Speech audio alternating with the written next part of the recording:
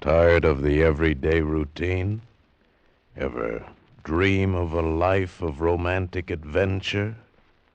Want to get away from it all? We offer you Escape. Escape, designed to free you from the four walls of today for a half hour of high adventure. Escape, brought to you by your Richfield gasoline dealer and the Richfield Oil Corporation of New York. Marketers of Richfield gasolines with xylene, Rich Lube, all-weather motor oil, and other famous petroleum products. Look for the Richfield Eagle on the cream and blue pumps.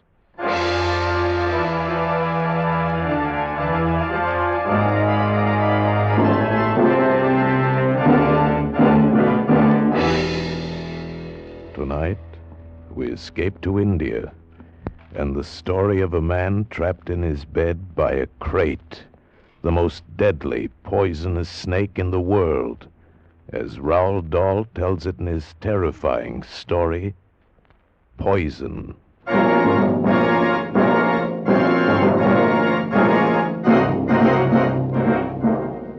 Listen, it's an awful good story, but to get the point, you got to understand about two things.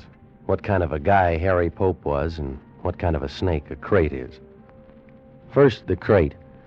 You spell it K-R-A-I-T. They're in India, the crates are. Little snakes, sometimes not more than 3 or 4 inches long. You have to look real careful if you're going to see one at all. Really almost like a worm. Except that it's the most poisonous snake in the world. It can bite faster than a bumblebee, and when it does, you go off like a firecracker, swell up like a hot water bottle, and in fly the angels. Crate. Tiny little snake. Now about Harry Pope. Funny guy.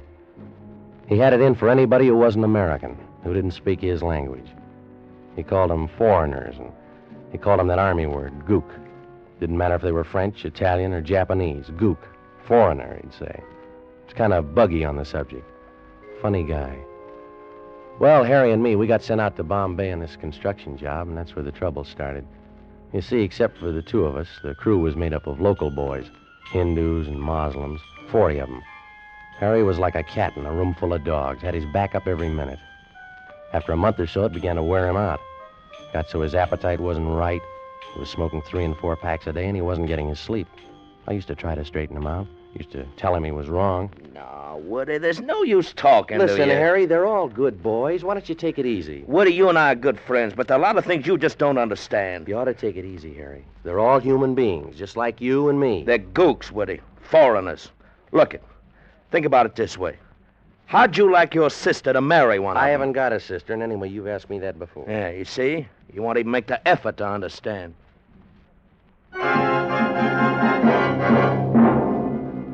Well, that's how it was with Harry, and you know about the crate. Now about what happened. It was June of last year. It was hot and sticky, even though the sun was down. I was putting on a clean shirt to go out. Oh, man, I'm really beat tonight. What's with you, Woody? What's the clean shirt for? Going out. What do you got, a date? No, I thought I'd stop off at Dr. Ganderby's. He promised he'd show me the photos he made down in the leper colony. Ganderby? Yeah. These photos are supposed to be pretty interesting stuff. Well, how about it, Harry? Would you like to come along? Ganderby? He's a Hindu. A gook. Foreigner. I don't want to spend no evening with a gook. Shoot, not old Harry. So I went off to the doctor's, and Harry went to bed with the detective story. I had a very interesting evening. Later, old Harry was plenty sorry that he stayed home. I didn't leave the doctor's until around midnight, and when I drove back through the sleeping city, it was very quiet and dark. I thought about the pictures of the lepers I'd seen. I remember thinking, I hope Harry's awake because I'd like to tell him about those pictures. And when I got home, I was glad to see the light in his room was still burning. Harry, you up? I didn't get an answer. Probably fell asleep reading. Harry, you awake, Harry? Shh. Woody, stop yelling. Harry, boy, what's the matter, kid? Shh. Stop, Woody. Take off your shoes. I couldn't tell what was the matter, but I knew he was serious, whatever it was about, so I did what he wanted. He was in bed, under his netting, with a reading light on, his book on the floor. He lay quite still, and the sheet came halfway up his chest. He was wearing those corny pajamas of his with the big checks all over them. And the pajamas were soaked in the sweat that was rolling off his face. He lay like a corpse, flat on his back, with his hands lying dead on the bed. His hands, even the backs of them, were sweating. His eyes looked like he was watching somebody saw his leg off. Woody, what's the matter, boy? It's a crate. Crate? Where? For Mary's sake. Where? Where's the crate? In here. Under the netting? No. Under the sheet. Where'd it bite you? It hasn't. Yet. Where under the sheet? Right on my belly. Holy son of a... You can wake it up if you don't cut out that yelling. How'd it get in there? I don't know. Came up under the net, I guess. Oh, it's been in the bed all day. Is it a big one? No. Crate don't have to be big. Looked about 3 or 4 inches. Come along my side. I didn't move. It went under the sheet. In one of them folds. One of them wrinkles there over my belly. How long ago did it come? Hours. Hours and hours and days and weeks. Woody, I've been waiting a year for you to get home. It must be sleeping in there, huh? Yeah, I think it is. All right, now listen, Harry. Maybe it'll wake up and go away. Go home or something, huh? I can't wait, Woody. I've been lying here scared I'd move sudden and wake it up. Yeah, you're scared and it'll bite. I've been lying here scared to death I'd cough. All right, don't you worry about a thing, Harry. I know just what to do. Where you going, Woody? Don't leave me. The thing was to be ready to cauterize the bite right away. I'd heard about one method. I went out to the kitchen, and I got a whole fistful of those big kitchen matches, and I took them back to the bedroom. Arranged them all with the heads together. Held them like you'd hold a torch. What are you going to do? What are the matches for? Now listen, Harry, here's how it goes. These'll cauterize, see? So we count 3, flip back the sheet, and you jump out of bed. Now you follow me? You're out of your No, mind. no, listen, Harry. If the crate bites you, I strike the bundle and press it against the spot, and it burns out the poison, see? While the matches Get are away flaming- from me. You're a bubble-headed maniac. No, Harry, I'm only trying to... Shh. Listen, Woody, take your matches and your bright ideas and get the heck out of here. Call the doctor. The doctor. I never thought of that. Shh. Now get to it. Okay, Harry. Who do you want? Ganderby or Forsyth? Forsyth. Things are bad enough without you. Gotta bring that gook in here.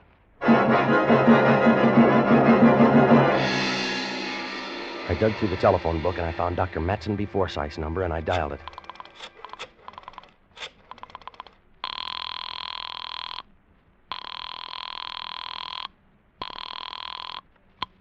This is the residence of the Dr.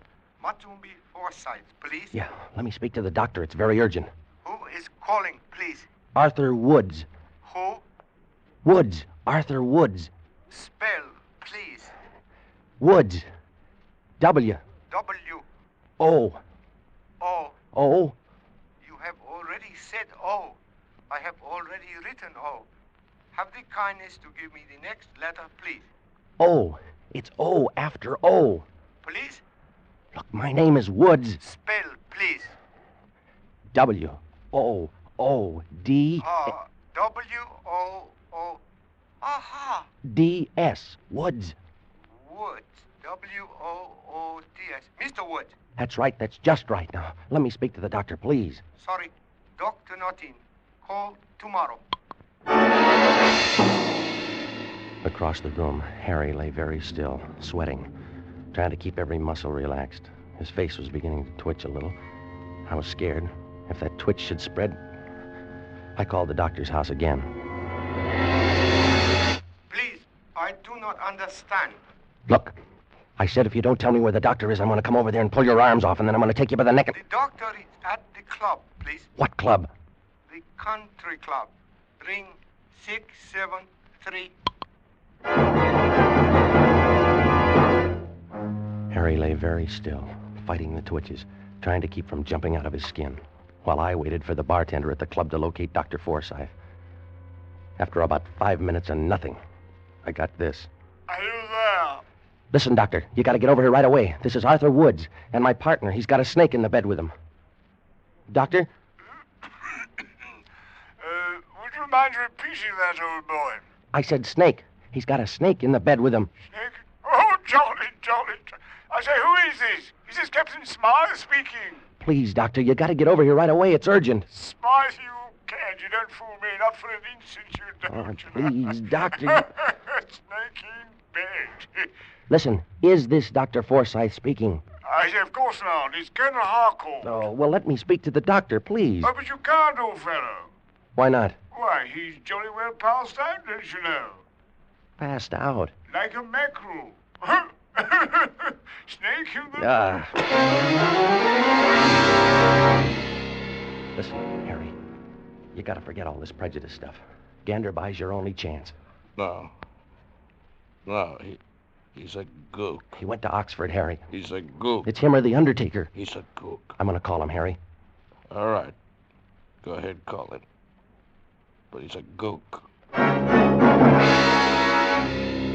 I called him. And when I mentioned crate, he was quiet for a good 10 seconds, and then he said he'd be right over. And he was within 5 minutes. He was wearing felt slippers, and he moved silently into the bedroom.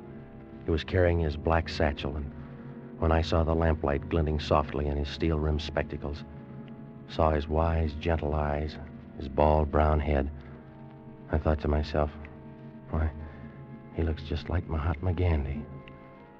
He looked silently at Harry and smiled encouragingly. Harry looked at him, looked at me, and looked away. Now, first we must very carefully remove the netting from about the bed. Mr. Pope, I want you to pay no attention to us. You are to concentrate on being very quiet, on letting the little snake sleep. It is a very little snake, and it is very tired. You must tell yourself this, and you must believe it is necessary for it to sleep. Yeah.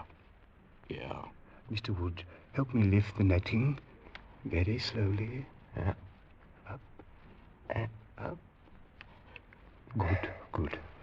What are you gonna do for me? Shh. Think about the little snake. What do you think I'm thinking about? What are you gonna do for me? The snake. It is here? It's in one of those folds over his abdomen, Doctor. Now we all know where it is. Pretend you are the mother of the little snake. You are keeping it warm. It is sleeping. That is good. Just so as it don't wake up and want breakfast. You joke? That is good. I wish I was back home in the good old USA. Now then. What are you going to do, Doctor? I have a serum here. We will inject it into the blood of Mr. Pope. Then, as he puts it, the little snake may breakfast to his heart's content without harm to Mama. His hands were brown and slender and astonishingly deft. He poked the hypodermic into a capsule of thick yellowish stuff, the serum, and then with infinite care he drew the plunger slowly and steadily upward. The glistening chamber filled. He withdrew the needle, laid the hypodermic down, and then with all the gentleness in the world, he began to fold back Harry's sleeve. It was as though he were folding rare old lace. He inched the sleeve carefully, under and up Harry's arm until the vein came into view.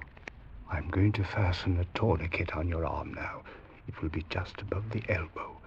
Do not move your arm. Do not twitch your muscle. Gently he tightened the rubber tourniquet, and Harry's arm began to flush dark. The vein began to swell, blue and tight. Harry kept his eyes on the ceiling. Now I'm going to insert the needle in the vein. You must not react. By that I mean you must not tense your abdominal muscles. Believe me, Mr. Pope, this will not hurt. Very carefully he placed the syringe almost flat against the arm, slid the needle in sideways through the skin and into the blue vein, slid it slowly but so firmly that it went in smooth as a knife going into a cheese. Doc. Shh. You're good, aren't you, Doc? You must believe that. You aren't gonna let me die, are you, Doc? I'm your friend. You must believe that. Are you, Doc? You won't let me die? No, I will not let you die. Now, be still and think about that. With all the care in the world as he had pushed the needle into the vein, now he pressed the plunger down, pressed the serum through the needle and into Harry Pope's body. I watched Harry. His eyes were on the wise, gentle face of Dr. Ganderby. His eyes wanted desperately to believe what Ganderby had told him. Now the hypodermic was empty, and slowly it was withdrawn. And then slowly the deft, graceful little hands loosened the rubber tourniquet. And then Ganderby looked up, met Harry's eyes, and smiled. Harry tried to smile back, but the smile jumped and twitched and died. You're taking care of me, huh, Doc? Yes, my son. Now you must be still while the serum is pumped through your body. Be very still and be very assured. I'm your friend. Oh. The serum will save you. You will escape harm. He beckoned to me, and I followed him out of the room and out onto the dark porch. The air was heavy and hot. Ganderby stared out at the blackness, drummed his fingers softly on the railing. Your friend is in grave danger. Yeah, but the serum. You gave him the serum. I gave him the serum. It isn't any good. It is the finest known to medical science, and it is worthless.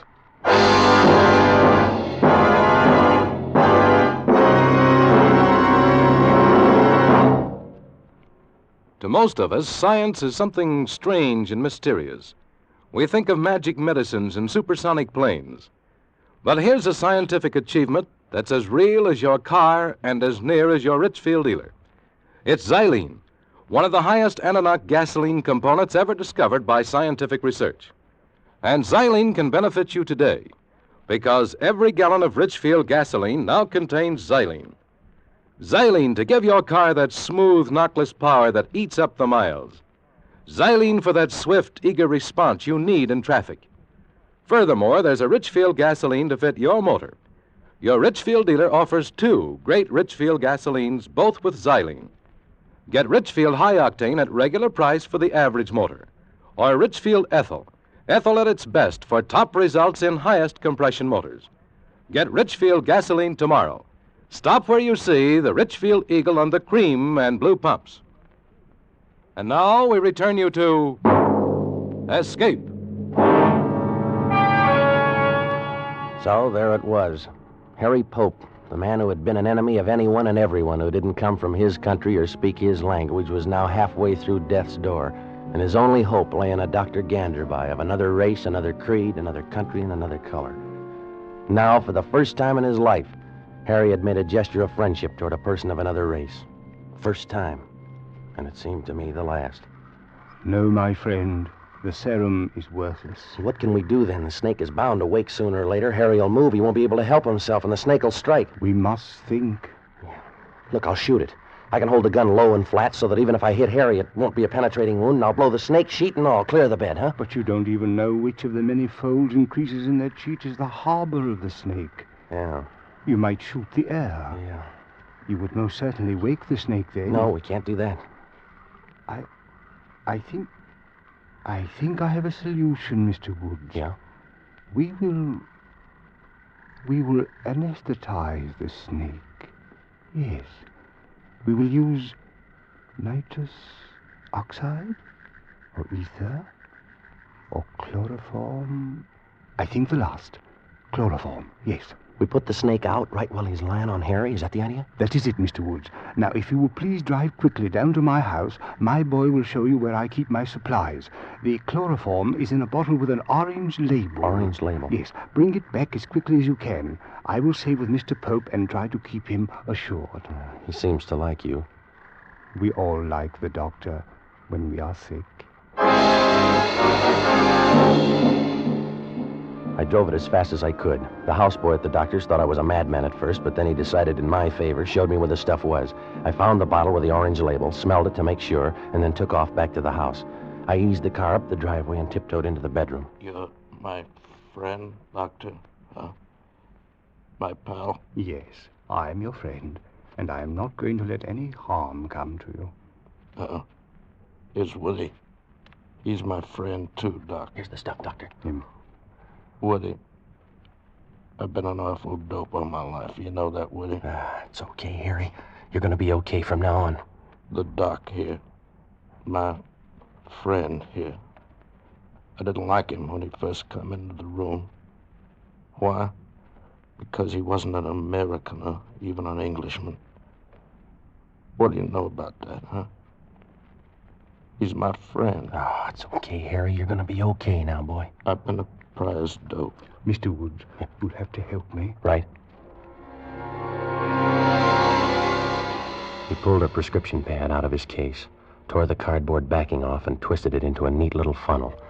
He laid this on the edge of the bed. And then he took the piece of hollow rubber tubing which had been used as a tourniquet, and he began to slide it under the sheet.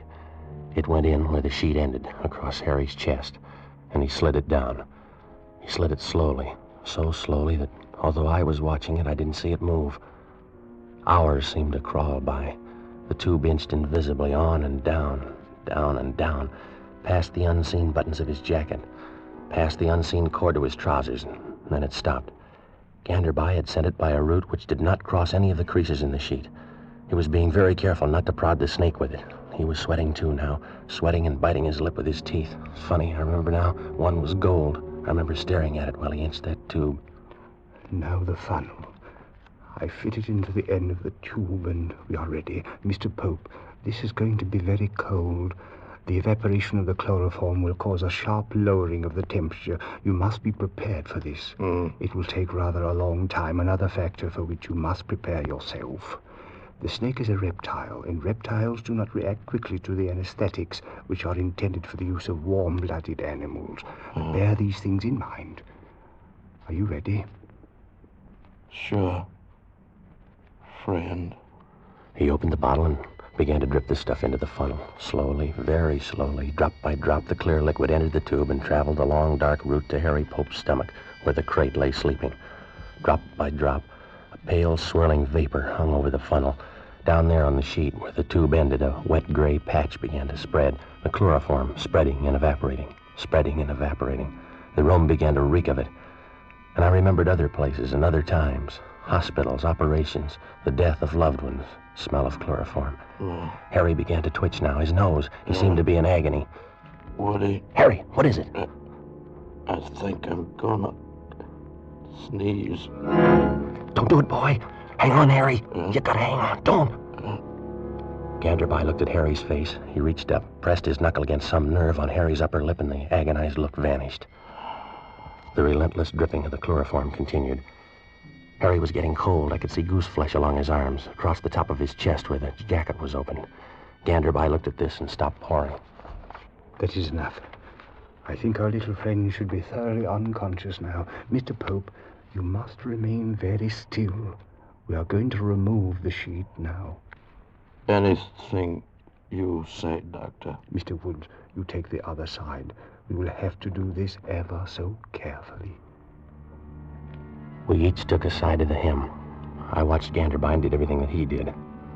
Harry's arms were still flat on the bed, pointing toward his feet. We inched the sheet under and free of these. It was rough, because we had to do it without disturbing the main area of the sheet. When it was free of his arms, we began to raise it slowly, gathering the material in our hands as we progressed ever so slowly down Harry's chest. We reached the end of his jacket. No sign of the snake. My hands were beginning to shake. Ganderby paused while I turned my head away for air. The odor of chloroform was stifling. And then we went on, slowly, thread by thread, raising the sheet and easing it away, down past the cord of his pajamas, and down, and still no sign of the snake.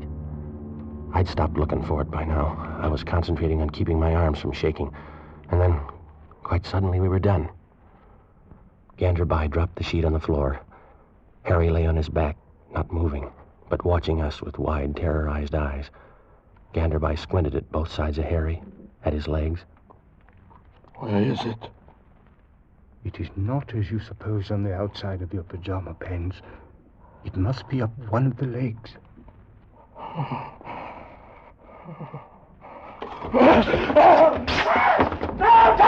Harry, no, you fool! Stop it!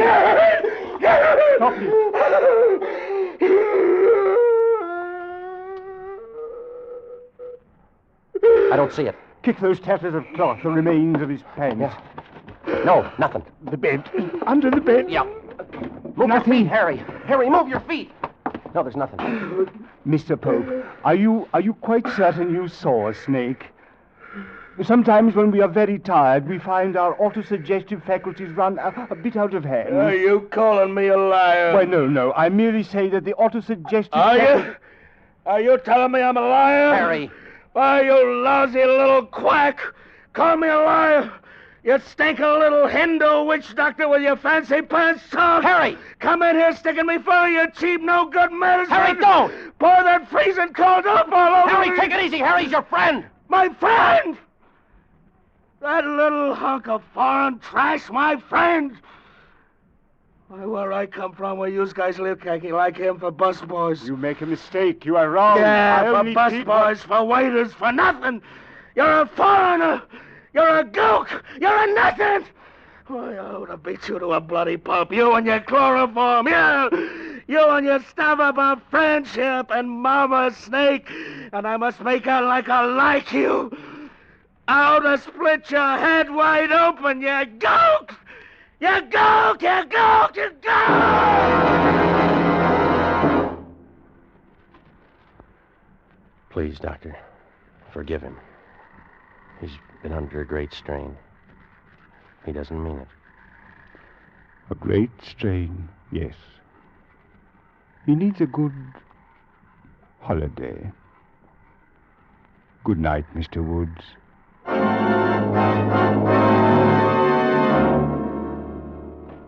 That's all. I couldn't tell this if old Harry was still alive. Poor old Harry. He didn't die in India. He died in Chicago, in the Loop. Got run over by a taxi cab.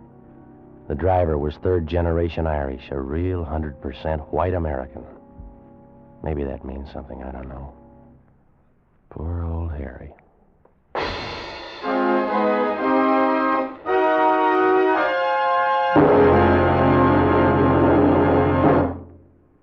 Believe it or not, but the very life of your car depends on oil. Without oil, your motor would grind itself to pieces in a matter of minutes. That's why you need an oil that stands up under every driving condition. That's why you need Rich Lube all-weather motor oil. Rich Lube is refined 100% from the finest Pennsylvania crude oil ever discovered. That's your guarantee that Rich Lube won't burn up even under the terrific heat of hard summer driving. Its tough, long-lasting oil film is your faithful watchdog. It protects your motor every mile you drive. You can depend on it. Moreover, Rich Lube motor oil combats carbon and other harmful deposits by its special cleansing action. It cleans as it lubricates your motor. Keep your motor young, keep your motor clean. See your Richfield gasoline dealer tomorrow. Ask him to change your oil to Rich Lube all-weather motor oil. Escape is produced and directed by William N. Robeson, and tonight is presented Poison by Roald Dahl and adapted for radio by James Poe. Featured in tonight's cast were Jack Webb as Woody, Bill Conrad as Harry, Jane Novello as Gandabai, and Charlie Long as the houseboy. Special music arranged and played by Ivan Ditmars. Next week. You are lost in the headhunter territory of New Guinea, fighting your way through the swamps in search of gold. With you is a giant brute of a man and his beautiful wife, who doesn't care which of you is killed or who kills him, and from whose evil treachery there is no escape. Next week at this time, the Richfield Oil Corporation of New York invites you to escape with an exciting story of evil and violence in the deadly swamps of New Guinea, as Jules Archer tells it in Two Came Back. Goodbye, then, until the same time next week when once again we offer you Escape. Tom Hanlon speaking over CBS, the Columbia Broadcasting System.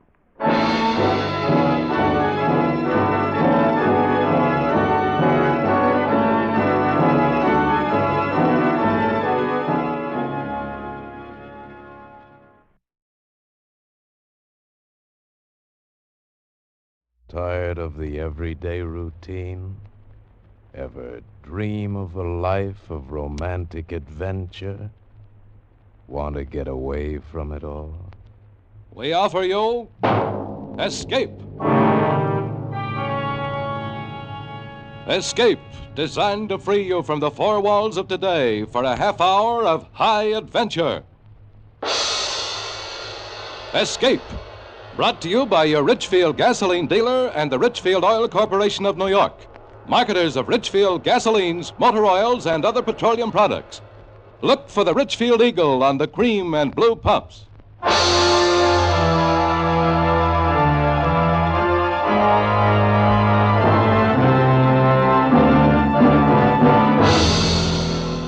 Tonight, we escape to the headhunter backcountry on the island of New Guinea, and the story of two men trapped there with a beautiful but treacherous woman. As Jules Archer tells it in Two Came Back.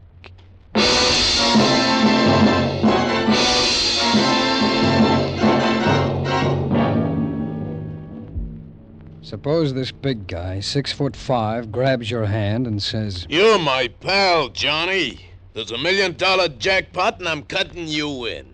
And suppose this blonde number, all curves and green eyes, leans up soft and murmurs, Johnny, you're bad.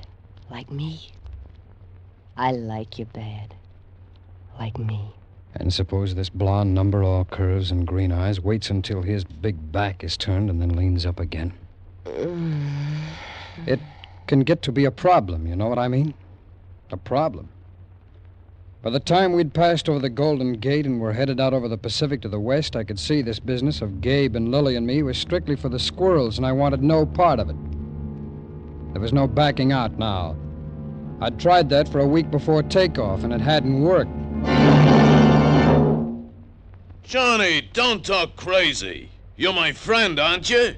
Aren't you? Sure, Gabe, sure I'm your friend, but I don't want to go, that's all. Oh, you gotta go, Johnny. It's $1 million strike, I tell you. Oh, and after what you done for me, I gotta let you in. I gotta. You really ought to come, Johnny. Well, I don't know. But I did know. I knew that $1 million strike or no $1 million strike, this was the time for me, John Walker, to stay home. You see, it was all because this pal, this Gabe, had been my sergeant on New Guinea.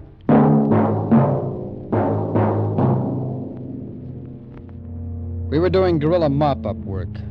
Rugged duty, what with the Japs scattered all over thousands of miles of interior and all, when Gabe disappeared, just plain vanished. We all figured the guy had caught one and was dead. Lieutenant reported him missing in action. We forgot about him. Then one morning, about 3 weeks later, he shows. Not a scratch, not a word about where he's been or why or what. Well, they were all for shipping him back to Guam for a desertion trial, but Gabe, being a real rough soldier and all, being the kind of guy we needed bad right then, they decided to chuck the book for the time being and keep him on. It was, like I say, guerrilla mop-up work. And a couple of nights later, we were heading down this trail when a machine gun nest went off right in our faces. We all hit the ground excepting Gabe. He dropped to one knee and sprayed the trees with his Browning. A big guy, he stood out like a pinwheel on the 4th of July. Yep, Gabe caught one. I saw the BAR fall out of his hands and down he went. I wriggled through the kunai grass and onto the jungle trail and got him by his collar and... Well, why go into it? I was a hero, I guess. I saved his life. And what did it get me? Baby. Trouble. It was in the spring of '47 that Gabe's letters finally caught up with me. I was in New York then. He was in Frisco. At first, I thought it was, well, just the old hoorah, but I was his buddy for keeps because I'd saved his life. But one of the letters had a plane ticket and a C-note along with a line about, I'm going to let you in on something big if you'll just come out to the coast. So I thought, maybe the guy's got something. I caught the plane, and the next day I found myself walking down this empty street in Frisco with an address in my hand. And a real funny feeling in my head that I ought to turn around and go back home.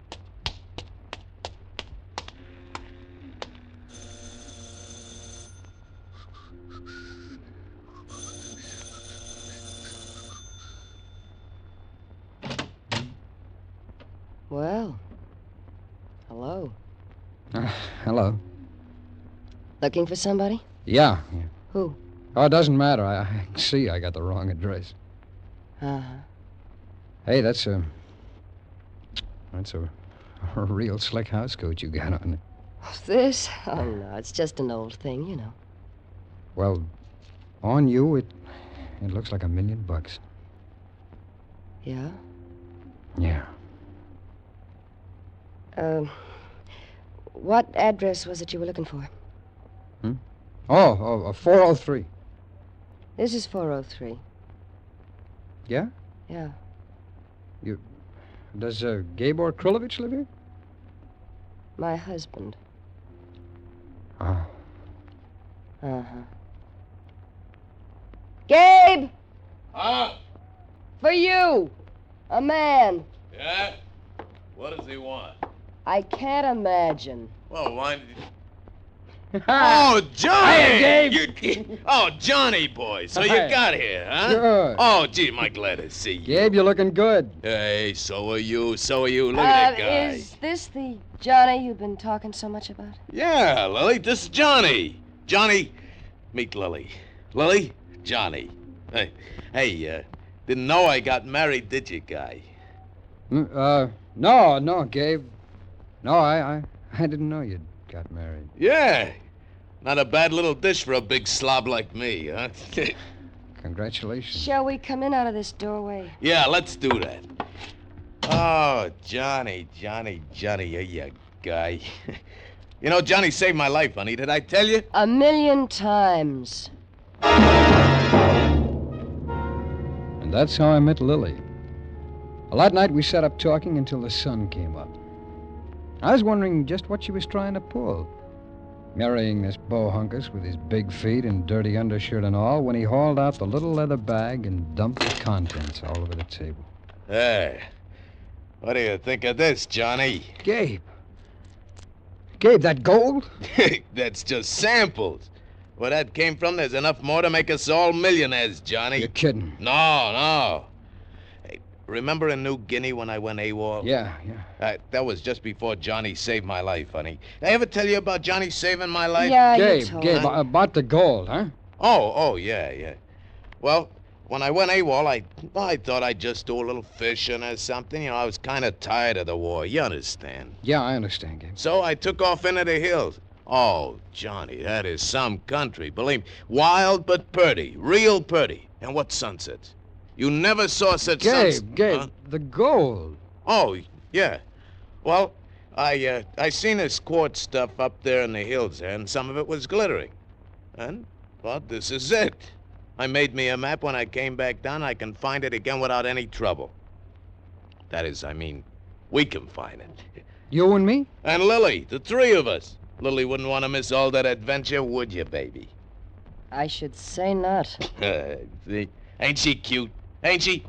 You know, every time I look at her, Johnny, I wonder, now why would a cute little dish like that marry a big slob like me?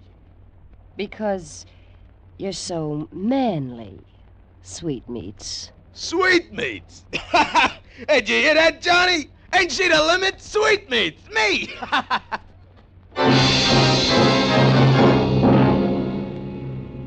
Well, it didn't take any great genius to figure that she'd smelled money when she married him. It also didn't take any great genius to figure that Lily was going to disrupt some harmony.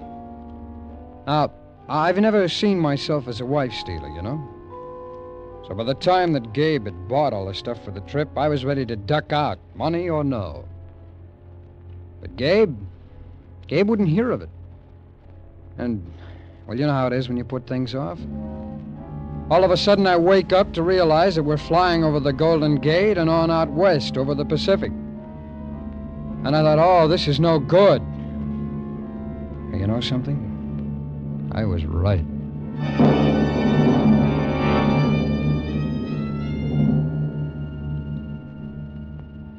San Francisco to Honolulu. From Honolulu to Guam. From Guam to Moresby. And all the time, she's leaning up against me with perfume and all, and those big green eyes. Moresby to Salamaua. Salamaua to Wewak.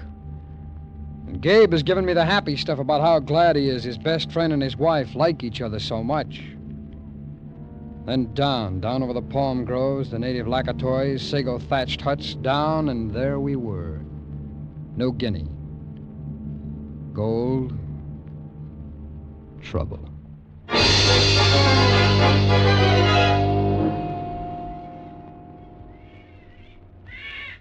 Yeah, going up the Sepik River, eh, mates? Yeah.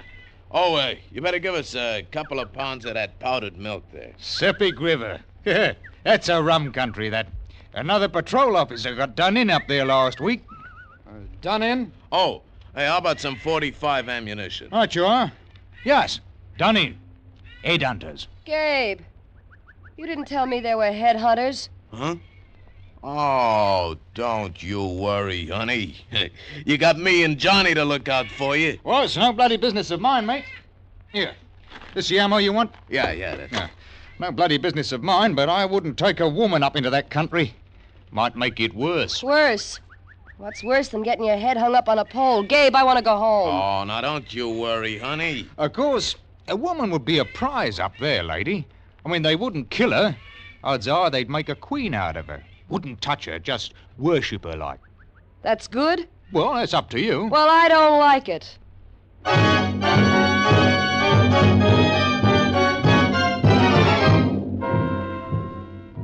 An hour later, packs bulging with supplies, we were off on the trail that wound up over the Purple Mountains, the Prince Alexander Range, and on toward Mai Mai.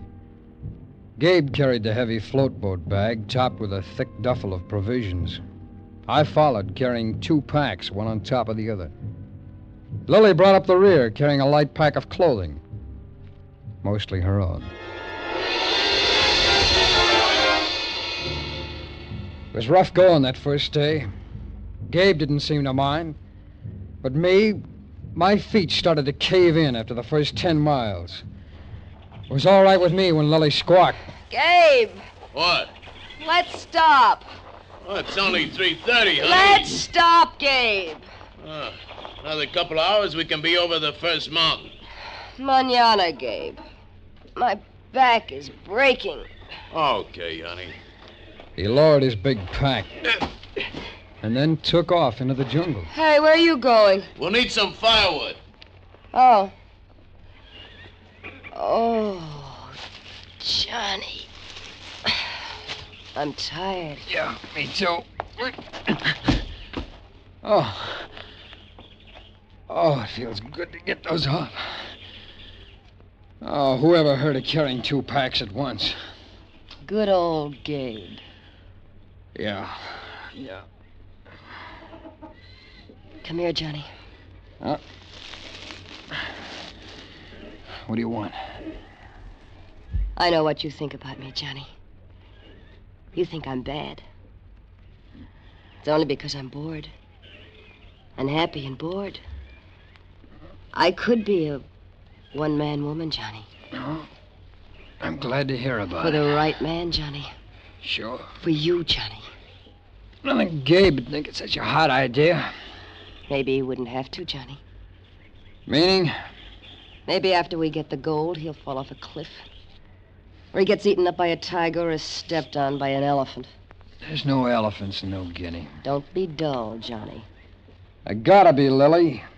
I gotta be. You're real poison. Oh, Johnny. You're real bad poison. Mm-hmm.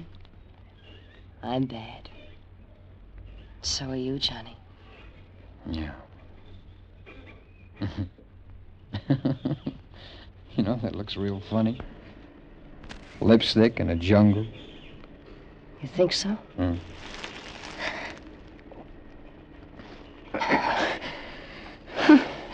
Looks even funnier on you. You're nothing to do there, baby. Here comes Gabe. I forgot my gun. Always like to carry a gun in the jungle. Never know when you're gonna run into a snake. Huh, Johnny? Yeah. Yeah, that's right, Gabe. Yeah. You never know.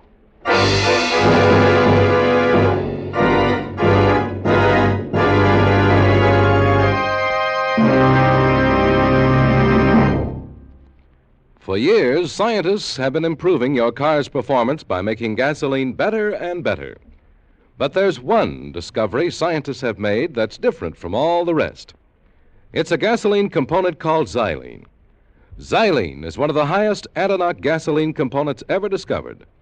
And today, every gallon of Richfield gasoline contains this supercomponent xylene. Xylene in Richfield gasoline gives higher than ever anti-knock performance. You get that eager pickup in traffic, that surging power that puts you out in front every time. What's more, you have a choice of 2 great Richfield gasolines with xylene. Your Richfield dealer offers Richfield High Octane at regular price for the average motor. Or Richfield Ethyl. Ethyl at its best for knockless performance in the highest compression motors. Test Richfield gasoline with xylene in your car for just 1 week. We know what your choice will be. Tomorrow, stop where you see the Richfield Eagle under cream and blue pumps.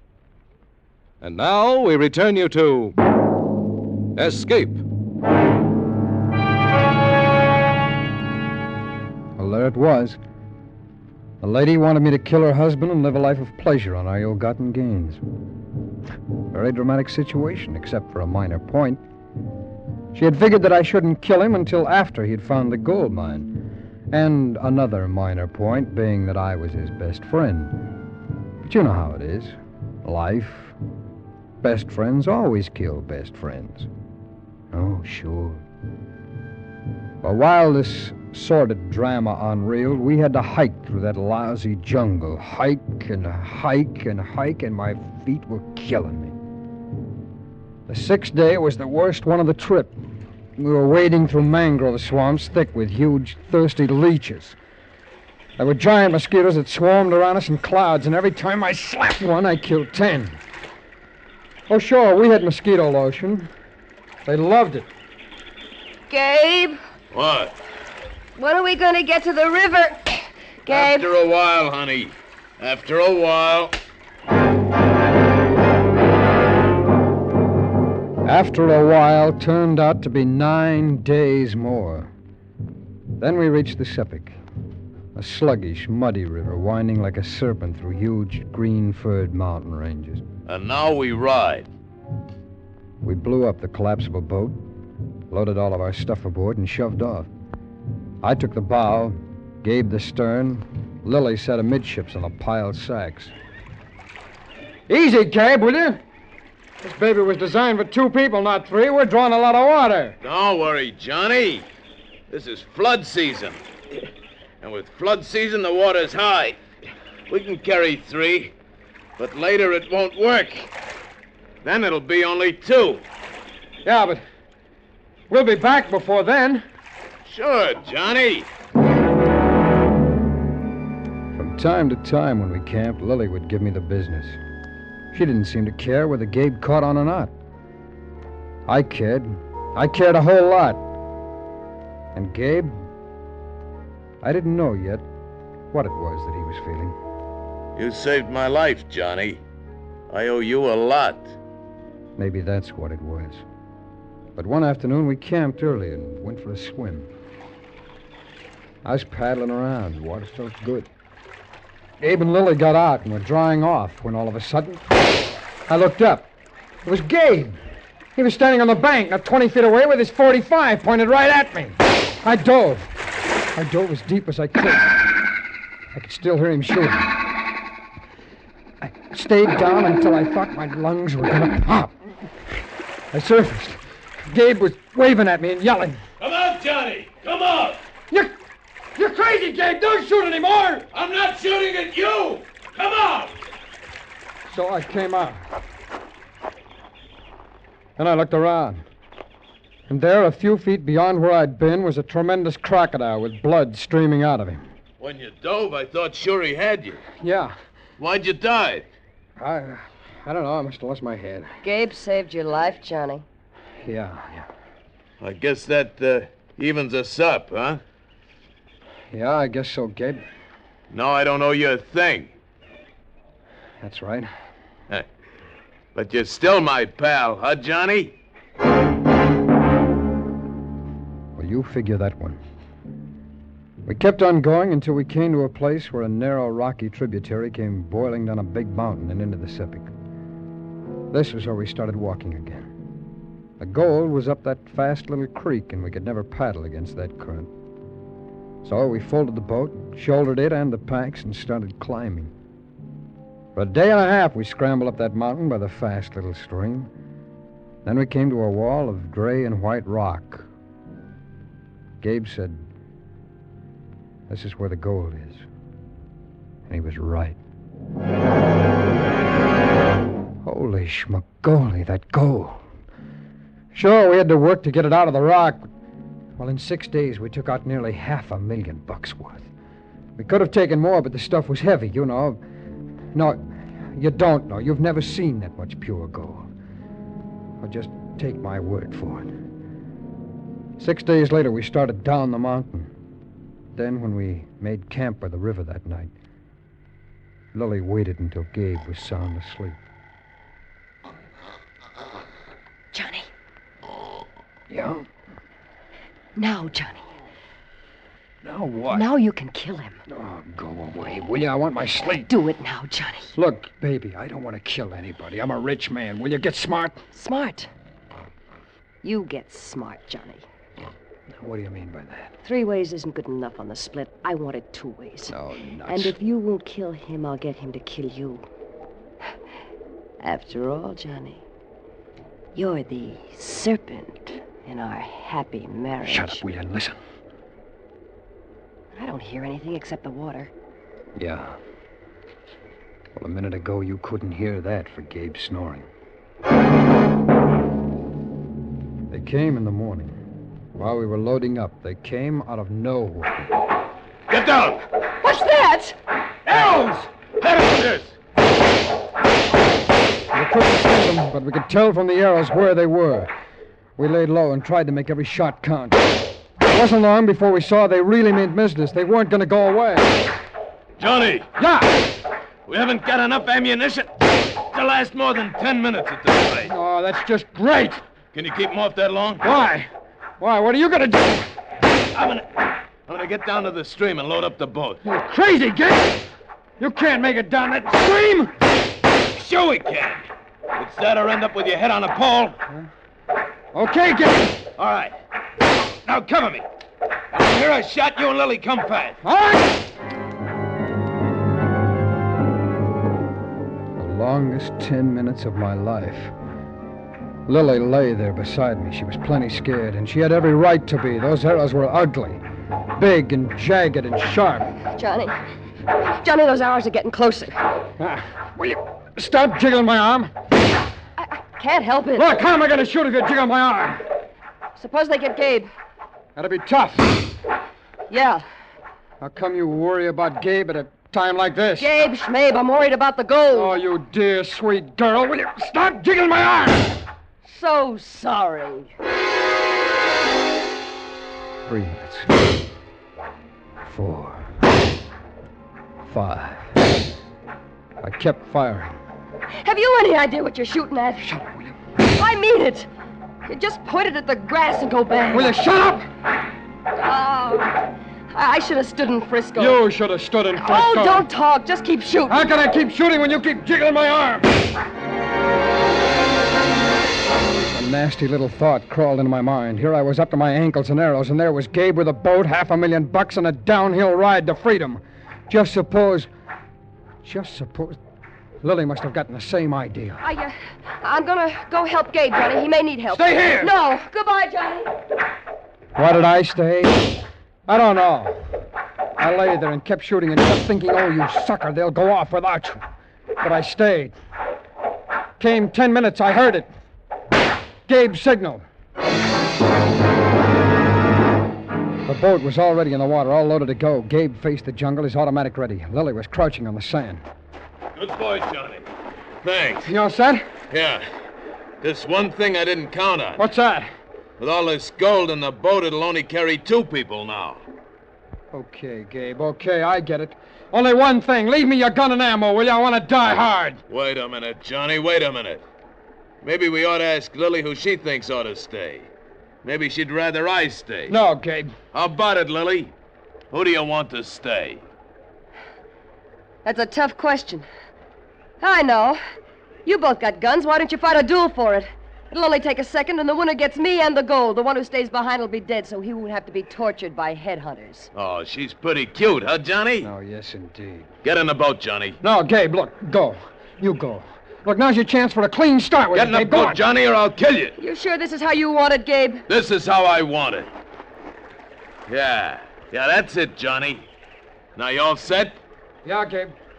I'm all set. I hope you can get us down, Johnny. It's an awful fast stream. Don't you worry about it, Lily. Why not? Because it works this way. If either Johnny or me stays here, he gets tortured and then gets his head cut off. If you stay here, you can be a queen. You can live. They won't even touch you.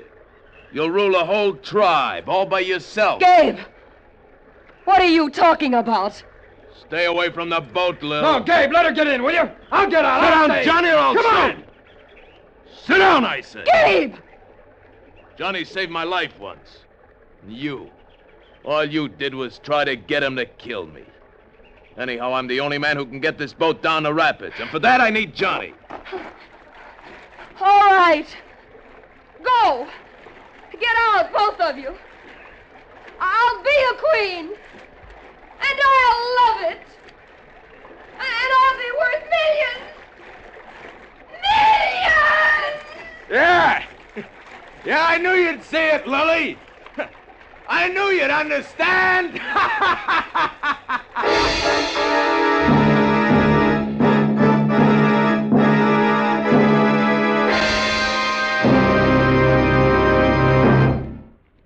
Here's an amazing fact for every motorist. The film of oil in your motor is often no thicker than a spider's web. But that thin film is all that saves your motor from destruction. That's why it's important for you to use the best motor oil you can get. We suggest Rich Lube, all-weather motor oil. Rich Lube is refined 100% from the finest Pennsylvania crude obtainable. Rich Lube protects your motor with a tough elastic oil film that holds its body even under the terrific heat of summer driving. At the same time, it draws excess heat away from moving engine parts. Moreover, Rich Lube, the Pennsylvania premium motor oil, contains special chemicals that clean your motor of harmful deposits as you drive. Yes, it cleans as it lubricates. So keep your motor clean. Keep your motor young. See your Richfield gasoline dealer tomorrow. Ask him to change your oil to Rich Lube all-weather motor oil. Escape is produced and directed by William N. Robeson, and tonight has presented Two Came Back by Jules Archer, adapted for radio by Savage Dollar. Featured in tonight's cast were Joan Banks as Lily, Stacey Harris as Johnny, Paul Frees as Gabe, and Ben Wright as the Trader. Special music arranged and played by Ivan Ditmars. Next week.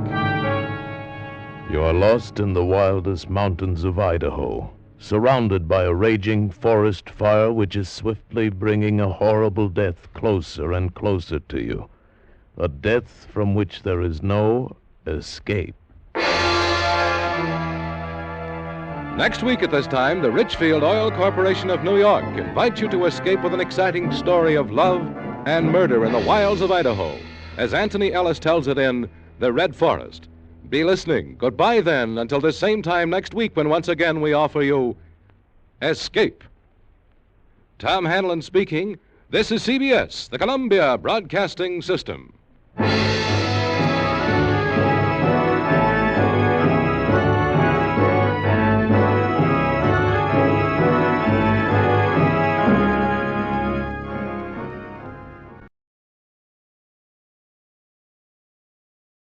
Tired of the everyday routine? Ever dream of a life of romantic adventure? Want to get away from it all? We offer you Escape. Escape, designed to free you from the four walls of today for a half hour of high adventure. Escape, brought to you by your Richfield gasoline dealer and the Richfield Oil Corporation of New York. Marketers of Richfield gasolines with xylene, Rich Lube, all-weather motor oil, and other famous petroleum products. Look for the Richfield Eagle on the cream and blue pumps.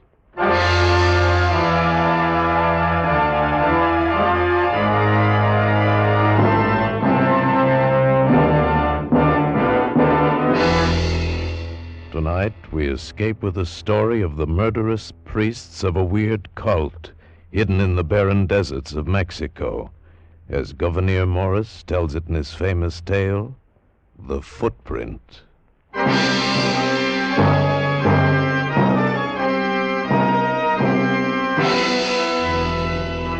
Here it is.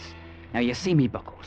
Here's the Gulf of California. Yeah. And up here, near the Barra de San Jorge, on the coast of Sonora, we find two bays divided by a high spit of sand with a granite pillar marking the bay to the north. It's a massive thing, that pillar. Easy to find. You can't miss it. Then there's 20 miles inland, due east from the pillar, and we find it. Well, find what? A Chinese pagoda. A Chinese pagoda. You sure it isn't a Japanese wigwam? Ah, now, boys, I know it sounds strange, but it's the truth I'm telling you. How did you get this map, Mr. Morgridge? That from a Chinese, God rest his heathen soul. I did him a sort of a favor once. You did him a sort of a favor, and he tells you where to find a fortune and rubies? How come there's a Chinese pagoda full of rubies in Mexico? If you know the facts, me buckles, it wasn't the Spanish who first set foot in these shores. Huh? It was the Chinese. Come on, you guys. Thanks, Mr. Morgridge. We're sorry to take up your time. Oh, now, wait a minute. It's a nice trip on a good, sound schooner. And if you like sailing, what have you got to lose?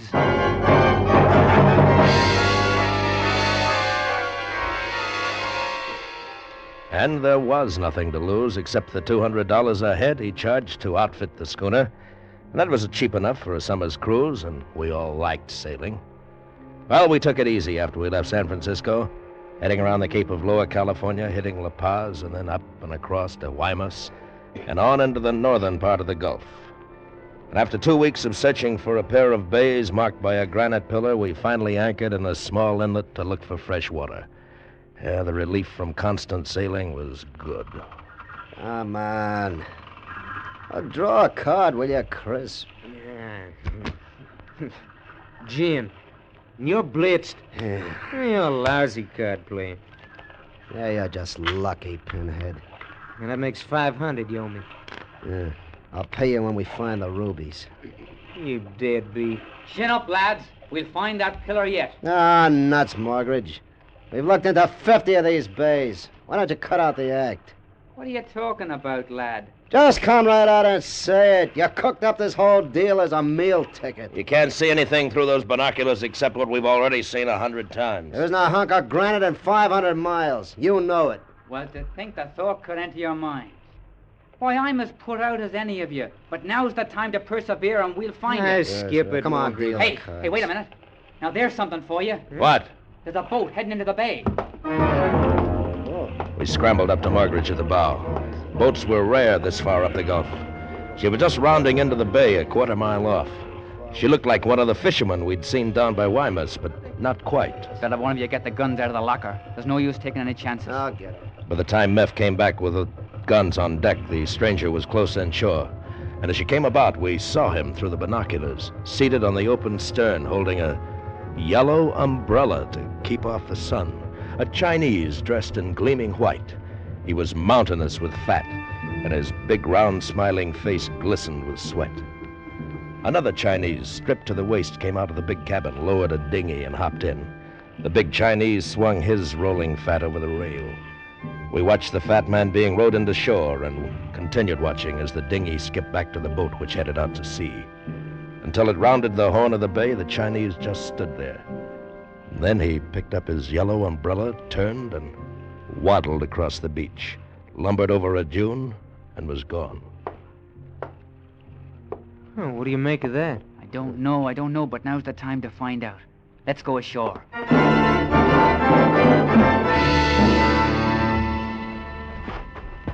Look at that guy's footprints. He must weigh a ton. You said it, man. Come on, boys, this way. Up the dune. Yeah, I can't run that fast in this stuff. Hey, boys! Boys! Huh? What's got into him? Well, get up the dune and we'll find out. Come on. Call me a liar, will you? What? Call me a cheat. Call the map a phony, will you? Look. What? Why, it's the pillar, the granite pillar. No wonder we couldn't find it. It's almost buried in the sand. Will you look at the size of it? The rubies, boys, we've as good as got 'em. What about our fat friend? Looks like he has the same thing on his mind. We follow him, me buckos. It's 4 with guns against a yellow umbrella. Come on, lads.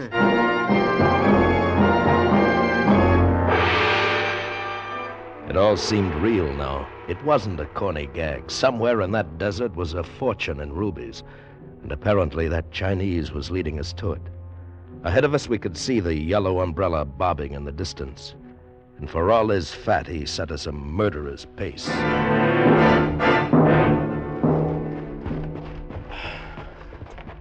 Hey, why doesn't he stop? This is killing me. He will, but we got to pull closer to him. Save your breath. But he didn't stop. He kept it up the rest of the day.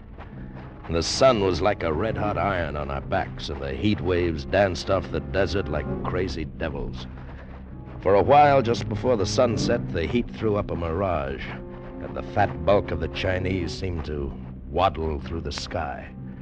And then it was dark, and we lost him. Until... Hey, look. He's coming back. What? Oh, It's yeah. the Chinese. Huh. I come back to say I go 20 miles without no stop. You like to come all the way, I say nothing. Only tell you all the way nasty sand. You go back. Wish you pleasant halt and return journey. We're not going back. Very well. Only I experienced traveler and put up with no complaints. Pleasant conversation and all good friends at end of journey. You. He means you, Johnny. What? Me? You got nice respectable face. Walk with me. Okay. My name, Sang-Ti. Very fine, rich Chinese merchant. Well, where do you come from? No matter. Where I go is important. Chanchan, very fine holy place to end days in. Holy place? Oh, yes. You see, I am dedicated to high gods by parents when very little boy. They ask high gods I be given very fine, successful life. It is accomplished. Now, must pay our promises of parents to high gods. Well, you're very lucky. Luck? On 45th day of 45th year, I kneel before priests of high gods, pray before sacred rubies of Holy Grey Spirit, reflect on insignificance of life, and am soon strangled. What? Strangled? I give you honest word, being strangled at 45 is no joke. But cannot break promises of dead parents. Well, maybe so, but I arrange for you and friends to see ceremony. It is very dignified, interesting occurrence. Excuse me now. Please, I meditate. He folded his hands inside his sleeves, dropped his chin on his chest, and drew ahead. We couldn't keep up with him, and 3 hours later we were still following the black holes the fat Chinese's feet had left behind. It was just an hour before dawn when we finally saw it. Chan Chin, a large stone building with a few smaller ones tucked near it. How there could have been a lake in the middle of this impossible waste was beyond understanding, but there was, a small one, and we ran for it. It was the sweetest sight in the world. We sucked it up with our paws and mouths, lay in it, patted it, kissed it. Oh, it was beautiful. Oh, I don't care if I ever see another French bathing suit again. Oh, you lovely water, you. Where do you suppose they be hid, huh? What? The rubies, me bucko, the rubies. How about that big building, huh? Looks like some sort of a heathen temple. It is temple. What? Temple of high gods. Sang-Ti. Oh, look who's here. Again. You better travelers than I expect. You look a bit, then go home. Priests say very unhealthy place for unbelievers. How many priests? 10 priests. Not many, but enough. Why you come to Chenchang? We heard about it through a friend. Now you see, you go before sunrise. I couldn't move another step. Why you come here? Maybe to steal very high gods' rubies? You leave very high gods' ruby box alone. You with respectable face, take friends away. I can't, Sang-Ti. We've got to rest. You wait till after interesting occurrence of strangulation, then you go. For a man about to meet the high gods, you're pretty calm. Oh, very miserable business, but parents make promise. What can do?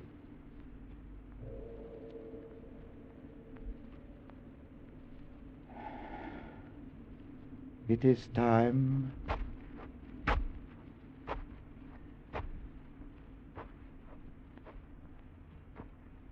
Well, me buckos, as the fat heathen says, it is time. Yeah, this I gotta see.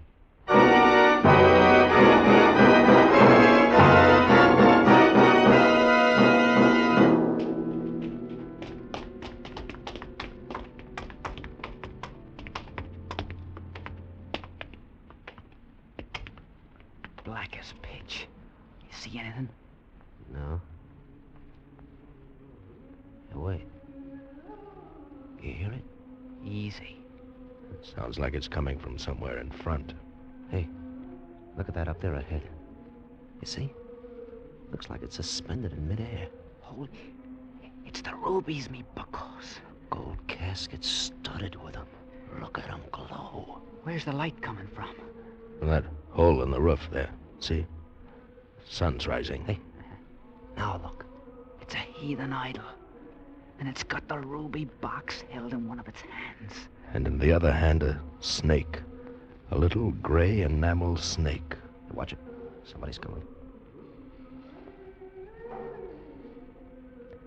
A row of green-robed priests, eyes closed in silent prayer, began filing into the circle of light. One of them stepped in front of the idol, held up a long gray cord as if for the idol to see. The circle of light widened, and we saw the kneeling form of Sang-Ti. He wasn't smiling now. He looked sad and frightened. Hey, you don't think he's really gonna get strangled? You got me.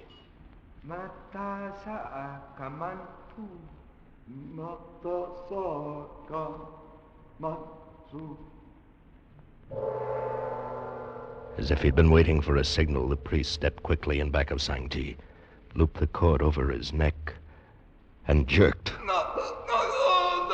Watch out!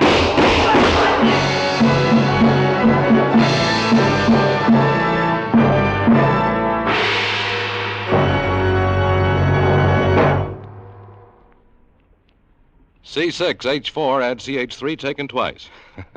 No, that's not pig Latin, and it's not a secret code either.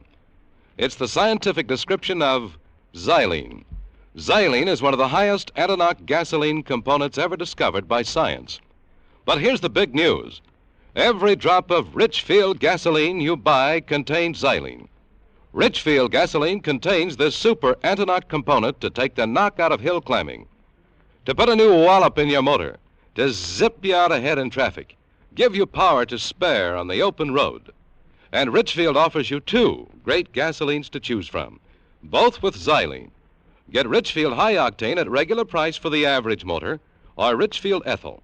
Ethyl at its best for smooth, knockless performance in the highest compression motors. Get Richfield gasoline with xylene tomorrow. Stop where you see the Richfield Eagle under cream and blue pumps. And now we return you to Escape. You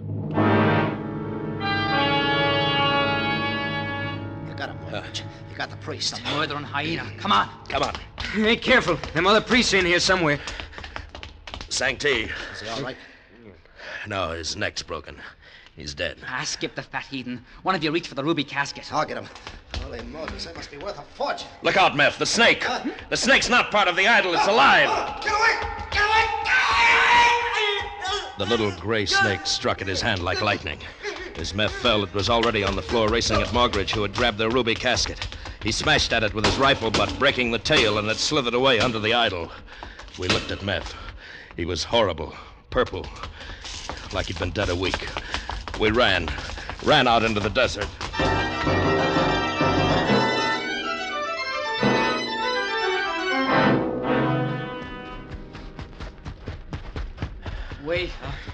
Wait up, will you?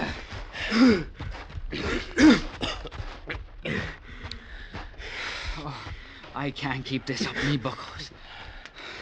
This thing is heavy. There. Let's see that casket, Mortgage. Look at him, Johnny. We're rich, you know that? We're rich. Doesn't it mean anything to you that Meph is dead?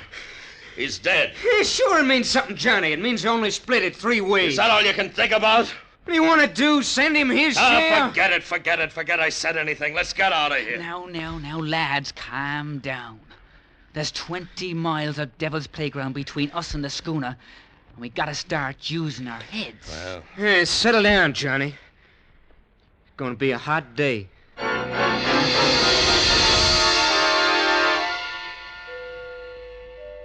The rubies flamed in the early sun. Crisp leered at them, and Morgridge's face had a look I'd never seen before. All they meant to me was meth and that sudden, horrible death. I don't remember it getting hot. It just was. It jerks not to get that water out of the lake. You feel like going back? Not me. I got what I came after. Are we going the right way? Yeah. Sun sets in the west. We'll be walking right into it. How far we come? I don't know. I don't know anything except that it's hot. Here, Chris. It's your turn to carry the casket. Oh, it's a job lugging that thing. All right. Here, Johnny. No. You take the rifle. I'll take it for you, me bucko. No. No, Johnny'll carry it. Why, of course, me fine boy. Well, give it to me. Let's get going. I wish this thing would split 3 ways already. Wouldn't be so heavy.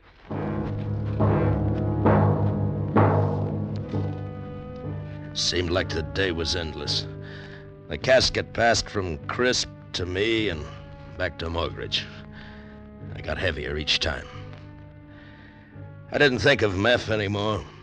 The sun burned all thought of him out of my brain. As it headed down for the horizon with maddening slowness. How much longer is it gonna hang there? It's enough to drive a man crazy. Hey, let's stop. I gotta stop. We can't stop. We'll never be able to get up. I'm no fat Chinese. I can't walk 20 miles without a stop. If only one of them lake mirages was real. Look. Look, do you see it? Over there on the left. Yeah. Looks like somebody walking in the sky just over them dunes. Looks like one of them priests. Don't you see what it means? We saw the same thing when we were following Sang-Ti. I mean, one of them priests is following us? Yes, it's the casket. He wants the casket. Now, don't get all excited. Remember, we got the gun. There's only one of the devils. Just let him show. He knows we've got a gun. He won't show while there's still sunlight. He'll wait for the darkest time.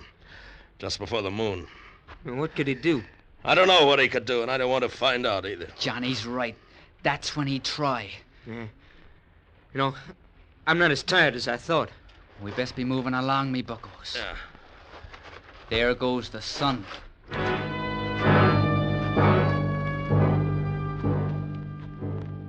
We didn't run. We couldn't. Crisp was carrying the casket, and we had to stay together. All day we'd prayed for the sun to go down, and now that it had, we almost wished it was still there. The blackness was sudden and complete. We kept walking, waiting, ready for anything. But nothing happened. The dark hour passed and the moon rose.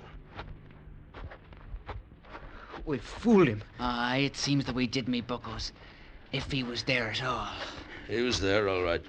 Those priests let us get away too easy. And look, you guys. Let's stop.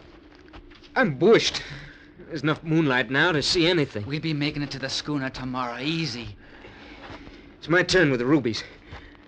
I'll stand first watch. Well, I guess it's safe. Moon's pretty bright. Oh, my bones. My muscles.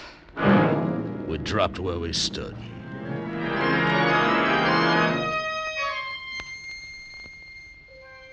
I think what woke me was the moonlight creeping under the brim of my hat. I felt cold. I sat up and saw Crisp was asleep. His hat had slipped down over his face, but his fingers were still wrapped tight around the casket. And I looked across the desert and froze. Just for an instant, I saw a yellow face duck back behind a low dune. When I got to where it had seen it, there was nothing. Not even a mark in the sand. but I had seen a face. Margaret and Crisp were still dead asleep, only it seemed that Crisp's hat had slipped a little. And then it actually shifted, rose, and settled back. Crisp, are you awake? What? Don't move, Crisp. It's the snake. Kill it! What's happened? Crisp is dead. Look at him. It was under his hat all the time. It's the little gray snake with a broken tail. That Chinese is hunting us down. Which way did it go? There. You see the track? You missed it? Yes, I missed it.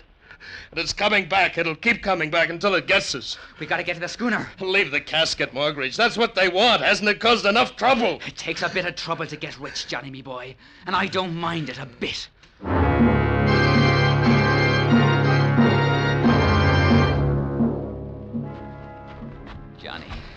Johnny, me bucko. I gotta have water. Oh, help me, Johnny. There isn't any. We've got to get to the schooner. I know the signs, Johnny. There's water out here. Help me look. Don't, Margaret. You'll drive yourself crazy. Crazy, is it? Don't call me crazy. It's you. Look over there. It's bushes. Green bushes. There's nothing, I tell you. It's just sand. Now, don't lie, Johnny. Don't lie. I'll go fetch you a drop. It'll make you feel better. You watch after the rubies, and I'll fetch you. So, come back, Margaret. We've got to go on. Stay with the rubies, Johnny. I watched him work his way over, stumbling in the sand. And then suddenly I saw it. There was something green. Margaret! Margaret, I see it! I see it too! It's water! It's water!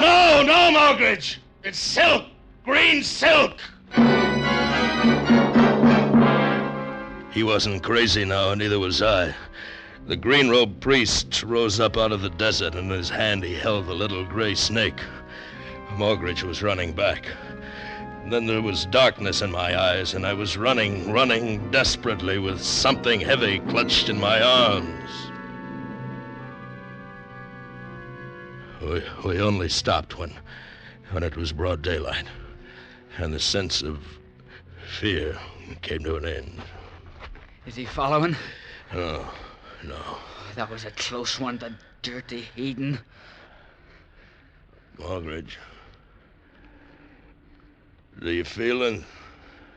What? The breeze. Oh, it's cool. It's a sea breeze. It's the Gulf, me bucko. We've made it.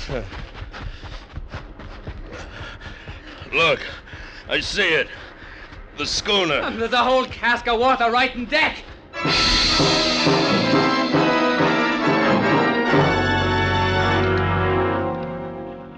The tide's up. Let's get out of here. The two of us can handle the schooner, can't we? Even one. I done it many times. Johnny. Step away from the rubies, Johnny. What? Johnny, lad, you see the gun. Now step away from the rubies. Margaret, you're kidding. You don't think I'd cut you in on a fortune in rubies for $200, do you now? Put down the gun. I didn't plan on you getting this far. I needed the three of you to carry the box. But now the box is here aboard the schooner. So step back to the rail, Johnny. Margaret. Step back, Johnny. That's a fine boy. I realized everything now. Margaret knew that Sang Ti would come. He knew where the bay was in the fallen pillar. It led us like sheep. And I was going to die, too, in that desolate place. I felt the rail of the schooner against my legs. But before you go, maybe you'd like one last look at the rubies, huh? I hold them up. Oh, ain't they beauties? Then I saw it. The little gray snake slithering across the deck behind Morgridge. But he didn't see it. Ain't they beauties, Johnny? Look at the colors.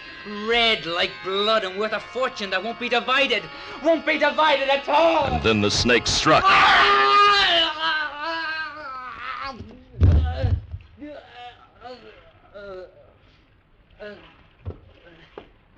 I looked at Morgridge.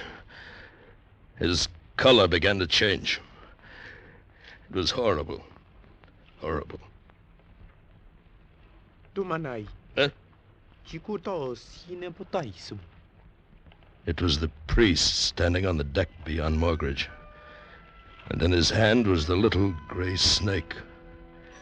He picked up the ruby box, slipped the snake inside as if it had been a rare string of pearls. And then he bowed and was gone over the schooner's rail. I saw his green robe bobbing into the desert, and the rubies flashing blood red in the sun.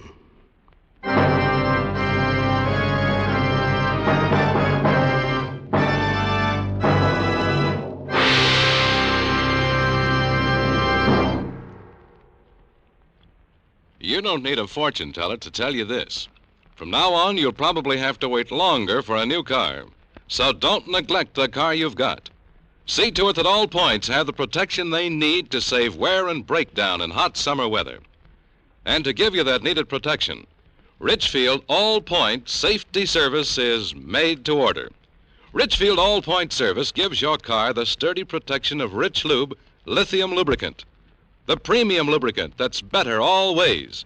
You'll get expert protection for your motor, chassis, transmission, differential, and wheel bearings. Lubrication that stands up under the toughest summer driving. If you have automatic transmission, you'll get top-rated Richfield automatic transmission fluid. And finally, as an extra precaution, you'll get a safety check on your battery, tires, spark plugs, and radiator. So tomorrow, stop where you see the Richfield Eagle on the cream and blue pumps. Get Richfield All Point Safety Service.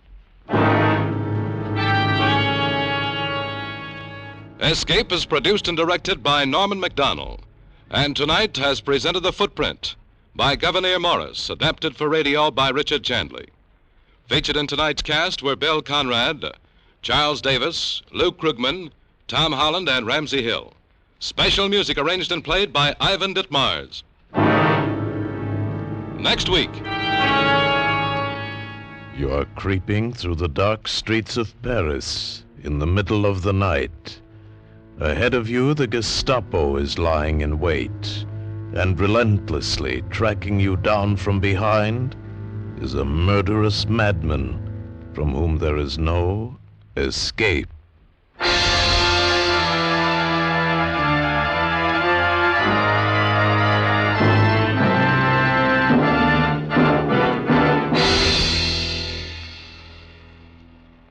Next week at this time, the Richfield Oil Corporation of New York invites you to escape with the most unusual story of fright and terror in occupied Paris, as Marcel Aimé tells it in his unforgettable story, Crossing Paris. Be listening. Goodbye then until this same time next week, when once again we offer you Escape. Tom Hanlon speaking over CBS, the Columbia Broadcasting System.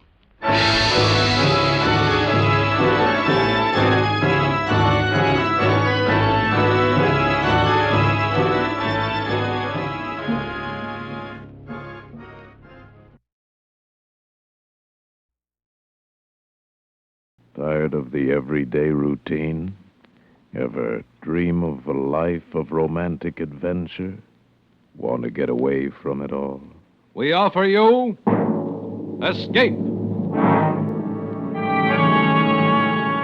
Escape, designed to free you from the four walls of today for a half hour of high adventure.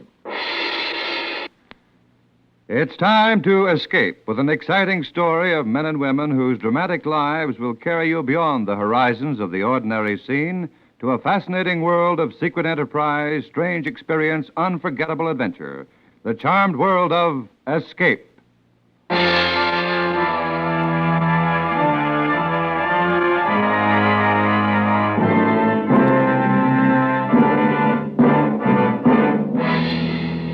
Tonight, we escape with the most unusual story of suspense and terror in occupied Paris, as Marcel Aimé tells it in his unforgettable tale, Crossing Paris.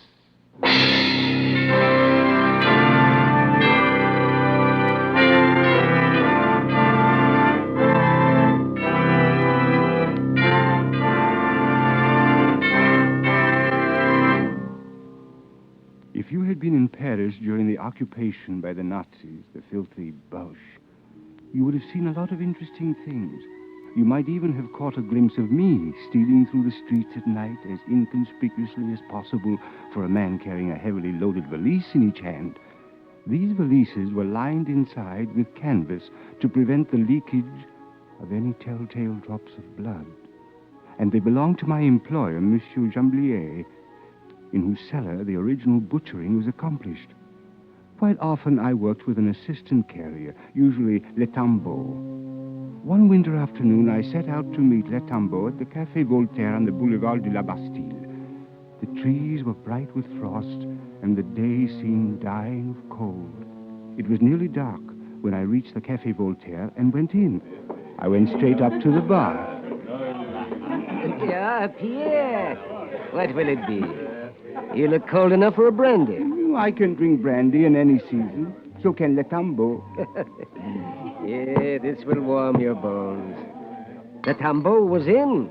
He said to tell you he isn't free tonight. Isn't free? Curse him. How can he behave like that?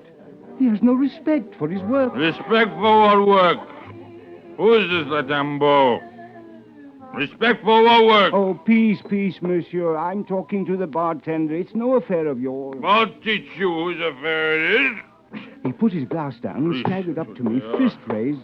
At the same moment, a huge man with a head like a ram calmly stepped around from behind me, caught the drunk's chin in his big hand, and pushed him backward with a powerful thrust.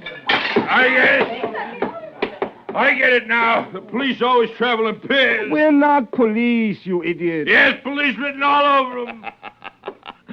Well, then let's go, my lad. Pay for our drinks now, and we'll report to the station for duty.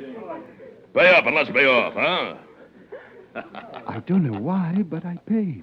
Good. And then, still laughing, the big one took me by the arm and we started Come out. along. He was a rough fellow, probably a laborer, dressed as he was in a spotted shiny suit and a dark turtleneck sweater. The tight blonde curls that ringed his huge head gave him the appearance of a great ram. When we reached the street, the night was already black with high, icy winds. That was a squalid scene. The man was drunk, but I could have handled him. I carry a knife, you know. You didn't have to interfere. Oh, I enjoyed it. Well, anyway, you probably saved him from being cut up. But I didn't realize you were going to cut him up. My apologies, monsieur. You are a bloodthirsty brute. What do you do? What is your trade? Oh, this and that. I manage. Look here. You're a strong fellow, and if you're not afraid of a little risk, I can give you a job tonight as my assistant. It pays well, too. How much? Oh, 400 francs? You're on. But you don't even want to know what it is? You're an assassin. Of course not. I'm a man of honor above all. What difference does it make? You're an odd type. All right, then, let's turn off here. First, we must go to the Rue Poliveau. Our work starts there. Good, but let's walk faster. I'm cold.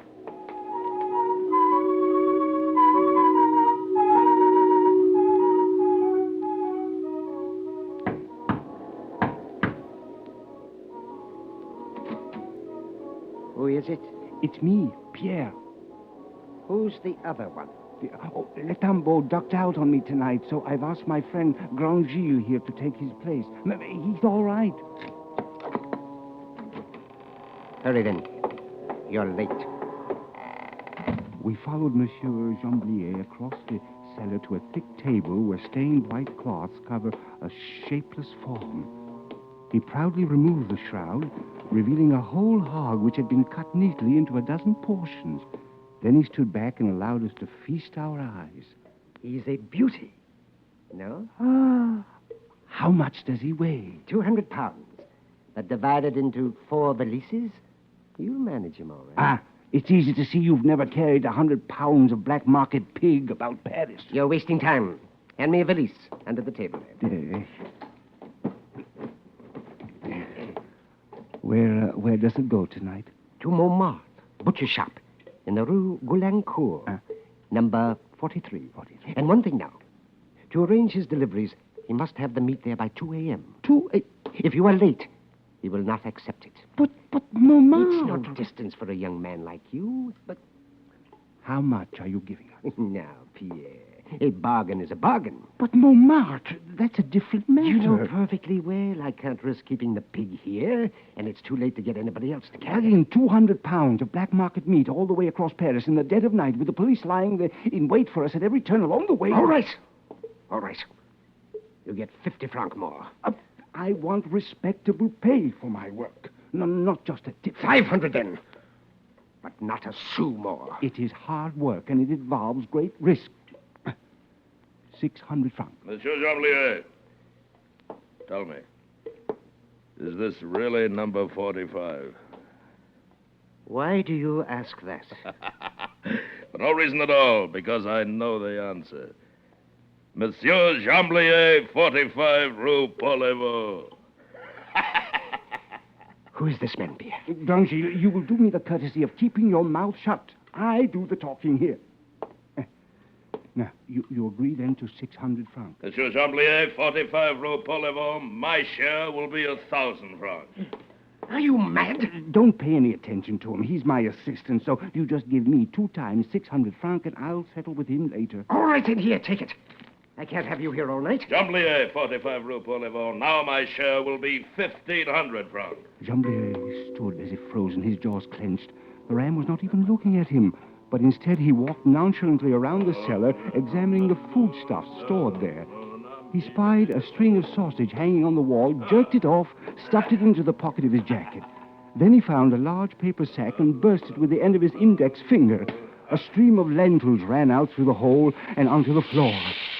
Monsieur Jamblier, 45 Rue Paul-Levaux, give me 2,000 francs. Or shall I wreck this place? Jamblier looked at him fearfully for a moment. Then he pulled a fat billfold from his pocket and handed 2 notes of 1,000 francs each to the ram, who pocketed them calmly and caught a third one on the fly. I started toward Grandgilles to make him return the money. Leave him alone. I can't afford a row here. I don't want a row, but after all, he's my assistant. And this is my cellar. I paid out enough money to have peace here at least. You can settle it with him later. Right now, we've got to finish packing the valises. It's late. All right. You're the boss. Come on, let's get it done. I'd postpone this whole thing if I could. We went back to the table and finished wrapping and fitting the sections of pork into the valises. Grandgilles sat across the cellar on a wine barrel, eating a thick slice of ham he'd found. When we were packed, he got up, came over to pick up his 2 valises. This apparent willingness seemed to impress Jamblier, and when we reached the door, he stuck a pack of cigarettes into the ram's pocket. That's for the 2 of you. For the trip. Hey, cigarettes at night, a fine way to get ourselves picked up. Oh, come now, Pierre. Don't worry so. I have to have 2,000 francs more. Not a sou. Not a single Give me 2,000 francs, for heaven's sake, Jamblier! Jamblier, 2,000 francs, Jamblier! Stop it. You'll have the police on us. You blackmailer. Here, take them and go. But shut up in the name of Mary. Shut up. Here, you devil.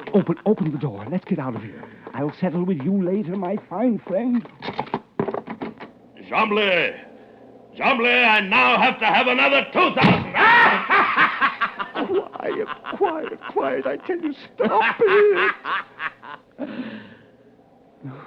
Now, don't you dare pull anything like that again. What's the matter with you, anyway? Do you want to go to jail? I'm warning you now. Stop chirping at me, or I'll pinch your head off and let you bleed. Well, I don't want any trouble, but after all, I've given you a job. This is my work, and you should have some respect for it. That's for your job. I've got it. Yes. Come on, little one. Let's get it over with, huh? Come on. Come on, I said.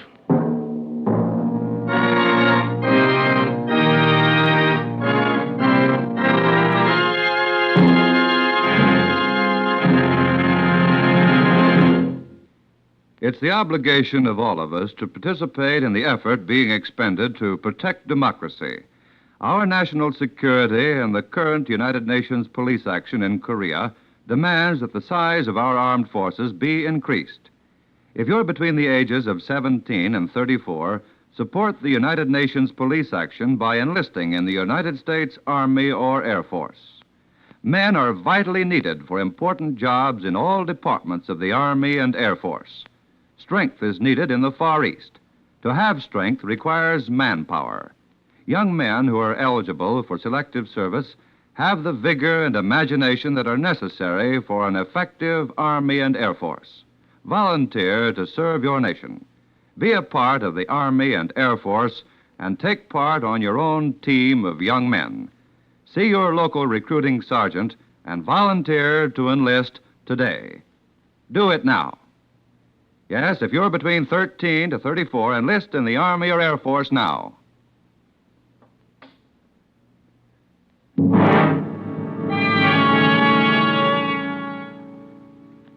This Grand Gilles was a sinister character.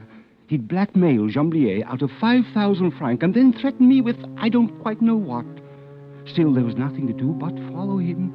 It was too late to get anyone else to help me carry Jamblier's black market pig to Montmartre. Besides, when I start a job, I finish it. A frozen wind whistled down the Rue Pollevo, stiffening our fingers on the valise handles. We walked slowly with heads down. Where do we cross the river? We'll have to go up to the Ile Saint-Louis. Too near the railway station down here. Too many police patrols and German soldiers around here. Well, let's hurry then. My hands are turning to stone. The oily water in the Seine was black as coal, and along the banks the bare trees stood bleak and spectral. Finally, we reached the Ile Saint-Louis, and with a cord turned into the first side street for a moment's respite from the paralyzing north wind. It's a wonder that air doesn't freeze. Why in the name of heaven do you work at this job? I make my living this way. Every man to his trade. Well, it's not much fun. Plowing around in the night with valises full of lead, your face cracking with the cold, and all for the benefit of a thieving rascal like that Jamblier. You made out all right with Jamblier. Huh? You want some of it? If it had been just between you and Jamblier, all right. But I'm the one that brought you there. In my work, I am strictly honest. Let us go. Wait just a moment. Now tell me, how much can you get for pork in the black market? Forget it. 75 francs a pound? Forget it, I tell you. I'm sure we could sell Jamblier's pig at 75 francs a pound. That would give us 30,000 francs. 15,000 apiece of easy money. So instead of killing ourselves in this... Listen, a patrol. Stand absolutely still. Not a sound now. Oh, fine. Very good. Thank you. You could only have a cigarette and it's cold. You know we can't smoke on duty. It would help to warm us a bit. That was close. Come on, let's get out of here. Follow me and hurry, or we'll never make it by 2 a.m. We walked along silently. The moon was still hidden, but the night had grown lighter and consequently more dangerous for us. After a block or two, I suddenly sensed that Grand Gilles was no longer behind me, and turning, I saw him halfway across the street, headed toward a line of blue light that framed the doorway of a cafe. I'm going to get a shot of liquor! Come back here, you fool! You can't carry that stuff in there! I won't be long! He was already opening the door. Curse him! No telling what he was up to now. But in any event, I couldn't leave him there with Jamblier's pork. So I crossed over and followed him inside. Several men who looked like clerks were playing cards at a table. The proprietor's wife sat knitting a sock behind the cash register and looking suspiciously at Grand Gilles, who was already standing at the bar, one foot resting on his valises. Proprietor, give us some mulled wine. This is my closing time. Give us some mulled wine. You're not running into my place with the police at your heels, are you? Give us some mulled wine. No, don't cause a row. With me, the... Mulled wine, proprietor, mulled wine. Shut up, Grand Gilles, shut up, I tell you. If you quiet down, monsieur, I'll get it for you. Oh. Thank you, madame. The proprietor's wife went out through a low door at the back, and Grand Gilles turned and stared at the 4 clerks who had stopped their card game. You! All right. There are 4 of you sitting there. You're half-starved on rotten carrots and sawdust pudding. You're smoking corn silk, all of you. And there's enough good, fat pork in these valises to make you rich. Well, what's to keep you from making off with it? You know well enough we're in no position to report In the it. name of heaven, Granville, come to your senses. Get out of here, you filthy paupers! Get out and howl against the black market! You rebels, scum! What good does it do to make laws if they're not respected? You're blackguards, anarchists, disloyal Frenchmen, all Stop of it, you! Granville. Have you lost your mind? Maybe you don't care what happens to you, but I do. You don't say. You there, proprietor. Where did your lobster of a wife go? I can't wait all night. Get us some brandy. Get us some brandy, I said. One, then. One, but please, no more. It's past closing time already.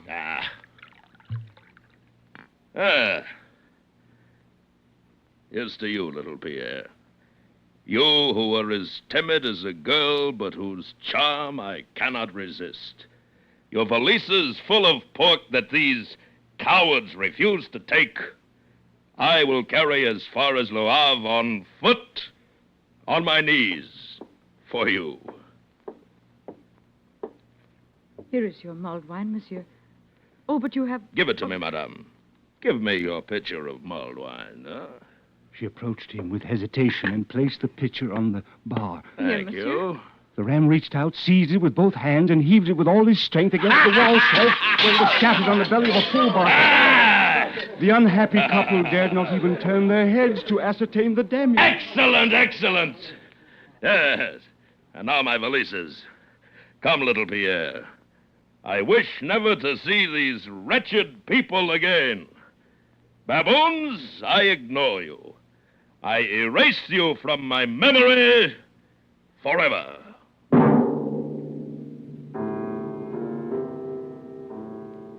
I followed him out, wondering how in the world I could keep this monstrous madman from getting us picked up by the police.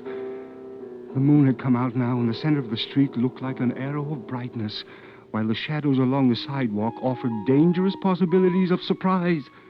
Granville threw away his cigarette as we approached the first street crossing. We had just reached the opposite curb when a man's voice rang out from the dark only 3 yards in front of us. Stand where you are.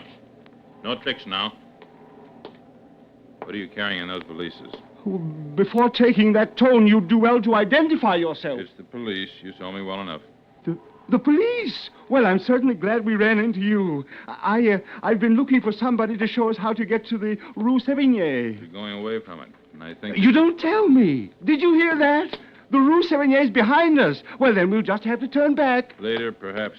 Right now, you're going with me to the station. Oh, maybe rest a moment first. We've walked a long way looking for the Rue Sévigné. Perhaps I can explain... No need for that. Come along now. I put my valises down anyway, thinking it would give me a chance to talk him out of this. And the ram, bending his knees slightly, put his down also, and then suddenly straightened up, smashing the gendarme on the jaw with his huge fist. The poor man doubled to his knees and fell flat. Granville bent over him for a moment, then grabbed his hat and threw it into the middle of the street. The visor shone there in the moonlight.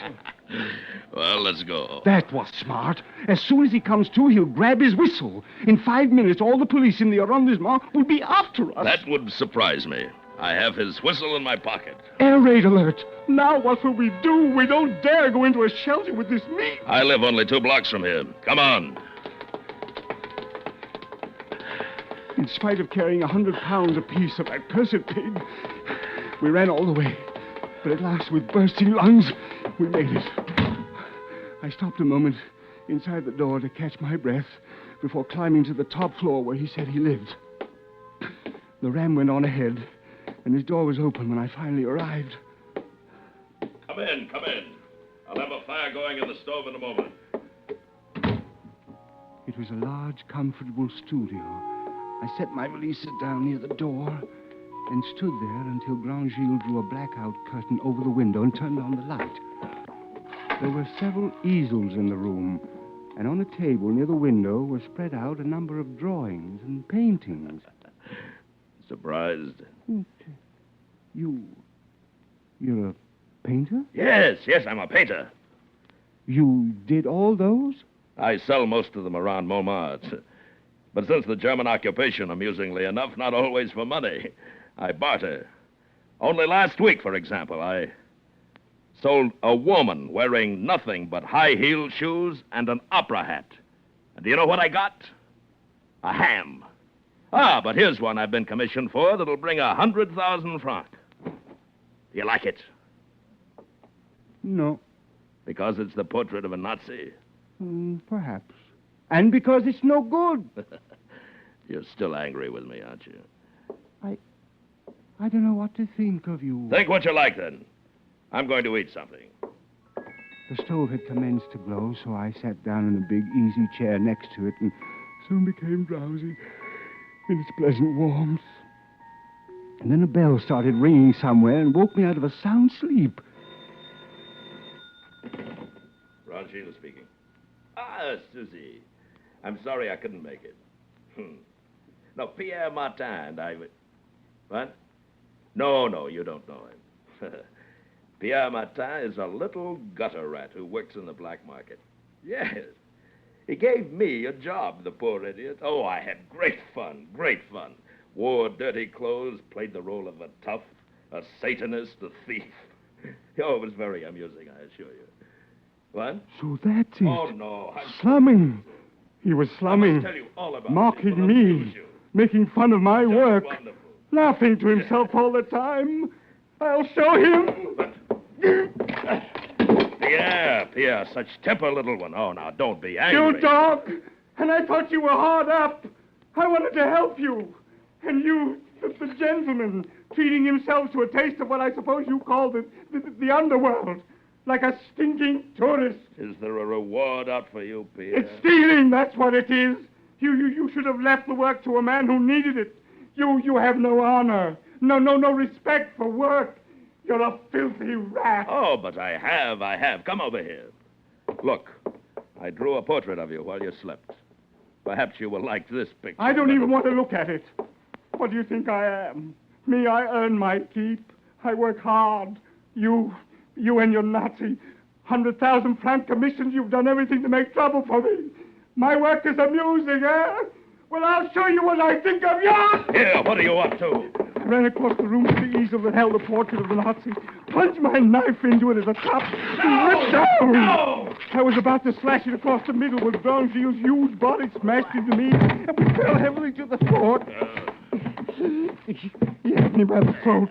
I was slowly choking my life out with his thick fingers. I began to beat the floor in agony with my open hand, when suddenly I struck the knife with one hand and seized it. My eyes were turning back in my head as I slashed out at his wrists. He let out a howl and sat back watching the blood drip from one hand. I was too weak to move, so I lay there holding my knife over my chest, pointing it at him. Suddenly his eyes went white with insane rage, and before I could move, he threw himself on top of me again. And then rolled over with a faint moan. My knife had been driven straight into his heart. His legs twitched a little, and then he lay still. I looked at him unbelievingly. I had never killed. I never wanted to kill any man. And then I covered my face with my hands. Oh!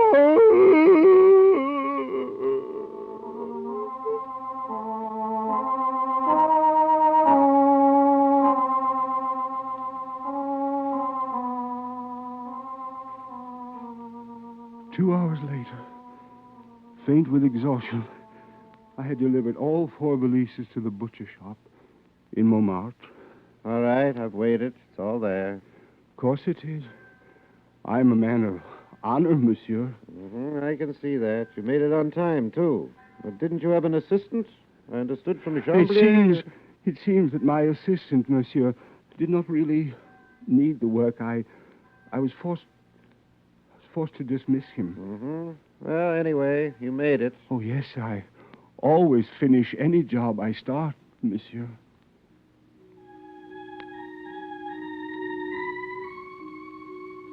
It was only then that I remembered that Grandgilles had said my name to his girl over the phone, and that my portrait sat waiting for the police in his studio.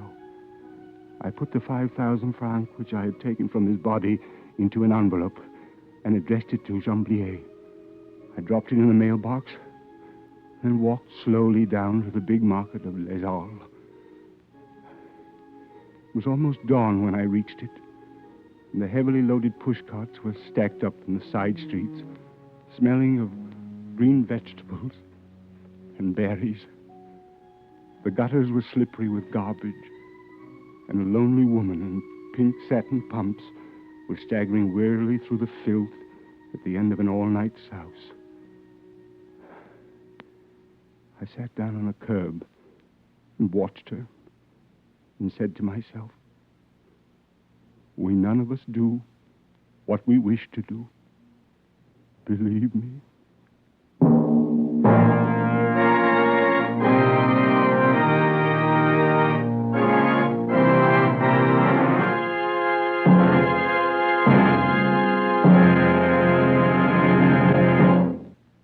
The Army and Air Force is proud of its soldiers and airmen. Today's members of the armed forces have finer training, better equipment than ever before, and a strong, flexible defense of intelligent young men and women.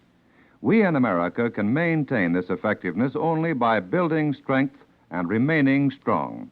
To have strength requires manpower, and men are vitally needed to support our forces in the Far East. You young men eligible for selective service make for the vigor, flexibility, and imagination that are necessary in an effective Army and Air Force. If you're of draft age and haven't yet received notice to report for pre-induction physical, volunteer to serve your nation now.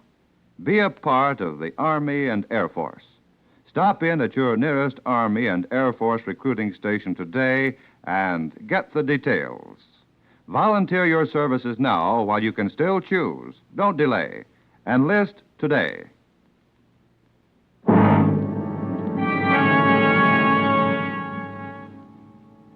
Escape is produced and directed by Norman MacDonald, and tonight has presented Crossing Paris by Marcel Aimé. Adapted for radio by John Meston and starring Jay Novello with Bill Conrad. Featured in tonight's cast were Howard McNear, Barney Phillips, Edgar Barrier, Vivi Janis, and Paul Frees. Special music was arranged and played by Ivan Ditmars.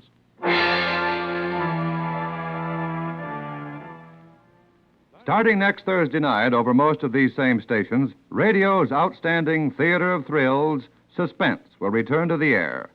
As its first star, Suspense presents Mr. Pat O'Brien in a thrilling story entitled True Report. Remember, radio's prize-winning mystery program, Suspense, returns to the air next Thursday night. This is the Columbia Broadcasting System. You, finding life pretty dull? Dreaming again of exotic places? Wishing you were somewhere else? We offer you Escape.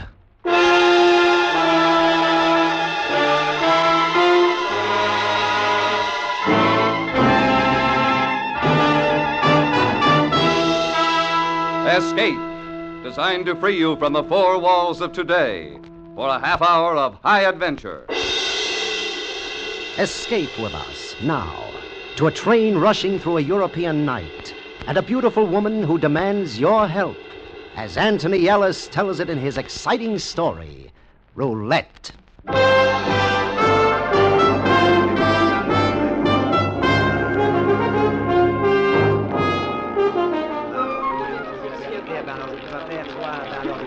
Le numéro 12, au noir! Ah, ben alors, c'est bien ça, je vous dis franchement, Well, I'm afraid I'm done in, Mr. McLennan. Nay, laddie, let me. Oh, thanks awfully, sir, but no. It's against the laws of nature that the good Scot should gamble in the first place, so a few francs lent will only increase the McLennan clan's aggravation. You'll oblige me?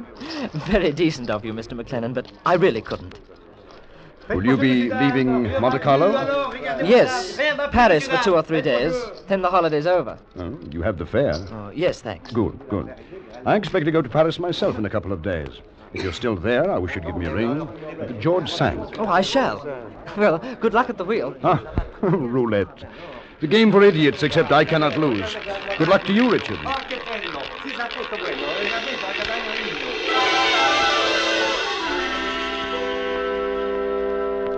I'd been spending the summer holidays on a cycling tour of France. Father had insisted. Said it was part of my education. After 3 weeks, I'd seen half the cathedrals in the country and had developed a healthy loathing for bicycles as well. So, when I reached Avignon, I sold mine to a chap who was obliging enough to pay me far more than the blasted thing was worth. I knew the family at home would be terribly upset. But after all, I was 20, and I thought it was about time that they realized it. Trinity College was then 2 weeks away, and I decided, with the bicycle money, to have a lark in Monte Carlo. That's where I met Mr. McLennan. He was awfully decent, showed me about the place and chucked money about marvelously. I thought he was probably in some sort of black market business because he seemed quite hush-hush about everything. I had smashing luck the first 2 or 3 days at the casino, and then, well, as Father always said, gambling weakens the mind as well as the purse. When I left the roulette wheel that evening, I had just enough money for fare to Paris and home. There was a breeze blowing from the Mediterranean as I walked to my hotel. Oh, it was lovely, and I didn't have a care in the world. Monsieur, please. What? Please, may I speak to you for a moment? Oh, I say. Me? Oh, I say. I must talk to you. Really? I was watching you tonight at the casino. You lost your money, didn't you? Yes, I'm afraid so. What would you say if I told you you could get it back, and more? 50,000 francs. 50,000? Please, we cannot talk here. Is there somewhere? Well, yes, there's a cafe across the street. No, it's too dangerous. Somewhere that people are not. That people are not? You are at a hotel. Oh, yes. But wouldn't that be rather... Well, I mean... You must trust me. I'm in desperate danger. Please, hurry. We will go to your hotel.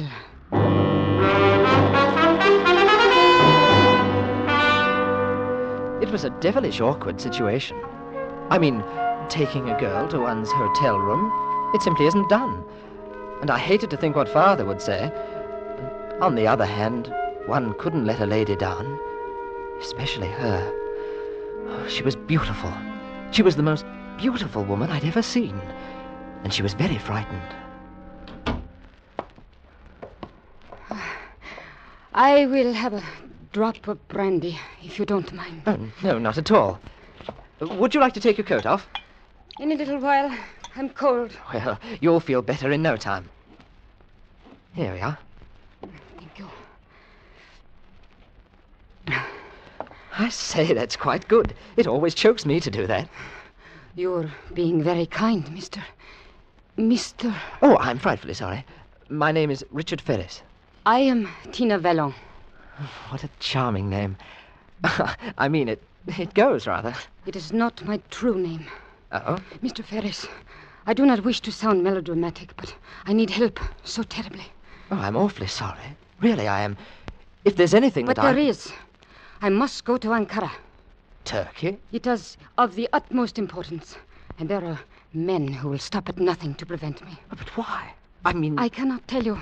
Well, what about the police? I cannot go to them. There would be questions which I may not answer. Oh, I see. Mr. Ferris, when I saw you this evening at the casino, I said to myself that here was a man I could trust. He's young, English, and a gentleman. Oh, I say. But he has lost his money at roulette. I will make it a business transaction, Mr. Ferris. Take me safely to Ankara, and I will give you 50,000 francs. Well, I'd love to, really, but... Well, you see, next week I have to be in school. Well, that is college. Trinity. Cambridge, you know. Here, Mr. Ferris. Richard. 10,000 francs. The rest at Ankara. Please. Well, it's not the money. Really. Don't you see? They might not dare if someone like you were protecting me. Well... Take the money. It is a business transaction. Take it. I beg you to do this for me. Well, I feel like a cad. Taking money from... Well, I mean... She was very close to me. And I saw that she was quite a bit older than I was. 26, possibly 8. Oh, but very beautiful. I realized how serious the thing was. After all, it could mean life or death to me, too. One must be practical, so I took the money. I packed my traveling case, and together we left the hotel. On the way to the station, I bought a pistol, as it seemed the thing to do. Tina had decided to take the train as far as Genoa and then change for Naples, where we could catch the boat for Turkey. If someone was following us, he didn't allow himself to be seen, and we managed to find ourselves a compartment alone. Well, here we are. You comfortable? Yes, thank you. Would you be kind enough to draw the shades? Rather. I say, Miss Fallon. Please call me Tina. Tina, here. Have a look out of the window for a sec. Those two chaps standing outside. Draw the shades, quickly. Nasty looking. Are those the ones? Yes. I hoped that we could escape them. They will be on the train now. Yes, I'm afraid so. At what time do we arrive in Genoa? 2:15. That's tomorrow morning. We have a 10-minute wait before the Naples train leaves. I do not think that they will attempt anything while we are still in France. But once we cross the border... Look here now. You're going to be absolutely safe with me. I don't want you to worry.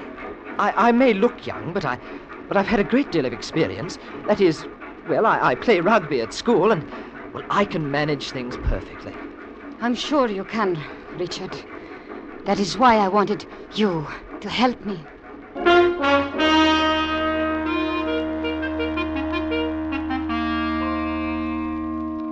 We settled down for the run to Genoa, and Tina dozed off. I just sat and looked at her. She was very lovely. Everything about her. I couldn't make up my mind where she came from. Oh, not that it mattered.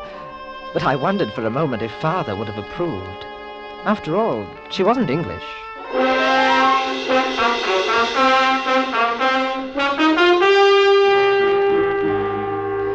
We'd been traveling for about 2 hours and a half when the trouble began.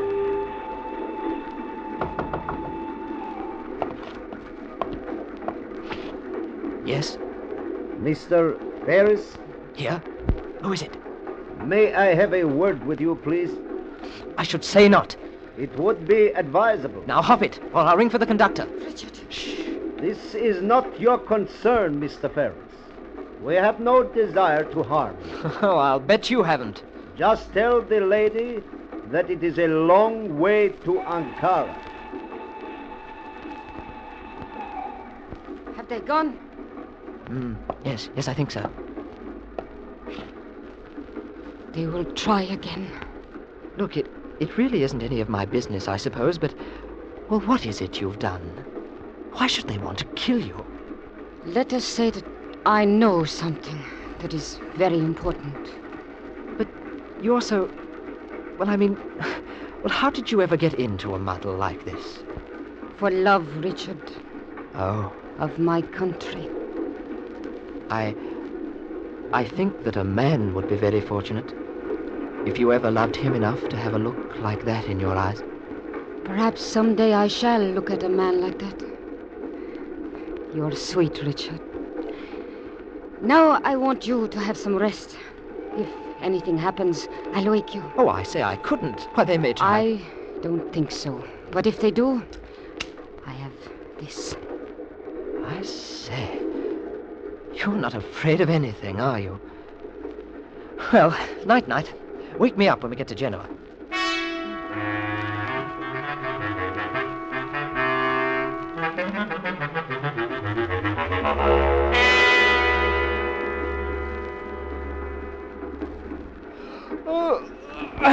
Hello. You look rested. Hello. Anything stirring? While you slept, I have been thinking. What? This is a great deal that I ask you to do for me. Even for 50,000 francs. Oh, but I wanted to. If you wish to turn back when we reach Genoa. Oh, I wouldn't think of it. I will not think of you as a coward. It is not your affair. And you are in danger, too. Well, as you said, it's a business arrangement. 50,000 francs, I'll take you to Ankara. Is it so easy to put a price on your life? No, but I wouldn't want you to be harmed. You are a very odd young man. Richard Ferris. Oh, I'm not really so young, you know. I just look it. Oh.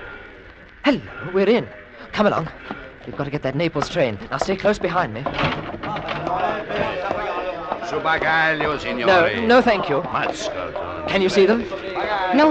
Well, we'll follow the crowd. I don't think they'll try to stop us as long as we're with people. It happened very quickly. We were crossing the station to the platform where the Naples train was standing. Suddenly, from somewhere out of the crowd, a man lurched toward us. He took me unaware, and before I knew it, he was jostling me to the side. So sorry. How clumsy of me. Allow me to pick up your portmanteau. As he bent down, the blighter hooked an arm around my leg, and I was down. Mind your business, you fool. I will. And you, sir, mind yours. It was a frightfully stupid thing for me to do, and obviously what they'd hoped for. In half a tick, a Gilbert and Sullivan constable appeared. But there was nothing comic opera about the way he took me in charge. I was manacled and on my way to jail. And in 7 minutes, the Naples train was to leave. I looked about wildly for Tina, but she was gone. And so was the man I had knocked down.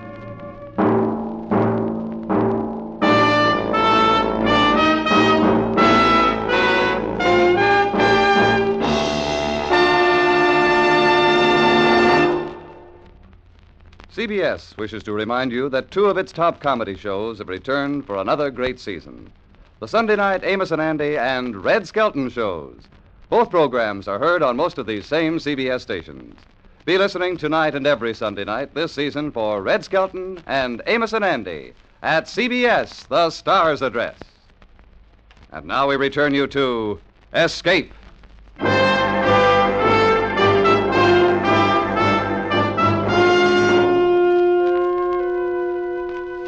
I was taken to a booth at the end of the station and brought before a gentleman dressed in a uniform that I judged to be at least that of a general. The arresting constable spent 2 minutes pouring out my crimes, whilst the general, who looked like a bandit but spoke like one of my professors, listened. So, and your name is Richard Ferris? My dear sir, my passport says so. Now, can't I pay the fine? It's ever so urgent that I catch the Naples train. Ah, you English. What would you do if there was no where to go? I hardly see that it concerns you. You are not serious, my young friend. This is a serious matter. One cannot stride around Genoa striking innocent citizens. Innocent? Well, I'll be blowed. He asked for it. Now, why wasn't he arrested, I should like to know? Yours was the offense for striking without provocation. Without... All right, then. All right, I'm sorry. I was wrong, quite wrong. But the train, now let me pay the fine. Anything, please. I must catch that train. One must consider the magnitude of the offense. Don't you understand? It's a matter of life and death. Life and death? Well, not exactly. You see, it's my wife. Yes, my wife. Oh, we're on our honeymoon. But why did you not tell me this before? It makes a difference. Well, in 2 minutes it won't, not if I miss the train. 50 lire fine, and a warning. 50 lire. Well, how much is that in francs? Frank, let me see. The rate of exchange look, now... Here you are, 500. That should manage. And thanks most awfully. You're very kind. It must have been enough, because they didn't shoot at me as I ran back down the station and to the Naples train platform. I looked at the station clock. 1 minute. I didn't want to take a chance of getting aboard, and yet Tina might have. I dashed to the waiting room, and as I did so, I saw the 2 men through the window. They were pacing up and down inside, back and forth before a door. It was the ladies' lounge. Devilish clever girl. I should have known she would manage alone. And at that moment, as the whistle blew, she ran out. Tina, this way. Don't be afraid. They won't dare. You see, they've slowed down already. They're pretending not to see us. Hurry up. Any carriage will do. We'll find our own once we're aboard. Richard, you would have been better off with the police. Oh, not me. There we are. Look at your friends. Yes, but I'm afraid we haven't got rid of them so easily.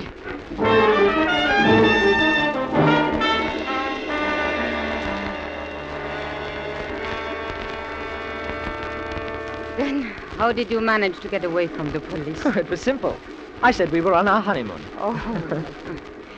Now that you are here, I'm glad. Well, I couldn't let you down, you know. I mean, well, I'm awfully keen about you, you see. I understand. And I want to tell you something, because I trust you. Yes. If I do not reach Ankara, it is possible that You will. Oh, no, you mustn't even think of that. They will try to stop us again. Possibly before we get to Naples, but most certainly on the boat. Perhaps they will not succeed, but if I cannot, I want you to take a message for me. Righto. Count on me. You must go to the Ministry of War. There is a man there named Bardis. Tell him you come from me. Yes? Tell him that the blow must fall no later than the 9th. The place will be Ressuin. Only that? Richard, what I have told you is the information that can mean death for both of us. Ah. And that's why they want to stop you. Because of that message. A message which means defeat for our enemies. What bounders? I mean the chaps sending someone like you to do their dirty work. Well, why couldn't you write or send a cable? There are people in our government who are not to be trusted. If the message fell into the wrong hands... Yes, I see. Now you know. By Jove. You really are. You're quite a girl.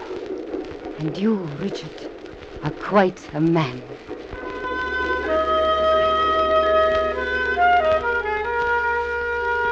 It was somewhere between Campiglia and Grosseto that the emergency cord was pulled and the train came to a stop. I looked through a crack in the drawn shade. It was dark outside, but 100 yards away, I could see the headlights of a car, and moving toward the train, 3 or 4 bouncing dots of torch beams. What is it? Can you see anything? I'm afraid so. We're in for it. What do you think we ought to... Wait. Signor, this is the conductor. Open, please. We'll have to use the window. Come on. Signor! I'll go first, then you jump. I'll catch you. Righto, jump! They see us. The car over there. There's a searchlight. Duck down. Now, those bushes, down the lines. Try not to make any noise. Oh, that's torn it. Come on, run!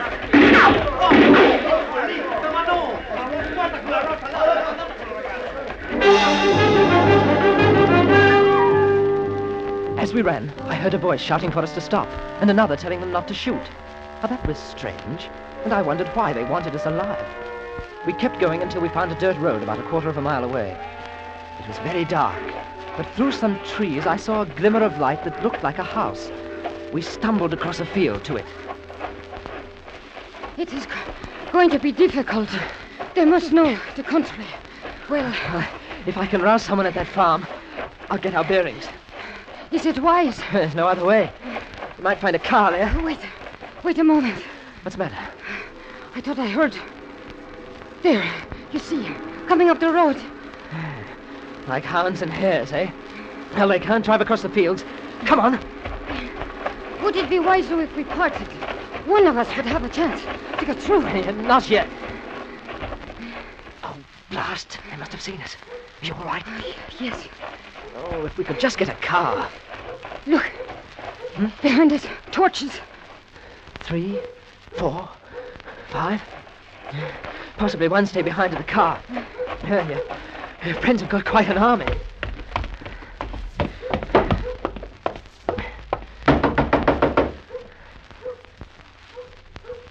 What are we going to do? I don't know yet. Sì, cosa vuole?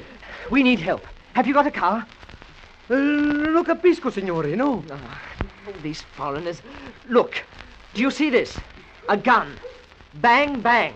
Do you understand? Madonna mia! Now look, you say nothing. You haven't seen us. Cosa? He doesn't understand. Well, he knows what a gun is. That's all that matters. Come on. We'll stay behind this door. If he makes a sound... You there! Quiet! Say nothing! Shh! We may have to use guns, Dehner. I'm ready.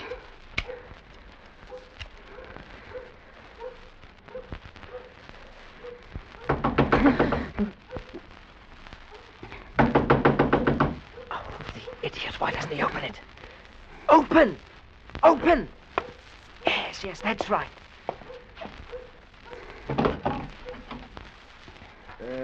Piacere, signore. Cercamo per 2 uomini.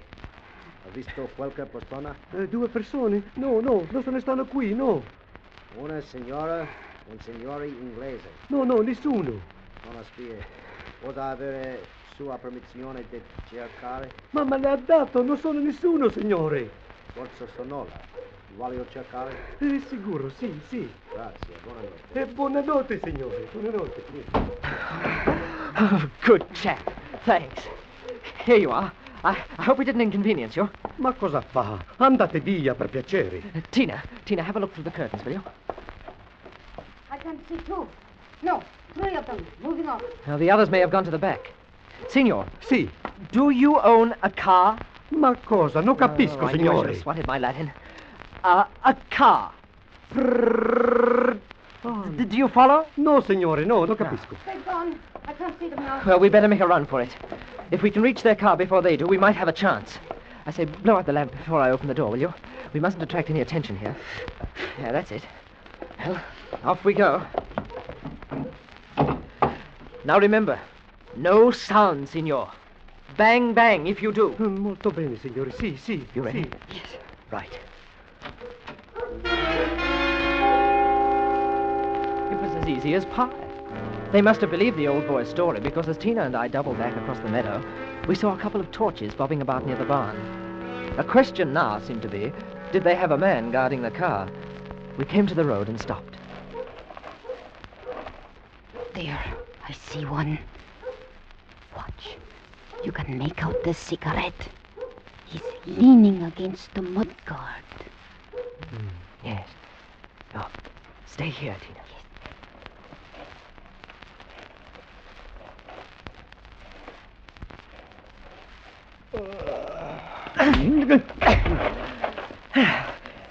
It's all right, Tina.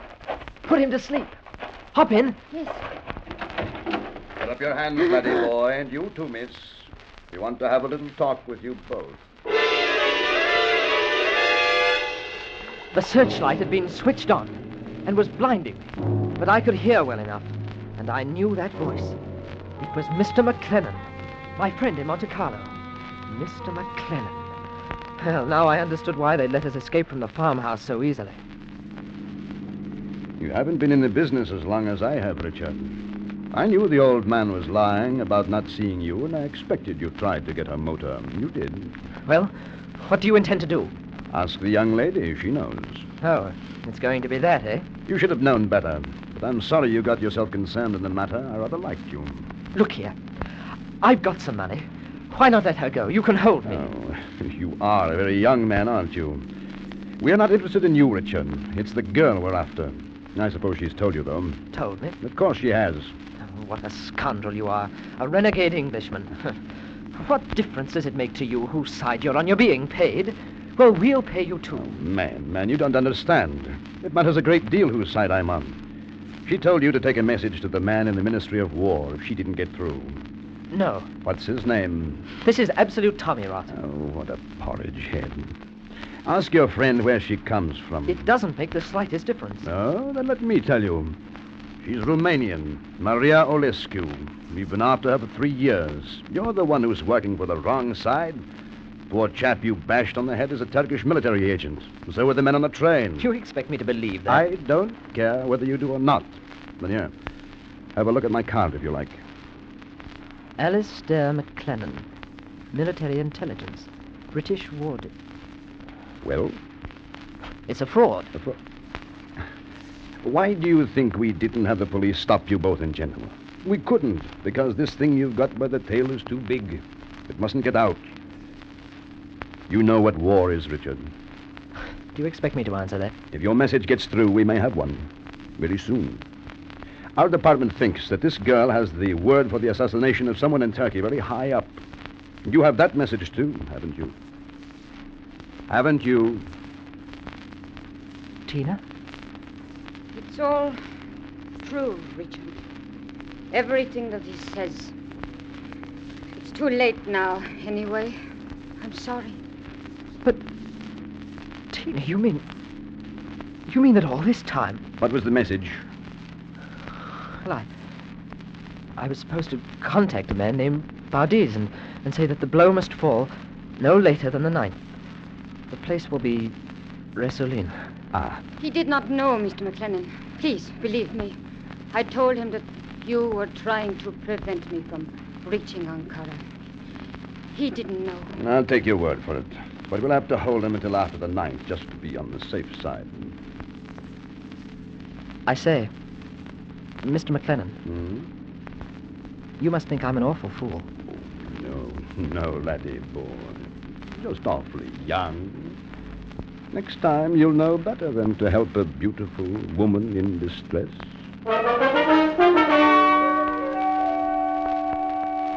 They took us back to Paris.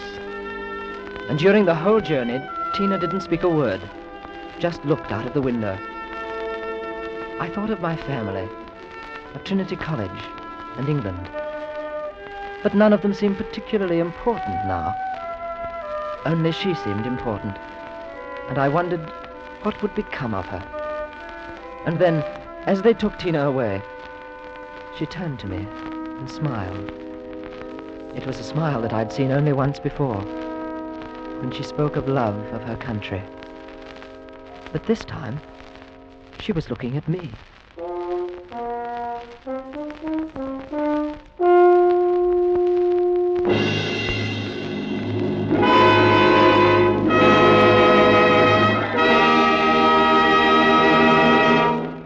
Escape is produced and directed by Norman MacDonald. Today we have brought you Roulette by Anthony Ellis, with Terry Kilburn starred as Richard. Featured in the cast were John Dehner, Alberto Morin, Georgia Ellis, Lou Krugman, and Edgar Barrier. Special music was arranged and played by Ivan Ditmar. Next week, escape with us to a puppet kingdom in the heart of the Belgian Congo, and a man who challenged that kingdom because of a dream.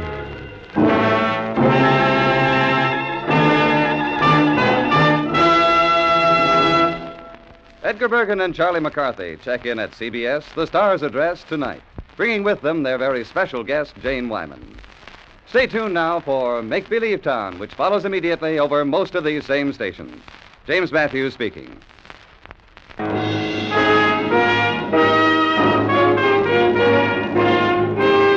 This is CBS, the Columbia Broadcasting System.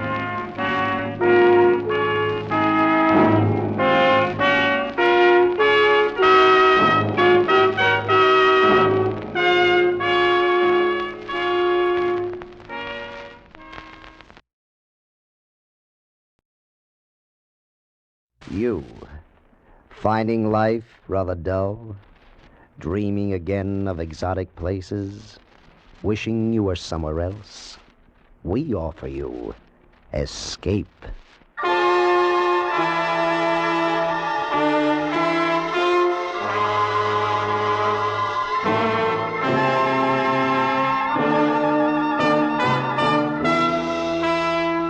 Escape, designed to free you from the four walls of today for a half hour of high adventure. Escape with us now to a small fishing boat off the California coast and a night of terror and death at the hands of a brilliant madman, as Bud A. Nelson tells it in his exciting story, 7 Hours to Freedom.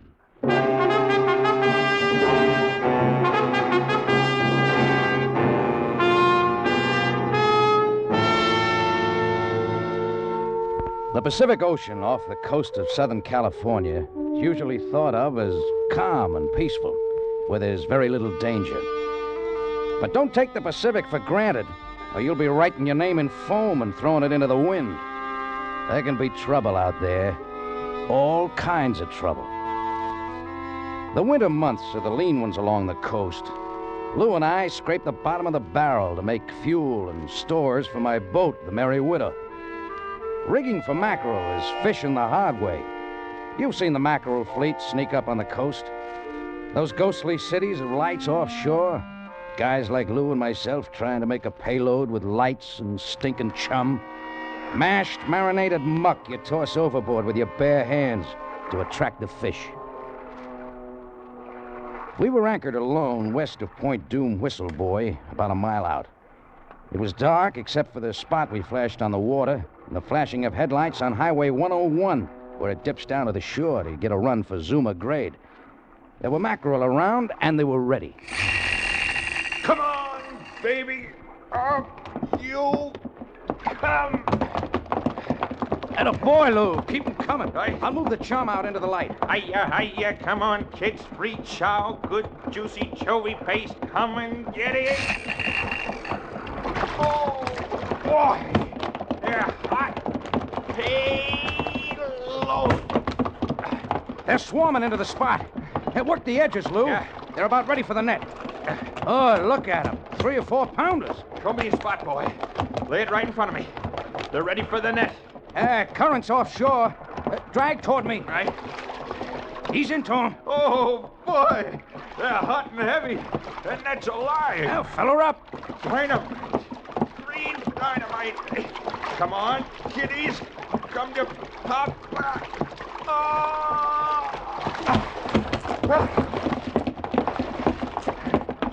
Beauties. Good boy, Lou. Keep him coming. Swamp us.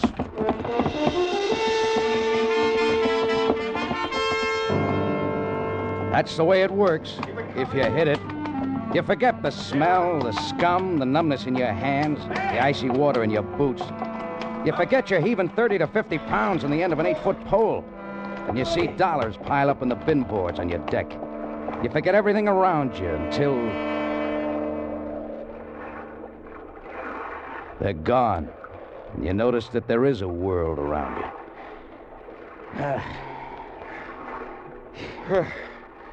Here they go. School's out. 2 tons at least. Yeah.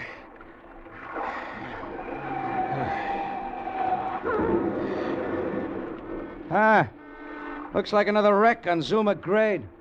Yeah. Look at the headlights. People just can't pass up an accident. Must be a pretty bad one. I'll take a boat any day. Hey, let's get out of here. We can make it back in time for chow. Yeah. 6 fried eggs seasoned with Tabasco sauce, bowl of chili, and a pot of black coffee. It sounds good to me. Boy, that stuff sure gets cold. Yeah. Get the anchor. Let's get out of here. Fire up. I'm for it.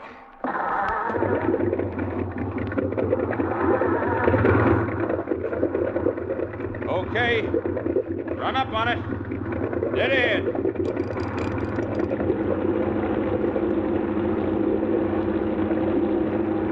Hold it. What's the matter? Anchor's fouled. Want to back down on it? Feels like rock. Take a turn on the cleat. Let the swell break it loose. Hey, she's really caught fast. Wait a minute, Lou. Give me some slack. I'll back off.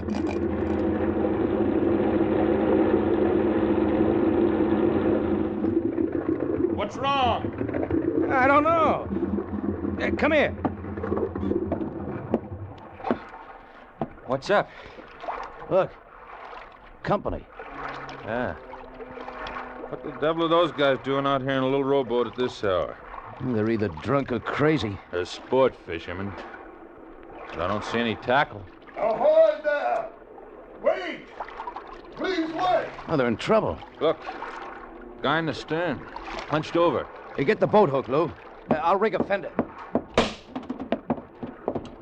That tide's doing more good than the oars are. These boys aren't seamen. Nah. Watch the roll when he pulls you alongside. You in the bow, catch the rack. Hold yourself over. Hold it on, Jake! We have an injured man here. Lend a hand. Yeah, sure. Down, get aboard. Ellis, help Stacy. Help him? Dead weight.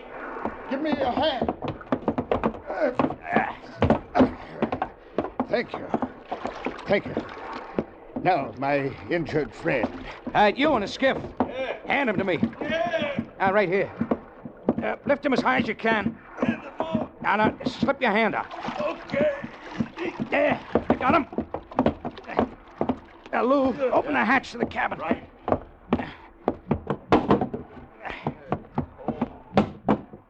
Move that gear off the bunk.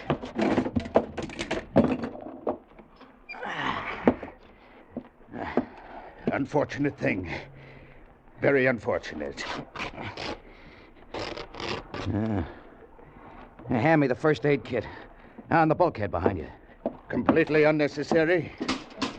Efficient shooting, wouldn't you say? Perilously near the heart. Yeah. Fatally near. Here, put the kit back. It's too late. How'd this happen? Loaded gun. Yes. Loaded gun in expert hands. This may be pretty funny to you, mister, but I don't think it'll go over very big with the police. The police? No, I suppose not. Poor Stacy, his fourth and final loss. Look, mister, what's the story? Oh, that's right. You came in at the end. But first... What's a gun for? Your protection. And mine. Forgive me, young man, for pointing this at you. I use it only to establish command. Outside. Go on.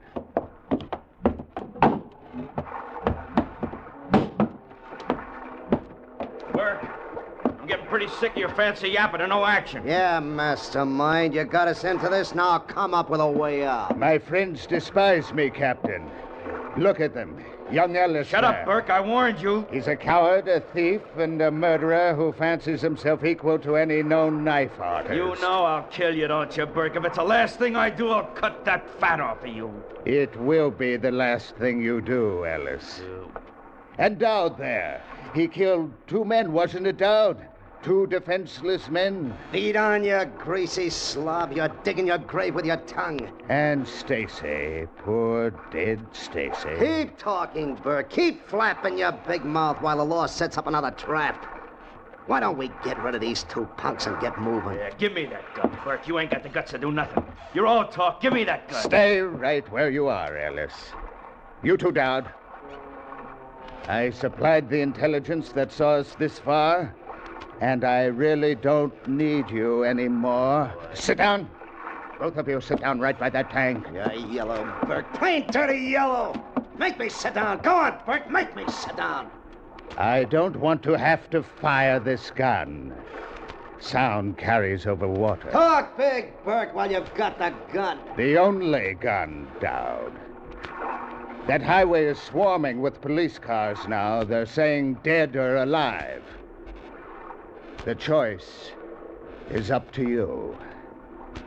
Make one move toward me or these fishermen, and I make the choice. You make the choice. You chose to lead us into a trap because you didn't have the guts to shoot a measly highway cop. You got Stacy shot. You wrecked the car. Then you nearly drowned us in that leaky rowboat. You can thank me in that leaky rowboat that you're alive right now. I feel very kindly toward that rowboat. Pull it aboard. Go on, pull it aboard. You two may need it. One false move and you'll find yourselves adrift. Captain, get the anchor up.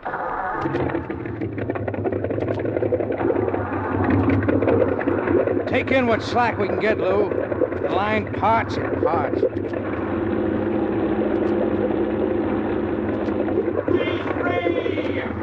You will set your course by this pistol, Captain. Our destination is Mexico. Look, Burke, A word of warning, Captain. I seem to stand alone. These fools I took through prison walls have turned against me. But I still have a pistol. How far is the international border? 7, 8 hours. I prefer 7.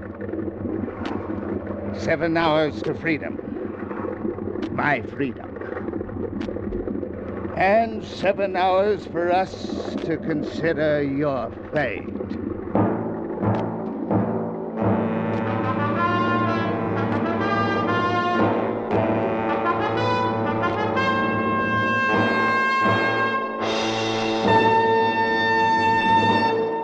You can start out to count the laughs in the Red Skelton Show, but you'll wind up laughing so hard yourself you lose the count.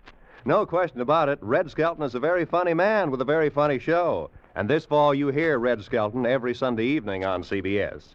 Rated a top comedian, Skelton has a special form of humor, a unique brand of madcap hilarity that leaves him gasping. You'll have a grand time. It's entertainment at its best. Be sure to listen to The Red Skelton Show every Sunday evening over most of these same CBS stations. And now, we return you to Escape.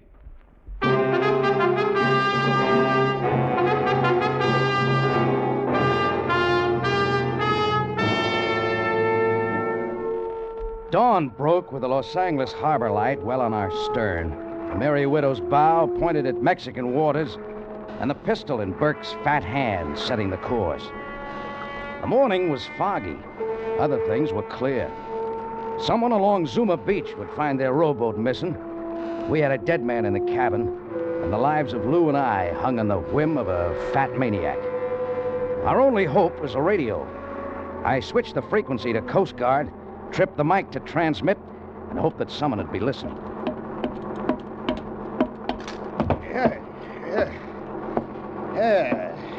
It's more pleasant up here on the bridge, Captain. The cabin is somewhat stuffy. What's your master plan for the body? Loathsome things, dead man. Much as I'd like to dispose of it, we can't risk cluttering our trail. Let us hope there will be no more. There needn't be, you know, if you cooperate. Yeah, the Merry Widow's at your disposal, Mr. Burke.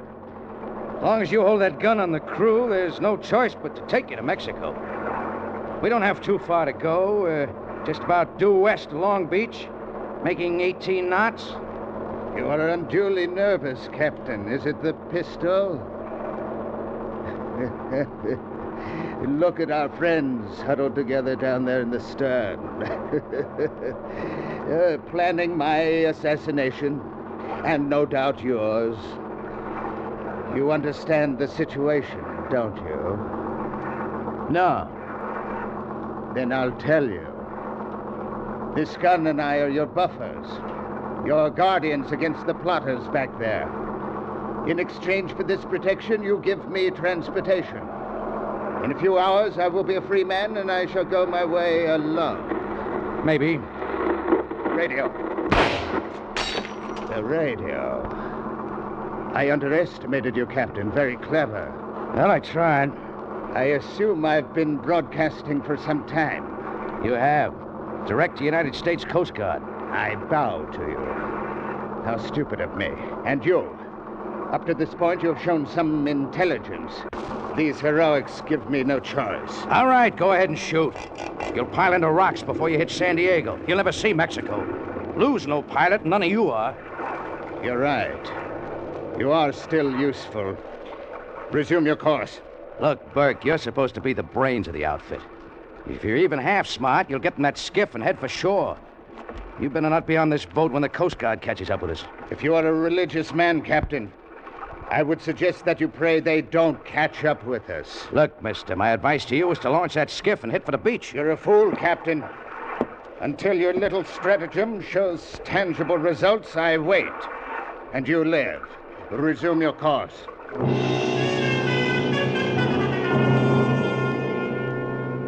Newport Harbor bore off our bow, swung a beam, and slid past the stern.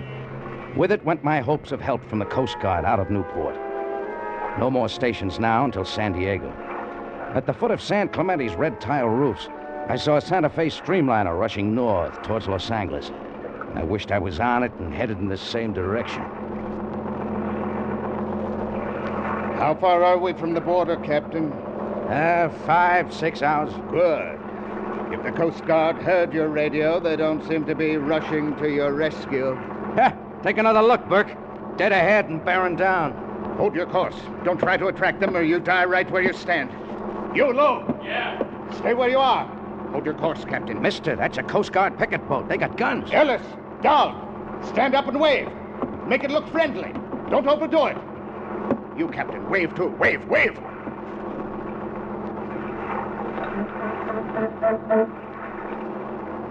Look at the fools. The friendly fools waving back.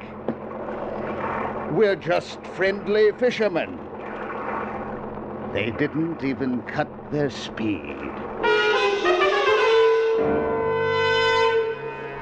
2 herringbone wakes met, merged playfully, overlapped, and faded. With them went my hopes of help from outside. Our only chance now is to get Burke's gun. The fish knives. But they were back on the cleaning chute, neatly racked. I turned to look. Gone. 3 knives gone. My hand rested on the clutch lever, cast bronze, complete with grip and detachable. I had to get that gun. I tripped the key that locked the lever and... Come here. I want to talk to you. Got a deal. I've been expecting this. They're ready to cooperate. You, Lou, down the ladder. Just in case our good captain entertains any rash notions. You will be our hostage. Go ahead. Happy to oblige.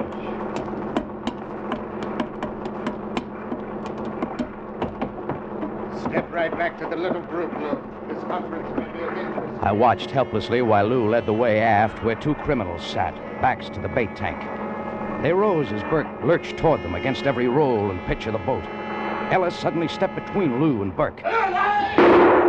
The pistol roared harmlessly. Burke slumped balloon-like as Dowd tore the pistol from his hand. Ellis, knife in hand, kept slashing. Enough, fellas! Lay off! Lay off, I said! Give me that knife! Give me it! I said I'd cut him, the fat slob. He didn't believe me, huh? Look at him. Blubber. Blood and blubber. Come on, Lou! Up that ladder there to your buddy! Go on! Yes, sir.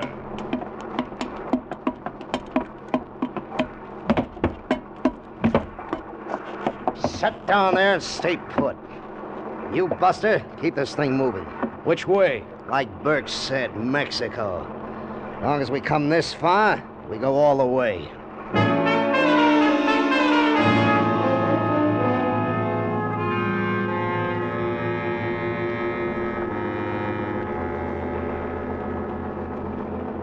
Move in. Drive in closer to shore. How close? I'll tell you how close. Hey, now, wait a minute. I'll pick out a spot to beach the skiff. Then we'll move back outside the 3-mile limit until dark, so that Mexican patrols can't find us. Ain't that nice? In the dark, I move in as close to shore as I can, and you go ashore in the skiff, and I head back up the coast. Just like that, huh? Well, Buster, you'd better pick a good spot to make a landing, because you're going in with us. Going in with you? What about this boat? Leave it and the Mexican authorities. You're gonna drive this boat right up on the beach, that's what, right up on the beach. Wreck it? Look, Dowd, we draw close to 10 feet of water. We'll ground a city block offshore. So what? I can swim. I got nothing to worry about. You ain't gonna need this tub no more. Look, Dowd. If we beach this boat, we mark the spot where you go ashore. But put in by skiff and you won't attract any attention. My radio's shot. It's 2 hours run back to San Diego. I can't holler anything that'll hurt you. It ain't 2 hours to Mexican cops. I can't go to Mexican cops. I haven't got a clearance. I'm not going to put into a Mexican port and have my boat impounded, am I? I told you how it's gonna be. As soon as the Mexican authorities find this boat with bodies on board, they'll know you boys are over the border and how you got there. Huh? Well, maybe you got something. Now, I'll talk it over with Ellis. Don't try nothing.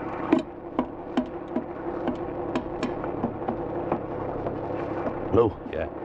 I'm going to fake engine trouble. The master switch. One of us has to get down to the engines. The short hose on the manifold cooling system. Port engine side, saltwater intake. Yeah? It's our only chance. Disconnect it. Foul the bilge pump screen. Flood the bilges? Yeah. We risk fire, but it's our only chance to frighten them guys into the skiff. Cut it. He's coming back. That's the way it's gonna be. How? Like I said first. Pile it on a beach. Now let's go. Oh, okay. Now, what's the matter? Everything okay up there, Dowd? I don't know. She just quit. We've been beating these engines. She's hot. Get it going. I'll have to get at the engines down below. Oh, no, you don't. Step on the starter. Come on, try it. It's hot, I tell you. 180 degrees. Oh, look for yourself. It's 40 degrees too hot. What does that mean? Means I gotta... No, you don't. Lou, you know what to do? Yeah. Yeah, I know. Check the oil filter first, and the screen ahead of the pump. Wait a minute, you. Okay. Try it again first. Go on.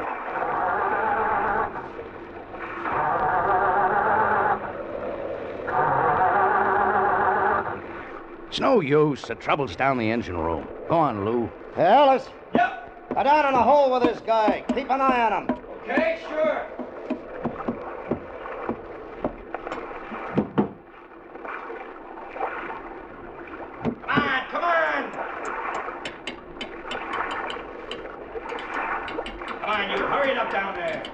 Tell him to try it now.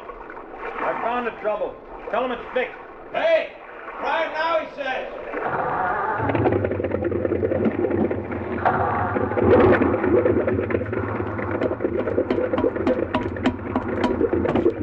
That was it.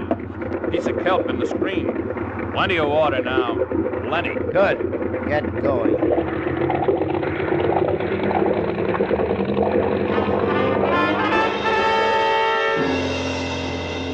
Plenty of water.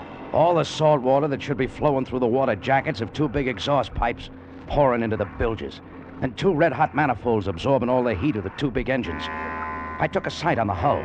Chine line 2 feet above water. Bilge pumps sucking nothing but air. 10 minutes, riding 6 inches lower. Half hour, 1 foot down. 3/4 of an hour, 18 inches lower. Water would be climbing up to drown out the batteries. Exhaust pipes, white hot. I yanked the release on the CO2 system. White clouds sizzled up from below. Fire! Fire, we're sinking! Bilge is full of water! Filling fast, we're going down! Well, what do we do, Captain? Get the skiff over the side before she explodes. Fire extinguisher, Lou. Cover me, I'm going below. Get the skiff over, don't stand there, Dowd. Push it over the rail! We're getting Alice! We get out of here! Wait! Jeff's down below! Wait! You can't leave us here to sink! So long, suckers!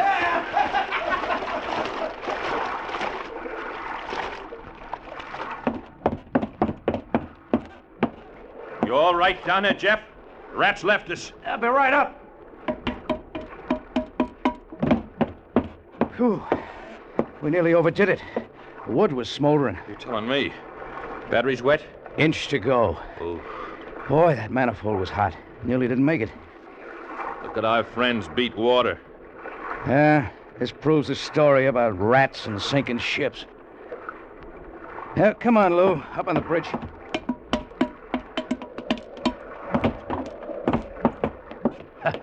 Watch their faces now.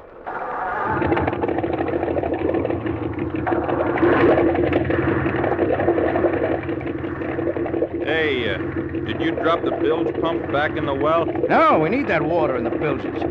Boy, we throw a wake like a little Queen Mary.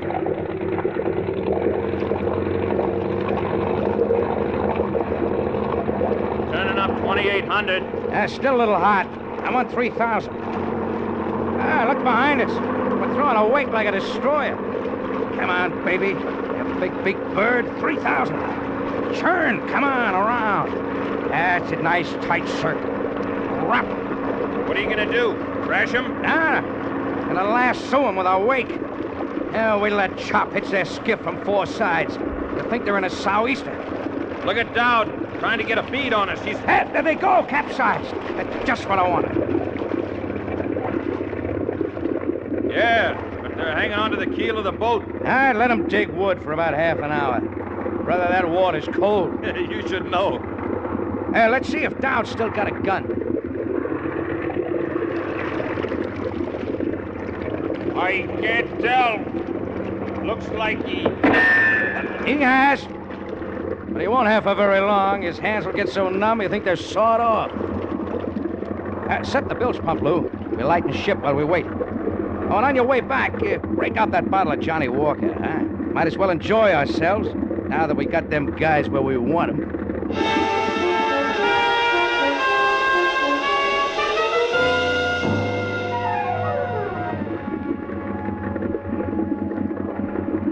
I wonder about prices, Lou. Mackerel? $42. No, I didn't mean that. I meant bounty. Reward. State of California owes us quite a little dough. Mileage, 2 ton of spoiled mackerel, 1 radio transmitter, and 4 escaped convicts. 2 of them on ice. Well, get the boat hook, Lou. The 2 live ones are ready for the gaff.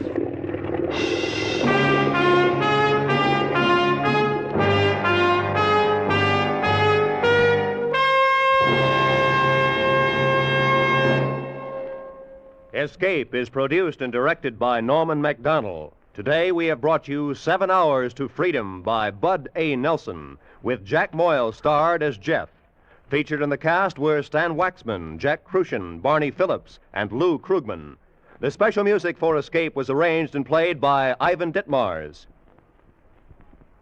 Ladies and gentlemen, next week, Escape will present one of the most unusual and terrifying stories of recent years, The Earth Abides by George Stewart, especially adapted for radio by David Ellis. It's a story of such scope that the producers of Escape, to dramatize its full impact, are presenting it in 2 episodes. So listen next week when we bring you the story of a man who wakes one morning to find human life has practically vanished from the face of the earth.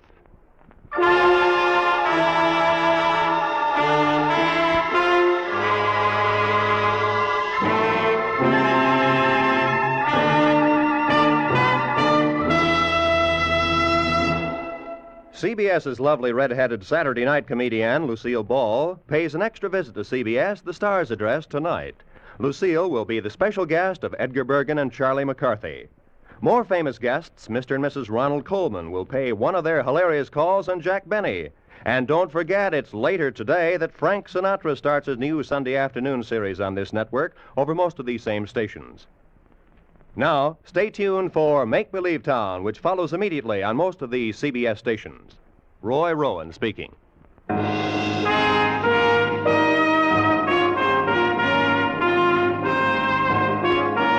This is CBS, where you spend an hour with Frank Sinatra every Sunday afternoon, the Columbia Broadcasting System.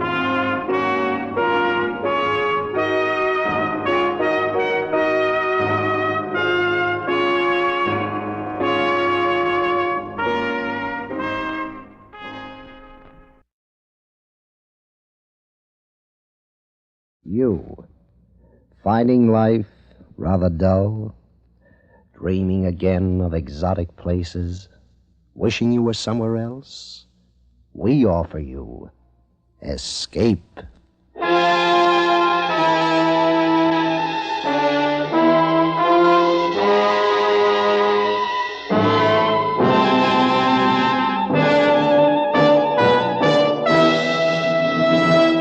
Today, Escape brings you one of the most unusual and terrifying stories of recent years. It is a story of such scope that the producers of Escape, in order to dramatize its full impact, will present it in 2 episodes. So now, with the performance of John Dehner as Isherwood Williams, we bring you part 1 of George Stewart's powerful novel, Earth Abides.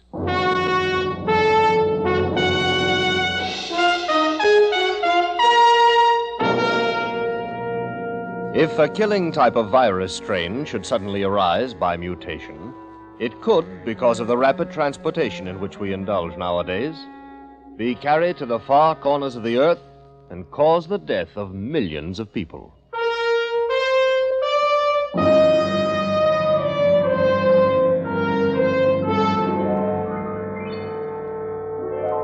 If you should awake some morning, tomorrow morning, let's say, if you should wake to a man-dead world, where virtually all of human life had been dissolved from the face of the earth, leaving behind only buildings, bridges, machines, if you should awake to such a world tomorrow morning, what would you do? Where would you go?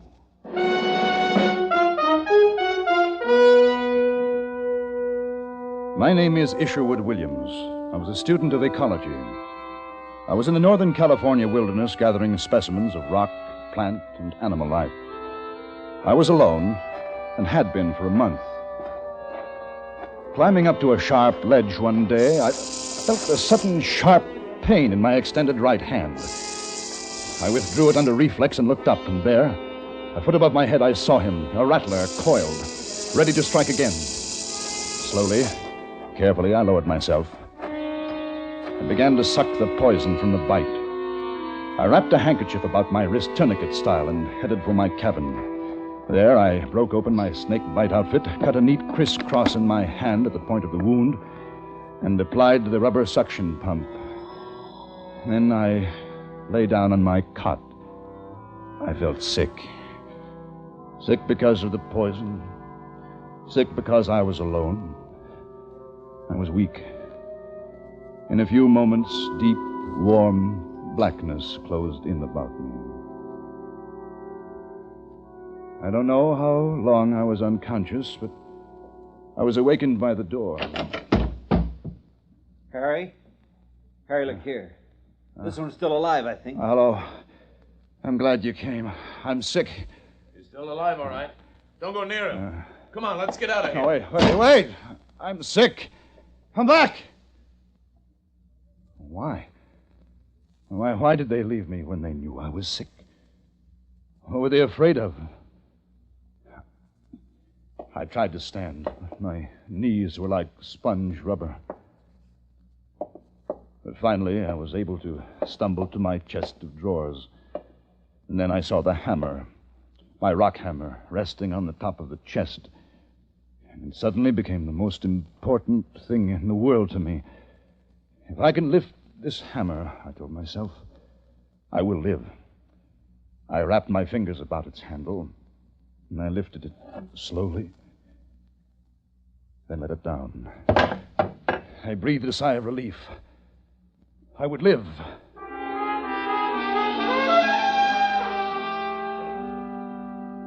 In the morning, I felt better. I got up, packed the car, and headed for the nearest town, Hudsonville, about 10 miles to the south. They'd take care of me in Hudsonville. Consider, if you will, the case of the rats that once inhabited Christmas Island, a small bit of tropical verdure some 200 miles south of Java. In 1903, a new disease sprang up. The rats proved universally susceptible and soon were dying by the thousands. In spite of great numbers, in spite of an abundant supply of food, in spite of a rapid breeding rate, the species is now extinct.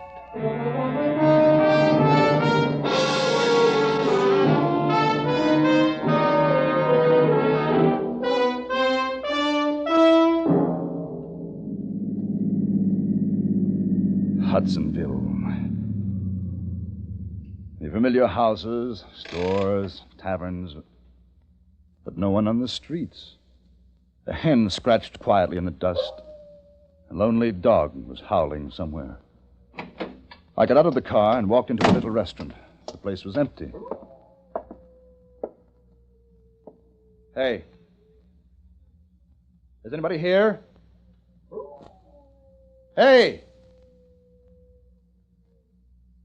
Silence. Deathly silence. On the counter, I saw a newspaper. Flipped it open. The headline... Crisis. Acute. I read the story, a dispatch from Washington. The federal government is herewith suspended as of the emergency. All officers, including those of the armed forces, will put themselves under the orders of any functioning local authority by order of the acting president. Front page, column 3. The West Oakland Hospitalization Center has been abandoned. Its functions, including burials at sea, are now concentrated at the Berkeley Center. Keep tuned to your radio. The radio. The radio in my car.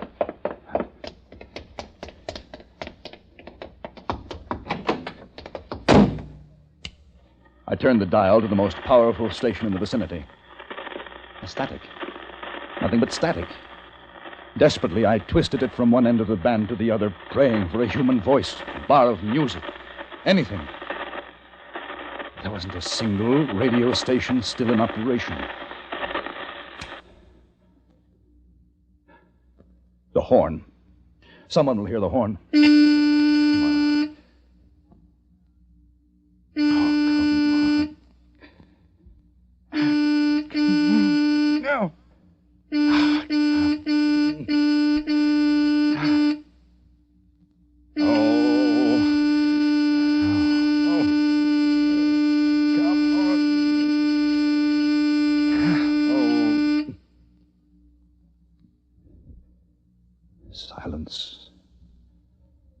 Silence and death. I leaned back in the seat, exhausted. I sat that way for minutes before I looked at the paper again. The paper. The last sign of human life left to me. It was dated a week before. I read it through twice. Whole cities had perished, medical centers, bodies. Doctors, nurses, burial crews hard at work, and then they too had fallen and died. The United States, the world, a stagnant flesh pool of death. Suddenly, with terror, I thought of home. I started for San Francisco. On the way, I helped myself to a tank full of gas at a station. Oddly enough, the pumps were still working. Electricity still flowed from the river-driven generators, and the lights still blazed. I wondered how I had survived. Perhaps the snake venom had counteracted the virus. Perhaps the clean wilderness, who could say? But somewhere, someone else was alive. The men at the cabin door, there must be others, but where? I passed some cows in a pasture. Smiled to myself at the irony. The world belonged once again to the animals. Ecological observation. Pedigree means nothing now. The prize, which is life itself, will go to the keenest brain, the staunchest limb, the strongest jaw. The champion boars will die in their well-kept pens, but the shoats will roam wild. In a few generations, their legs will grow slim, their bodies thin, their tusks longer. Man, they need nothing from man. I passed 4 or 5 cars on the highway, abandoned. But farther along, I spotted another car, and there was a man inside. I stopped and got out. He had fallen over the wheel. There was a bottle beside him and the strong smell of cheap liquor. I shook him. Come on, come on. Come on, wake up. Wake up, wake up. Wake up, I said. Hey, come on now, come on. Now, leave me alone. Now, you just leave me alone. I said wake up. Hey. What's your name? Your name. Oh, what difference does it make? Oh, come on. Don't go back to sleep. What's your name? Barlow. Barlow's my name. 58 Barlows in the Seattle telephone directory, and I'm the only one left. Me. The dirtiest skunk of the lot. What am I doing alive? Answer me that. Go back to sleep, Mr. Barlow. Wait. Here. It's free on a house. Everything's on a house now. Have a drink. No, thanks. Hey, let me tell you why I'm still alive. Because I'm being punished. I'm not good enough to die. Oh, goodbye, Mr. Barlow. No, hey, come on back. I'll buy you a drink. That's good. I'll buy you a drink. Look here, I got $500. I took it from a bank yesterday. You want to hear? $500.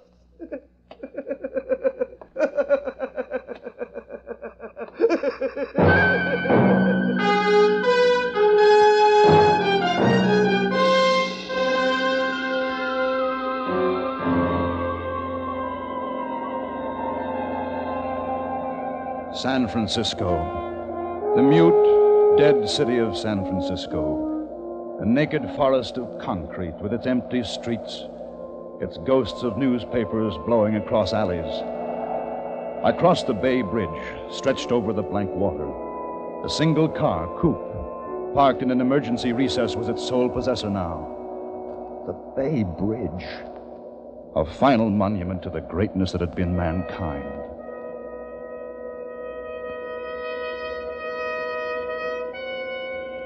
I drove the familiar route toward home, turned right at San Lupo Drive, pulled up in front of the house. I walked up the stairs, took out my key, opened the door. Strange odor of must and stale food blew out at me.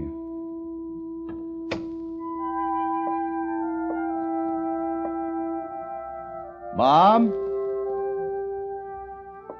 Dad? Mom!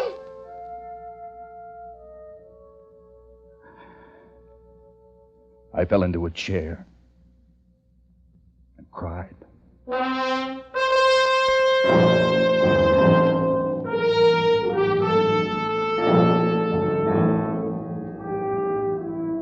Observation. The desert and the wilderness began a long time ago. Men came only in the latter centuries. They camped at the springs and wore faint trails through the mesquite bushes. They laid rails, strung wire, paved long, straight roads. After a while, men were gone, leaving their small works behind them. In 1,000 years, at a conservative estimate, man will be a forgotten stone in the jungle.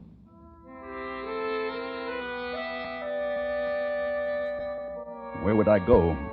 I had no idea. I only knew I had to keep going. Change of place was my only comfort now, the only way I had of convincing myself that there was still life in the world.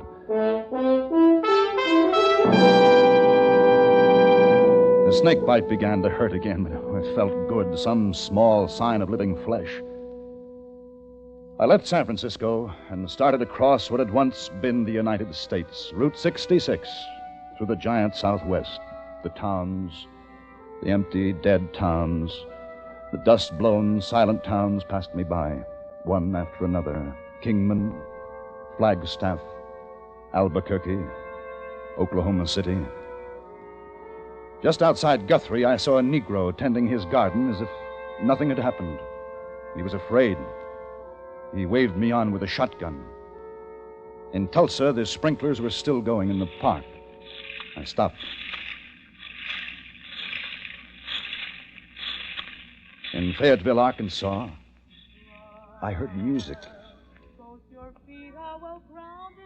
Came from a little bar, neon lit, spitting its bright invitation to the empty street. I took my hammer and went inside. The bottles were stacked neatly, bar rag over the rack, and a broken jukebox, blazing in blues and reds, singing its song to the vacant, varnished tables. And you just want to jump up and shut down up. like a carnival. Shut up. It's love. Shut up. There's a sparkle Shut up. to me. Shut up. Shut up. Shut up. Well grounded you are, but you're soaring to where? Oh, but it's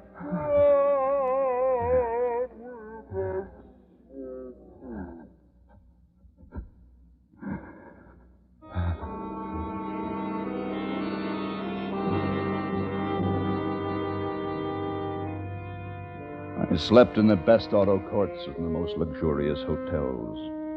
I slept and ate from the leavings of 150 million people. All the wealth of America had been bequeathed to me. All its wealth and its death. 3 days later, I pulled up the Pulaski Skyway, crossed George Washington Bridge, and came to Manhattan. The splendid, slow-decaying corpse of Fifth Avenue, the sable mink in the windows, the silly traffic lights changing color at naked intersections. Manhattan, soulless and dead. Stretched out between its rivers, the city will remain for a long time. Stone and brick, concrete and asphalt, glass. Time deals gently with them. A window pane loosens, vibrates, breaks in a gusty wind. Lightning strikes, loosens the tiles of a cornice. The shade trees on the avenues die in their shallow pockets. Bats fly from the 59th floor. City dies slowly. In the afternoon, I saw smoke from a chimney in the Bronx. I drove to the house, a small house, and knocked on the door. I heard footsteps. When the door opened, I saw a little, bald man with a broad smile, holding a handful of playing cards. Milt Carson. How do you do? Come on in. You're in time for supper. Well, thanks. I just ate. This is Mrs. Carson. How are you? Won't you sit down? Thanks. Where are you from? California. I had a relative there. We're just finishing a hand of gin. Say, look here. Isn't that a beauty? Oh, the television set? Yes. Yeah, it's beautiful. It's a combination radio, television set, radio player. I'll bet it even does the washing. It took us 2 days to get it up the steps from the radio store. I always wanted a set like that. Yes, but there's nothing on the air. Sir, always wanted a set like that. Jen, there you are. I owe you $10,000. Well, give it to me tomorrow. There's a busted window at the Chase National. All the money you want. I carry $50,000 with me all the time just to be on the safe side. Of course, you can't buy anything with it now, but sure feels nice to carry around. How about some salami? No, thanks. I just ate. Oh, yeah. Say, do you like canasta? Not much at cards. Oh, canasta I could teach you. It's simple, like rummy, but a little different. What I was wondering was, why don't you stay here? Got everything you'd want right here in the Bronx. Need a coat for the lady, break a window at I.J. Fox. You should see some of the diamonds I got Mrs. Carson at Tiffany's yesterday. Beauties. Hey, where are you going? I've got to get started. Well, where? There ain't no place to go. Lots of luck. Well, thanks, but I wish you could stay with us. No, thanks. Goodbye. Oh, the scavengers.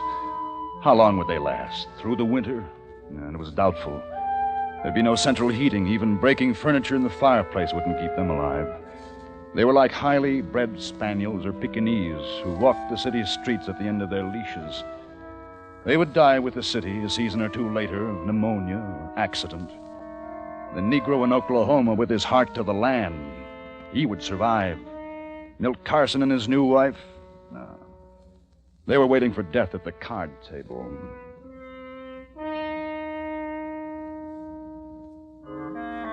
Two weeks later, I was in San Francisco again. The streets were just as bare as when I left. The lights were still on, but dimmer now. Water flowed still from the faucets. But San Francisco had a new population, the dogs. They hunted in packs, all breeds bound together in the common search for food. Danes, Dalmatians, Scotties, toys, all of them. The dogs had taken over the city. And I decided to move back into the house because of the familiar things.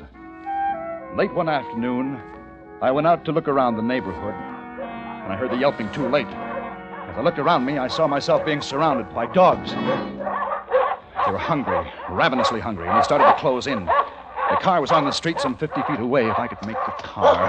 One dog made a lunge for me. I kicked violently and started to run. They were after me, some of them running at my legs. He reached the car, opened the door, and slammed it. They climbed to the window, baring their fangs, their red tongues wet with hunger.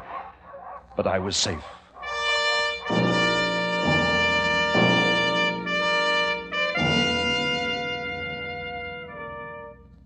Then the night. And that night, the lights went out. The lights. The lights. Hey, the lights. What's happened to the lights? I looked out over the city. It was black. Black as death. The age of electricity was over. Finished.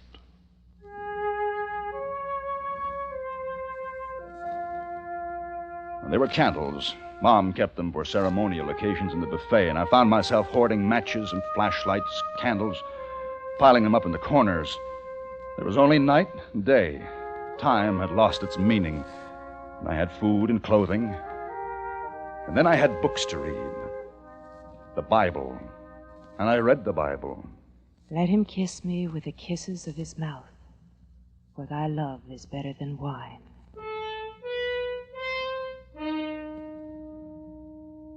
There was a faint but unmistakable light burning that night a mile away on Nob Hill. I got into the car and drove to the light. I parked the car. I reached for my hammer. In the window, a shadow moved. As I approached the door, a flashlight caught me in its glare. I stopped, dead still. I waited for someone to say, "Put your hands up," or, "Who are you?" There was a breath of perfume. That's a nice car. I can pick up a better one on any street corner. Come on in. Thanks. How about some coffee? Sounds good. How come you didn't find me before this? I just saw the light tonight. I decided to investigate. I saw your light lots of times. Oh? You live down on San Lupo Drive. Well, why didn't you come in? Woman's pride. Man's supposed to come after the woman. Uh-huh. That was before. There are no rules now. No, but they're habits. Want yours black? Yeah, black's fine. I don't want you to think you're the first one I've met. There were 5 or 6 others. They saw the light and they came in. They had coffee and I sent them on. What about me? I don't know you.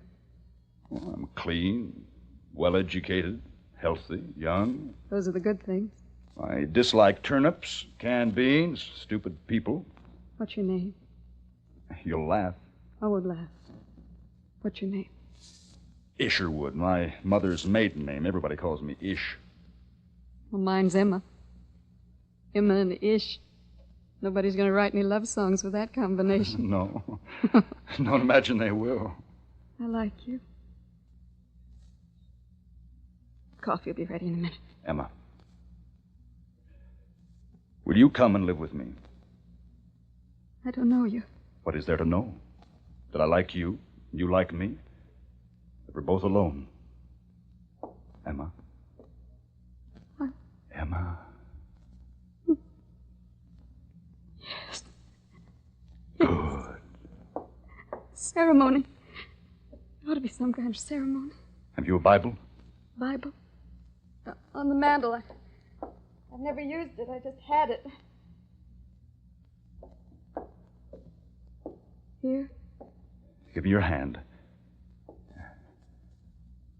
Now, we shall be together always.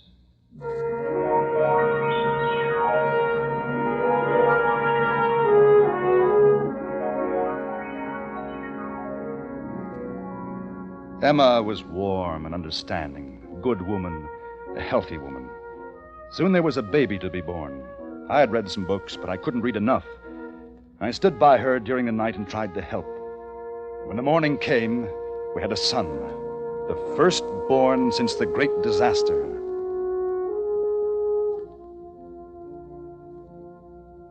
Then there was the matter of time. We won't need to know the exact hour. No, that's true. The clocks have stopped, but what's the difference? We eat when we're hungry, and when we're tired, we go to bed. But the months and the years. It's important to know when the year ends. Oh, that's what I've been doing out on the porch. What is that thing out there? It's a transit.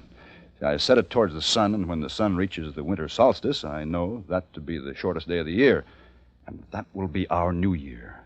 New Year's Day isn't the shortest day of the year. No, December 21st is. And we'll make that our New Year. Man's always been trying to get close to that date for the New Year, but calendar makers always went off. How long will it be? A few days. And then it'll be 1950 what? No. That was the old calendar. This will be our year 1. The year 1. We must call it something. I know.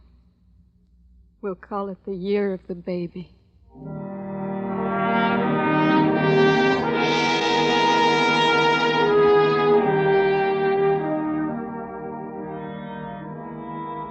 The new life began around the simple problems of Emma, myself, and the baby. The day came when the sun reversed its path. I took my hammer and a chisel. Emma and I had found a tall, smooth rock in what had once been a small public park. In the rock, I carved the figure 1. The new beginning, I said to her. The rebirth of man. In the year 2, the rats came. San Francisco was overrun with them. They had broken into most of the grocery stores, torn open the cartons, gorged themselves, and gave birth to more rats. They multiplied by the hundreds and then the thousands.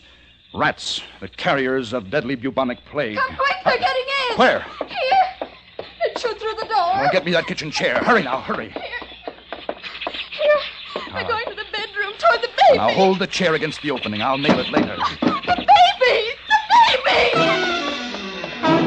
I rushed into the bedroom, taking my hammer with me. There were 2 of them, tremendous rats. I stationed myself at the crib. One came toward me, unafraid, for the fear of man had been bred out of them. And I flung the hammer at him. Ah! I missed. The rat leaped up into the crib. I threw a blanket over him and flung him to death on the floor. Then I picked up the hammer and threw it at the other one. Dead. Dead. But that was just two of them. Outside, I could hear hundreds squealing, their tiny feet scratching at the walls. How long would it be before they destroyed us? Man was gone now. This was the age of the rats.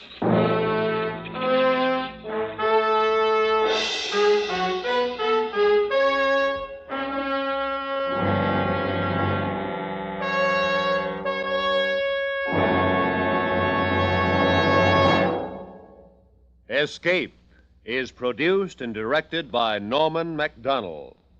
You have just heard part one of Earth Abides by George Stewart, specially adapted for Escape by David Ellis. John Dehner was starred as Ish, with Larry Dobkin as Dr. Stanley, and Peggy Weber as M. Featured in the cast were Michael Ann Barrett, Parley Bear, Ron Brogan, Paul Frees, and Lou Krugman. The special music for Escape was arranged and played by Ivan Ditmars. Next week, Escape will bring you the second half of Earth Abides, truly one of the most gripping and terrifying novels of recent years.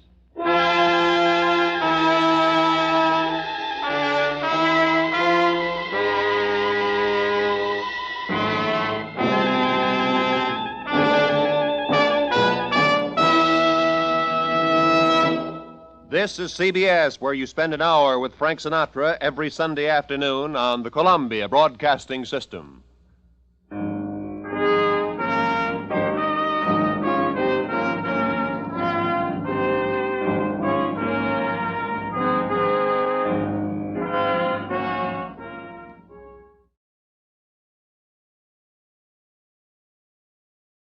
You, finding life rather dull?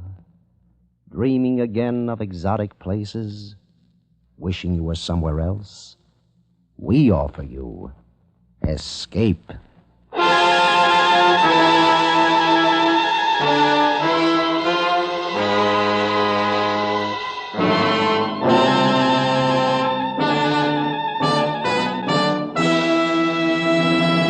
Today, with the performance of John Dehner as Isherwood Williams, Escape brings you one of the most unusual and terrifying stories of recent years.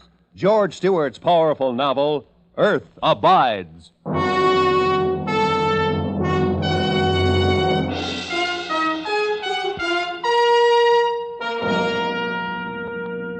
If you should awake some morning, tomorrow morning, let's say, if you should awake to a man-dead world where virtually all of human life had been destroyed from the face of the earth, leaving behind only buildings, bridges, machines, if you should awake to such a world tomorrow morning, what would you do? Where would you go?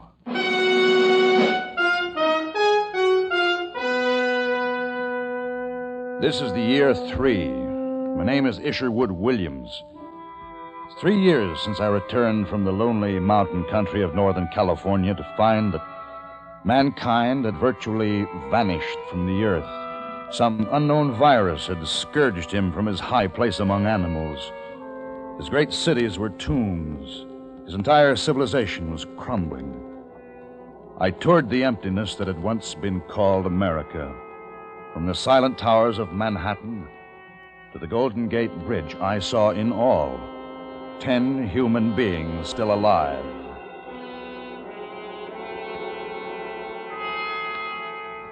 In the 4th month after my return to San Francisco, I saw a light on Nob Hill. It was there I found M, who became my wife. Year 1 passed. We called it the year of the baby. Year 2, we called the year of the rats. Now it was year 3. M, the baby, and I were struggling for existence amid the fast-decaying wealth of San Francisco. Oh! All right, now be careful. Careful, Em. Isn't it funny? This always makes me feel like I'm doing something wrong. What? Not breaking into the biggest food store on Market Street. It's not wrong, Em. There's no private property anymore. This city, this grocery store, it's all ours now. But Ish, look. Look at this place. The rats left their mark here, all right. There's the answer to their death. They ate all the food they could get at, and then they ate each other. Oh, Ish, how horrible. It's a familiar pattern, Em. A species grows, dominates the earth for a short time, then dies. Oh, come on. We'll take a look at the bottles and the canned goods. Ish, look, the labels are gone. They're eaten off. Yeah, well, we'll just have to try to guess at the contents by the shape of the can. Well, the bottles are easy. Here, look. Bottles of real lemon juice. Fine. This should be corned beef. Look at it all. Tons of it. We could live on just this forever. No, Em, we can't be scavengers forever. That's why the rats died. Em, we've got to grow things. We've got to bring something new into the world. Oh, come on. Let's get some of this stuff home.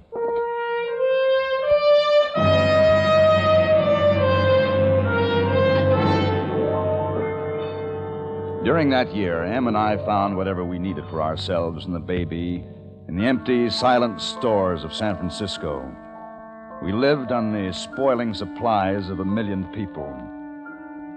One evening, just after dusk, I suddenly noticed a strange, wavering glow in the sky over the downtown area of the city. I called Em to the window. There was a smell of smoke in the air. Fire, Em! Ish. San Francisco is on fire! Ish. Isn't there something we can do? No. If there were, must be 3 square miles of flame. What started it, do you suppose? Well, there were no oily rags in the basement. Some gasoline explosion could be any one of 1,000 causes. Will it reach the house? No, I don't think so. Wind's blowing it away from us. It'll burn itself out in a day or two. We'll come away from the window. Em. Em, do you smell gas? I don't know. Smells like it to me. Open the door to the hall. Yeah. Hey. Hey, the hall is filled with it. Hey, we've got to get out of here. Gas line must have burst. One spark and this place will blow up like a bomb. Baby, I'll get the baby. All right. We'll be safe from the fire escape. Hurry, Em. Here, I'll take the baby. Be careful. Now, just hang on to the rail and I'll walk slowly. Now, come on. We started down the fire escape. In the distance, the flames were gutting the heart of the city. Parts of Chinatown were already gone. Kept going down to street level, and then we started running. Any second, a spark could blow the building to dust, and we ran, our breath tearing in our throats. Back against the wall, Em. The shockwave.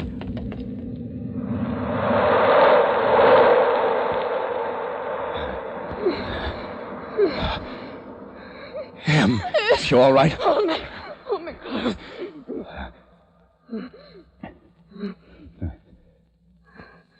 It's all over, Em.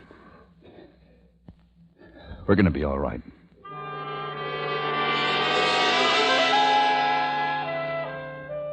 We moved to another section of town that had been spared by the fire.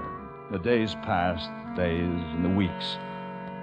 Em and I were growing tired of the canned foods and wanted some fresh vegetables and fruit. But we needed a car. One day, Em and I found a Jeep in a garage. In the storeroom, I found new tires to replace the rotted ones the Jeep had been standing on.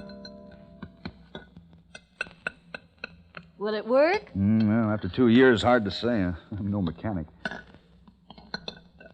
All the cars to choose from, and we picked something like this. I always wanted a convertible. Maybe a Cadillac or a Packard. This is more useful and more durable. Besides, it's all we need. All right, Em. Let's try it. Step on the starter.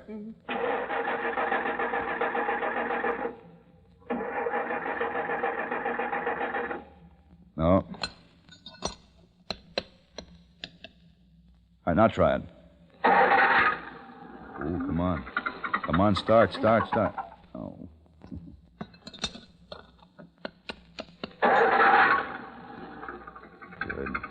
Good, come on. Good. Oh, come on. Ish, you did it.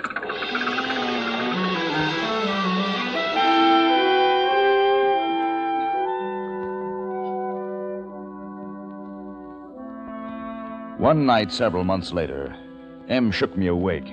Ish. Huh? Ish, wake up. Hmm? There's something outside moving around. What? Right by the window. Give me the hammer. Be careful, Ish. I'll be all right. I'll come with you. No, stay here. I'll be right back.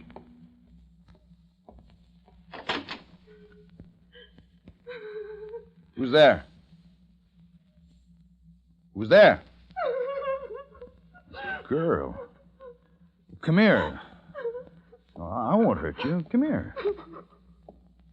What are you doing? Eileen.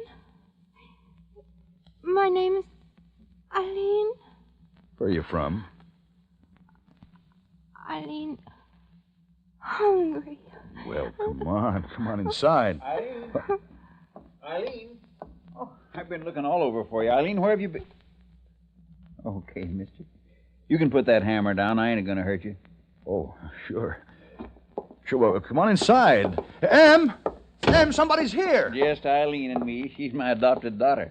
About a year ago, I found her on Main Street in Los Angeles. She was starving. Can't forage for herself, Eileen can't, so I got to take care of her. She can't think so good. Well, how long you been here? About 2 days, wandering around the city. Nice city, this San Francisco. Wished I'd have visited here when it had people. Reckon I really could have had myself a time. I'll get you two something to eat. Well, that's mighty nice.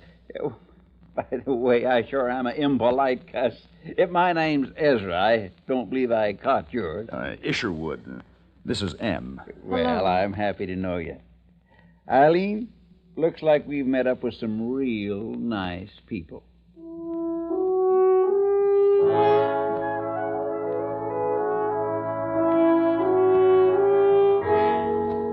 Ezra and his new daughter Eileen stayed with us, made their home in the house next door.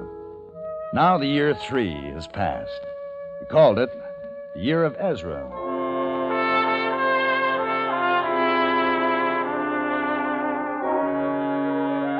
November, the year 4. A woman came a week ago. She had dark hair, dark eyes. She was alone. Ezra has taken her for his wife.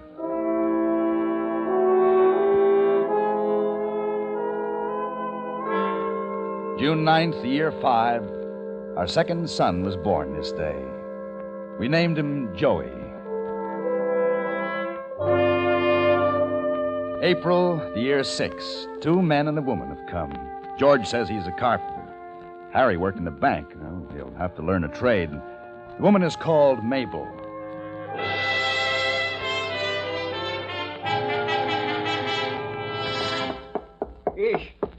Ish, you better come with me. Oh, what's the matter? The water. It stopped running in the faucets.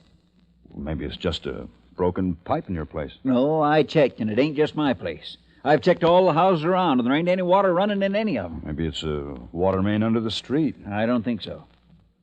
You know what I think? What? I think the water stopped way up in the mountains someplace. Ish, San Francisco's going dry.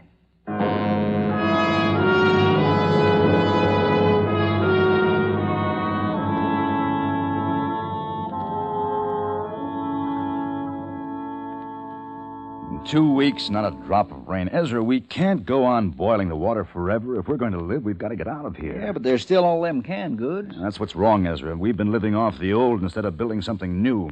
Look, we've got to forget that water ran out of faucets and vegetables come in cans. We've got to start growing things ourselves. We will when the time comes, I reckon. You better come quick. What is it, Em? Eileen, What's the matter with her? she must have been drinking polluted water. Typhoid.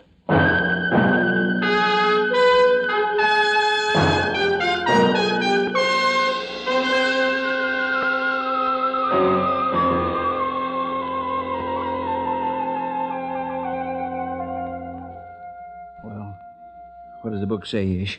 What are we going to do? Isolate the others. Mabel can nurse Eileen. What do we do for her? What's the treatment? Well, you can't shorten the disease, it says. All you can do is help make it less severe. Now, don't worry, Ezra. We'll do our best. Eileen, she's so helpless.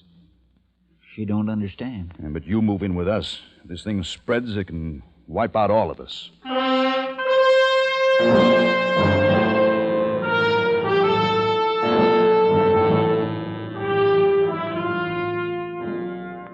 Ish, another case. Who is it? George. Move him in with Eileen. Get another bed in there. You won't have to. What do you mean? Eileen's dead.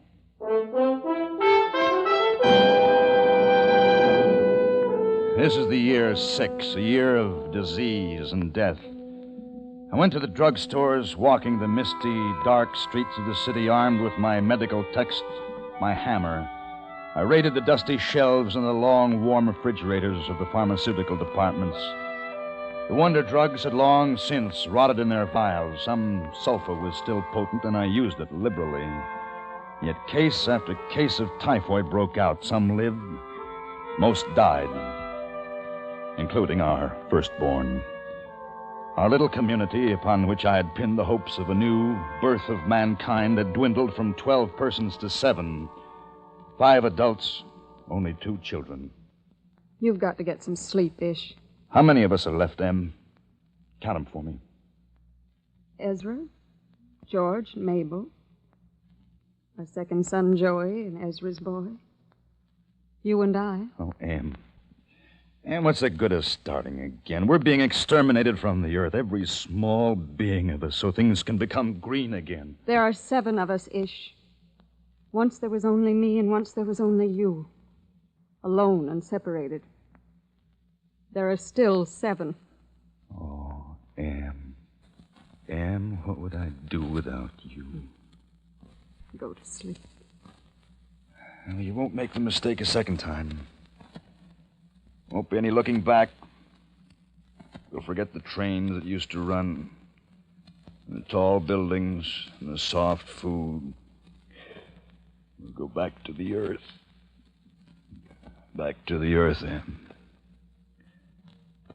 Back to the earth.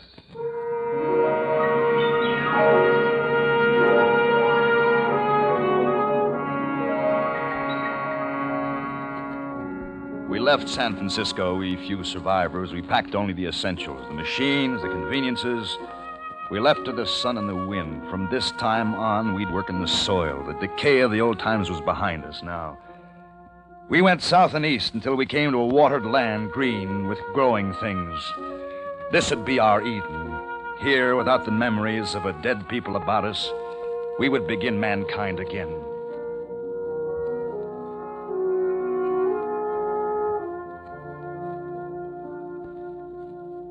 Come here, Joey. Yes, Daddy. Joey, here, sit down here next to me. I want to ask you some questions. Sure. Now, first of all, what year is this? Oh, that's an easy question. The year 15. Joey, did you do your reading today? Sure. You like to read. Yeah. Joey, there's something I want to tell you. You know, there were once a lot of people like us on Earth. Millions. You know that, don't you? Yeah, I read about them. They could fly. That's right. Well, someday there'll be millions of people again. And they'll fly again, years from now. But after I'm gone, there won't be anybody to show them the way. That's why I'm depending on you. What am I supposed to do? Learn, read, study. You're going to lead them someday, Joey, after I'm gone. Don't let them go back. You don't understand. I think I do. Oh, well, you will. Oh, look. I want to show you what I made this morning. What is it? It's called a bow. The guns won't be good much longer. The powder will get rotten. Guns will get rusty. You can hunt with this, kill animals for food. Here, look here, see? I carved it out of willow. Then I strung strips of calf hide from one end of the bow to the other. And now watch this. See here, this is the arrow. That's fun. Let me try. All right, here. Like this? That's right. Now pull back. Hard. No. Hard. There. Now, let go. Boy, that's swell. Can I take it outside and play with it? Sure, but be careful with it. Hey, Billy, look what I got. Hey, Billy! It took thousands of years for man to pass from the spear to the bow and arrow. I've just done it in 5 minutes.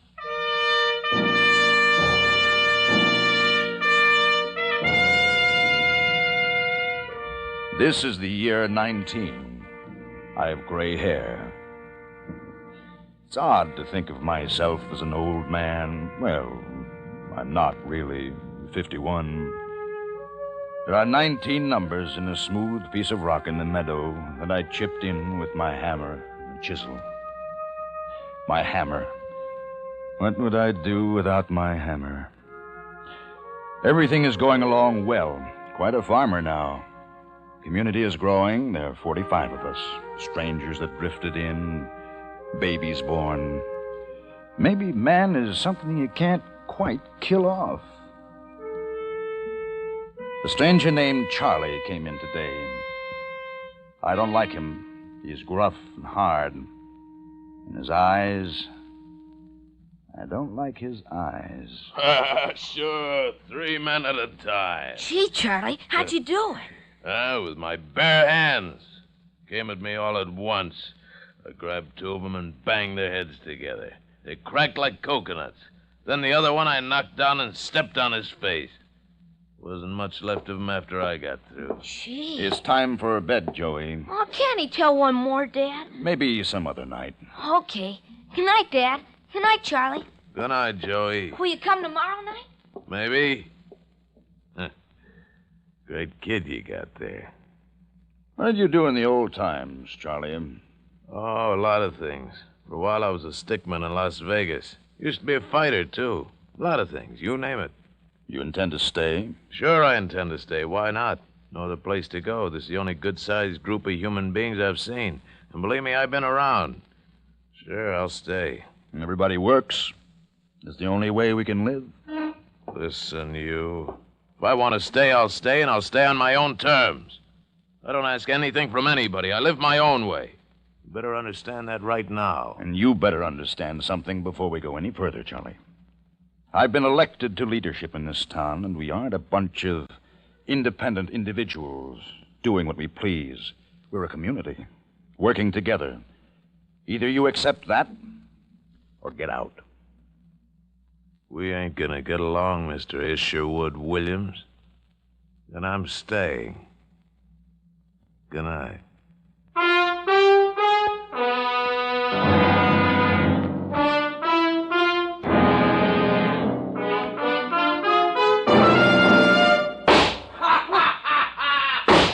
Gunshots! Ish, what is it? I don't know. Don't go out there, Ish. Ish, he's roaring drunk. Where is he? Right outside. Yeah. What's the matter? Are you afraid? Come on out. Ish. Ish, don't go.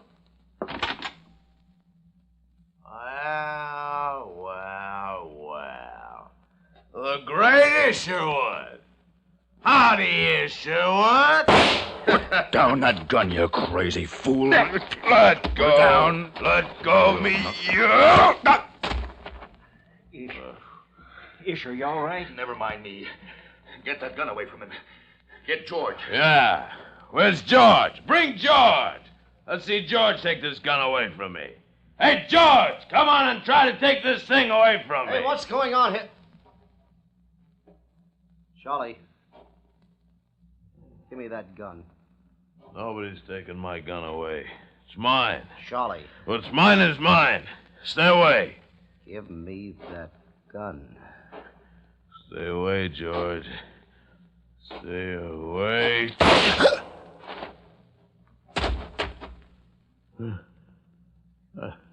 I told him to stay away. George.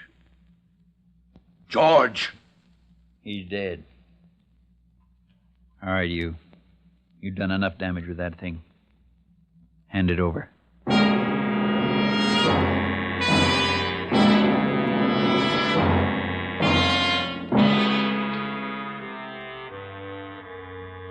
There's only one answer. Death. Death.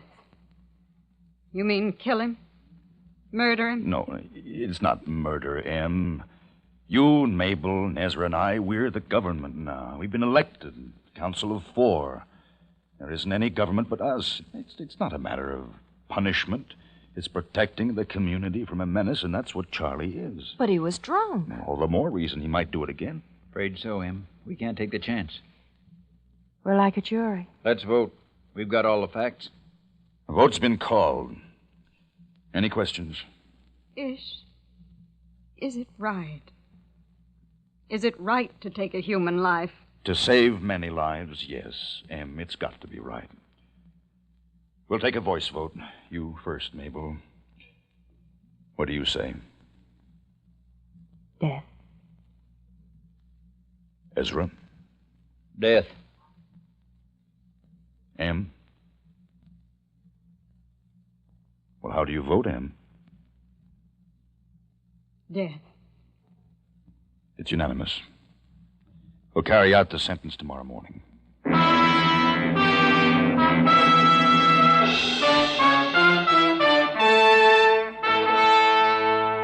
The Council of Four had made its decision. This was not killing in passion or rage or hatred. This was the deliberate and sane elimination of an enemy.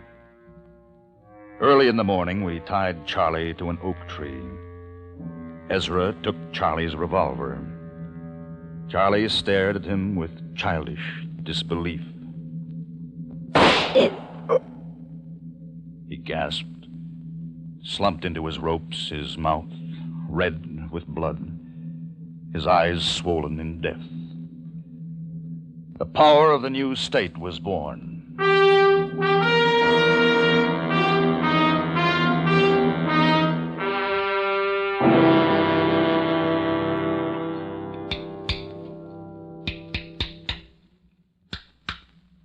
Grandfather?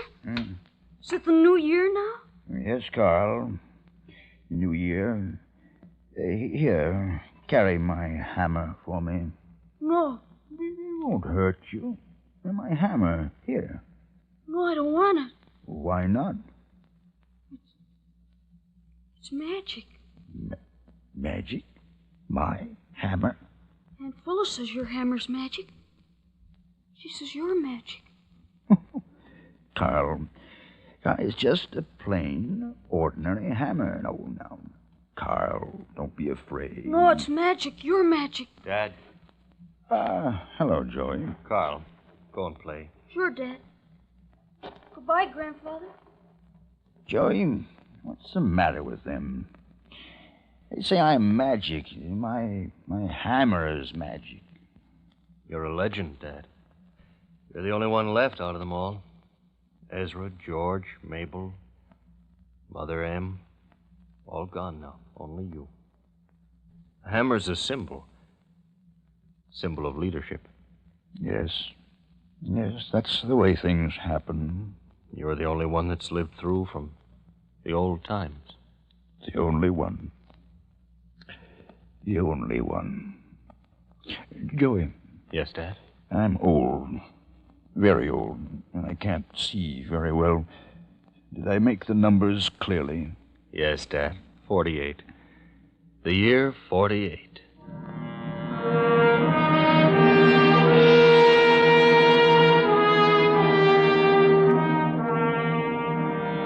It's all begun again. Life.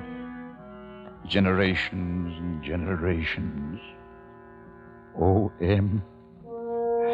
If you could have lived to see your faith come true. And once there were only the two of us, alone and separated. I want to see the old once more before I die. Just once more. The bridge. The Golden Gate Bridge. We're here, Dad. How does it look, Joey? Tell me. How does the Golden Gate Bridge look? It's old and rusty, but it's wonderful. It's beautiful. Is there a car? Small car on the bridge? Yes, Dad, it's still there. Can you still see buildings across the water? Only a few, Dad. It's mostly overgrown.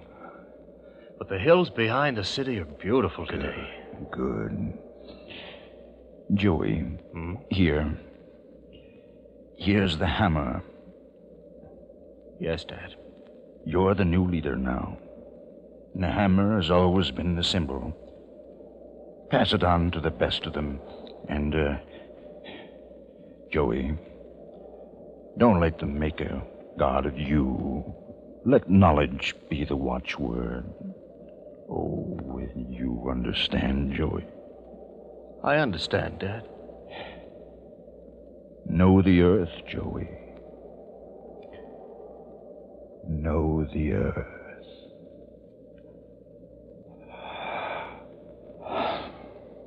Dad.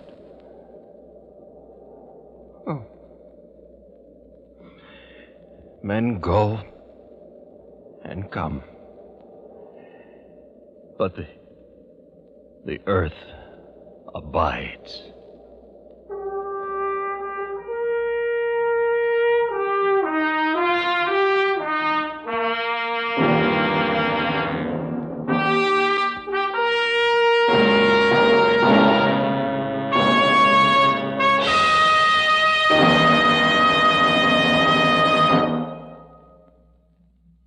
Escape is produced and directed by Norman MacDonald. You have just heard Earth Abides by George Stewart, especially adapted for Escape by David Ellis. John Dehner was starred as Ish with Peggy Weber as M. Featured in the cast were Michael Ann Barrett, Parley Bear, Jeffrey Silver, Paul Frees, Lou Krugman, and Larry Dobkin. The special music for Escape was arranged and conducted by Ivan Ditmars. Stay tuned now for Make Believe Town, which follows immediately on most of these same CBS stations. Roy Rowan speaking for CBS, where you spend an hour with Frank Sinatra every Sunday afternoon on the Columbia Broadcasting System.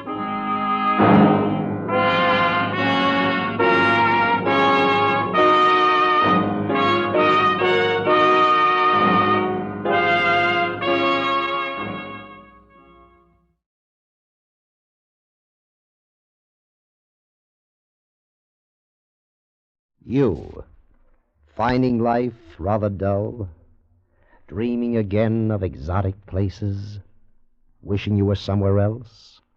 We offer you Escape.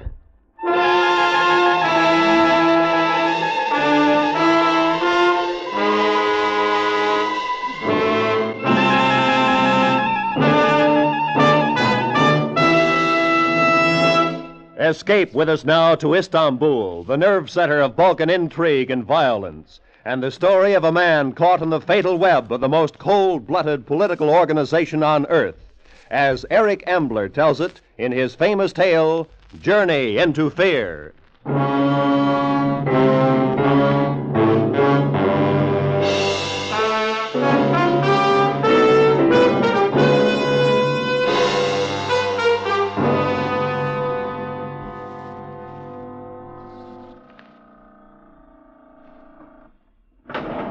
Bonsoir, monsieur. Bonsoir. It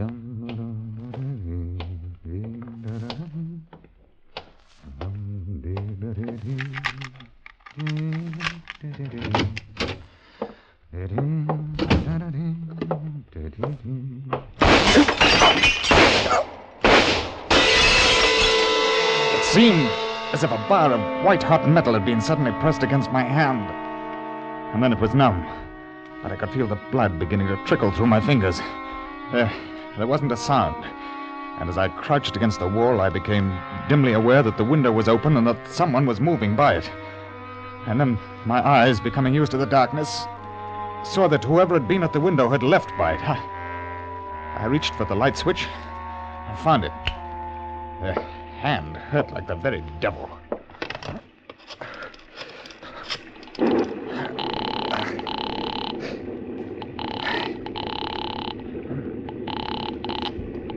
Yes? Is that you, Kopekin? Yes, what is it? I have only this moment come in. Where are you? I'm in my hotel room. Listen, something rather stupid has happened there. There was a burglar up here. He took pot shots at me as I came in, and one of them hit me in the hand. Are you badly hurt? No, but it gave me a nasty shock. Have the police been notified? No, not yet. Good. Leave the matter to me. I will speak to a friend of mine about it. He is connected to the police and with great influence. As soon as I am finished, I shall come over. Well, there's no need for that. Excuse me, my dear fellow. There is ever a need.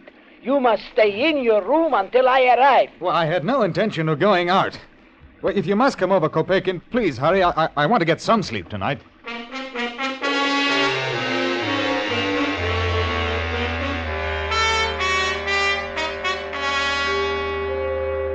it occur to you that this man was shooting to kill you and that he came here for no other purpose? Oh, that's nonsense. The man was a thief. Why should anyone wish to kill me? I'm the most harmless man alive. Are you? Remember I told you that I was going to telephone a friend of mine? Yes?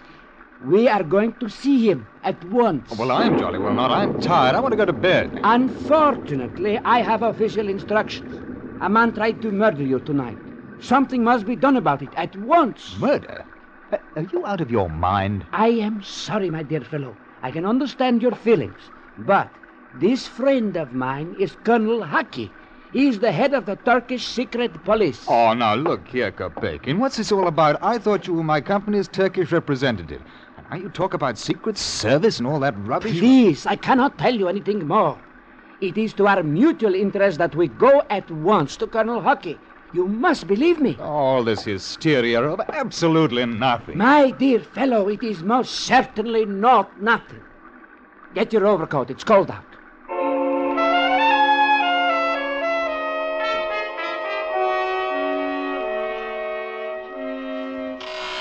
You must realize, Mr. Graham, that an attempt was made to kill you tonight. Oh, no, I don't see that at all. I mean, I disturbed a thief at his work. He fired at me and escaped. A thief? Unfortunately, no. I have a duty to do, Mr. Graham. It is to protect you. Protect me? From what? You are in the employ of vessels Cater and Bliss Limited, the English armament manufacturers. Yes. You are, I believe, Mr. Graham, a naval ordnance expert. I'm an engineer, and naval ordnance happens to be my subject. Exactly. And your firm has contracted to do some work for my government. Certain new guns and torpedoes to rearm our naval vessels. Well, that's true. It is also true that our government stipulated that the work should be completed before spring. Yes? Exactly. Due to the international situation, we must have the equipment in our dockyards by that time. Let us suppose, then, that your thief had not merely grazed a hand, but had killed you. Well, naturally, my company would send another man out. Which would take time, Mr. Graham? Unless, of course, there exist sketches, drawings, and all that they need to know about our ships. Oh. No. I mean, I was forbidden to put certain things on paper. Ah. Then, if you were to die, it would take a great deal of time for another man to accomplish what you have already done, no? And when spring comes, our Navy's strength is still precisely what it is now. Do you know, Mr. Graham, that our enemies will do anything to see that it is so? Anything, Mr. Graham. Do you understand? Oh. Quite so. I have here, Mr. Graham, a photograph of a man. I am aware you did not catch a glimpse of the assassin's face, but I want you to cast your mind back over the time you have been in Turkey and tell me if you have ever seen him before. All right. Hello. Yes. You are sure? Positive. Have a look, Kopekin. He was at the cabaret you took me to tonight. I remember him at the bar. Yes, he was there. Excellent. Banat, Romanian. A hired murderer. We know him well. His price ranges from 50,000 francs upward. His employer is a man named Voroshin, who in turn is hired by his country to eliminate you. Unfortunately, we possess no photograph of him. I begin to understand. Of course you do. Now, we face the problem. You must return to England safely. But how? The train is out of the question. You wouldn't live for an hour. The aeroplane. Unfortunately, the weather here has disrupted service. There is the Sestri Levante sailing for Athens tomorrow afternoon. It is a small boat. And we can see that your enemies do not board her. From Athens, you can take the plane to England. Well, I don't know, Colonel. In view of what you've told me, perhaps I should get in touch with the British embassy here. And what do you expect them to do? Send you home in a cruiser? No, my dear Mr. Graham. This is a question of time. Leaving tomorrow afternoon will land you in Athens the day after. That is how it is to be. Well, I seem to have no choice in the matter. I am happy to see that you are cooperative. Return to your hotel, Mr. Graham. We shall see you safely aboard tomorrow.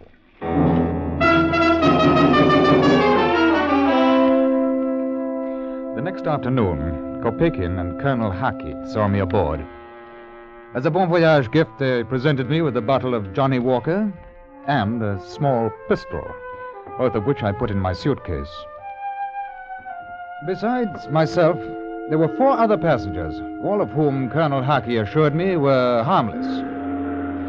The gangway went down, I felt the ship sway gently, and the journey had begun. My companions were an odd assortment of continental travelers. There were the Matis, who occupied the cabin next to mine, a middle-aged French couple who argued incessantly. Their voices penetrated the thin wooden bulkhead with dismaying ease. The sheets are damp? No, it is simply that they are cold. It does not matter. You think not. You may sleep as you wish, but do not complain to me about your kidneys. Cold sheets do not harm the kidneys, Sherry. We have paid for our tickets. We are entitled. Then there was a Mr. Couvetli, whom I learned at the dinner table was a dealer in tobacco. A short, heavy man with a smile fixed like that of a ventriloquist doll. I go to England. Trade in tobacco is very good. England buys much tobacco from Turkey, you know. With American dollar so expensive and possibility of war, it is good business, Mr. Mati. So, I arrange a good deal of transportation for tobacco companies. What company do you represent? Passar of Istanbul. Passar? I must say these ravioli are exquisite. The last passenger was a thick, round-shouldered man with a pale face and prominent blue eyes. He introduced himself over a brandy on the lounge. My name is Haller, Dr. Fritz Haller. I am a German, West German, and I am on my way back to my country. Oh, have you been long in Turkey? A few weeks. I came there from Persia. Oil business, hmm? No, Mr. Gurney. Archaeology. Oh, how interesting.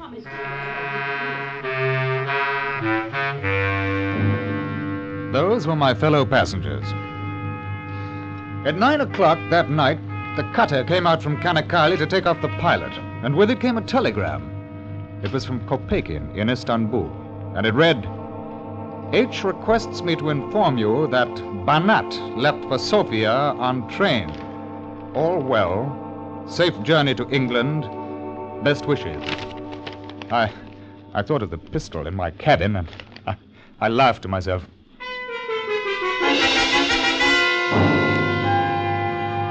It was an Aegean day, intensely colored in the sun, with small pink clouds drifting in a bleached indigo sea. I lazed in my bunk. I had coffee sent in. And later, I was standing by the rail talking to the little Frenchman. Beautiful, beautiful. My wife has no appreciation for delights such as these. Oh, what a shame. My wife, you mean? Oh, well, one cannot have everything. She is a wonderful cook. How fortunate. Yes. Oh, by the way, have you met our new passenger? New passenger? Yes, didn't you know? We stopped at the island of Lemnos during the night.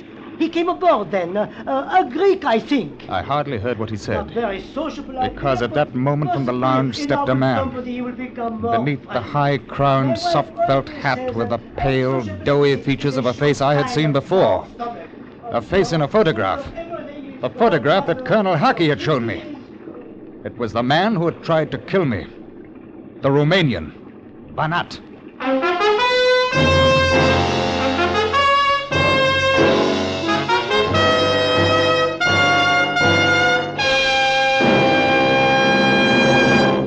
Escape, under the direction of Norman MacDonald, returns in just a moment. Even the children cheer when they know school's open in our Miss Brooks' classroom. Yes, she's here, charming, romantic, utterly madcap, and played to the hilt by Hollywood's Eve Arden. You'll love her, you'll laugh with her, again tonight on most of these same CBS stations. Our Miss Brooks, starring Eve Arden. And now, back to Escape.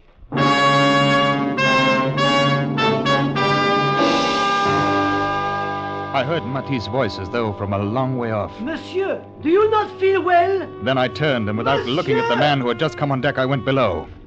Somehow, Banat must have learned that I was on the Sestri Levanti. He had taken the train for Sofia, and then as soon as it had crossed the Greek border, left it. It was a simple thing to fly from there to Lemnos. I thought of the telegram. Oh, well, those idiots. And I was caught. Banat wouldn't miss twice. He was a professional murderer. I had to get help. And so I went to the purser's office. He was a precise little man who smiled when I talked to him. Look, I found out there is a man on this ship who is here for the express purpose of murdering me. Indeed? And what is his name? Banat. B-A-N-A-T. He's a Romanian. Banat? One moment, sir. And now look here, you don't suppose he'd give his real name, do you? Banat? No. There is no one of that name or nationality aboard. He got on during the night at Lemnos. Oh, there is Mr. Mavrodopoulos. He's a Greek businessman. That may be what his passport says. His real name is Banat, and he's a Romanian. Have you proof of that? Have I proof? Now, look. If you'll just radio Colonel Haki of the Turkish police at Istanbul, he'll confirm what I say. As I say, sir, we do not have radio for that purpose. I suggest that you leave the matter until we reach Athens. But can't you understand that man intends to kill me? No, sir, I do not understand. Nobody on this ship is going to murder you. There are too many people about. Oh. You have had bad dreams. It is ridiculous. I want to see the captain. I am extremely busy, sir. If you will close the door as you leave. I was almost sick with fear and anger as I left, and I went back to my cabin. Well, I could still go to the captain, but I could well imagine his reaction to my story. There was no proof, and these people were loath to stir up international complications. No. I was alone with my murderer somewhere on the ship with me. And then I remembered the revolver Kopeikin had given me. I'd never handled a gun before, but at least it would give me a chance. It was something. I went to my suitcase and I opened it.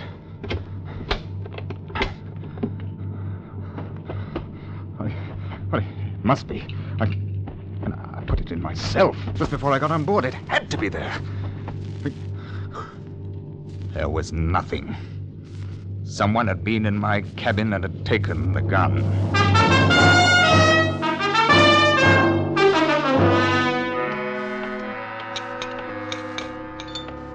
Mr. Graham, we were all worried about you. I told them that you had the sickness. Too much sea. Oh, dites-toi. Oui, ma chère. Well, I'm sorry. I had rather a bad headache. I hope that it is nothing serious. No, thank you, Mr. Haller. Have you met Mr. Mavrodopoulos? No. I haven't had the pleasure. This is our English friend, Mr. Graham. How do you do? Nice.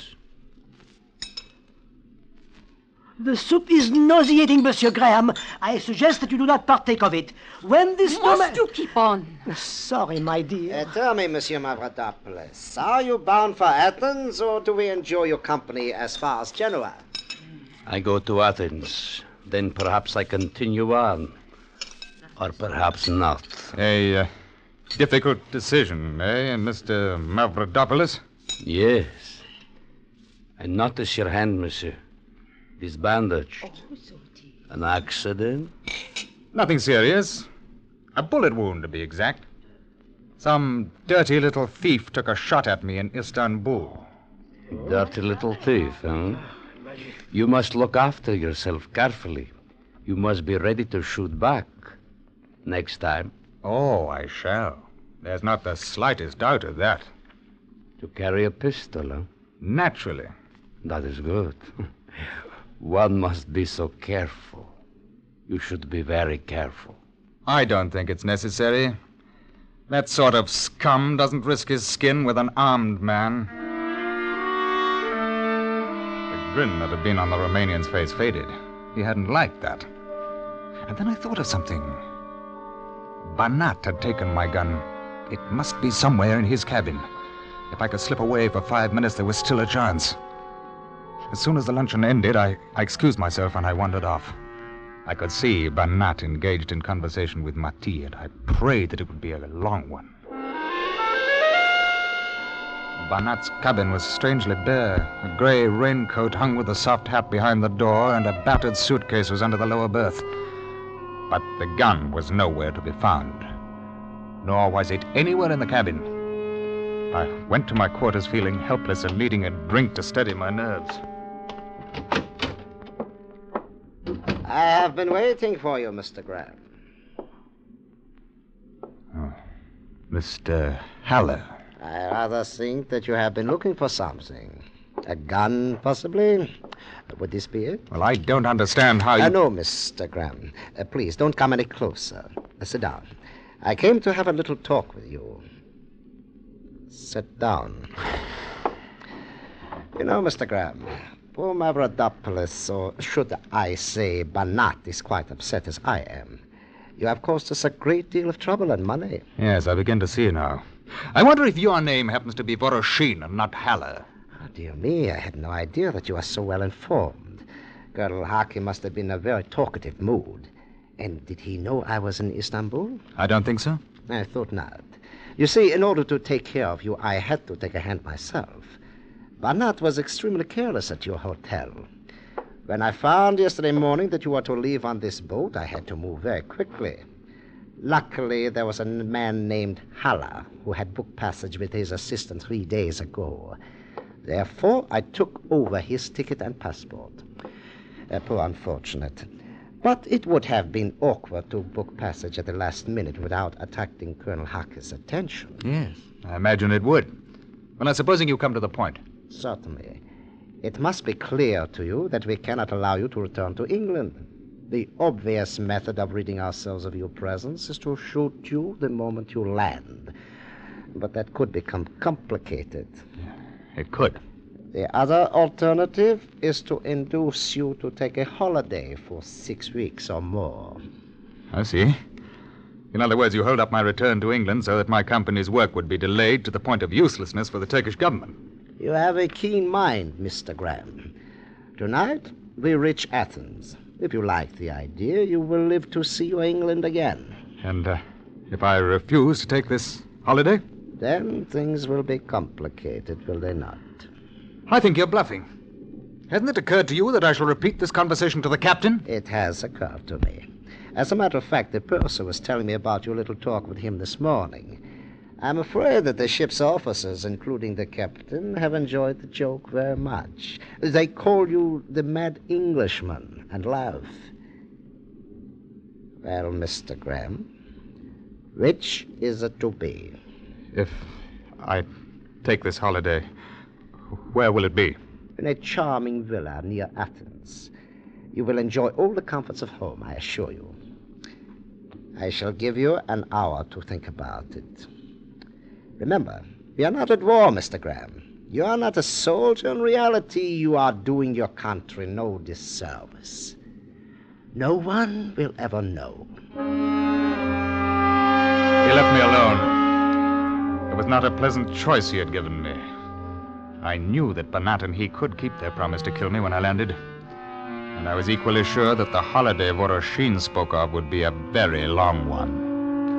That either way, I should never return to my wife or to England. And I sat for half an hour smoking and trying to think. And then I remembered. Mati.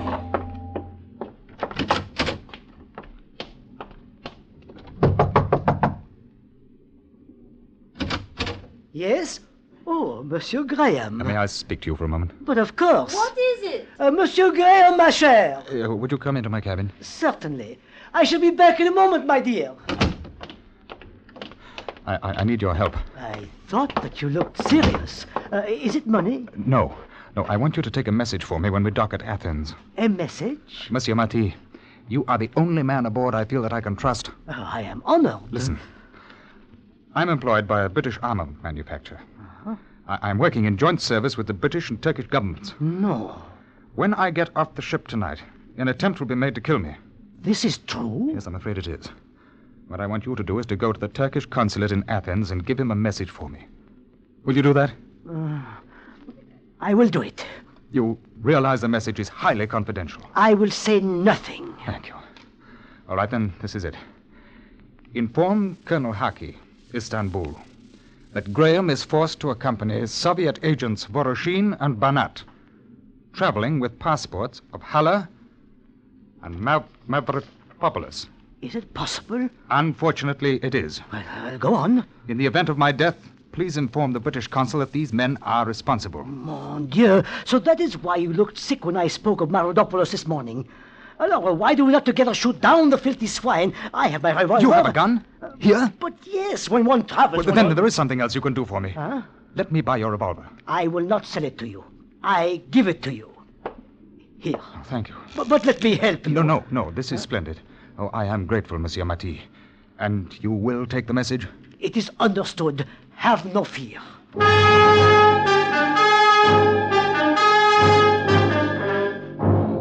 Half an hour later, I told Voroshin that I would agree to his plan. I'm sure that he didn't believe me, but nor did he know that I was armed. It was a forlorn hope. But if I was going to die, I would have the satisfaction of knowing that others would die with me. At 8 o'clock, the Sestre Levanti was approaching her berth. I had agreed to pass through customs and to meet Voroshin on the street. As I stood at the rail watching the quay drawing closer, I saw Banat standing to one side, hand in pocket and a fat smile on his face. He knew that he was going to earn his fee tonight. Voroshin stepped off the ship first, turned, waved cheerily to me. Banat followed him, and they both disappeared into the customs shed. I walked slowly down the gangway, and Mr. Cuvetli came pushing after me. Mr. Graham, please. Yes, what is it? Colonel Hucky would be very angry with me if I allowed you out of my sight. Hucky. I wanted to tell you before on deck, but Banat was watching. I did not dare to say anything earlier. Your face gives away too much, Mr. Graham. You, Cuvetli, you're a Turkish agent? One of Hucky's men? Yes. I nearly gave the game away when I spoke of my non-existent tobacco firm.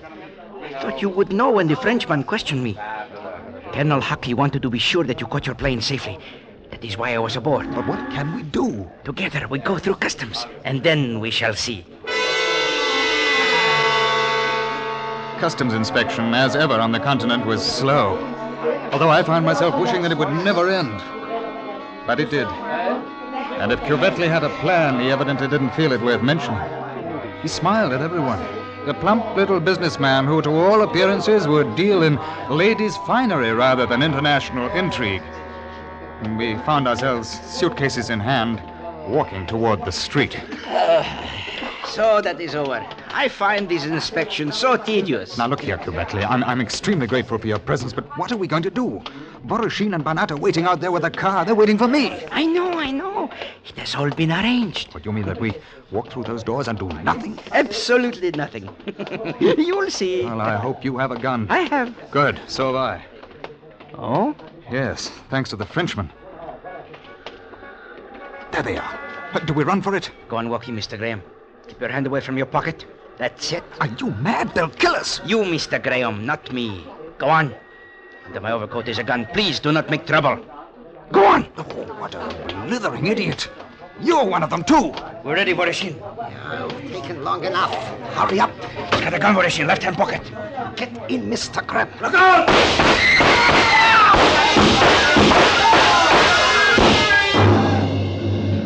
I remember a perfect fusillade of shots, and then something cracked me on the skull, and I was falling. It was all very dark and comfortable. Mr. Graham. Mr. Graham. Mr. Graham.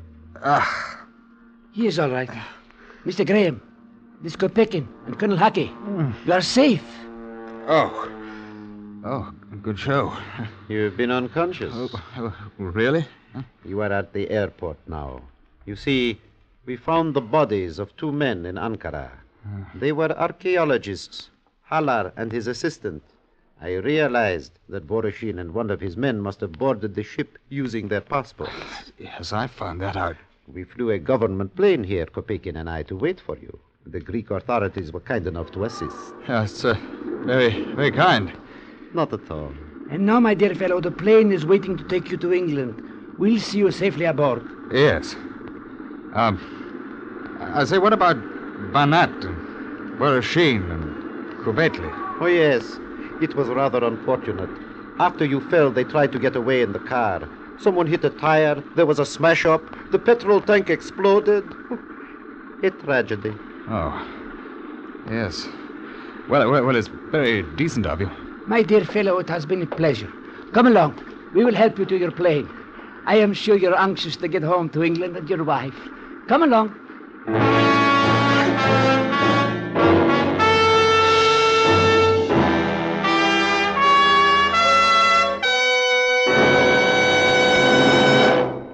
Under the direction of Norman MacDonald, Escape has brought you Journey into Fear by Eric Embler, especially adapted for Escape by Anthony Ellis. Ben Wright was starred as Graham. Featured in the cast were Wilms Herbert, Edgar Barrier, Rolf Sedan, Ann Morrison, Jack Crucian, Lou Krugman, and Shimon Ruskin. The special music for Escape was composed and conducted by Ivan Ditmars. Next week, escape with us to Malaya and the reeking-stricken city of Lahore, where a young doctor and a beautiful girl are faced with the horrors of plague and the bloody holocaust of a native revolt, as Charles Israel tells it in Funeral Fires.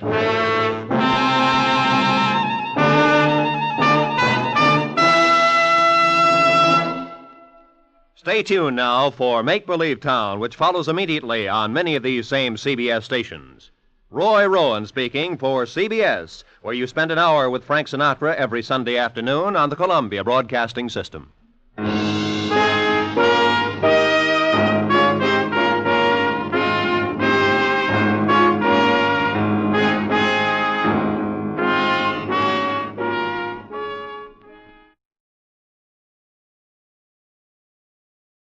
You, finding life rather dull, dreaming again of exotic places, wishing you were somewhere else, we offer you Escape.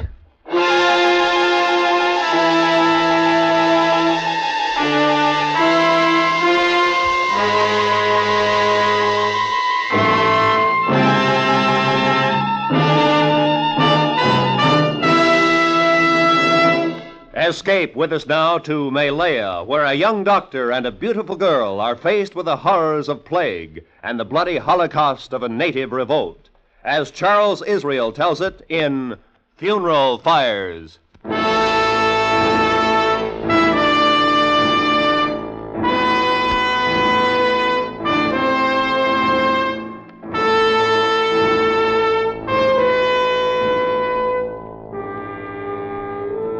They were burning the dead. The column of flames sucked up against the night sky of the river town, leaned against it, held. And from far away, the dirge, the Malays mourning their dead. Then, drifting down to the landing where I stood, somehow the word, always the word in Malay and Chinese and English, plague. Plague had come to Lahore.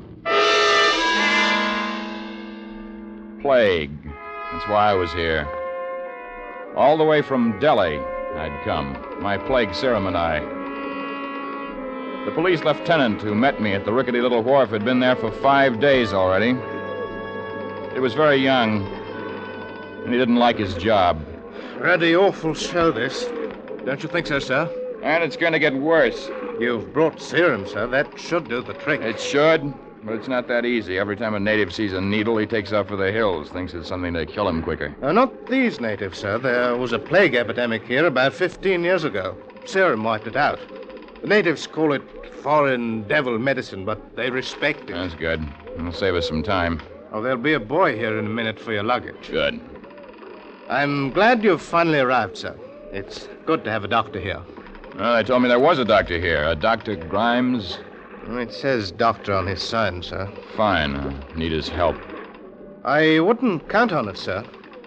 Why not? You'll see, sir. What are you talking about? Wait till you meet Dr. Grimes. If you want a bit of free advice, sir, I'd rely more on Miss Randall. Miss Randall? Who's she? An American, sir. An American? Well, what's she doing here? I don't know, sir, but she walked in and took over the whole ruddy show. Converted an old warehouse into a hospital. Been slaving day and night. Wonderful, sir. Lieutenant! Someone's calling you, Lieutenant. He'll find me. Who? Compatriot of yours. Oh, there you are, Lieutenant. I've looked all over town for you. Now I'd like to know who's allowed all this. You responsible for this, Lieutenant? Responsible for what, Mr. Ford? For this here funeral business. Every native in Lahore down there by that fire. Is there anything wrong with that, Mr. Ford? I'll tell the world there's something wrong. My whole night shift, every last man down there singing and carrying on. I'm afraid I can't stop them, Mr. Ford. You'd better stop them, Lieutenant. Get down there and send them back on the job. He can't stop them, Ford. Huh? Who are you? My name is Donovan, Dr. Mark Donovan. So your name is Donovan. So that don't give you a right to... Hey, wait a minute. Holy smoke, man. You're an American. That's right. Well, now, that's different. Shake hands, Doc. Holy smoke, why didn't you say so? Ford is my moniker. That name's as American as the hole in a lifesaver. Oscar R. Ford, Cleveland, Ohio. Ever been to Cleveland, Doc? What are you doing in Lepore, Ford? Rubber. Own a rubber plantation near here. Best little outfit in the whole shebang. And you know why, Doc? Because it's run by an American, that's why. Efficiency. Say, Doc, you'll get my men back to work, won't you? I'm here to wipe out plague in Lepore, Ford. Oh, sure, Doc. That's what I mean. Wipe out the plague. We'll show him, Doc. And if you need help, you can count on Oscar R. Ford. Remember that, Doc. Yeah. I'll call you when I need you. Lieutenant? Yes, sir? I'll be going over to the hospital. Righto, sir. Straight down this road, sir. You can't miss it. Thanks. I'll let you know when we're ready to set up our serum station. Right you are, sir. I left him standing there with Ford and walked through the town.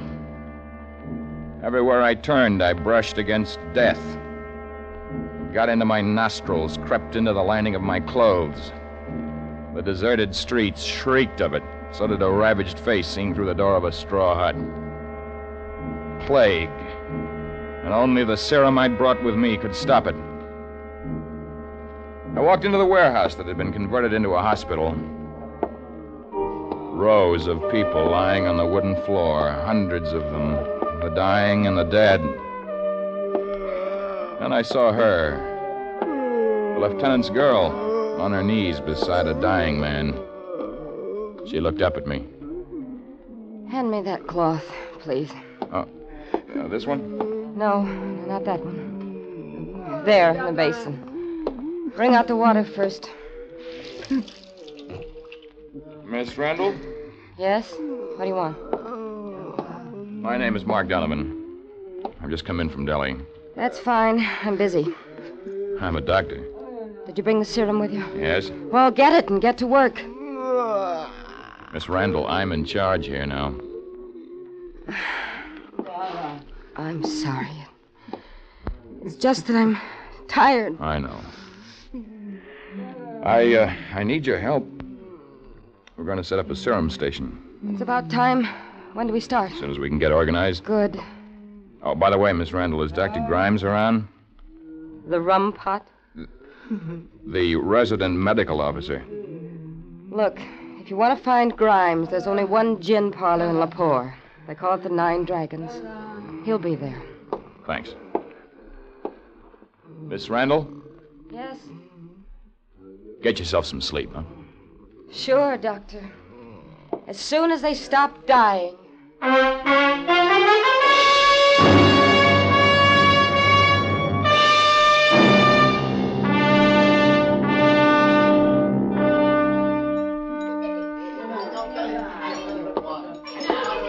Hey, you there, boy. You seen Dr. Grimes? Dr. Grimes, sir, you will find him there, sir, at that corner table. Ah, thanks.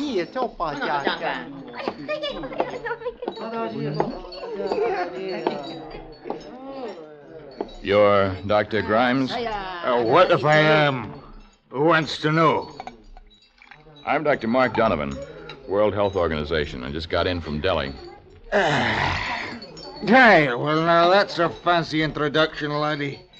It's worth the drink to you.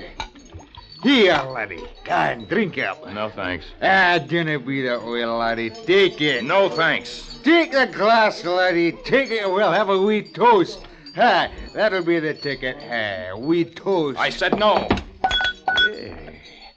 You didn't have to knock the drink from my hand, laddie. Dr. Grimes, how soon can you be ready to give plague injections? There's no blasted plague here, young man. You're drunk. I say there's no plague here. No plague, you hear? That's what I say, and that's what I mean. Come on, Grimes, we'll get some coffee. You're insolent, young man. I'm in charge here. Let's go, Grimes. You've come to send a bad report on me, have you not? Aye. Well, you'll not do it. I said come on. Aye. I'm coming, young man. I'm coming. Hey, put that knife away. I'm coming right at you, laddie. I told you to put that knife away. Get up. You want to send a bad report on me now, will you, laddie? Now, tell me you want. Get up. Now, what is it you want from me, laddie? Meet me at the hospital in 1 hour. We're going to begin shooting serum. Anything you say, laddie, only if you please, no bad report. Just be there. I'll be there. I looked back at him. He was standing propped up against the table, staring at me. And he was grinning like a great, evil cat. Grinning. I walked through the swinging doors into the street. Outside was silence. The cool silence just before dawn. I stood there, letting it surround me. Don't be rude, Mr. Wu. He stood barring my way. On his shoulder was perched a tiny black monkey. The Chinese leaned his face close to mine. Please to talk with me. And if you are kind, also with Mr. Wu. Another time, huh? I'm in a big hurry. Mr. Wu is my greatest friend, the ruler of King Tu's pet shop. I am Kung. Well, I'm sorry, Please, but... No, Dr. Donovan. It is to save your life that I desire to enter into conversation. How do you know my name? I know many things. Please to talk with me. All right. But make it quick. To waste time is not Comte's wish. To hoard time is his greatest ambition. Is it not, Mr. Wu? Go ahead, Mr. Kung. My father was Chinese. My mother, Malay. What the Chinese and Lapur choose not to tell, I learned from the family of my mother. Look, Mr. Kung. If you value your life, leave Lapur. Leave at once. What are you talking about? Why should I leave? What a pity, Doctor. Mr. Wu says he's tired. Look, just a minute, Mr. Kung. We haven't finished talking yet. Another time, Honor Doctor. Mr. Wu says he must go now. Say goodbye, Mr. Wu. He backed away from me, nodding and bowing, and the monkey on his shoulder doing the same. I turned and started for the hotel. Dawn was coming. The funeral fires were spent, the dirges finished, the Malays gone back to their huts to sleep.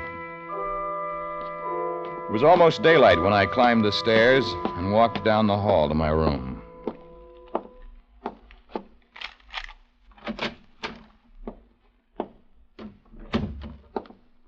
I've been waiting for you. Where have you been? What are you doing here, Miss Randall? I'm here. That's enough. I asked you why you're here. To help with the serum. You're going to need help, aren't you? Yes? Good. Well, do we get the serum? Remind me to ask you a question, Miss Randall. Like what? Like what brought you to Lapore? I'll remind you. The serum, Doctor. All right. It's here in this closet. Yes? Doctor, what's the matter? Doctor.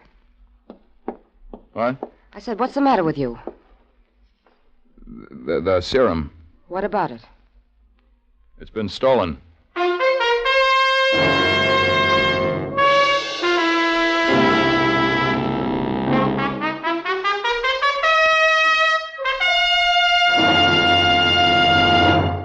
Escape under the direction of Norman MacDonald returns in just a moment. The new CBS comedy star, Frank Fontaine, will pay a visit to CBS's Jack Benny this evening. The young comedian, who's celebrated for his impression of a sweepstakes winner and for his other impressions, will be given a royal welcome, even though Jack believes in buying a sweepstakes ticket only when a single horse is in the race. Mary, Dennis, Don, Phil, and Rochester will be on hand, too. So join the fun that only the Jack Benny Show can bring tonight on CBS. And now, back to Escape.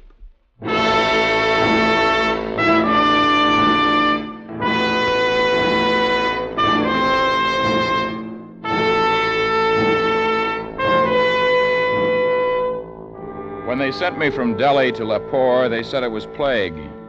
And they said it was bad. Now I was here, and it was the way they said it would be. Plague and bad. Only from here on, it was going to be worse, because the serum I'd brought with me was gone. Someone had stolen it from the closet where I'd locked it. Someone who wanted to keep the plague in Lahore. I stood there in my hotel room, staring into the empty closet. How long are you going to stand there, Doctor?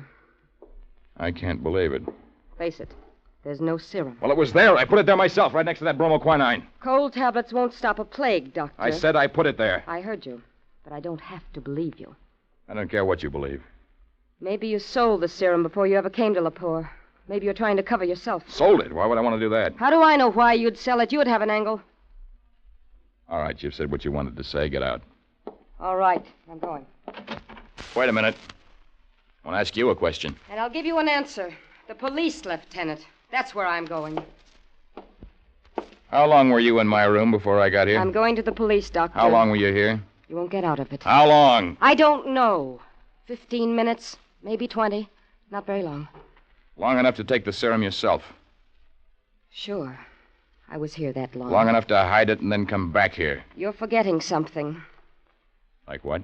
I had no reason to take it. You've got a reason. Like what?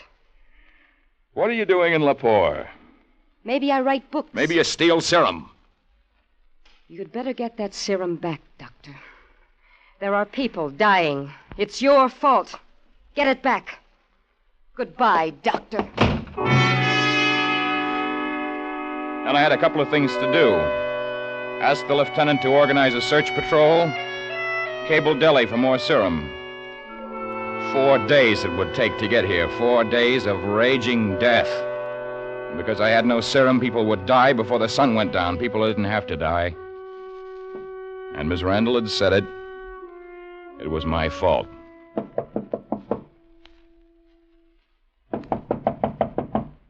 All right, just a minute. Master, you no move. You listen. Who are you? Number 1 boy in shop of 1 Conte. Conte. Oh, the old man with the monkey? That same, Conte. All right. You got a message? What is it? Conte say, Master pay $5. Here, message. Here. Now, what's the message? Conte say, he know Master have trouble. Conte say, Master, come see him chop chop. No come chop chop, too late. Is that all? Him say, come chop chop. Chop chop, Master. Anything was worth a try. I found Kung Tae's pet shop in a narrow, musty street just off the marketplace. It wasn't difficult to pick out because there was a crowd jammed around the door. Holding them back were 2 Malay police. I pushed through the crowd and up to the open door. Oh, good morning, sir. I didn't expect to see you here. What's all this about, Lieutenant? You haven't heard, sir? Heard what? About the unpleasantness. What unpleasantness? What are you trying to tell me? You'd better come inside with me, sir. All right. Oh, what's this unpleasantness you're talking about? Right over there, sir. In the corner. Kung Tae. What happened, Lieutenant? Murder. A large caliber bullet, I'd say. Probably a .45. You'll want to examine him, sir? No, that won't be necessary. Quite right, sir. You know, I can't understand it. What? You see, sir, besides yourself, there are only 3 foreigners in Lahore. Miss Randall, Mr. Ford, and Dr. Gray. Well? Well, that's it, sir. Why should one of them want to kill the old man? How do you know it was one of them? The weapon. Native skill with a knife for a rope. Mostly a rope. Never with a gun. Yes, that's interesting, Lieutenant. And there's something else I don't think natives do. What's that, sir? Steal serum. I meant to ask you about the serum, sir. Miss Randall mentioned it to me. There's going to be trouble, sir. With Miss Randall? With the natives, sir. I told you they were waiting for medicine. Somehow it's gotten out of them. They know you don't have the serum. They're right, Lieutenant. It's been stolen. Look, I want all the foreigners in Lepore at your office an hour from now. Can you arrange it? Yes, sir. You think there's some connection? Between the murder and the serum? Maybe. Can you have them there? If you don't mind my saying so, this sounds like a police matter. You're wrong, Lieutenant. It's medical. Strictly medical. I don't understand, sir. You will. Just get those people to your office, huh? Yes, sir. Miss Randall, Mr. Ford, and Dr. Grimes. You forgot somebody, Lieutenant. Who, sir? You? Me, sir? Quite right. I forgot, sir. I turned and walked out of the shop into the street. I had trouble getting through the crowd. It didn't mean much when somebody poked an elbow in my face. That could have been an accident, but not the man who jumped out in front of me and spat on the ground at my feet. This was no accident. This was meant for me. All at once, they were silent, watching me. Then from the hills outside the town, the sound of a drum, slow, ominous. And from somewhere in Lepore itself, the answer, urgent, threatening. Finally, I understood. It had gotten out to the natives. Somehow the people had found out that I had lost the serum, and in their minds I was the medicine man who had failed, the man who was making them die. My plan for getting the serum back had to work. I picked up my medical bag from the hotel, hurried to the lieutenant's office, a one-room wooden shack near the edge of town. I had things almost set up when the first person arrived. It was Miss Randall. What's all this about? What are you trying to do? It'll take a little while, Miss Randall. Sit down. I don't want to sit down. She stood and watched me take things out of my bag and place them on the table. The hypodermic syringes, needles, alcohol, and finally the little vial of colorless liquid. Then Dr. Grimes came in, cold sober. He walked across the room, sat down where he could look at me. The natives know something, laddie. Something you didn't want them to know. They're heading this way. Aye. Take your hands off! I had a little trouble with this one, sir. And you're gonna have more, so help me. Sit down, Ford. Why, you little two-bit quack, I said sit down! Well, That's better. Well, laddie, you've got us all here. Now perhaps you'll tell us why. There is an epidemic on. I'm going to inoculate all of you with plague serum. What are you talking about? You haven't got any serum. Just this one vial from my bag, Miss Randall. The rest was stolen. All right, Ford, you first. Roll up your sleeve. Yeah. That's right. Now. It wasn't that bad, Ford. All right, now you, Miss Randall. You're gentle, Doctor. Grimes. Aye, laddie, get it over with. Yeah. Okay, Doc. Now we've had the shots. I'll be going now. Now, just a minute. Nobody leaves here. What? Oh, wait a minute. I said nobody leaves here. Lieutenant, stand by the door. Yes, sir. What's the big idea? This morning, somebody stole plague serum from my room. I want that serum back. That's your worry, Doctor. Yeah. My worry and yours now. All of you. Because one of you took that serum. You're off your rocker, Doc. Maybe you took it, Ford. You got a rubber plantation. You could shoot your workers full of serum. What would I want to do that for? Oh, efficiency, Ford. The workers on the other plantations would die, and you'd have the field to yourself. Or you, Grimes. You were afraid I'd tell your head office about you. I know you're wrong, laddie. You've had it pretty good till now, haven't you? No work, plenty of gin. You were afraid I'd spoil it. So you thought you'd make it look bad for me, too. No, laddie, you've got it wrong. All right, Doc, you've got us here. Now, what are you going to do? I've already done it. You've done what? That injection I gave all of you, it wasn't serum. That was plague bacteria. Straight plague. So, what does that mean, Doc? Well, it means I have to get that serum within an hour. Otherwise, every one of you is going to get plague. That's right. You think about it. Plague. Pain a human can't stand. Then when you get used to it, you die. Each one of you. This is ridiculous. You're going to die, all of you, because there's no serum. Serum would save you. Serum I haven't got. Look, Doctor. Those sick people at the hospital. They need me. Let me go there. You forget, Miss Randall, you're sick, too. You've got plague. You're going to die. I'm not forgetting. Let me go to the hospital, Doctor. Please. Now, what could you do there? Put cold towels on their heads? It doesn't help. It doesn't help much. I know that. They die just the same. But at least they're comfortable. Don't do it, Doc. Don't let her go. It ain't right. If she goes, we all go. You keep out of this. Doctor, please. I can't, Miss Randall. Mr. Ford says it wouldn't be right to let you go. Keep her here, Doc. Here with the rest of us. I told you to keep out of it.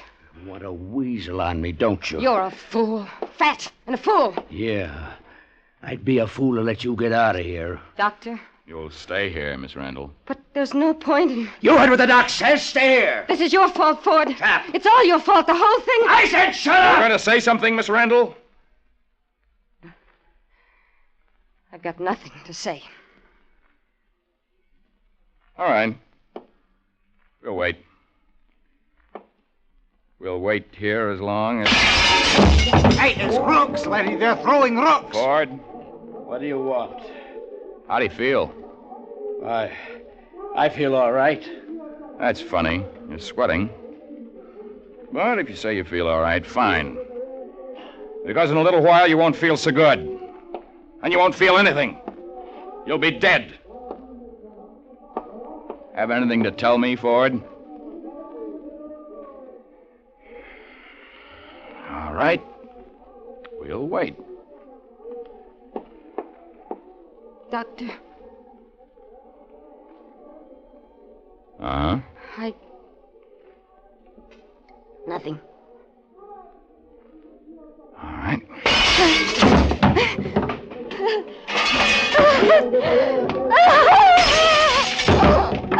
You're going to die, Miss I Randall. don't want to die. Don't let me die. Where's the serum? Make him tell. Make Ford tell where it is. She's crazy. Tell him. Tell him how you paid me to steal it. Don't listen to her. Tell him, Ford, you wanted the serum for your own workers. You killed Conte because he found out. You! What? Don't move, Ford! Keep him covered, Lieutenant. All right, Ford, where's that serum? How do you like that? Trust a day. The serum, Ford, where is it? It's in my house, the living room. Under the floorboard. Get it, Doctor. I don't want to die. Please. Please. Lieutenant, you speak Malay? Yes, sir. Get out there and tell those people they'll have serum in 30 minutes. Right, sir. Pleasure. And take these two with you.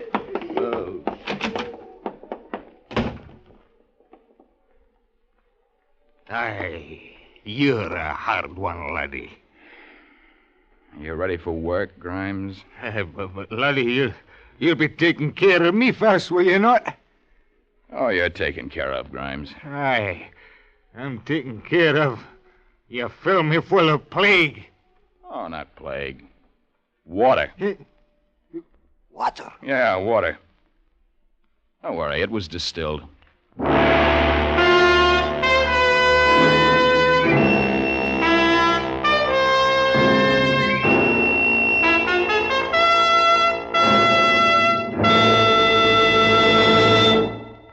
Under the direction of Norman MacDonald, Escape has brought you Funeral Fires by Charles Israel.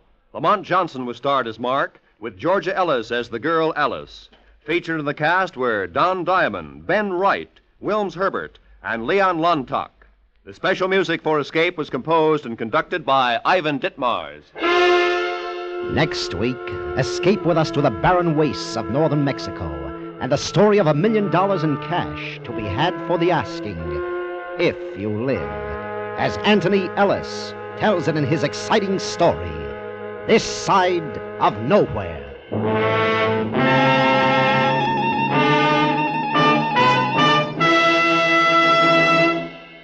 Wouldn't you like to help wipe out tuberculosis? Wouldn't you like to help those now afflicted with the dread disease and prevent others from getting it?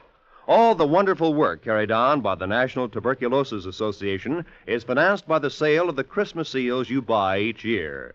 So don't forget, Help to fight TB by putting a Christmas seal on every letter you write. Escape is one of the fine programs the CBS brings you every Sunday afternoon. On most of these same stations, you can also hear the New York Philharmonic Symphony, the Symphonette, the Arthur Godfrey Digest, the new Meet Frank Sinatra show, Earn Your Vacation, and Make Believe Town. Stay tuned now for Make Believe Town, which follows immediately on most of these same CBS stations. This is Roy Rowan speaking.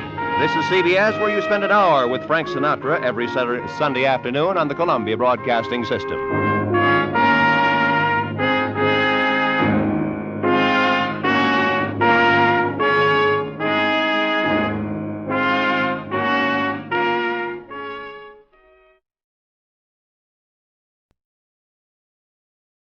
You, finding life rather dull, dreaming again of exotic places, wishing you were somewhere else, we offer you escape.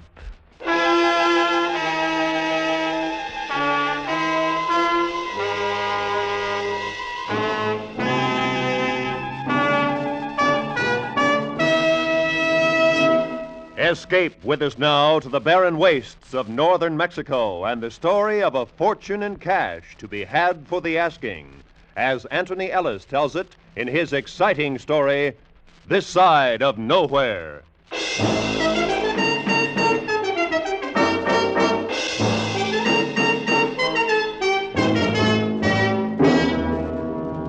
You want to know where you can pick up $250,000? Well, I know a place.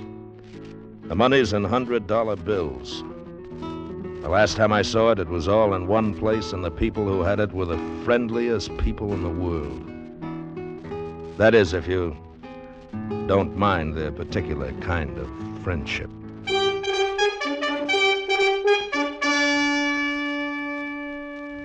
There hadn't been much business in Missouri. Too much competition, and the yokels were spoiled taking rides in the new stuff flying around. My old Stinson didn't look like much, and I couldn't risk doing tricks in her. With me, when the customer paid $3 for a ride, that's what he got. A ride. So there wasn't much business in Missouri. I've been luckier in Kansas, though. Hit a couple of towns where a plane is still a fancy contraption. As I headed west, I was a couple of bucks ahead. About 50 miles east of Wichita, I put down in a grass field outside Willing, and I figured a day or so here would get me enough to buy a new tire for the right wheel.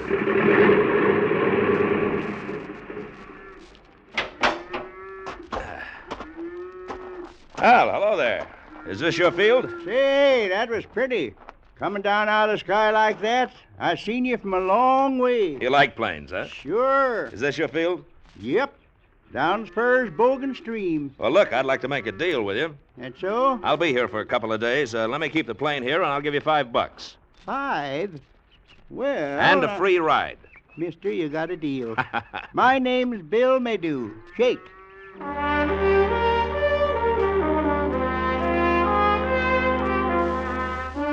I put up my posters in town and waited, and by 6 o'clock that night, I made $36. It looked as if the town of Willing would keep me around for maybe 3 or 4 days. I put the Stinson to bed in Bill Maydew's barn and then started out to find a place for myself. The old man walked along with me. Say, have you got any suggestions where I can put up while I'm here? See that flying red horse sign up there? Yeah? Well, right across the street is Maydew's Willing Hotel. Nice and quiet. $2 a night. Breakfast 50 cents. Oh, yours, huh? Yeah, it ain't fancy, but it's restful. Got a city woman staying there, down from Kansas City. No? Taking a rest. Oh, that sounds fine. Hey, we're having steak for dinner. I'll get the wife to put on an extra one for you. With the steak inside, I felt pretty good. And about an hour after dinner, I got a look at the hotel's other guest. She was tall, with a big, city, wry, crisp figure, and special-looking, too. She didn't seem to notice me as she went over to the desk and started to write a letter. It got quiet, and along about 9 o'clock, I was ready to hit the hay.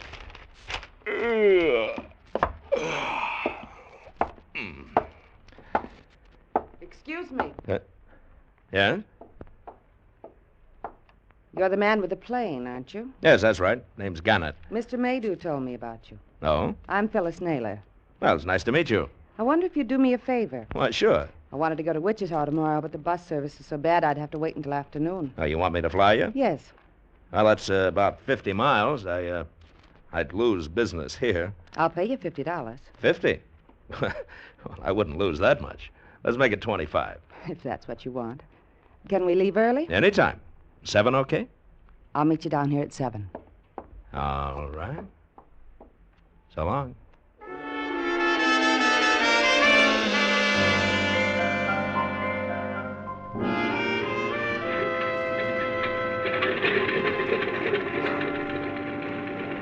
You all set, Miss Naylor? Shall I put your suitcase on the plane? Oh, no thanks, Mr. Maydew. I can manage. We'll miss you. Come and visit us again sometime. Yes, I will. Well, let's go. I can come along and keep you company, Mr. Gannett.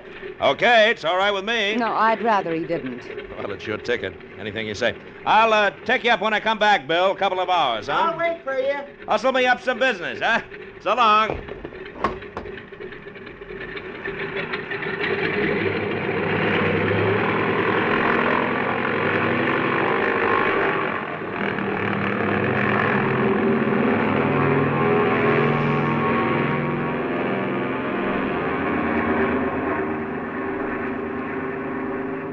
Have you done much flying? Quite a bit. Oh? Do any yourself? Yes. Oh, swell, swell. Would you like to move up here beside me and take over? Oh, no thanks. Oh. Mr. Gannett, Yeah? how much would you want to fly me to Mexico? Are you kidding? No. Don't you think it might be nice? Oh, sure, but not in this crate. Short hops for me. Try the airline in Wichita. I can pay. I'll bet you can, but not me. The old windmill wouldn't take it. $5,000? 5? I could buy a ticket, but I prefer you to take me. Oh? Why? Maybe because I like you? I'm glad. Look, are you in trouble? Of course not. Well, then why don't you use a scheduled line? That's not your business. I've got the cash. Will you do it? No, you better try somebody else. We're not going to land Wichita. Now, that's what you think. I've got a gun, Mr. Gannett. Don't turn around. Here. Hey, look, now be a good girl, will you? We've only got enough gas to get to Wichita. You're lying. The gauge says full. Well, it's broken. I'll take a chance. We can't make it in one hop. I'll have to come down sometime. That's all right. You don't want to get me in trouble, do you? No. I told you I like you. Just as long as you take me where I want to go. Head south. Go on. Okay.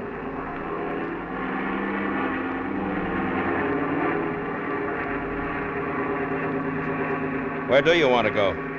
Torreon. Well, that's over 1,000 miles. We'll never make that. I think we can. Where do you think you'll have to stop to refuel? I guess we can make Dallas if we don't blow up. All right. Please remember, Mr. Gannett, I'm quite serious. I can easily shoot you and fly myself. I'd rather not. Yeah. I'll remember.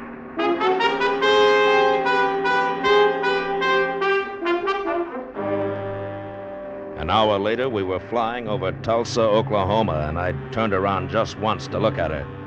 She hadn't been bluffing. The gun lay in her hand, steady and pointed at me.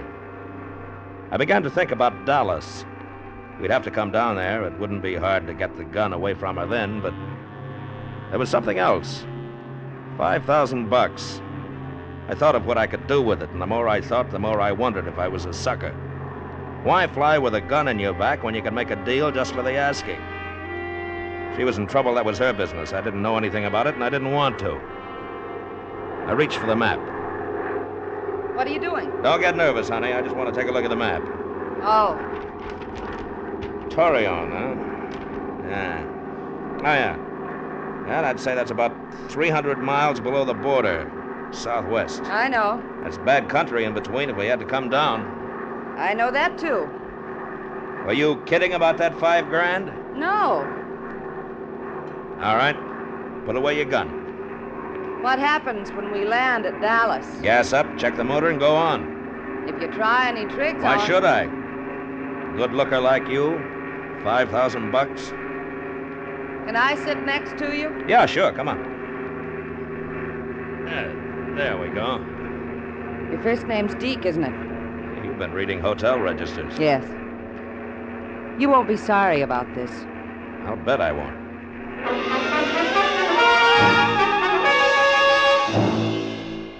I was proud of the old windmill. I never thought she could make it, but by 5 o'clock that afternoon, we landed at a town a little north of Laredo. We talked about how we were going to get across the border. She still hadn't told me anything, but I knew that she wanted to get into Mexico with no questions asked. So we decided to steer clear of Laredo and border guards and hang around until it got dark and then take a chance. Took some extra gas aboard and went over the motor. Then there was nothing to do but wait for the night. We went to a cafe to eat.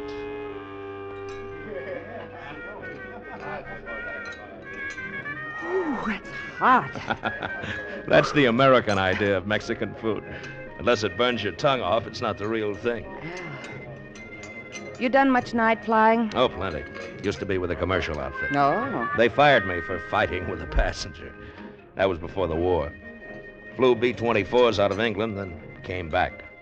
Now I'm too old for jets and too independent for commercial jobs, so I'm just a sky bum.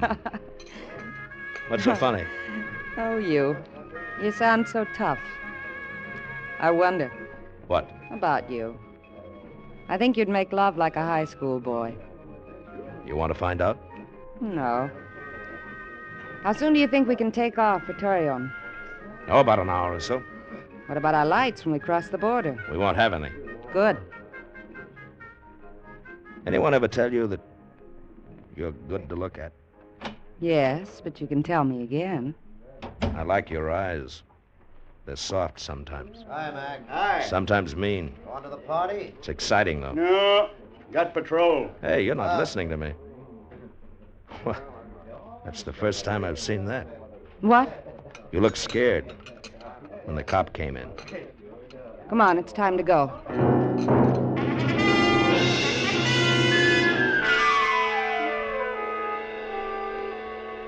We took off soon after dark. I took her up to about 8,000 feet, and we crossed the border.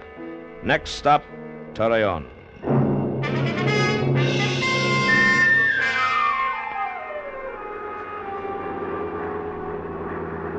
Laredo was nearly 200 miles behind us when the Stinson died. Just quit, cold.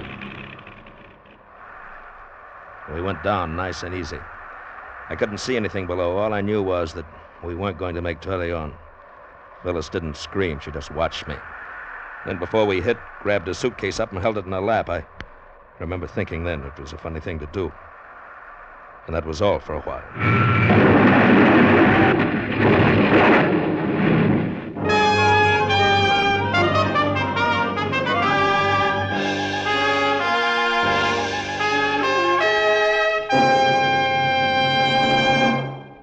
Escape, under the direction of Norman MacDonald, returns in just a moment. You may hail from Harvard with a Ph.D., or you may come from PS00 with an E- average. It makes no difference. You're always welcome at Our Miss Brooks class on CBS Sunday nights. For Our Miss Brooks is played by Hollywood's Eve Arden, the star whom the nation's radio editors just voted Woman of the Year. Now, in her third successful season as the romantic schoolteacher of Madison High, Eve Arden will have you out ringing the bells for class every Sunday once you've heard her. Join her tonight. Class meets on most of these same CBS stations. And now, back to Escape.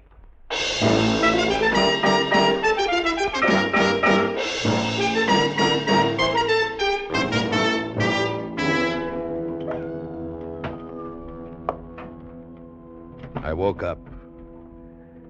For a moment, everything was a surprise. I was alive, and it was getting light. A lock of the girl's hair was falling over her eye. I reached out for it, felt it. It was wet, bloody. She was alive, but I couldn't tell how much. I looked at my watch. It was 4:30. And As the gray light came through the broken window, I saw something else. A suitcase. It had broken open and spilled out 4 or 5 neat green packages. Thing was full. Packages of new $100 bills. Must have been $250,000. Phyllis? Phyllis? Phyllis, you okay? Come on. Come on. Come on, now, can you sit up? Oh. You all right? Oh, my head hurts. Well, take it easy for a while. Here, now, give me your gun. No. Come on, come on. I want to have a look outside. All right. I'll be right back.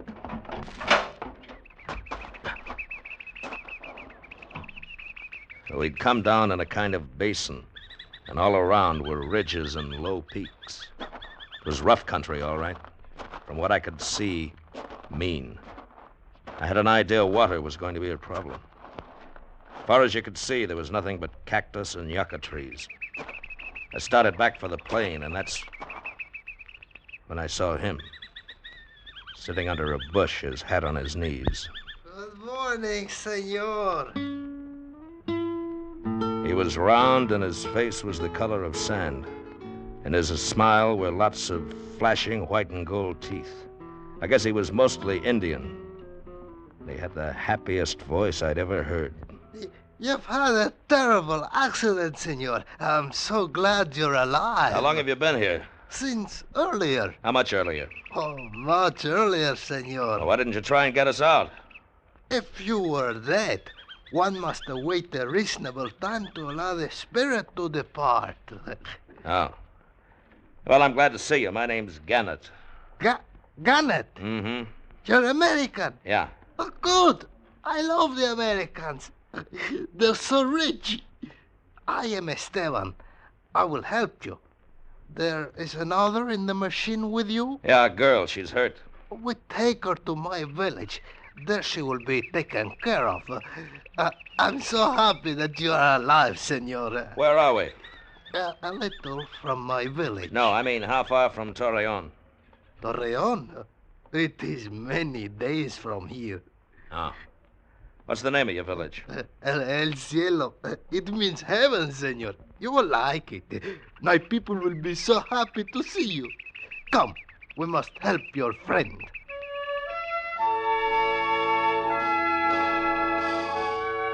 When we got back to the plane, Phyllis was on her feet, and I noticed that the suitcase was closed again. She had a cut on her head, but otherwise she was okay. She let me carry the case, and we followed Esteban for about a mile to a little canyon. And there we saw El Cielo.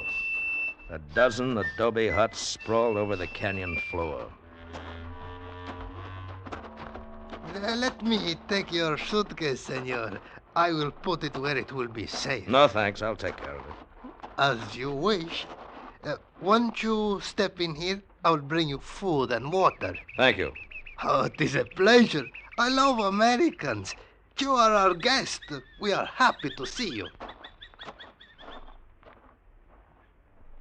How do you feel? Oh, much better, thank you. I'm not so sure about that guy. I've heard about these Indians. They're not usually very fond of Americans, or any strangers for that matter. Do you think he'll help us get to Torreon? I don't know. From the way he talks, it must be about 100 miles from here. Oh. Listen, honey, it's none of my business, but that suitcase of yours. What about it? Now, there's no sense kidding. I know what's in it. Oh. It's a good idea not to let these people know. They steal, not the way we do, but because they feel it's right. Americans are rich, and anything they've got must be valuable. They see nothing wrong in it. We've got a gun. The sooner, not have to use it. You want to tell me about the suitcase? No. Okay. We let it go at that. Esteban brought us food, and afterwards we met the rest of the village. They were very polite. Too polite. I couldn't figure it out. Maybe I don't trust people, but nobody can be that happy to see a stranger. Yeah, they gave us a hut for the night, and after the dogs had quieted down, it got very quiet. You asleep? No. How's the head? It's fine, thanks. I'm sorry about this. It's all right. We're going to have to get out as soon as we can. These people Do you are... think they'll make trouble? I don't know. They're just too happy. There's something wrong, the way our fat friend looks at you. Maybe he thinks I'm pretty. Yeah, maybe. What are you going to do about it? Look, in the morning we're going back to the plane. There's a chance I can do something to fix it up. Just a chance. Oh? Yeah. Well, You were telling me something back at the cafe in Laredo. About me? yeah, I was, wasn't I? I guess you're not very scared about all this, are you? I don't want to think about it. You ought to be thinking about it. Deke. Look, we're in a tight spot. I don't care. But I do. Maybe if we ever got out of here, that... All right, high school boy. Good night.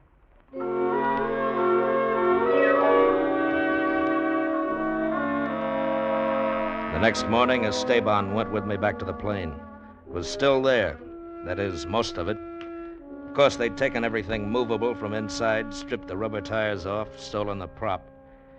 Now I know why I hadn't trusted them. What about it, Esteban?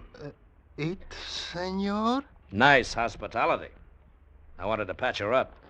Senor, some dirty thieves must have come out of the night and done this Yeah, thing. you can say that again. Surely you would not suspect my people. Oh, no, not your people. I'm so happy then. Well, we'll have to rent a couple of your mules. Maybe you'll guide us to a town that's got a bus or a railroad or something. You have money to pay for these things? Little, yeah. We talk about it maybe tomorrow. Now we go back to the village. We didn't talk about it tomorrow or the next day or the next. Esteban always made some excuse. We weren't prisoners, but wherever we went, there was always one of them watching. Just watching and smiling. But there was something about those smiles. It was on the 5th day that things really went wrong. The villagers had left our hut alone, and I guess we got a little careless about the suitcase.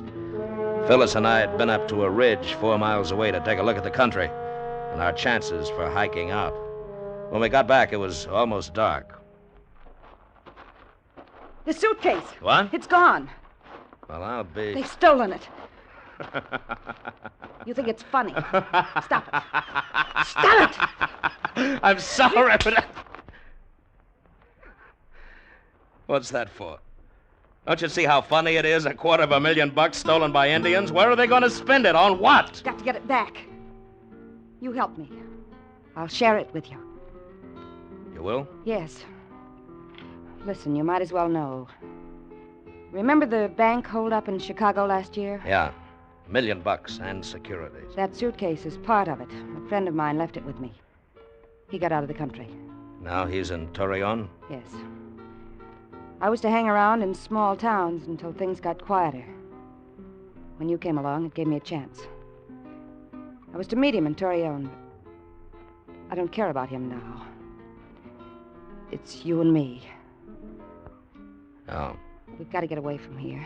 We can go to Mexico City or anywhere. How far do you think we'd get in this country? We'll take their mules. Well, we can try. Esteban's the boy to find. You and me? Yes. Yes. Don't you know that by now? Okay.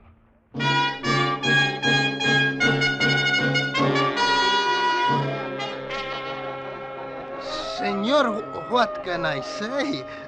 No one has been in your house. It is unthinkable. Look, do you know what this is? It is a gun, senor. Yeah. Only the rich can afford such things. I'm telling you to round up that suitcase or else. Now tell your friends. I mean it. Now go ahead. El americano dice que tenemos que devolver la maleta. Si no, se va a enojar mucho y nos fusilará a todos, incluyendo a los niños. Well? They say they are very much afraid. Get me the suitcase. We brought you here when you might have died in the desert. Surely you would not harm us. That's a lot of double talk. You brought us here to steal us blind. Senor, you have made a terrible accusation. We're very unhappy. Perhaps you would care to search the village. You get that suit. Now, what's the use? And there wasn't any use. I couldn't shoot them down in cold blood. I knew I'd never find the suitcase. I also knew that we had to get out of there. We'd lost the money, but at least for the moment, we still had our lives. I asked Esteban for mules. Senora, a terrible thing has happened. Last night the mules strayed away. We have none left. It is a great loss. So I could call him a liar. He was, too, but I couldn't find the mules. That decided it. I'm afraid of them. Yeah, I don't like the way Esteban's been looking at that ring of yours. We're going to have to make it out on foot. Well, anything's better than staying here. Oh, if I only had that map.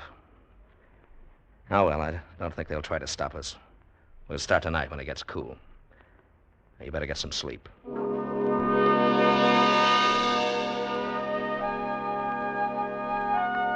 That evening, I heard the villagers moving around outside the hut.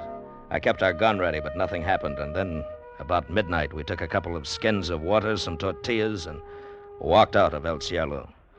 Nobody said goodbye. Nobody tried to stop us. But as I looked back, I saw in the moonlight a group of people huddled together, watching us.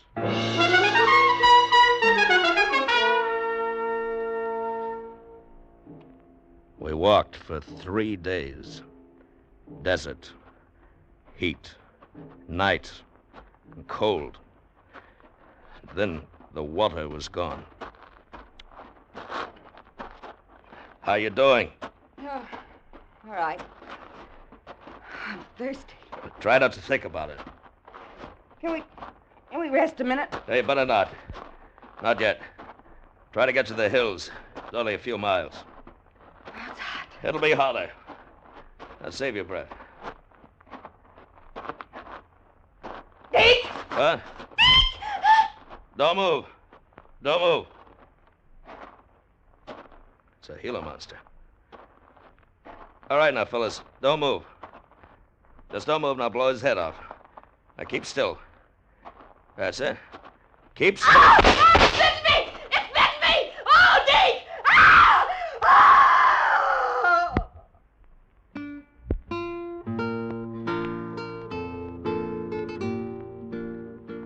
She lived on for about 2 hours, and then died raving, cursing me, the money, and herself. A week later, I was picked up. That was 6 months ago. The Mexican police tried to find my plane, but I couldn't tell them where it was. They'd never even heard of El Cielo. So, somewhere in Coahuila, Mexico, there's a village. Maybe if you go down there, you'll find a suitcase with $250,000. Or maybe you'll just find kids cutting paper dolls out of $100 bills. Just crash your plane this side of Torreon, and then look for a round, smiling Indian and his happy friends.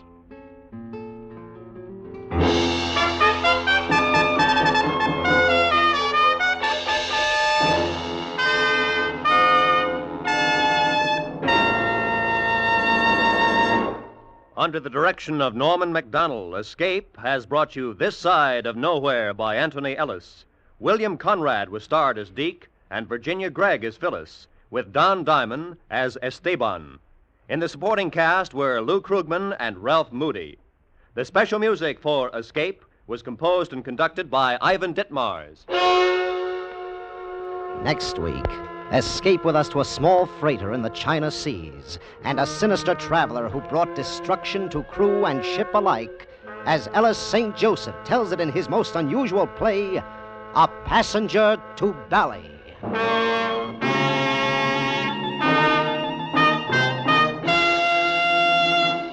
Later this afternoon, Georgia Gibbs and Nancy Reed will join Frank Sinatra on his hour-long CBS program. You'll also meet Arthur Godfrey with the latest edition of his Sunday Afternoon Digest, and J.C. Flippin with another entertaining session of Earn Your Vacation. Make Believe Town will bring you a Hollywood adventure entitled No Job for a Lady. So stay tuned now for Make Believe Town, which follows over most of these same CBS stations. This is Roy Rowan speaking. This is CBS, where you spend an hour with Frank Sinatra every Sunday afternoon on the Columbia Broadcasting System.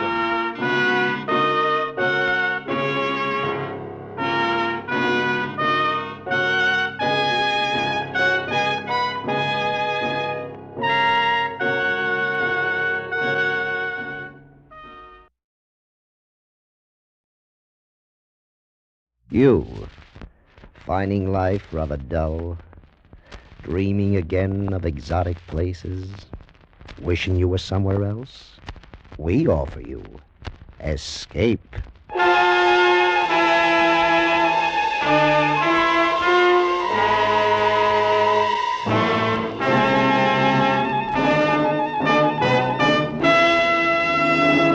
Escape with us now to a small freighter in the China Seas and a sinister traveler who brings destruction to crew and ship alike, as Ellis St. Joseph tells it in his most unusual play, A Passenger to Bali.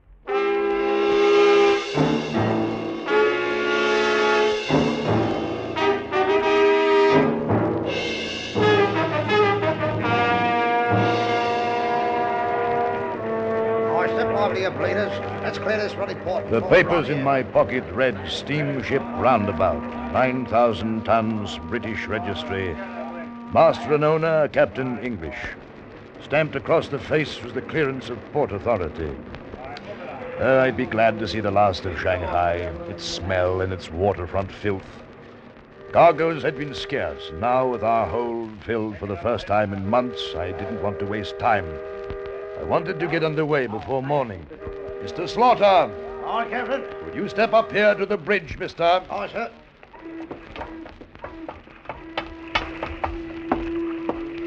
Are we ready to sail, mister? All secure, sir. All hands on board? Aye, sir. Good. Let's clear port, Mr. Slaughter. Yes, sir. Mr. Angle, stand by the castle. Stand by. Stand by. Let go the stern spring line. You there on the dock. Take that line forward. Forward, you lump of meat. Here, you can't board now. But, my good fellow, I am aboard. The ship is about to sail.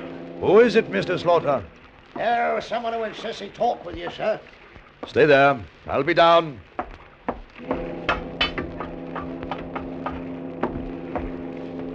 Well, what is it? Have I the honor of addressing Captain English of the Roundabout? I am Captain English. Allow me to introduce myself, Captain. I am the Reverend Walks, a missionary bound for Bali. What can I do for you? You can offer me your hand? Come to your point, Mr. Walks. We're about to sail. I am told your boat puts in at Butte along the port of Bali. Is that correct? Yes. Good. Here you will find my passport and papers of identification. If the papers and myself shall meet with your approval, we can settle the matter of money, and I shall sail with you tonight. You've been misinformed, Mr. Walks. The Roundabout is a trading steamer. We've no accommodations for passengers. You'll find I need little. I'm sorry, but it's impossible. Good night, sir. Name your price. What's that? A customary fare from Shanghai to Bali is $100. I'll double it.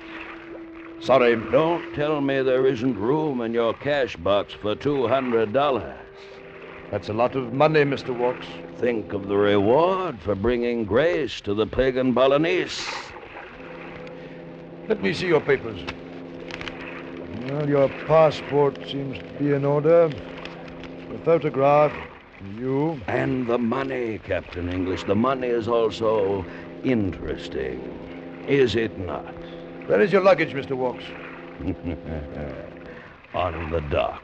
2 cases of Bibles. I'll see to them. Mr. Slaughter, take Mr. Walks forward. And tell Mr. Wrangle to get the luggage aboard. Aye, sir. Thank you, Captain English. You won't regret your choice.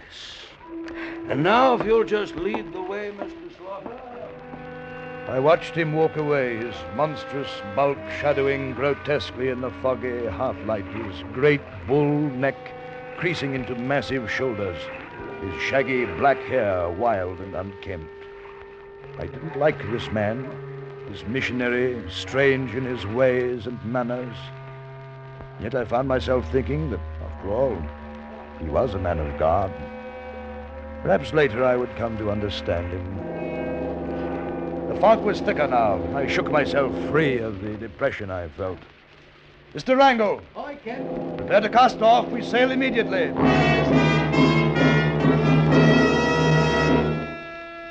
was the third night out of Shanghai when Mr. Slaughter brought the first trouble to my cabin. I found her in the afterhold, sir. Come on board in Shanghai. Obviously, Mr. Slaughter. Come here, girl. I won't hurt you. Come here. What is your name, girl? I don't think she understands English, sir. Probably Chinese from the looks of her. I understand. What are you doing aboard this steamer? Must come on ship. What do you mean, must come on ship? Why? Must come. Now, look here. Do you know what is done with stowaways? Always? Yes, people who sneak on board a ship without paying. I do not know.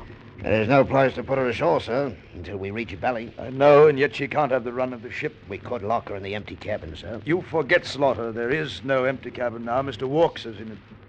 Misa walk. Misa walk. No, Mr. Walks, girl? Oh, Misa walk. Mr. Slaughter, would you ask Mr. Walks to step into my cabin, please? Oh, sure. I'll only be a man. Gentlemen, I couldn't help but hear my name being spoken. May I be of service to you, Captain? Got here ready for I don't appreciate eavesdropping outside my cabin. Eavesdropping? My dear Captain, you do me an injustice. I was merely passing by. As you say, Mr. Walks. Mr. Walks, do you know this young girl? Have you ever seen her before?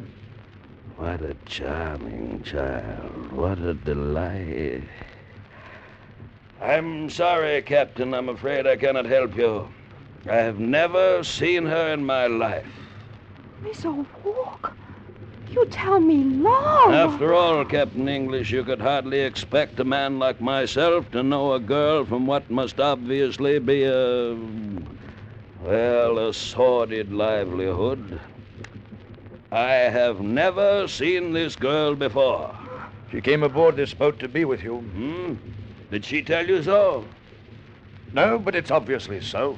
Even though I am dedicated as a missionary to aid and comfort the distressed, I do not feel obligated to lie merely to smooth the path for another's crime.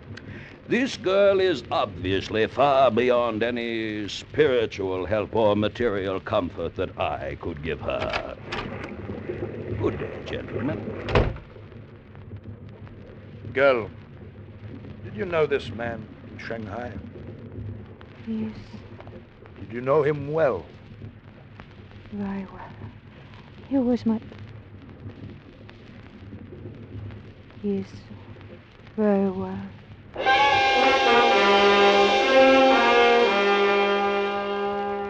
Slaughter and I talked with the girl for a long while, but we could learn nothing further. After more questions, useless ones, I had the first mate take her forward, feed her, find her a bed. I would talk with Mr. Walks in the morning.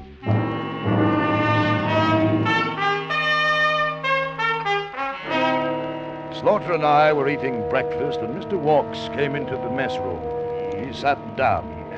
His gigantic, obscene body overflowed from his chair across the table. Good morning, gentlemen. I trust your nights were pleasant ones. Mr. Walks, I want to talk with you about that girl. The girl? Oh, yes, a tragedy. I want you to tell me all you know about her. Then I'll decide what's to be done. What's to be done? Captain, you're overstepping your bounds. This is God's work. Now... What do you mean? Oh, dear. You haven't heard? Heard what, Mr. Walks? What is there to hear? About the girl, Mr. Slaughter. The poor girl. What of her? It seems she met with an accident last night. Accident? Yes, at least so I presume. There is some small evidence that she has left our ship now to ride in a mightier, more wonderful vessel. Perhaps even now she is riding across the heavens in a chariot of flaming gold. What are you talking about? The poor, demented girl sought succor in the depths of water about us. What? Her pitiful torn shawl lies amid the hawsers at the stern. She committed suicide sometime last night. Well, must I eat alone, or will you gentlemen stay for a second cup of coffee?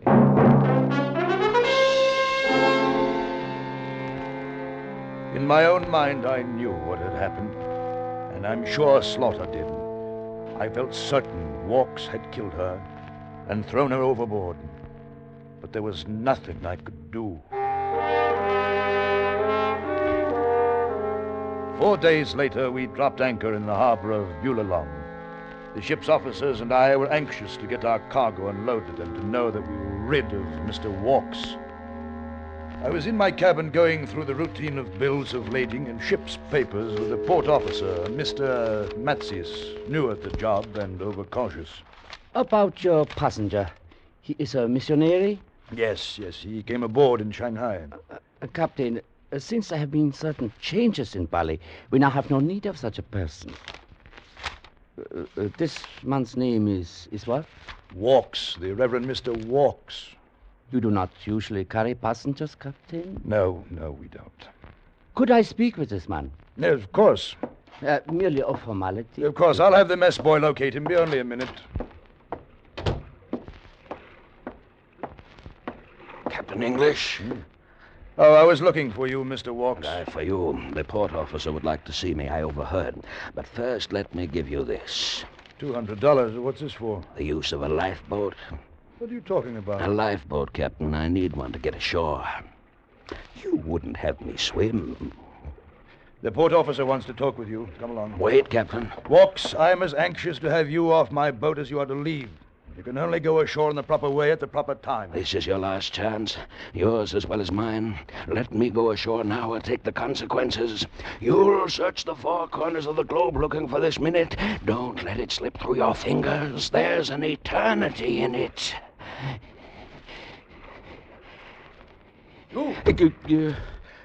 Captain English.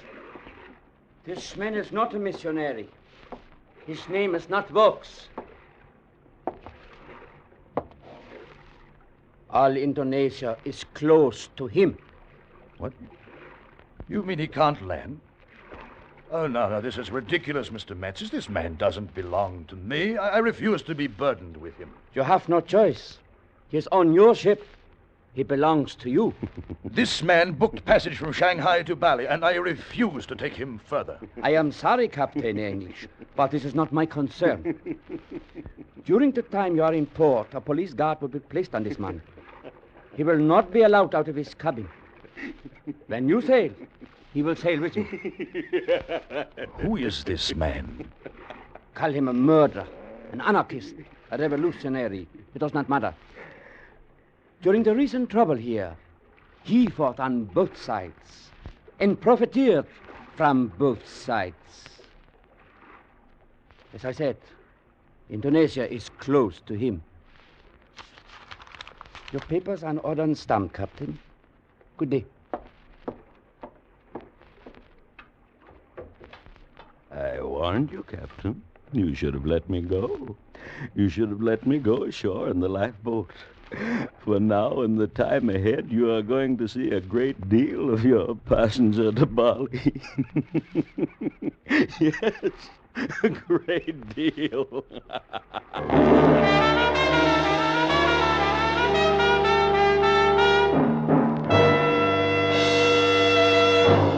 Escape under the direction of Norman MacDonald is bringing you Ellis St. Joseph's great play, A Passenger to Bali.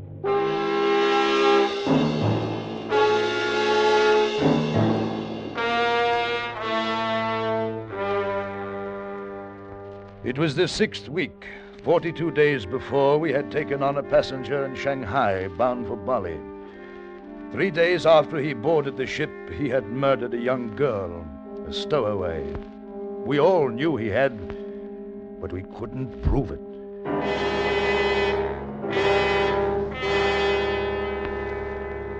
Now we were anchored outside the harbor of Bangkok. I was in the deck house, and Mr. Slaughter rapped on the door. Well, Captain, what's the news? Bad, I'm afraid. Walks hasn't been refused again. Again? Just as he was in Macassar and Rembang in Batavia. The same words, the same reasons as in Bali. Captain English, there was a fight in the forecastle this morning. One of the men hurt bad, and it was because of walks. Who were the men? Able Seaman Coles and Duncan, sir. Coles and Duncan? Oh, they're friends. Yes, sir, they were. It's all Mr. Walk's doing, sir. The three of them were arguing about something, and sudden like the fight starts. Duncan was cut heavy in the chest. Walks just sat by. Where is he now? In the mess, sir. I'll be right back. Wait here.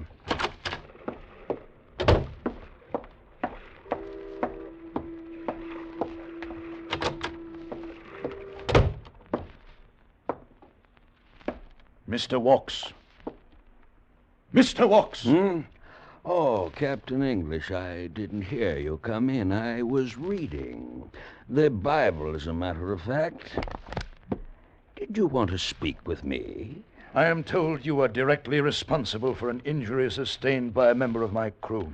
Oh, yes, that tragic episode between Duncan and Coles. I'd almost forgotten. I could have you put in irons. For what reason? I did nothing. The men were discussing religion, and I was simply pointing out certain points to each. They went at each other with knives. Like children in the fever of the moment. Was there something else you wanted, Captain? Mr. Walks, Well? No.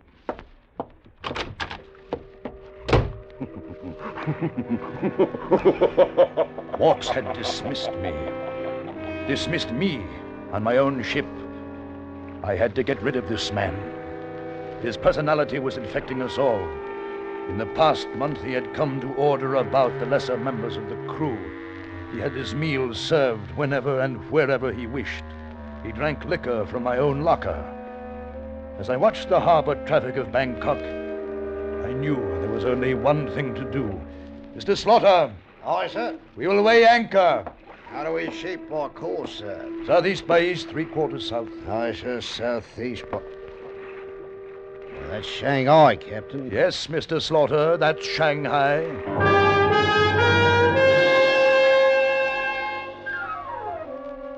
On the 2 weeks' return trip to Shanghai, I began to feel myself a stranger on my own ship. The trim little China Seas freighter was becoming a floating prison, and the jailer was Mr. Walks. My Kanaka crew, emotional and superstitious, were in love with him. They worshipped him, worshipped his massive body and his liquor-fed eloquence. My deck officers and I could feel control slipping through our fingers, and we were powerless to do anything about it. Then, finally, it was the last night. Tomorrow, we would anchor in Shanghai. And so we're back to where we started from. But at least we'll be rid of him. I hope there's no slip-up this time. There won't be. They want him, eh? Yes, Shanghai is as anxious to capture him as every other port was to reject him. They won't risk his escape.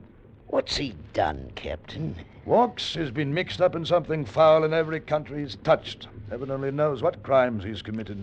But shortly we'll be free of him. Now, let's have a drink to that. I don't mind, Captain. Get a new bottle out of the sideboard, will you? Here are the keys.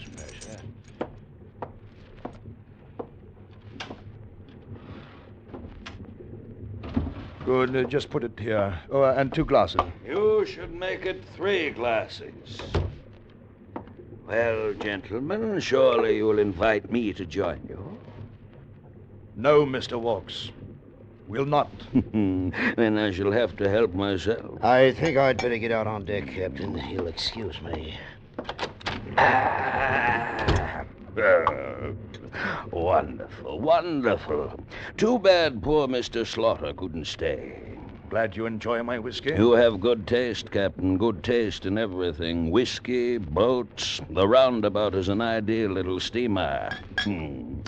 You might almost say I found a home here. Have you packed, Mr. Walks? A comfortable cabin, good food, now that I've schooled your cook, a well-stocked liquor cabinet. Are you packed, Mr. Wilkes?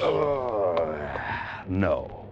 No, I am not packed. You haven't much time. Tomorrow we'll be anchored at Shanghai and you'll be taken away. I hope to jail. You could be wrong, Captain. It might turn out that I shall stay forever aboard your ship.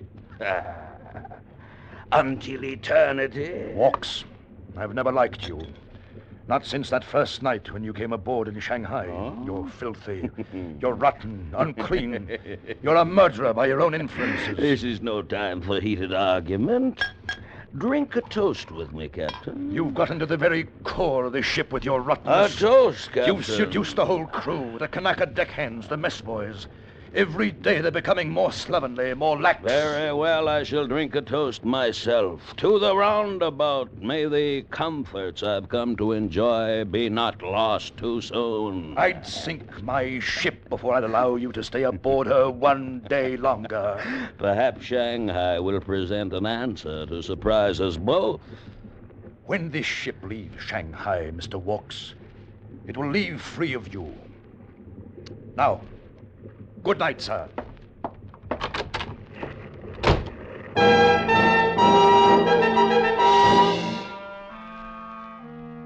It was in the sweltering noon of the next day that Mr. Chisholm, the British consul at Shanghai, was seated in my cabin, a long drink in his thin hands. Captain, the Chinese port authorities have told me of your predicament. I am to handle it in my own way, according to their instructions. I don't understand. Well, it's extremely simple. In every spot, every port, every town in which this man sets foot, some sort of trouble's broken out. Oh, I know this, sir. Well, I cannot be sure this man is responsible, but, well, after all, the law of averages... Look, Mr. Chisholm, I want this man off my hands. How soon can you arrange this? I'm afraid I didn't make myself clear. Shanghai does not want him. Neither does the British consulate. But this man is a criminal. Oh, Mr. Walks would certainly be arrested the moment he set foot on land, but he'll not be given that opportunity. Now, look, Mr. Chisholm, you've got to take that man ashore. Oh, I'm afraid your now famous passenger is a man without a country. Am I expected to sail him around the world the rest of my days? I'm sorry, Captain English. I'm sorry. You will depart at your earliest convenience. Good day, sir.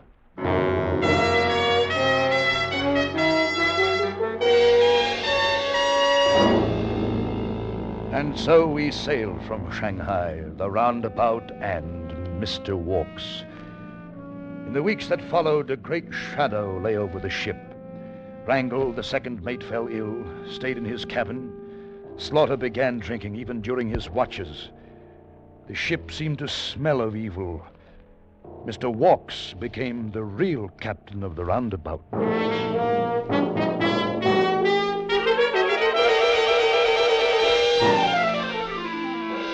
Then, sweeping in from the edges of the China Sea, came an even more destructive power, typhoon.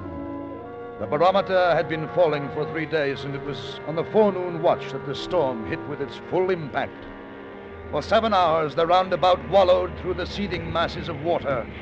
Then an emergency call from the quartermaster brought me to the bridge. I went into the wheelhouse.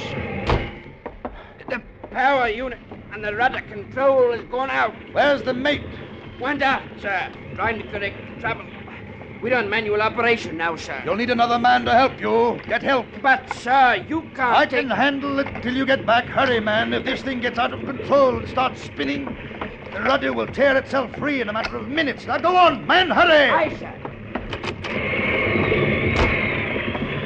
With the steam-powered gears to help me, each wave that hit the shuddering ship made the great wheel come alive beneath my hands.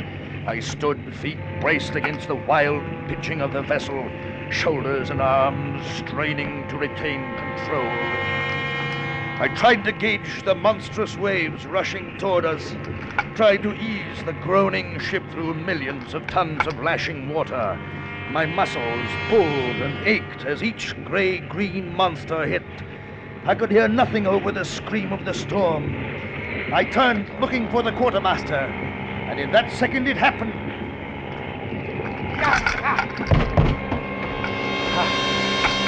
I had been flung off the wheel like a marionette, and now it spun free, spinning one way and then the other with each roll of the ship. I tried to get to my feet, but my leg was twisted under me. My ship! What have you done to my ship? Walks! Get a rope. Stop the wheel. I'll stop it. No. It'll chop your hands off. Get a rope. No time. Get a rope, you fool. It'll kill you, Walk. Stay away from it. I'll stop it if I have to smash it.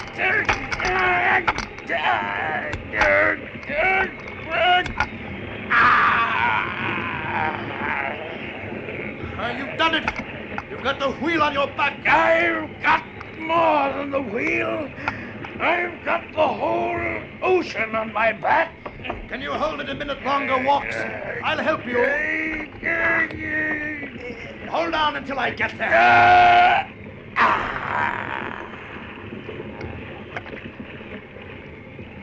Never mind, Captain.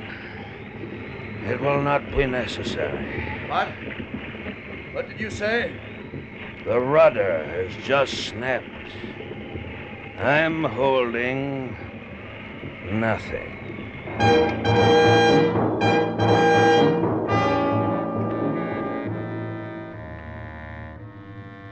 The next morning, the storm was gone. Gone as quickly as it had come, replaced by a thick, yellow, clinging fog through which the roundabout floated, broken, wrecked, sinking. Her wireless gone, half her crew dead. She might go in half an hour, or she might last a week. But I had the safety of my crew to think about. My ship. I had given the order to abandon her. Like rats, we leave the sinking ship. Leave room for me up forward. I have need to stretch my legs. You won't be with us this trip, Mr. Walks. My luggage is not aboard the lifeboat. You're staying aboard the roundabout. I've left you a sextant. There's plenty of food and liquor.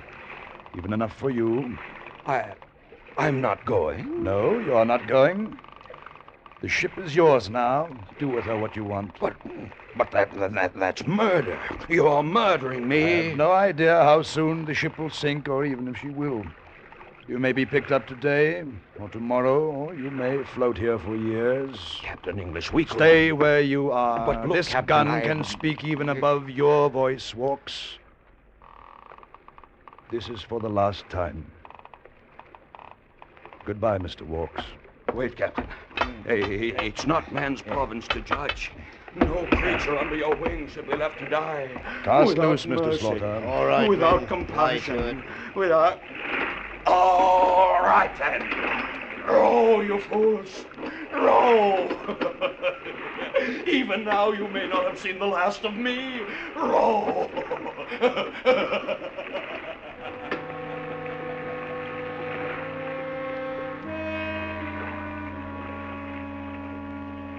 And so I left the roundabout. I left everything I owned. Everything except my freedom. The roundabout grew dimmer in the fog, and the figure of a man, standing well forward in the bow of an empty ship, was the last thing I could see before the fog closed in.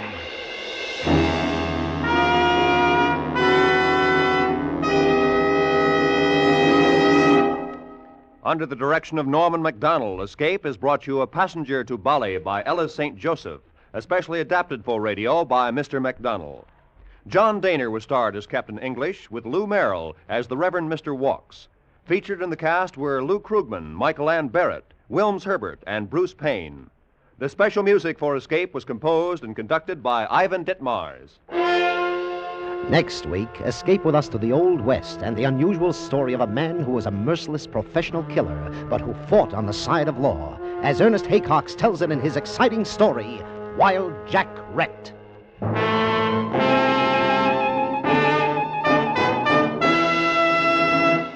Stay tuned now for Make Believe Town, which follows immediately on most of these same CBS stations. This is Roy Rowan speaking. This is CBS, where you spend an hour with Frank Sinatra every Sunday afternoon on the Columbia Broadcasting System.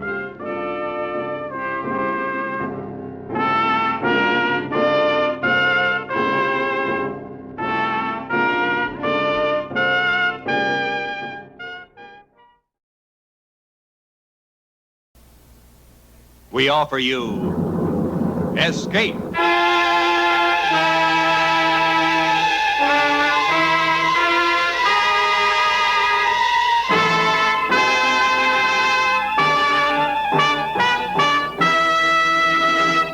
Escape with us now to the Old West and the unusual story of a merciless professional killer, as Ernest Haycox tells it in Wild Jack Rhett.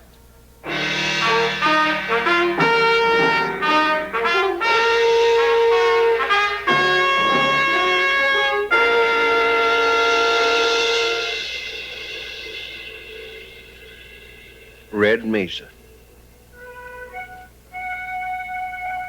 A little town springing out of the hot, dry prairie beside the Chisholm Trail. A saloon, a hotel, 2 general stores, and a tiny church where the decent citizenry might pray for salvation while a wilder element, trail driver and teamster and buffalo hunter, restlessly searched out friend and enemy along the dusty main street. A small hill rose on the western edge of Red Mesa, plagued with a rash of graves, some marked and cared for, others sinking and forgotten. Man that is born of woman has but a short time to live and is full of misery. He cometh up and is cut down like a flower. He flieth as it were a shadow. While we're praying, a couple of you boys start throwing some dirt on the sheriff. O Lord, with whom do live the spirits of them that be dead, and in whom the souls of them...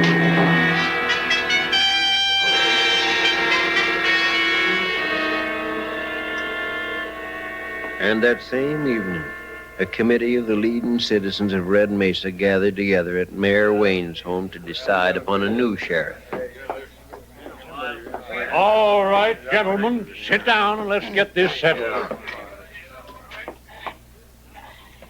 Gentlemen, to make this town a decent place for our women folk and children, we've got to have a sheriff Todd Mallon and his kind can't kill. We need the toughest gunfighter available.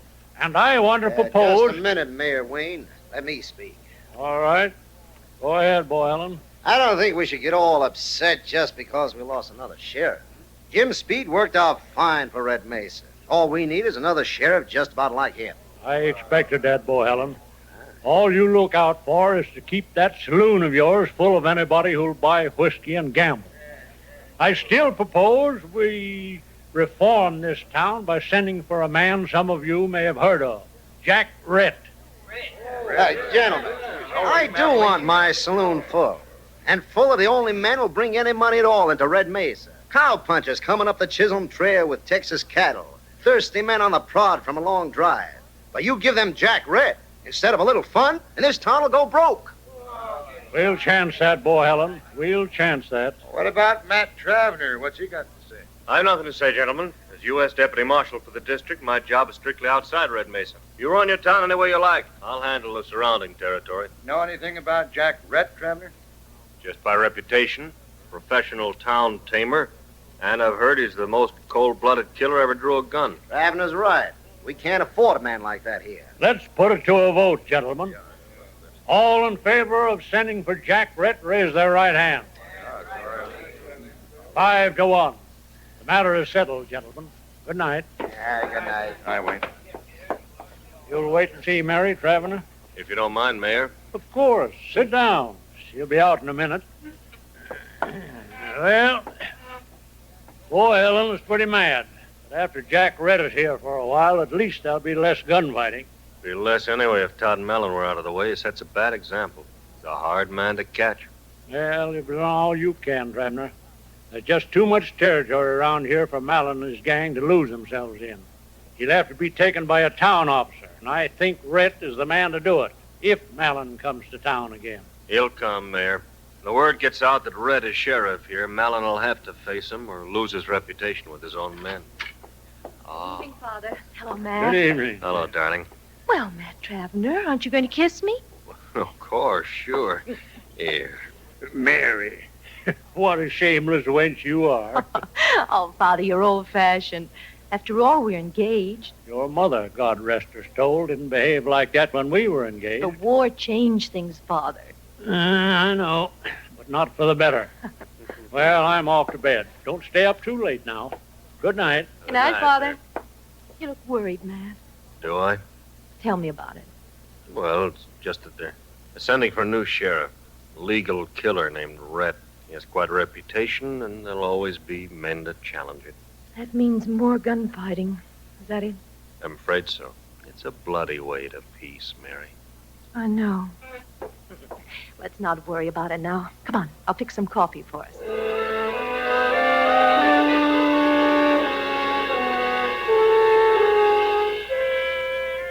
3 weeks later, Wild Jack Rhett rode into Red Mesa. He was 38 and at the peak of his reputation. He stood well over 6 feet, better than 200 pounds of plain sinew. Tawny blonde hair grew long in the frontier style, and his features, fair and tinted like a girl's, were boldly aquiline. He was a picturesque man, till one looked at his eyes, which were large and pale blue, and had the disconcerting trick of remaining too steadily on people. There was to be seen in him the suggestion of inhumanity. He sent word to the committee that he'd meet him at the mayor's office that evening. It's 8 o'clock now. Where is he? He's in town, and that's bad enough. Be a sport, Bo Helen. We took a fair vote on Rhett. Here he comes now.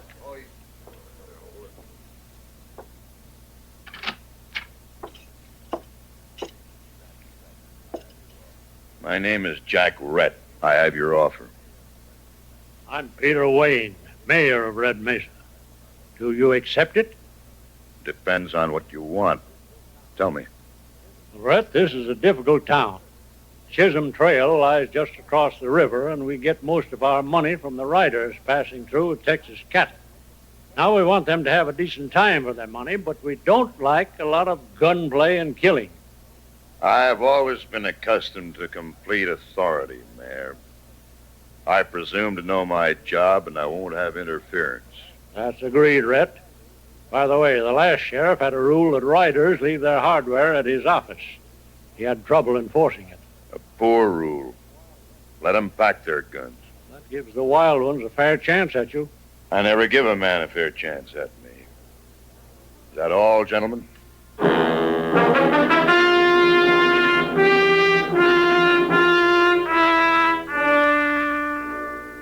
Bo Helen's saloon was the usual deadfall, with a huge bar along one side of the room and gaming tables toward the rear.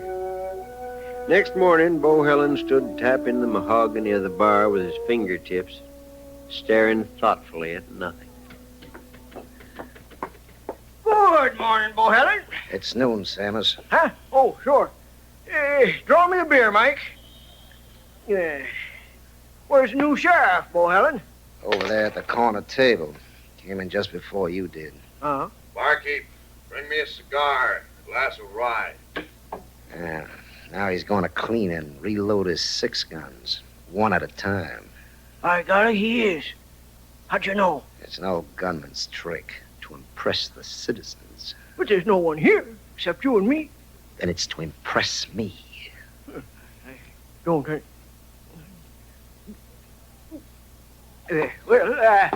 Goodbye, Bo Helen. Mike.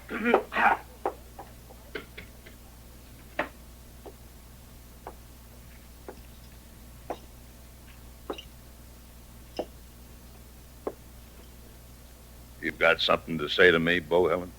Yes, I have. You're smart, Red. I recognize that. But your record for killing is too severe, and my business depends on an open town. Now, the reform element got you, and I'll go along for now. But just remember one thing. I can break you, Rhett, any time. I was waiting for that, Bo Helen. Well, then I guess we understand each other. Hello. Oh, any luck, Matt? Just a morning's ride. Matt, here's Jack Rhett. Rhett, this is Mac Travener, U.S. Deputy Marshal for the district. Glad to know you, Rhett. You're young. Don't be misled. Rhett, your job is in town, mine is everything outside. So I'll either back you up here in Red Mesa or leave you strictly alone. I'll handle Red Mesa. All right. One more thing. I want Todd Mallon. If he comes to town again, he'll have to be taken. Will you do that, or shall I? What is he? Outlaw. His main line is plain robbery. Now I want him for killing Jim Speed. Let me handle Mallon. Why? Killing's my trade. Man doesn't live with enough animal instinct to get me. Maybe. Killing you would build a man's reputation considerable. Just so? Yeah. Good luck, Rhett.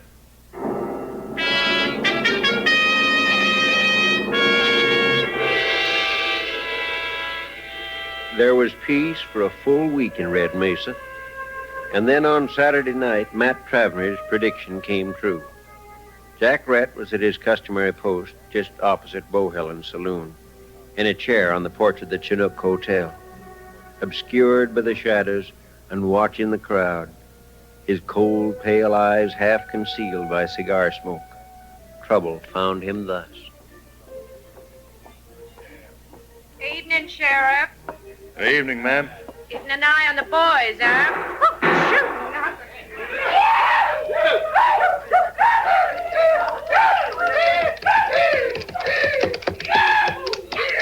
Where's this Rhett that used to be an Abilene? Where's he hiding? Where's that great man, Wild Jack Rhett? Bring him out! Hello, cowboy.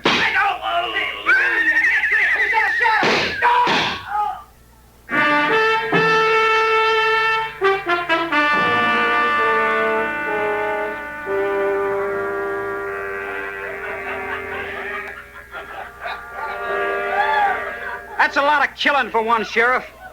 3 men. I don't like it. Forget it, friend. Have a drink and forget it. You're Bohelen, ain't you? That's right. Come on now, have one on the house.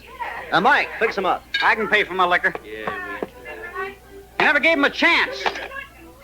What kind of sheriff you got stands in a shadow and kills 1 man, and then jumps 50 feet from his gun flash and shoots down 2 more? Those boys never had a chance at him. Just drink your drink, cowboy. That was the most merciless killing I ever seen. He's a butcher. I wish I'd gunned him. Up!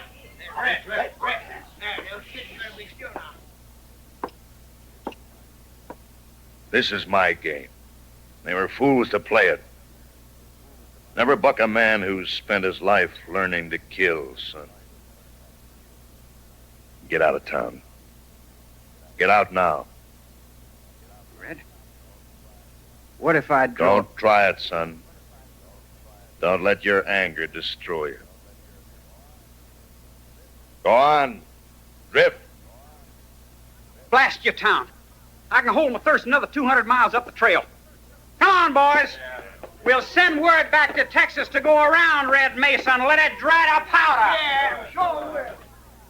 It won't do, Rhett. It'll do, Bo Allen. Barkeep, bring me a glass of rye. On the house.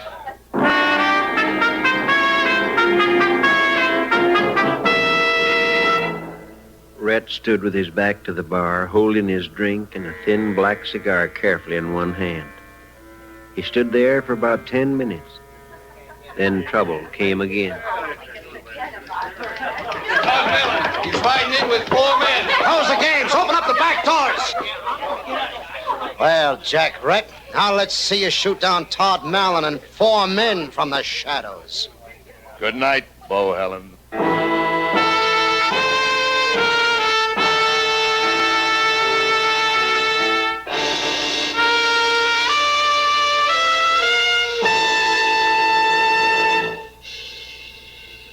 When word came to Bo Helen's saloon that Todd Mallon was riding into Red Mesa with 4 men, Jack Rhett simply walked out, crossed the street to his office, sat down and waited. 20 minutes later, Todd Mallon had arrived and departed. Not a shot fired. Then Jack Rhett went quietly to bed. But early Sunday morning, he was back in his office. Come in. Morning, Rhett. Well, Travener? There's talk, Rhett. I expect that. Now, Rhett, you told me you'd handle Mallon if he came to town. Yes, Travener.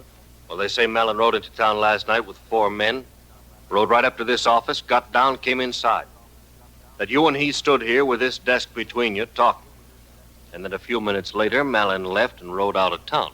I play the game my own way, Traveler. And I don't want interference from anybody. People are saying maybe you and Malin made a deal of some kind. Well, now, somebody's breaking the Sabbath. Know who it could be, Traveler? No, I don't. That's a rifle. Sounds like one of those 7-shot Spencers. And it's old Hack Crow. Who's he? An old trapper. Comes to town every few months, sells his furs, gets drunk, goes a little crazy. Jim Speed always laid him away in jail to sober. Yeah, I'll take a look. You better stop him, Rhett. He's only got 2 shots left. That'll satisfy him. I doubt if he'll reload. And if he notices us and decides to shoot? Then I'll have to kill him. Hey, who's that coming out of Bohelen's? Ewald Bay, gambler. He's a fool.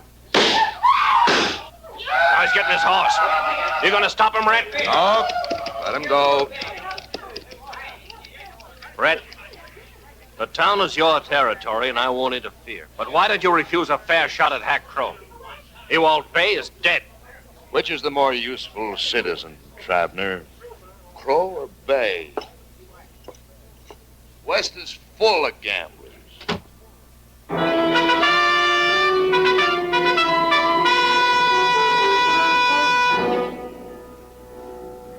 There was considerable talk that day in Red Mesa over Jack Rhett's aloof and cruel calm in condoning a shooting that had occurred under his very eyes and within reach of his formidable guns. Then, mid-afternoon, a rider came up from the prairie and reported finding old Hack Crow dead in a coulee, dry gulched and robbed. Mayor Wayne heard about it and went to Bohelen's saloon to hear more. Well, good evening, Mayor. Hello, Bohelen. Shot of brandy. And what do you think of your great Jack Rhett now, Mayor? It looks bad. Now, look, Mayor. Everyone knew Hack Crow carried his profits in his pocket. Always did that. So Rhett allowed him to leave, and Todd Malin and his men were waiting for him in the coulee. It's as simple as that. You have no proof of that, Bohelen. No? And why didn't Rhett take Malin when he rode in here last night? Because they made a business arrangement, that's why. Well, it doesn't look good, but shh. There's Rhett now. Barkeep, glass of rye. I don't want to talk to him yet. I'm leaving. Good night, Bohelen. Good night, man. Mike, give me that rye. I'll take it over to the sheriff myself.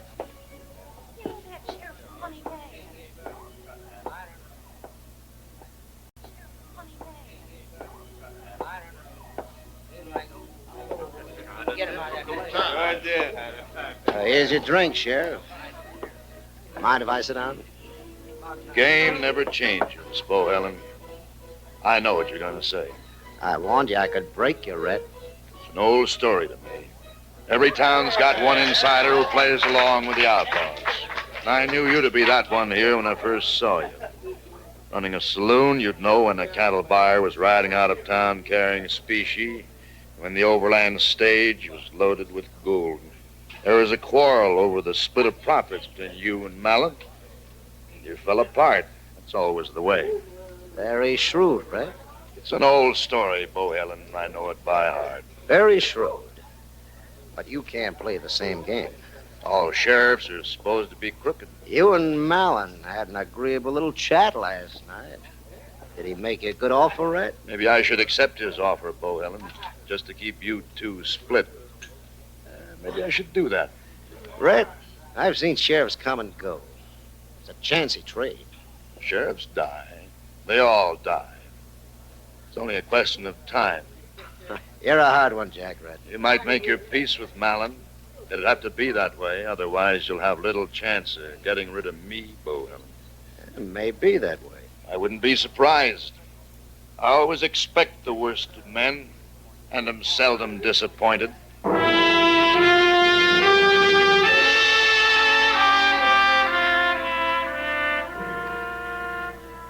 It was turning dark as Jack Rhett left Bohelen's saloon. Crossing the street, he walked into his office, but continued on out through the back door. A few minutes later, he stood in the gathering shadows opposite the OK stable and watched Bohelen ride out and drift into the prairie to the south. He knew now what to expect. It would happen soon, perhaps tomorrow. He returned to his office and slept the night there.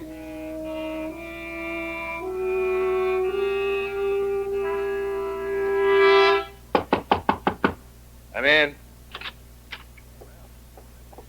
Well. Morning.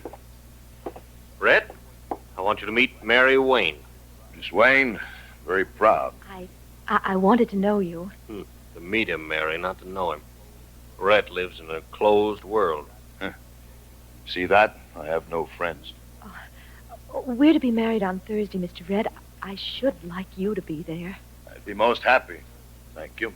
Now, Mary, would you wait outside? I got some business to discuss with the sheriff. Of course, Matt. But don't be long. Goodbye, Mr. Rhett. Bye, Miss Wayne.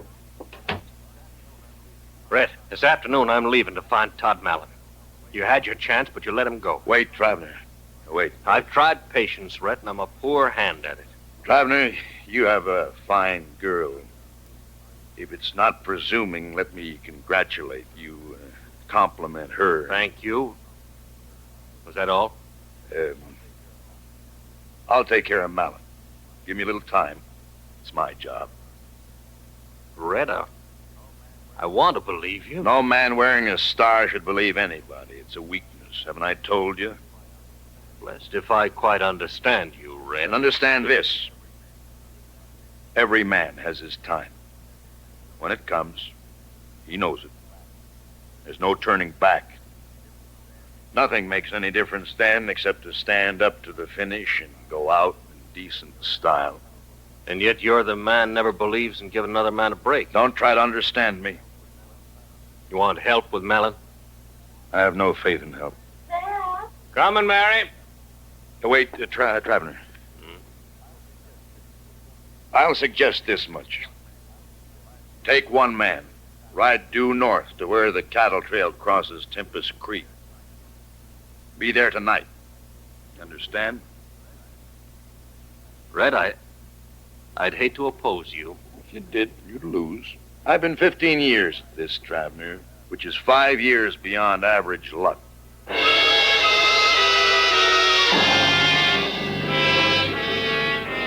That evening, Jack Rhett took up his post on the porch of the Chinook Hotel, dressed in his best, a hard white shirt, a blood-red Windsor tie, and a suit of black broadcloth swelling around the big, uncompromising shoulders. He sat there calm behind the smoke of his cigar, waiting. Full moon tonight, Sheriff. That's right. No offense, mind you.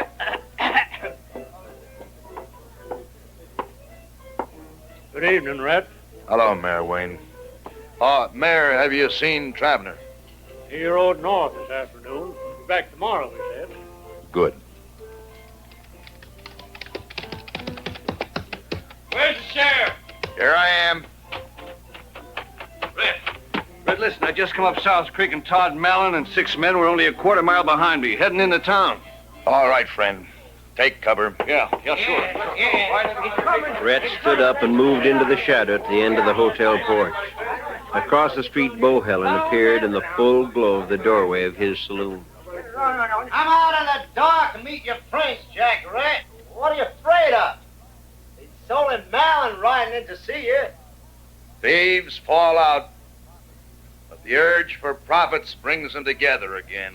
You should have known it, Rhett. Nothing surprises me. Oh, there you are, Rhett. Surprised to find you exposing your great reputation out there in the middle of the street. Every man has his time. You want to try it, Bohelen? Or will you wait for help? I'll wait. The arriving horses came up into the moonlit street and halted at the corner of the saloon. Bohelen's hand lifted toward the group. And at that order, the horsemen spread out until they were flank to flank all across the street. Todd Mallon advanced from the line and stopped, square and alert above the saddle. Jack Rhett stood alone in the middle of the street, his eyes flashing a hard fury. Then he dropped his cigar and ground it beneath the boot. It was a final gesture. How are you, Malin? Goodbye, gentlemen.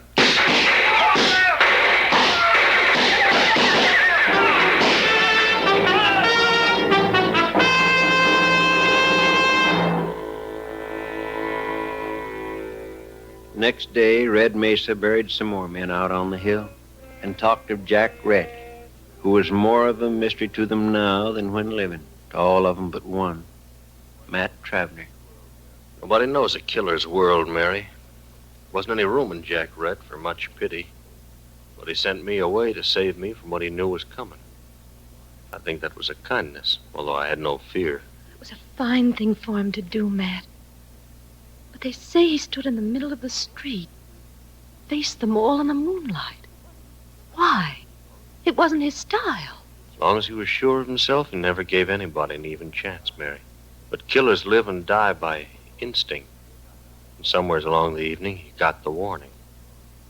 After that, it was just a matter of pride. He killed Malin and Bohelen before he died, standing up and in good style. And that's sort of a greatness, isn't it?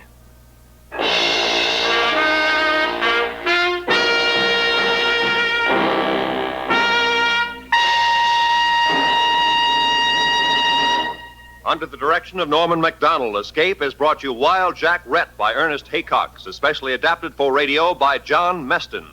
Jack Rhett was played by John Dehner, with Larry Dobkin as Matt and Lou Krugman as Bohelen. Parley Bear was the narrator. Featured in the cast were Junius Matthews, Russell Simpson, Gene Bates, Paul Dubov, and Sam Edwards.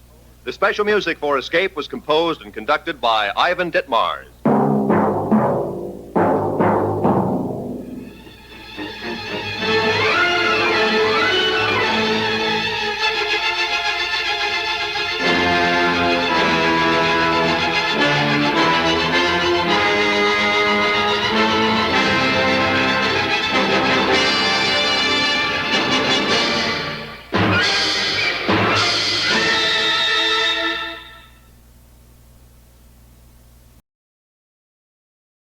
You, finding life rather dull, dreaming again of exotic places, wishing you were somewhere else?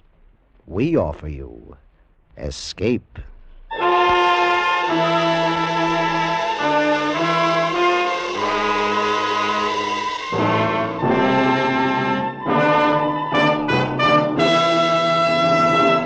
In the spirit of the Christmas season and its magic effect on all men, Escape brings you a charming fantasy about a small boy who discovered a delightful new world and lived forever after in its enchantment, as Anthony Ellis tells it in The Cave.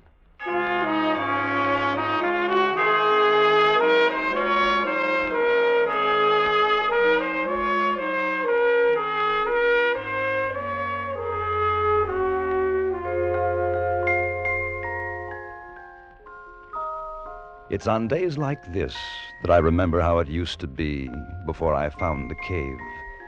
This day in particular. Of course, it's hard to see everything as it really was. Time has a habit of distorting the memories. Memories. Christmas. Christmas Day. Oh, what a long time ago that was. I was 10. And an unpopular uncle had distinguished himself by giving me a flashlight. And it was enormous. 4 batteries and a most incredible gleam to its metal case. I couldn't wait to try it out. And because it was still early afternoon, I could think of only one place that was dark enough for the exciting test. The cave. The big cave whose mouth was near the sand dunes and whose recess was rumored to be miles deep. George Fennell and I had never ventured more than 200 yards or so inside, but on that Christmas afternoon I knew that the cold darkness of the cave would have no fears for George and me. We met near the dunes as arranged to compare notes on our respective Christmas presents. It was quite warm, and the snow was beginning to melt in patches. A few gulls were wheeling about nearby. It was as I have remembered it all my life. Listen, I bet it'd work like a searchlight tonight. I guess it would, all right. Maybe they'll let us stay up tonight. If it doesn't get cold, we could play pirate. I use my new gun. I thought we might go in the cave this afternoon. Hey, that's keen. Oh, maybe they'll get sore. I had to get all dressed up today. Don't get dirty. Besides, we could go a real long way inside with this. I wouldn't want to go in too far. They say the cave goes off in a lot of tunnels. You can get lost. Maybe. If you haven't got a flashlight. Sure, that's right. And with my gun, sure, we can explore. Come on, I'll race you to the cave.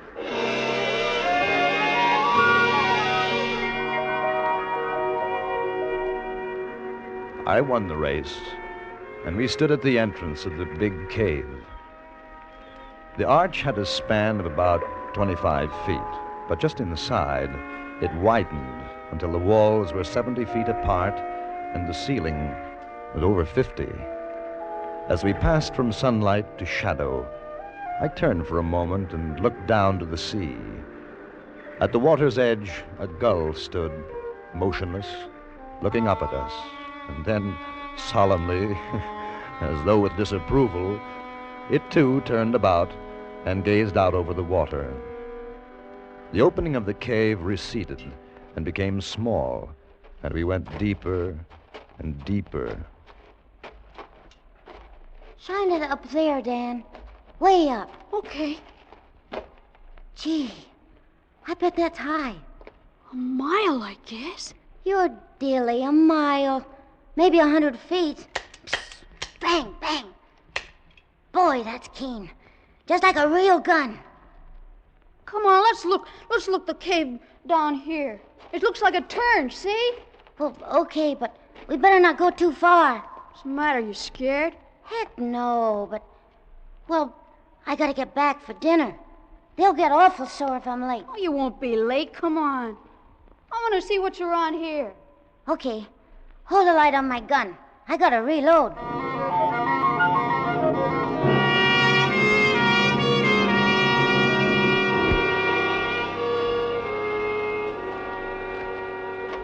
Fish.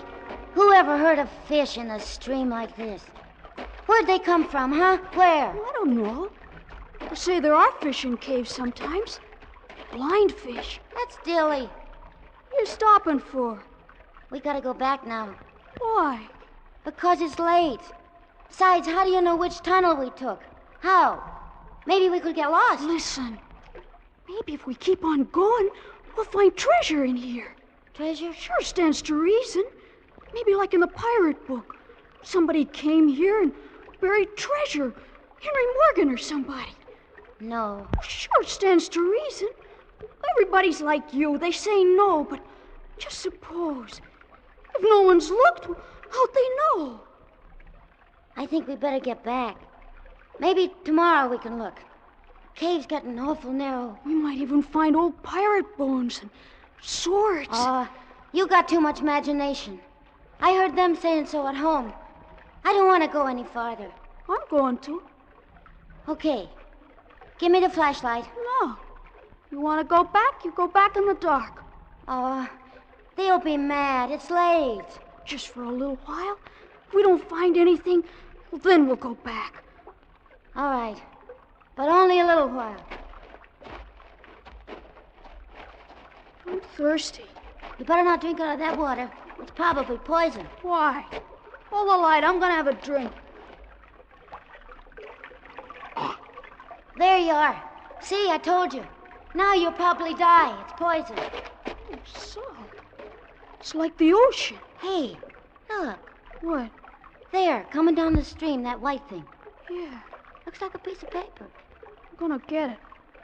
Hold on to my hand. You'll fall in. Oh, I won't. Got it. What is it? I don't know. It looks like a handkerchief. That's dilly. It's too small. Who'd use a handkerchief like that? My mother does. Gee, I'd hate to blow my nose on that. You can almost see through it. How'd it get down here? Who cares? Maybe it's a message. Huh? Like from someone in distress. I'm going home. Like a damsel in distress in the pirate book. Hey, we gotta find out. Give me my flashlight. We'll follow the stream.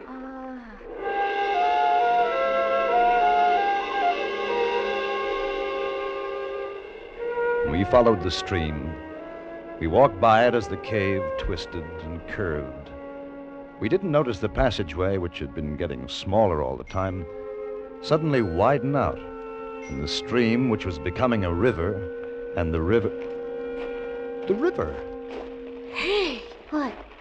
Where's the other side of the water? There isn't any. It keeps going. It's like a lake. Or maybe a sea. There's little waves. Dan. Huh? Turn the light around. The walls are gone. There's no walls. There's gotta be. It's a cave. There's no top to it either. It's just too high to see, that's all. Let's go home.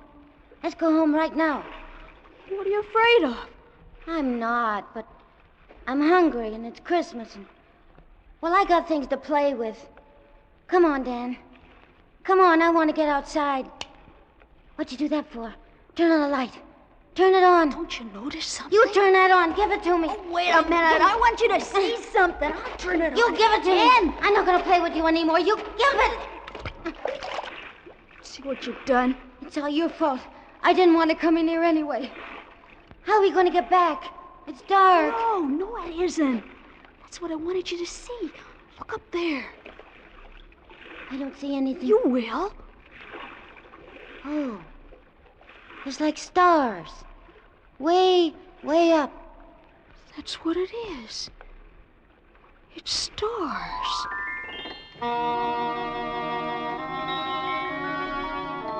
We stood there, George and I, 10 years old, and for a moment no longer afraid because of the wonder of the thing. There was light from a sky that I knew I had never seen before. Yet I knew I was still in the big cave because when I spoke, the echo of my voice returned. It's beautiful. I can't find it. The water's too deep. Dan. Dan. That's funny. You're always saying that. It's not going to be funny when we can't get home. Listen.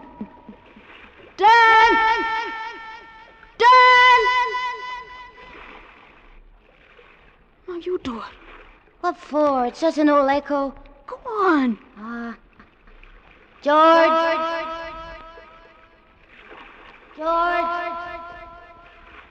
Pow, pow, pow, pow. There. How can there be an echo when there's no cave anymore? You're trying to scare me. Well, I'm going. You can come too if you want. Dan, please. I'll bet nobody's ever been in here ever. I'll bet we're the first. Except for pirates, maybe. I wish we could see more. If my mother hadn't taken away my matches, we could find our way out okay. Gollies, it's night. Come on, please. I'm hungry. Somebody's here.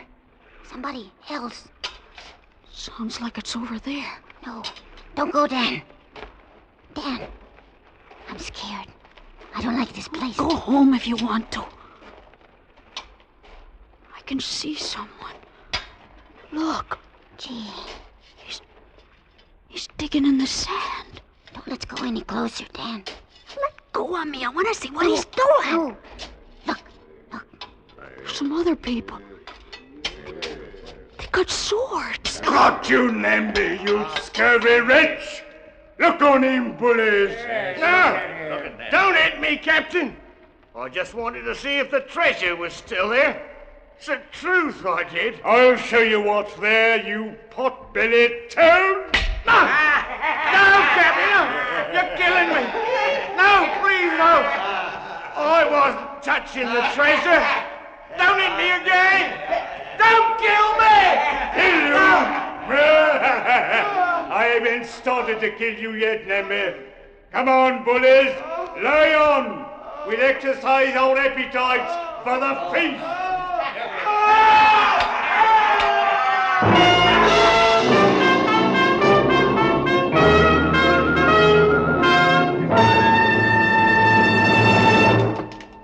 Escape, under the direction of Norman MacDonald, returns in just a moment.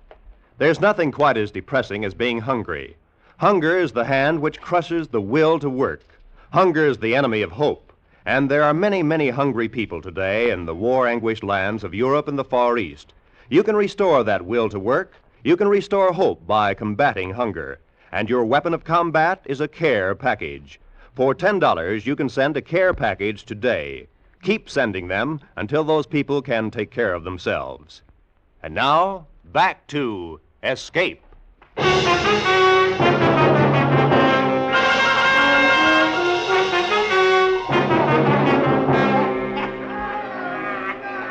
In that faint light from the stars of another world, the world of the big cave, George and I watched. We could only see shadows until someone lit a lantern. And then I knew that I'd been right. Pirates! Pirates! I want to go home. Pirates they were. The most glorious, the gaudiest pirates to sail under the Jolly Roger. The leader was a huge man with a fine, bushy beard and a voice like the trombone in the village band. How shall we cook him, bullies? Broiled or steamed? No, Captain, no! He's too tough a morsel for that, Captain. I say, roast him. I shall. Roast it'll be. Nothing like roast Namby, I always say. Oh, no! We'll cut out his heart first and feed it to the dogs. I feed him. Namby, you lily-livered aggravation, say your prayer. He's going to kill him. I don't want to watch him. Shh. Who was that? I don't know, Captain. Sounded like a boy. A boy? A boy? Mayhap 'twas the Lady Alicia. Bilge. She's in the dungeon, Gunfallen. Aye, that's true. It came from over there. Hold the lantern high, Shield.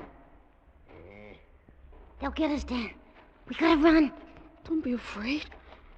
If you're not afraid, nothing can happen. Do you see anything, Gunfallen? You know it, but save us all. 'Tis a boy. 'Tis two of them. Well, scupper me. Boy, huh? Hold the little demon. That's it. Boys. Two small boys. What'll we do with them, Captain? Hang them, I say. Hang them. They're out of the treasure. You! Were it not Christmas, Namby, I should have turned you inside out. Hold your bliss a blethering jaw. Aye, Captain. Aye. Boy, what's your name? Dan Embry, sir. On that one. George. George. He's my friend, George. George Fennell. His father's a policeman.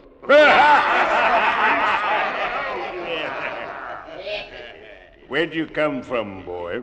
Greenfield? That's outside the cave. Cave? What cave? What do you do here? Whose spies are you? Answer up! Just exploring. We got here, that's all. Exploring? Where's your ship? We didn't come in a ship. What, no ship? They're boys, Captain. What harm can they do? Come, it's Christmas.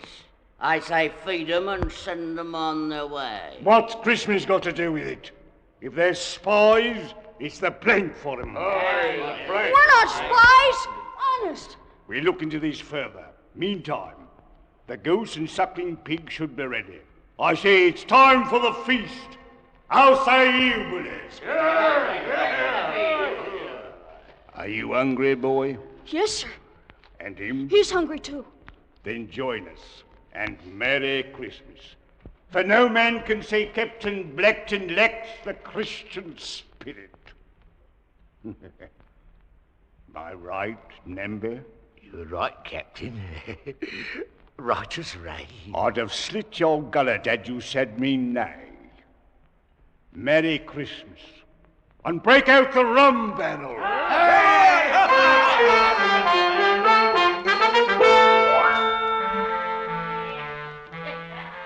I remember that day, that long ago, the great dining board set upon trestles, the fruits, and the wine, roast goose and pig, the pirates rough in their colorful patched clothing, the songs and the drinking and stories of home and sea. Such Christmases are dreamt of, and I had dreamed it to come true. George sat next to me, eyes wide and unbelieving. And after the plum pudding, we were called on to sing a carol.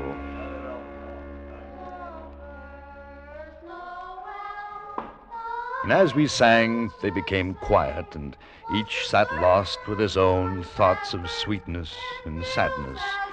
The little man Namby, bird-like and asleep. Don Fallon, thin as a twig, a patch over one eye, and the other kindly and wise. Shillen, the captain, with tears coursing down their cheeks. These were my pirates, my own.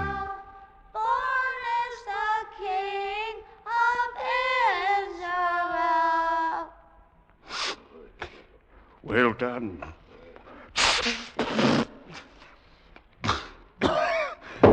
Well done, I say. A dollop of rum for the boys. Captain, this be an happy day with us. Let's share with those less fortunate. Less fortunate? Oh, we're all well met. The Lady Alicia. Nay, she is our prisoner. Until ransom is paid, so she will remain. What matter if she grace our table for the evening? It has been long since a woman's been with us. Aye, that's right. Very well. Send the prisoner here. Bring her from the dungeon.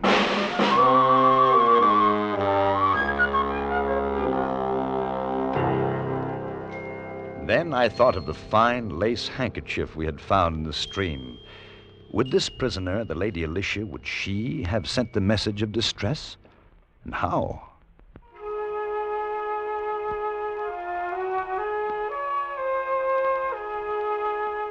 They brought her in, and to me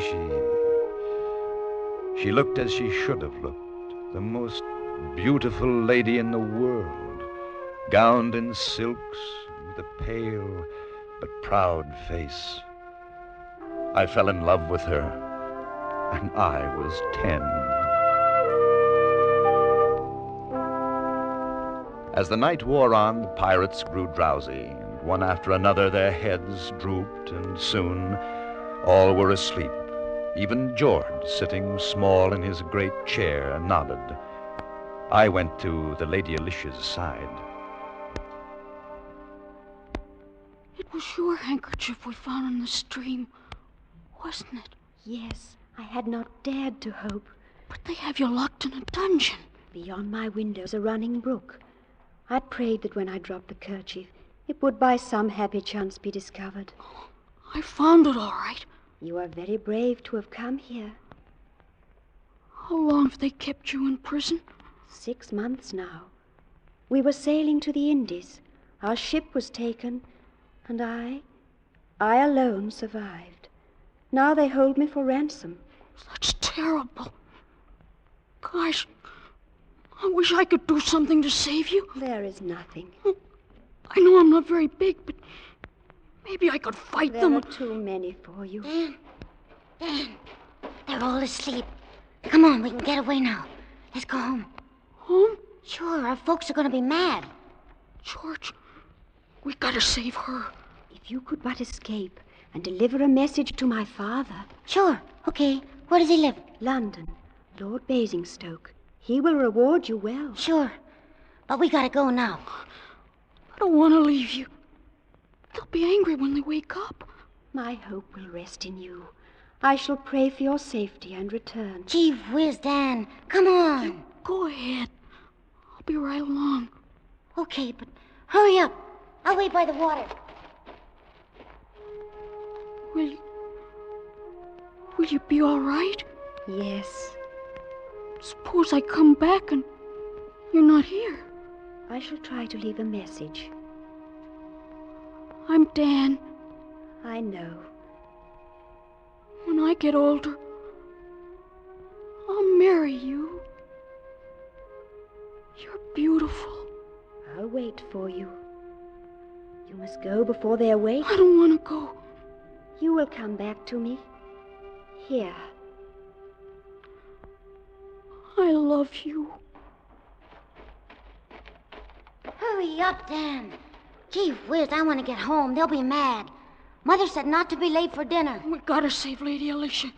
Don't forget. Okay, but hurry up. It's dark. Do you know which way to go? I know. I don't want to fall in the stream and get all wet. I got my good clothes on. You won't. I'm sorry I dropped your flashlight in. I'll save up and get you another. I don't mind.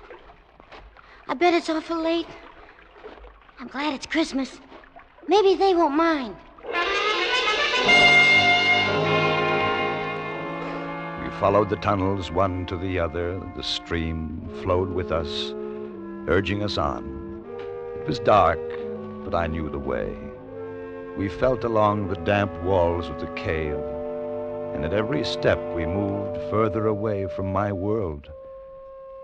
And suddenly, from a great distance, we saw a tiny circle of light, a dot which grew and grew until it was the size of a gold sovereign. There it is, Dan. It's the entrance. And it's still light out. I won't be late for dinner. And I was afraid.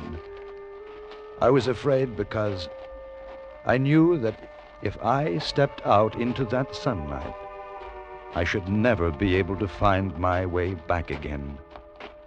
Never. Hey, what are you stopping for? Why? George? If we run, we can be home before the sun goes down. For Pete's sake, Dan, what's the matter with you? I'm not coming with you. Oh, gee, what's the... I gotta go back. Go back? What do you want to do that for? I got to. I don't want to leave her. The pirates. I want to go back. Pirates? Who? The Lady Alicia. Gee whiz, Dan. Come on, it was only a game. Come on. You've forgotten. I knew you would. I'm not going with you. You better. I'm going to tell your mother. You'll get it. Goodbye, George. Dan? Dan! Come back. Dan, what's the matter with you? Dan? You'll get lost. Dan? Dan! Don't go in there again. We played long enough. Come back. Come back. Dan? Dan? Dan?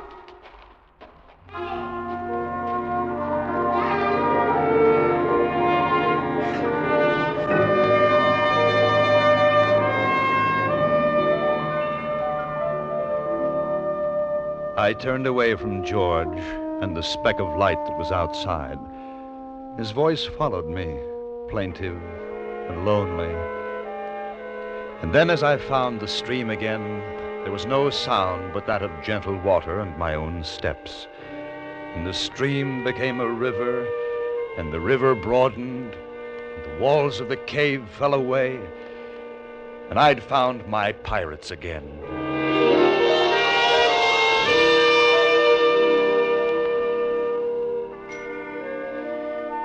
It's on days like this that I remember how it used to be before I found the cave. This day in particular. Sometimes I wonder what happened to George and what it's like outside the cave, but I don't really mind. After all, the Lady Alicia kept her promise and waited for me until I grew up. Now, everything is as I'd always dreamed it in the books. Oh, Captain Blackton, well, he's still here. A little less ferocious, perhaps, than 20 years ago. Captain? Yes, Blackton. If you and my lady are ready, sir, the turkeys are cooked, and the men are waiting your pleasure. Very well, Blackton. Thank you. And a Merry Christmas. Thank you, Captain. Thank you, sir. And a Merry Christmas to you, sir.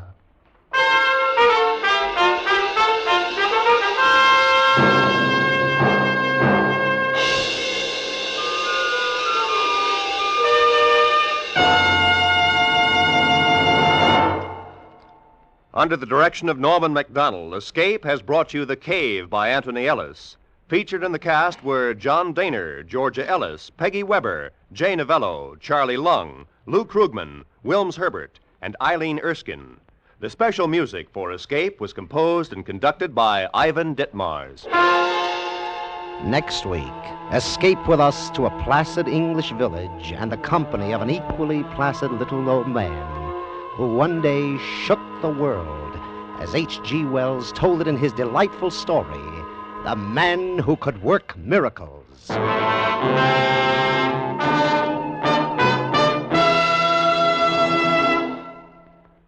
Where does the world stand? Where is it heading as 1951 approaches? Next Sunday, CBS will bring you an exciting, timely appraisal of the world situation and some of the answers when 10 top CBS News correspondents are heard in a special broadcast entitled The Challenge of the 50s, Years of Crises. Remember, that's next Sunday afternoon on most of these same CBS stations.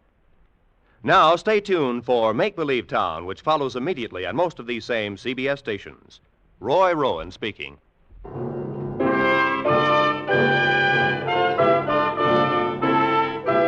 This is CBS, where you spend an hour with Frank Sinatra every Sunday afternoon on the Columbia Broadcasting System.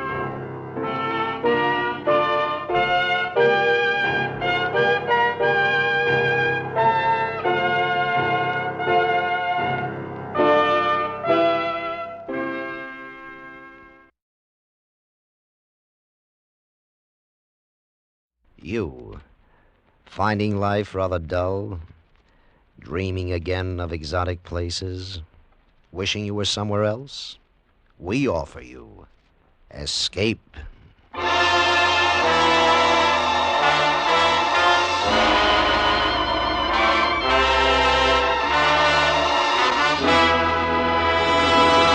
Escape with us now to the windswept peak of Mount Everest and the story of a man who sacrificed everything to climb it, as Leonard Lee tells it in his gripping story, Conquest.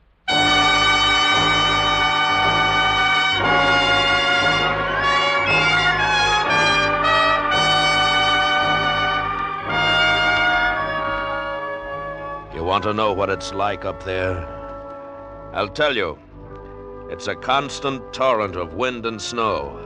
It's jagged rocks, iced as slick as a knife blade. No man has ever set foot on the place. It's as bleak and barren and lonely as the moon. But it's Everest. Mount Everest. And when you stand on its peak and know that every inch of the world is below you, there in the palm of your hand lies the final conquest.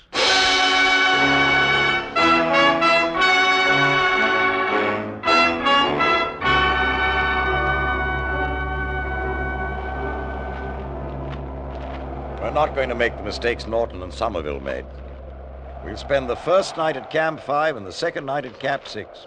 That brings us to 26,800 feet. Are you going to make the north face to the Kulwar, Mallory? No, that's what they did. We're going to make a frontal attack, direct. We'll follow the crest of the northeast ridge to the peak. Yeah, that's tougher climbing. The only chance, Hamilton. And we'll take oxygen on the last dash. Well, best of luck, Mallory. Thanks.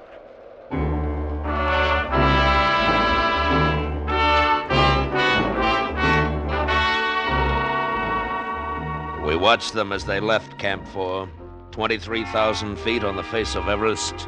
Mallory and Irvine, stocked with their provisions. Pitons, carabiners, hammers, axes, packboard, snowshoes.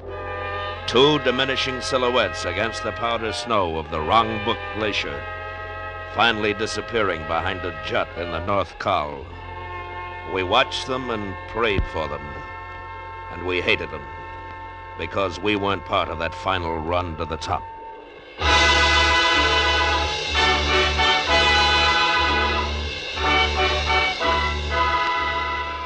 2 days later, June 10th, 1924, a man crawled toward us in the snow. We ran out of the tent to get him. It was Odell, our geologist from Camp 6. He could hardly speak. Challoner, brandy. Yes, here, Odell, drink this. Thanks. What happened? I saw them. I saw the top. Did they make it? I don't know. They were about 800 feet from the peak. Mallory and Irvine. At the last step.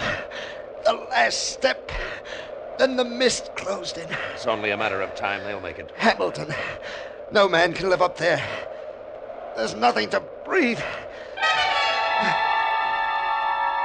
And that was the last word.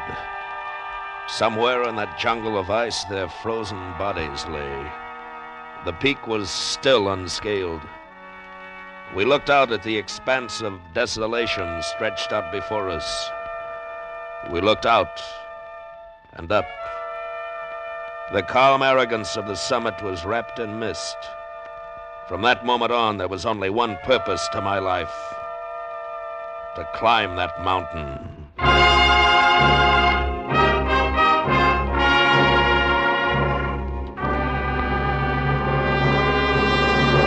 I'm sorry, Hamilton, no more money. Look, Ben, I can make it. I know I can. I've been up there. I know every crevasse. I know every rock up to Camp 6. But what's the point? So you reached the peak, so what? The bear went over the mountain. What did he see but the other side? All right. I don't expect you to understand why people climb mountains. It's a kind of insanity. Let's let it go at that. But from your viewpoint, look at the publicity. Grisham sports equipment used on the first ascent of Mount Everest, the highest mountain in the world. It'll be worth $1 million to you. You have a point there. The initial expense, including everything, will be about $25,000. $25,000? It's out of the question. The best I could do would be $15,000. I knew you'd say that. What? $15,000 is plenty.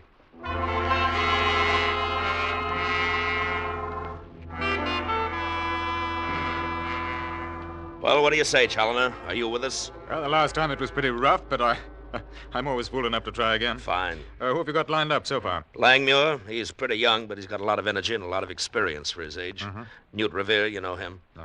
4 of us will lead. That sounds pretty good. How about financing? The Mount Everest Committee can't supply it all, so I got most of what we need from Grisham. He makes sports equipment. It's a publicity deal. I see. Well, it's March now. We ought to have our base camp established by mid-April, and then we'll have about a month of climbing before the monsoon hits. Yes, that's what I planned. We'll be leaving in about 10 days. Can you be ready? Yes, I'll be ready, Hamilton. And so will Everest. We arrived in Darjeeling on April 2nd. We hired Sherpa porters and Tibetan guides, bought more tents and scientific equipment, and headed toward Everest, 100 miles away. But it was almost 3 times as far, snaking through the gorges of the eastern Himalayas. Our second night out, we camped in the sweltering swamp jungle of Sikkim.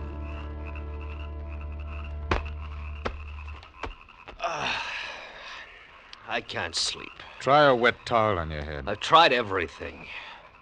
Hamilton? Yes? Can you sleep? No.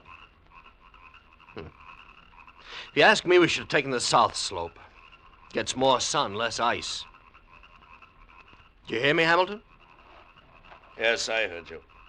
Well, why didn't we try the south slope? Because the north slope is explored and possible. Besides, Nepal won't grant permission. Let's try to sleep, Can't sleep. Too hot. Can you sleep, Revere? I could try if it weren't for all this talk. Hold it. There's somebody outside. Yes, who is it? The head porter. Oh, you better tell him to come in, Hamilton. Come in. Yes, Tishbear, what is it? Not go to Chomolungma. What? Signs very bad for mountain. Death, I see. What signs? Bend of the trees and the stars. No good. Not go to mountain. All right, Tishbear, how much? I do not understand. The bend of the trees is worth how much? Oh, signs are bad. $500. Get back to your tent. $400. $400, a blessing from Holy Lama of wrong book. All right. But that's the last holdup, you understand? I'm sure signs will be better. Now get back to your tent. Oh, gladness. There's a Gurkha for you. The Sherbas won't come around for more money in the middle of the night. Well, good night, gentlemen. It's too blasted hot. Enjoy the heat, Langmuir. In another 48 hours, you'll wish you had every steaming bit of it.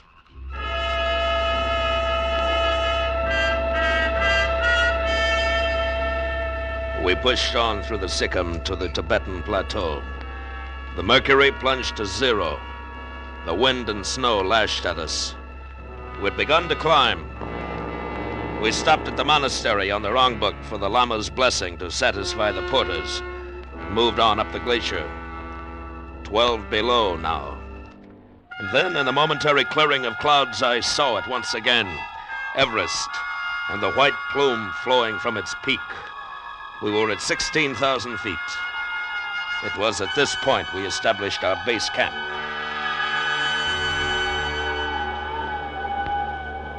All right, Challoner, tell them what we've decided. All right. Camp 1 will be at 18,000. Camp 2 will be at 20. Camp 3 at 21. Camp 4 at 23. I will each carry oxygen. The tanks are light, but we'll have enough to last us for about a week if we use it right. When we get near the top, the routine will be 15 minutes of climbing, 1 hour's rest. We're not making the mistakes Mallory did. There any questions? Yes. How do we pair off, Hamilton? Challoner and Revere, Langmuir and myself. We'll travel together up to Camp 4, then we separate into doubles. The rest of the men will be dropped off at the camps as we move along to maintain relays. Anything else? Yeah. I think we're going to make it.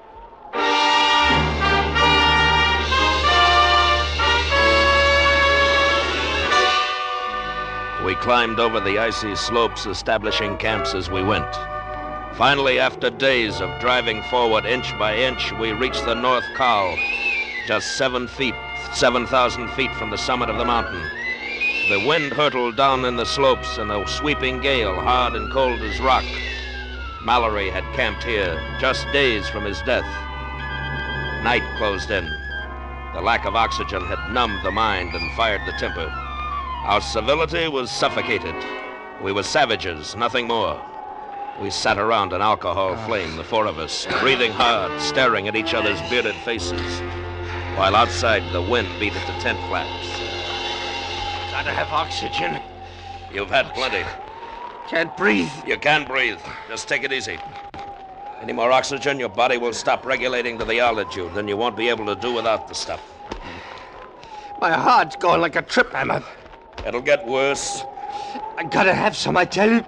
Sit down. Stay away from that tank. I can't breathe. Hamilton, I can't breathe. I said stay away. All right, come on, now get up. Oxygen. Please. Sit up and behave yourself. I'm the leader of this expedition, and you'll do as you're told. Here, Langmuir. Give me a hand. No. Let him lie there, Challoner. He'll be all right in the morning.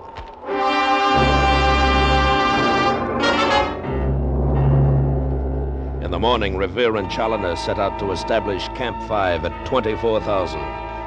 Langmuir and I watched them go, chopping their way up the ridge to the northeast shoulder. When we lay down, waiting, trying to conserve our strength, Langmuir stared upward, his lips moving in prayer, deep sunk eyes, chest heaving. The next day, we set out, following Challoner's marks.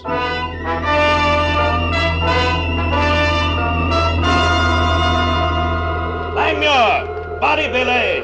Right! Easy now! I can't! 100 feet, Langmuir, then we can rest. Now, come on. No. Take a little more oxygen, then. There. You feel better? More. No more. Now, come on. Quarter shell to the camp. Quarter shell. He stood on my shoulders, and I boosted him to the narrow ledge. He grasped for the edge, his fingers clawing at the smooth rock. I felt his foot slip from my shoulder. I grabbed for his leg and missed. Black space sank below us, and he fell.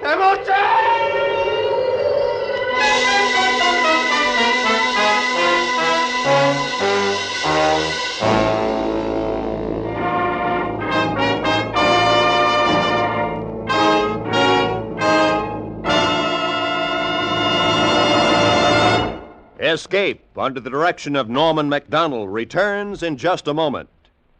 CBS wishes to call your attention to the debut of 3 programs today. Bill Goodwin's entertaining $1 a Minute, a new 15-minute news program featuring Eric Severide, chief of CBS Washington Bureau, and Charlie Wilde, private detective, which is moved to CBS from another network. And now, back to Escape.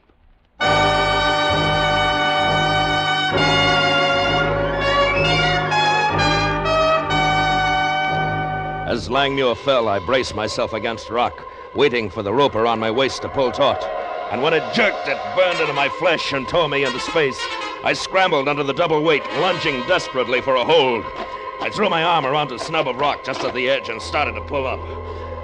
Slowly, I reached the ledge, gasping for air. I looked down. Langmuir was swinging at rope's end in a small arc above the yawning emptiness, just 100 feet below me. The wind tore at my face. My arms were aching. I felt them slipping from the rock, and then I saw Langmuir grab a handhold and start to climb. And the rope loosened, and I relaxed. He was all right. I sniffed at my oxygen, but it made me drunk. 3 hours, I told myself. 3 hours to Challenger.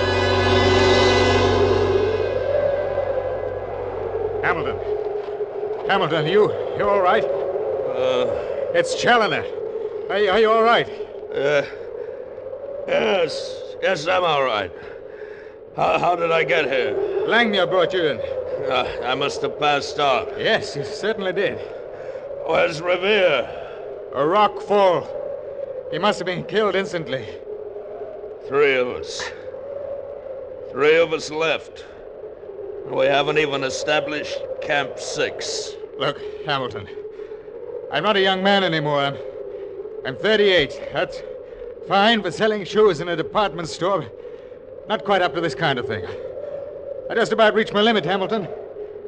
You and Langmuir, you two will have to climb alone from here on up. I think we can do it. I'll stay here at Camp 5. All right, Challenger.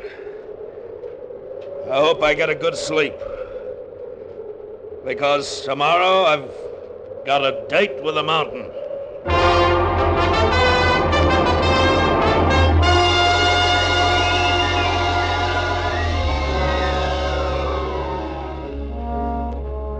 It's quiet outside. It's a wonderful day. It's the best we've had yet. What do you think of cutting the north face across the couloir, making the final ascent directly up the western part of the north side? No, we'll take Norton's route as we planned. What about Camp 6? Well, if we can establish it at 27,000, the final dash will be short. That'll double our chances. Well, Langmuir, what do you say? You want to go on? Look up there. What? The mist is beginning to clear. There it is, Hamilton. The summit. The top of the world.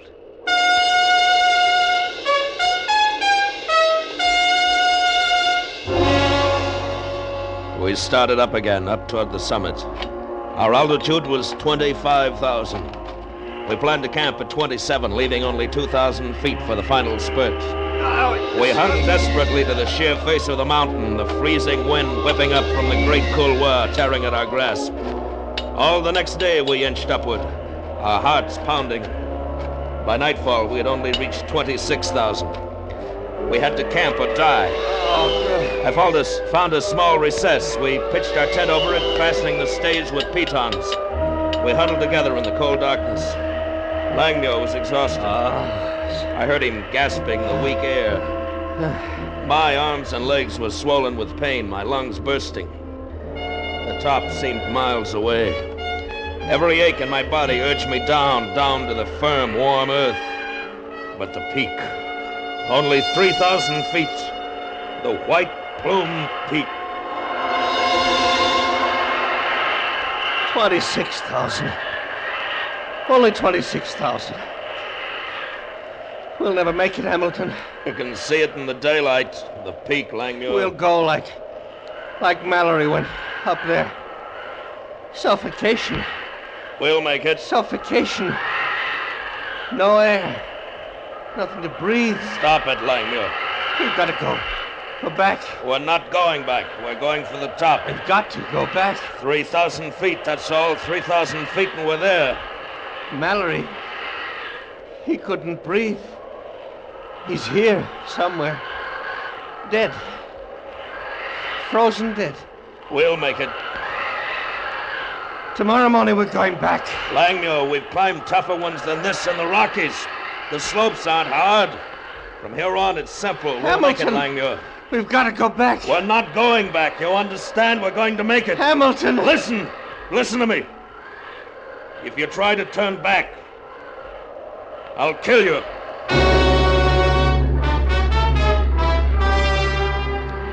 The mountain wasn't ice and rock to us anymore.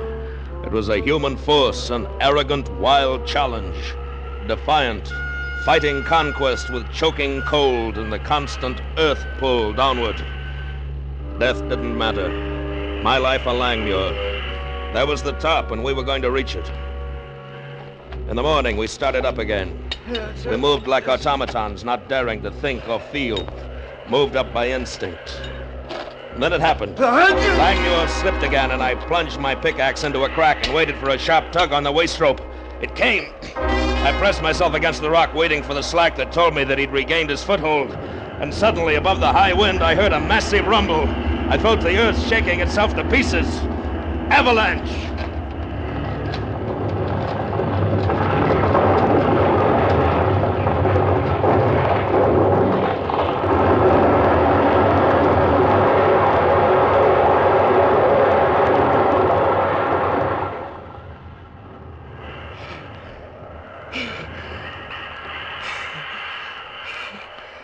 Langmuir! Langmuir! Crazy! It's crazy! We'll be killed! Are you all right? I'm going back! No, wait! Stay where you are, Hamilton! Listen to me! I cut the rope! I'm going back! I'm coming down to you! Hamilton! I've got a knife! Hamilton! Don't try to stop me! All right! Go on back! Go on back! I'm going on to the top! Goodbye! Hamilton! Goodbye! Everest.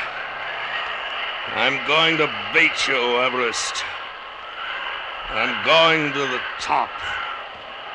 I'm going to the top.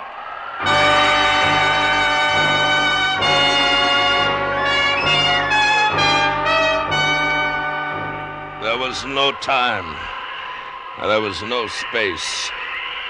There was only the mountain and me.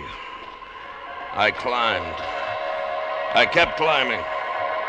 The sky darkened. The wind rose. The air was like a blade in my throat, but I kept going. And when it was too dark to climb, I dug myself into a hollow place. And I lay there, thinking of home, of the sanity of the open fire, of the comfort I'd left behind. Night on Everest. Night on Everest and the terrible wind.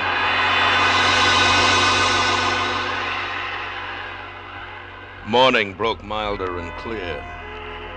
I left the hollow and looked upward through the glare of the sun.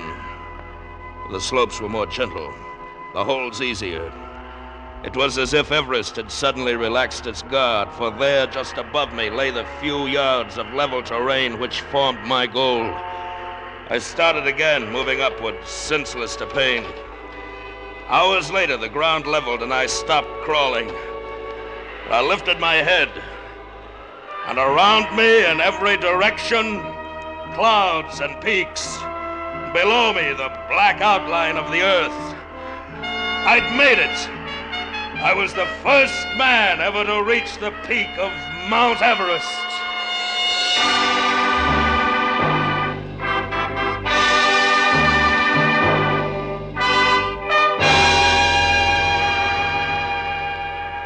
I forced myself to my feet, weaving dizzily. All the pain, all the intense agony of the altitude and the climb was forgotten now. I looked down at the magnificent peaks of the surrounding Himalayas.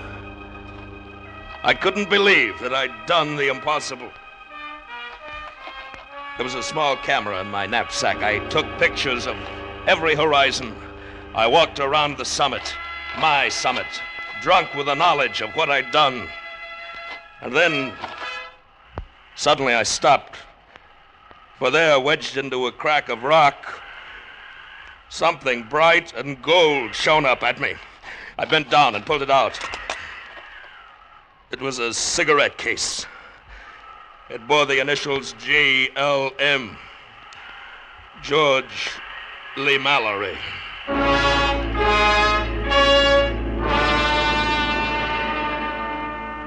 I stood there trembling, the cigarette case in my hand. An instant before, I'd experienced the elation of the greatest possible triumph. And now there was only defeat. Defeat and the indescribable hate for a dead man. Oh, how he must have smiled as he went to his death, knowing that the second man to reach the top would find his proof. The second man to reach the top. I was only the second man. And then it came to me. Why must anyone know? Why must I tell the world what I'd found? Mallory was gone. He wouldn't hear the applause. It would be me, Chase Hamilton, the man who had conquered Everest. I took a small plate of metal from my wallet and wedged it into the rock. It read, Hamilton Everest Expedition, 1925. Then I strapped on my sack. I looked below me. It would be a difficult descent. But there was only one direction to go now. Down.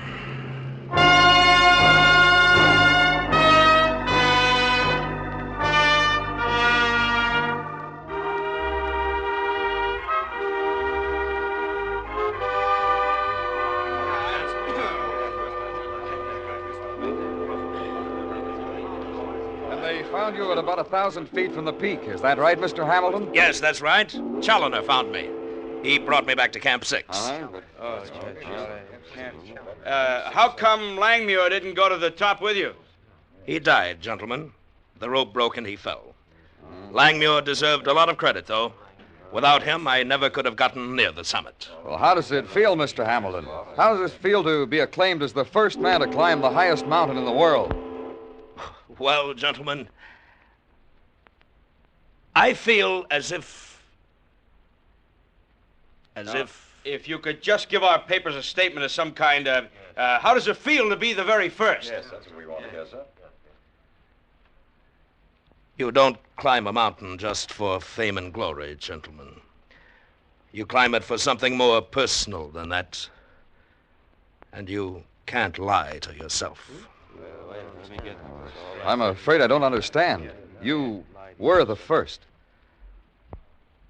No, gentlemen. Not quite the first. George Lee Mallory reached the top last year. I found his cigarette case wedged in a rock on the summit. This cigarette case. Smoke, gentlemen.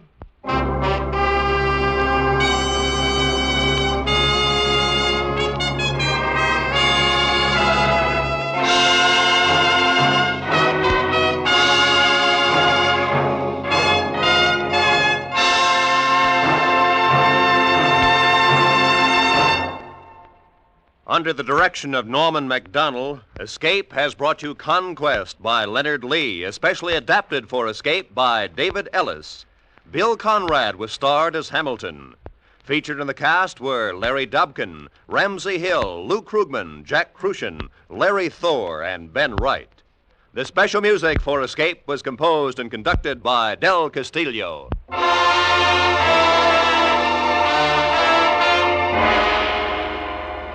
Next week, escape with us to Western Europe and the story of a futile attempt to save a beautiful girl from the clutches of the most cold-blooded political organization on Earth, as Anthony Ellis tells it in his exciting story, A bullet for Mr. Smith.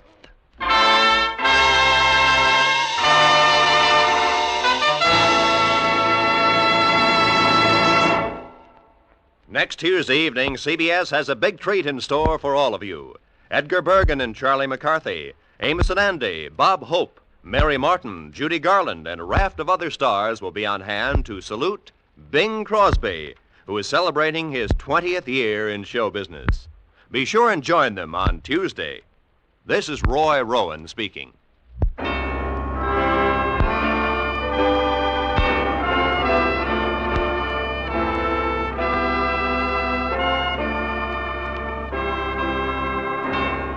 This is CBS, the Columbia Broadcasting System.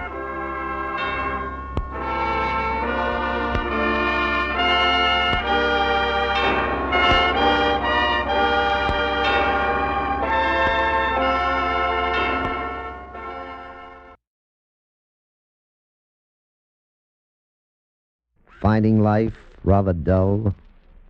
Dreaming again of exotic places?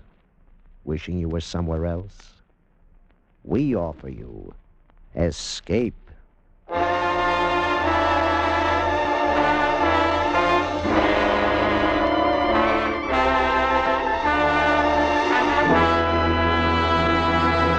Escape with us now to Western Europe and an exciting story about the most murderous group of men on Earth, as Anthony Ellis tells it in A Bullet for Mr. Smith.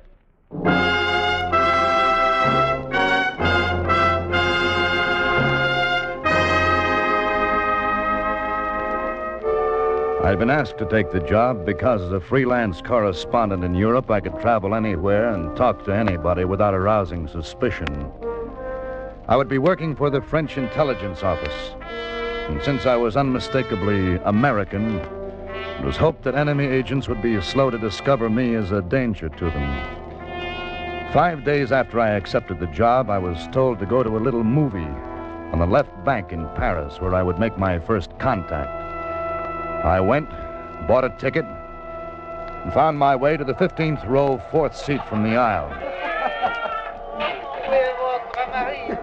Excuse me, please. Oh, I'm sorry. Excuse me, pardon.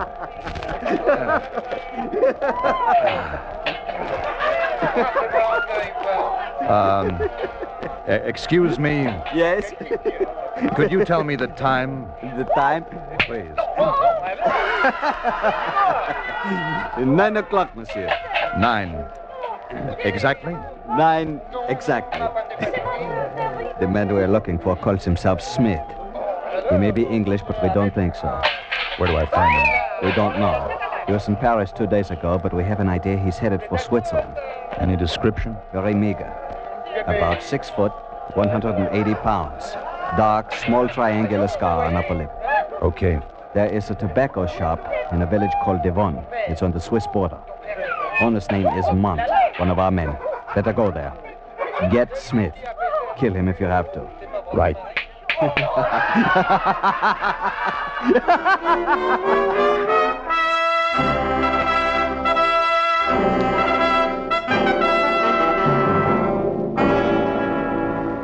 It concerned the plans of one of Western Europe's greatest defenses against invasion, the new rocket bases in France.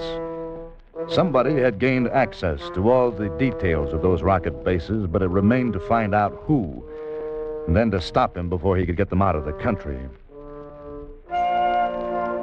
By midnight, I was on my way to the Swiss border. The next afternoon, I reached Devon and found the tobacco shop of my contact, Mont.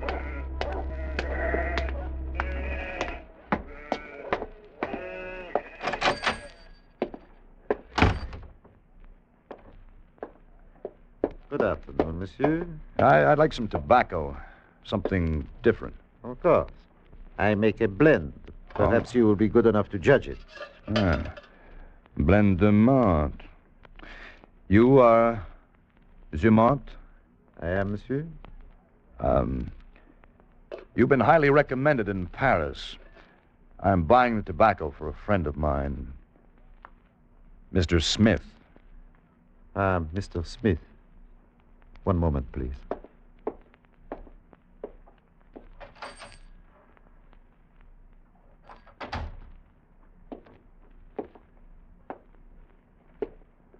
One must be so careful. This way, please. All right.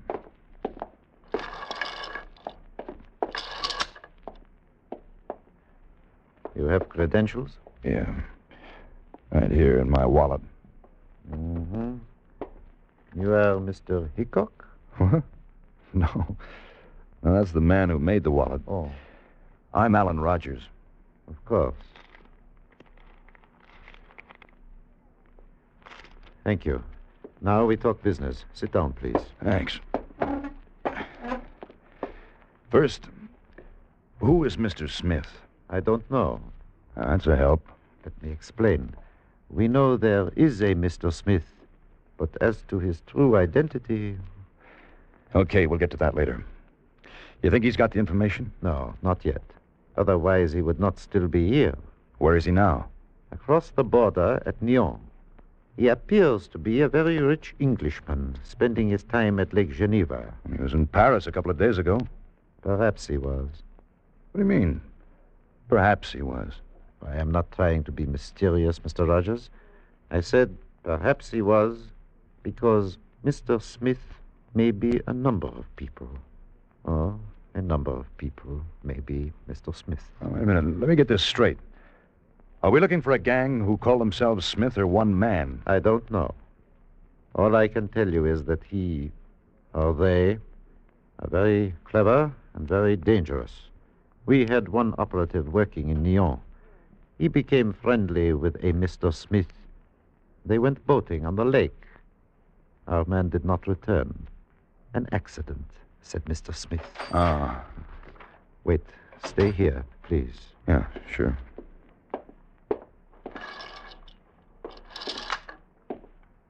Good afternoon, mademoiselle. How may I serve you? A pack of Demurier cigarettes, please. You Maurier? I'm afraid, mademoiselle, that I do not stock the brand. They seem awfully hard to get here. All right, players, please. Certainly. Any luck, my dear? I'm afraid not. Only players. I just remembered. Du Maurier, was it not? There may be some in the back room.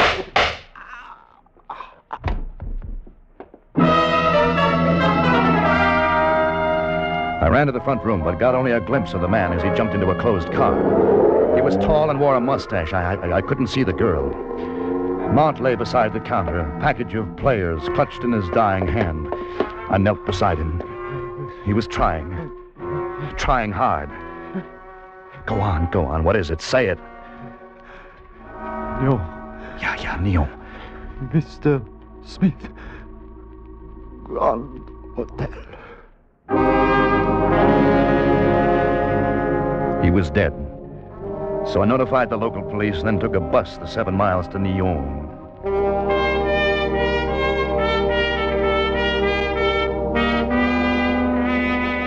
I signed the register at the desk of the Grand Hotel and turned to follow the page to my room when I'm sorry. Oh, it's my fault. I never look where I'm going. I hope you didn't break the mirror. No, You're American. Yes. New England? Vermont. Wonderful. I went to Bennington. Oh? My name's Mary Donnelly. My name is Rogers. Alan Rogers. Oh, I'm so homesick for some good American talk. Will you buy me a drink? Well, sure.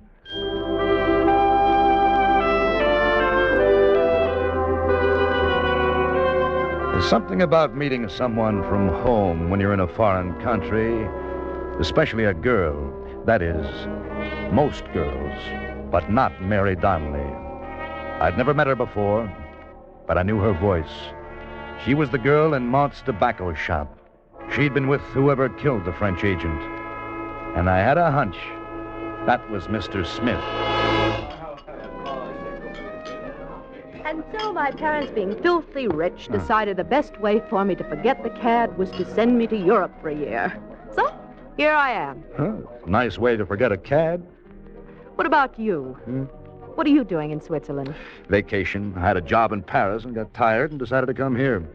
I wanted to see the rest of Europe before it blew up. Oh. What? You sound disappointed. Oh, no, not really. I thought perhaps you might be a Secret Service man or something. Sorry. I'm being romantic. You do look the type, you know. Oh?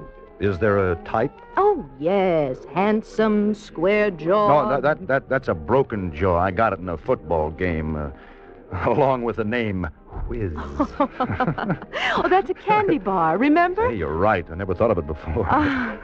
But the jaw looks very distinguished. Yeah? Well, it aches when it rains. It does. Looks like we've got company. Oh, so here you are, Mary. Why, sir, I hope I'm not interrupting. Of course not. Mr. Rogers, I'd like you to meet Mr. Warwick Smith. Mr. Smith. It happened as quickly and uneventfully as that. Mr. Smith, the same man I'd seen leaving Mont's tobacco shop. It was all very chummy and well met. We had cocktails, we enjoyed one another's company, and to look at the three of us, you wouldn't have thought that espionage and murder sat with us. You mean to say that you haven't seen Geneva yet? No. Well, that's capital. We must take you, Mary? Of course. Fine. Will you both join me for dinner? Oh, well, I hate to break up any plans, but Not at all, I insist. And then afterwards we can take the launch down to Geneva. It's a lovely trip. Monsieur Warwick Smith? Here, boy. Excuse me. Telephone call, monsieur. Thank you. Will you take it here? No, thanks. I shan't be a moment. You order another round, Rogers. Right. Merci, monsieur. Oh, he seems to be a nice fellow. Hmm? Oh, Warwick? Yeah. Yes. Mr. Rogers, Yes? would you do me a favor? Well, I can try. I know it sounds strange, but please, don't go with us to Geneva tonight. Why not? Please, just leave the hotel, go back to Paris. I can't tell you anything else, but do as I say. Please, go away.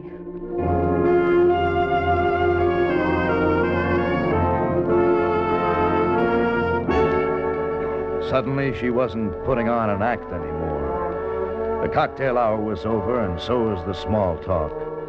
Mary Donnelly wanted me out of the way, and yet I was pretty sure she didn't know what I was after. I was trying to make it add up when Mr. Smith came back. I say I feel perfectly septic about this, but I'm afraid our little jaunt is off tonight, old man. Oh, it's too bad. Perhaps some other time. Sure. Frightful bother, but that telephone, well, it was rather urgent. Mary, it was the matter we spoke of earlier. Oh, yes. Do forgive us, Rogers. Oh, it's all right. Forget it. Maybe we can get together tomorrow. Yes, rather. Come along, my dear. Goodbye. I'll see you later. Oh, please forget what I said before. I was only trying to be romantic. Oh, sure. I know. You've been reading too much Eric Ambler and John Buchan, spies and stuff. Goodbye, Mr. Rogers. Goodbye. So, they were on the move. Mont had said that they didn't have the plans yet, which could mean that Mr. Smith and his girlfriend were expecting to get them tonight. I followed them out to the lobby, watched them go upstairs, then sat and waited.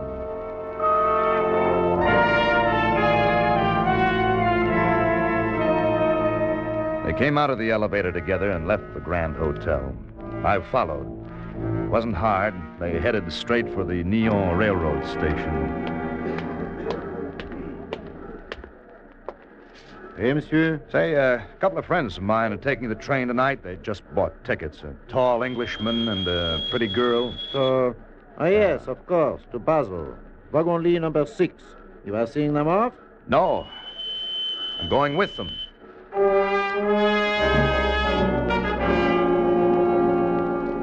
I stayed out of sight behind the baggage carts, waiting for the train to pull in. Mr. Smith and Mary Donnelly walked up and down the platform. Just a couple of nice tourists seeing the sights of Europe. Then a man came along. Smith shook hands with him. They went on walking. As they passed me, I got my first good look at the stranger. There's something familiar. Something. It took a few seconds to register. The man we are looking for calls himself Smith. He may be English, but we don't think so. About 6 feet, 180 pounds. Dark, small triangular scar on his upper lip. Then I remembered.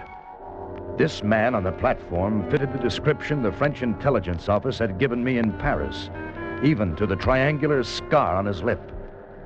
I had found myself another Mr. Smith.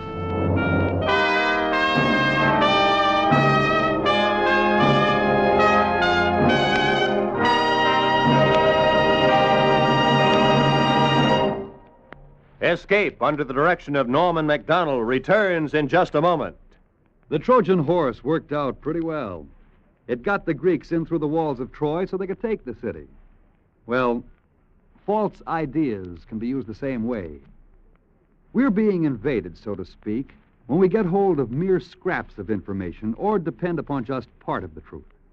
Actually, there's very little difficulty in finding out for yourself what's right and what's wrong.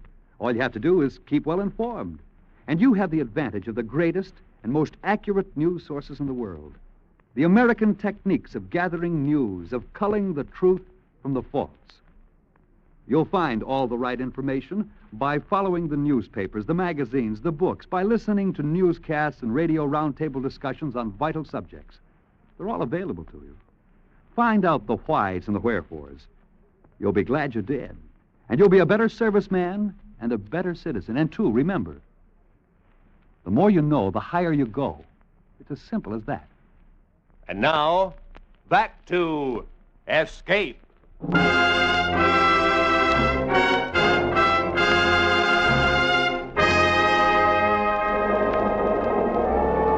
I sat in my compartment and tried to figure on my next move. It was a dead certainty that Smiths 1 and 2 were in possession of the rocket-based plans. The fact that they were headed for Basel told me that. Just across the Swiss border was Lörrach in Germany. That's a matter of 6 or 7 miles from Basel, and once inside Germany, it would be easy going for them to points east. I had to stop them before we got to Basel. But I was on a Swiss train, and the Swiss are the most neutral people in the world. They can get real tough about their neutrality. I knew I couldn't get anywhere trying to hide, so I went to the lounge car to let them know I was aboard. Mary Donnelly was sitting in an armchair looking out into the darkness. Hi. What are you doing here? Going to Basel? But I know. Let's say I'm romantic. It would have been very dull in Nyon without you there. I don't believe you. Where's Mr. Smith? Let me alone. Well, they didn't teach you much about manners at Bennington, did they? Please. What's the matter? Nothing. Oh, I thought you'd be glad to see me. Listen, please. If they know you're here, they'll... They'll what? Don't you understand? Mr. Smith isn't what you think. Really? You must believe me. It's serious. They'll think you're following them. I am. You... Well, I'm following you, too. Oh, you fool. Why can't you... Well, Mr. Rogers. Mary, you didn't... What a surprise. Mr. Smith? Quite. I'd like you to meet Mr. Tall Chief. Mr. Rogers. Mr. Tall Chief? How do you do? Why don't we all have a drink to celebrate? I mean, we only just said goodbye to Mr. Rogers and Neon. Yes, a happy reunion, eh? You didn't say you were going to Basel, Mr. Rogers? No, I didn't, did I? Well, I'll order at the bar. Is Johnny Walker all right? Fine. I'll go with you. I like my drinks just so. That's the trouble in these parties. Nice fellows. You know, when you're traveling, you really... You're an American agent, aren't you? No. You are. No. Just working for a country like you. They know it, too. I didn't think my being here would fool them for long. They'll kill you, you know. Oh, in a Swiss train? That'd take some explaining. If it were Czech or Hungarian... They'll do it. It'll be an accident. Like the others? Like the tobacconist at Devon? Oh, did you? I was there in the back room. And you knew who I was all the time. I knew what you are, too. What's the matter? You homesick? Oh, shut up. Where are you going? I don't know anywhere. I can't stand it. You might try jumping off the train. It'll be quicker than a long trial.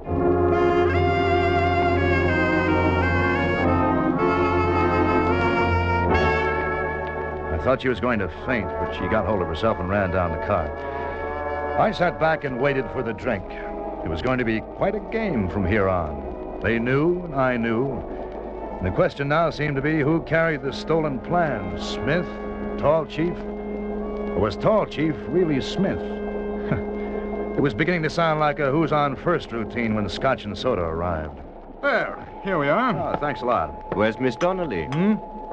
Oh, I don't think she felt too well. Must have gone to her compartment. Rather sudden, wasn't it? Must have been. Look here. Why don't we all go to my compartment? That's wonderful, Tall Chief. We can play some cards. I imagine that poker's your game, eh, Mr. Rogers? It's a good game, but not tonight. Oh, but you must. I mean, well, we can hardly take no for an answer. No. I don't feel like it. Compartments are stuffy. I stay out of them as much as possible. This won't do at all. I mean, 3 is such a good game. Sorry. Mr. Rogers, do you know what this is in my pocket? Pipe? Mm-hmm. Try again. Gun? Well done, Mr. Rogers. Come along. Aren't you afraid it might go off? Make a lot of noise. The conductor down there might wonder. Come on, Smith. We'll pop in on the girl and then play some euchre. Yes, right you are. Perhaps Mr. Rogers will join us later. I'm sure he will.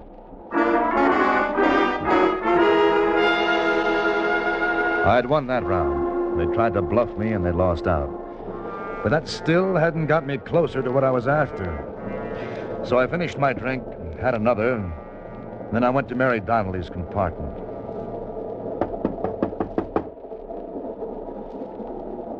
Yes? Rogers. I don't want to talk to you. I'll bet you don't.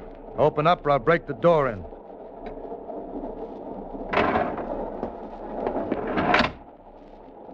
Mr. Smith is in the next compartment. And we'll keep it quiet.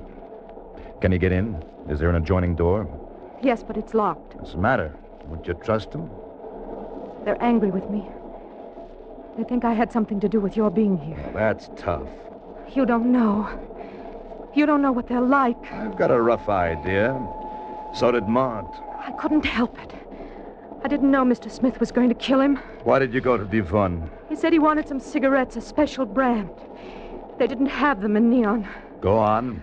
Later, Mr. Smith told me they found out there was a French agent in Devon who knew about us. He said he had to kill him. We were so close to getting the plans, nothing could interfere. Which one is the real Mr. Smith? Tall Chief? I don't know. Are there others? Yes. It's a code name. Okay. Doesn't matter then. Who's got the plans? I don't know. Where are you crossing into Germany? Lorach? I didn't want to go. I didn't know what they were like. Well, now you know.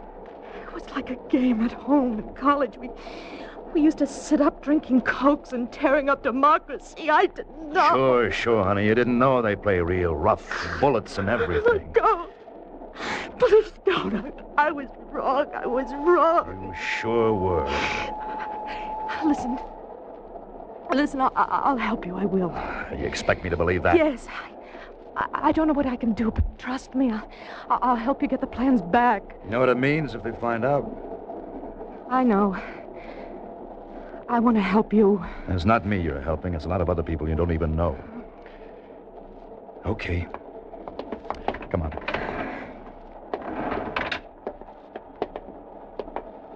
Smith's compartment? Yes. Okay. I'm going to take a chance on you. And if you double-cross me, well...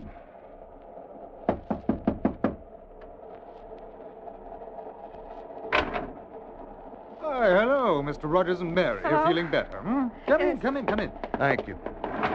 Thank you very much. All right, both of you. What?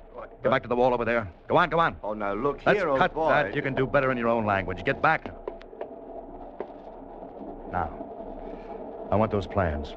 Guns make noise, Mr. Rogers. Not with a silencer, brother. You should know. Hand them over. I'm sorry. All right, Mary Donnelly, or whatever your name is. If you're going to make a sucker out of me, now's the time. Here, hold the gun on them. I'm going to tear this place apart, and if they move, shoot. Yes. Mary, quick, give me the gun. No. I'll kill you if you don't stand still. That's what I wanted to know.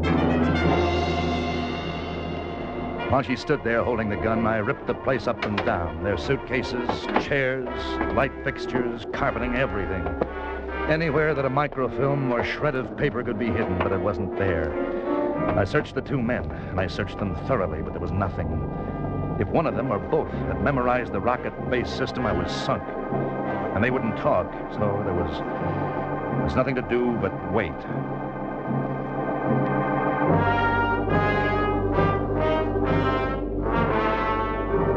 We waited. Waited the whole night as the train crawled northward, sitting, watching each other. The girl sat staring out the window. Tall Chief read a newspaper and then handed it over to Smith. I held the gun, and we waited. We'll be in Basel in 3 minutes, Mr. Rogers. Isn't this rather ridiculous, Mr. Rogers? Obviously you've beaten. Why don't you go back to your own compartment? We change at Basel for Laura. If I have to, Mr. Smith, I'll kill you as the train stops. I'm going to get those plans. My dear fellow, if you kill us, do you think for 1 minute that another won't get through with the plans? I don't think so. You've got them somewhere, and you know you can't get another copy. It was a shot in the dark. But as soon as I said it, I was sure I'd hit something. They were getting nervous. Tall Chief's eyes started to twitch. I kept up the pressure by tightening my finger on the trigger. Mary Donnelly just stared at them. Once the train stopped, I was finished. Either I shot them down or gave up. The train was beginning to slow down when I saw the headline on the newspaper lying at my feet. It was only a second, but it was enough. Mary, hold the gun. What is it? Right under my nose. I've got it. English paper dated January 13th, night edition. Well, that was last night. That's right. Don't you move, boys. That is a neat trick.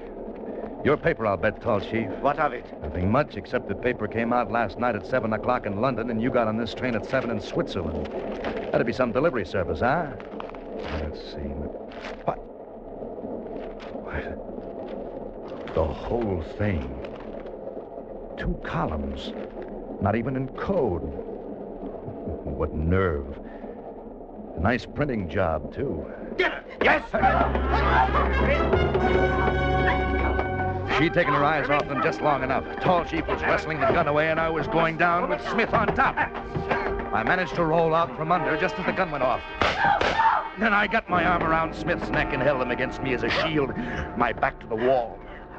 Now, Mr. Rogers, let go of him. You're finished, and you know it. Sure. You can have him. I'll take the gun. All right, open the door, Mr. Tall Chief.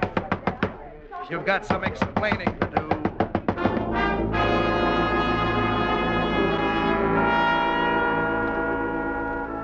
There was nothing to do for Mary Donnelly. She'd been hit when the gun went off. I'd like to have told her that everything was okay, but... well, I guess she knew it. I'd fix it so that in the reporter family would never know. That's the least I could do. The Swiss authorities in Basel were tough. They had Smith and Tall Chief for murder. Me? Well, I was an innocent bystander. They let me go. I went back to Paris with a newspaper under my arm. My job was finished when I turned it over to the country that hired me.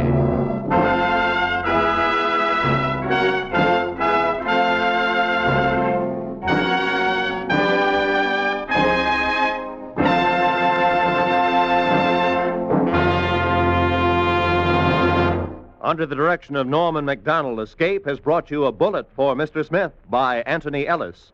John Dehner was starred as Alan Rogers, with Gene Bates as Mary Donnelly and Ben Wright as Mr. Smith. Featured in the cast were Larry Dobkin, Harry Bartell, Edgar Barrier, and Jack Crucian. The special music for Escape was composed and conducted by Del Castillo.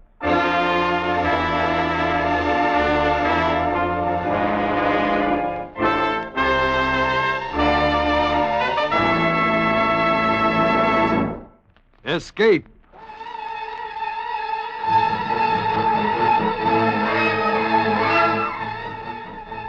You've been listening to Escape, adaptations of the world's finest tales of adventure and mystery. Escape comes to you each week at the same time through the facilities of the United States Armed Forces Radio Service, the voice of information and education.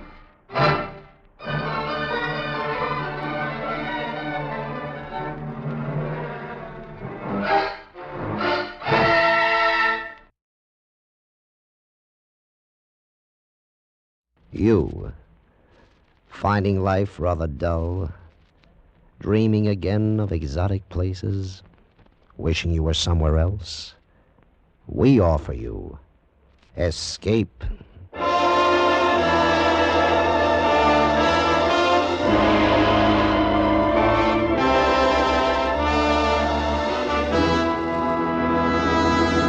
Escape with us now to Mexico City and the story of a man caught up in a terrifying web of murderous intrigue, as Patrick Quentin tells it in his exciting story, The Follower.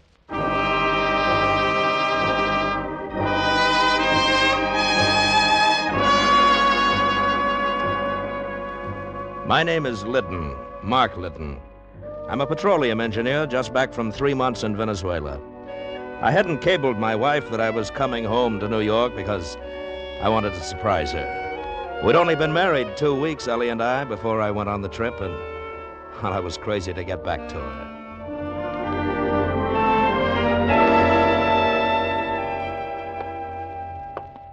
3 long, empty months.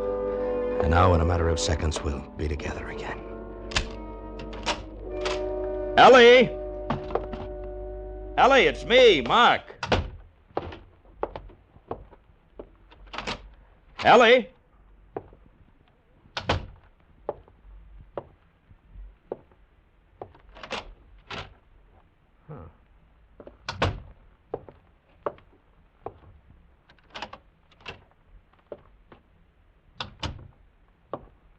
Ellie, are you here? Oh, let's cut out the comedy. Hey, who are you? What's the matter? What's wrong with you, anyway? Corey. Good Lord. It was the guy Ellie had thrown over to marry me, Corey Lathrop. And he was dead. I saw the 2 bullet holes in his chest. Turned sick. He'd been dead quite a while, maybe a day or 2, and he didn't look much like the socialite man about the clubs, member of the State Parole Board Society lawyer. He just looked dead. I recognized that torn piece of negligee in Corey's hand. I ought to. I'd seen it often enough. Oh, Nellie. First thing to do was locate her fast. No. No, not the police. Not yet. Not without knowing what it's all about. Who else, then? Certainly not her society friends. They wouldn't tell me if they knew. I was an outsider, big prospects, but no money, the dark horse who'd rushed Ellie off her feet. No chance there. Maybe some of her other friends, though, she'd messed around with just for thrills because she was rich and bored. Maybe the gambler, Victor DeTorio. Yeah, that was it. If anybody knew what had happened to Ellie, Victor would be the guy.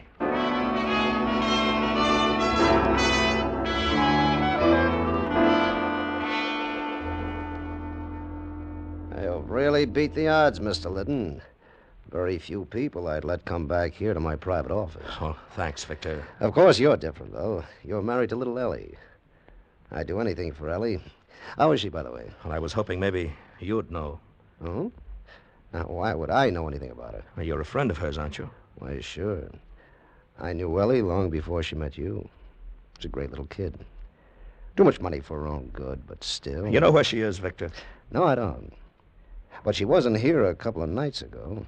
Saw her at one of the roulette tables. Ellie sure has a weakness for roulette. Yeah. Well, look, can't you tell me? I remember now. That was the night she got into me on credit for $20,000. $20,000? I guess the guy she was with was bad luck for her. That nose in the air, what was his name? Lathrop? Corey Lathrop. Lathrop? Yes, somebody ought to smash that guy. He's just too good to live. Yeah. Yeah. Look, Victor, about that money Ellie lost. Oh, don't worry your head about it, Mr. Liddon. Ellie's a friend of mine. She'll pay when she gets the dough. These little cafe cookies understand gambling, how it works and all. They always pay off. Every one of them pays in the end.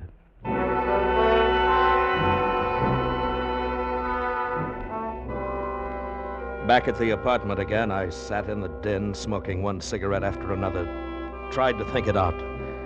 Started to get dark, and I still sat there, not knowing where to turn. Stopped cold.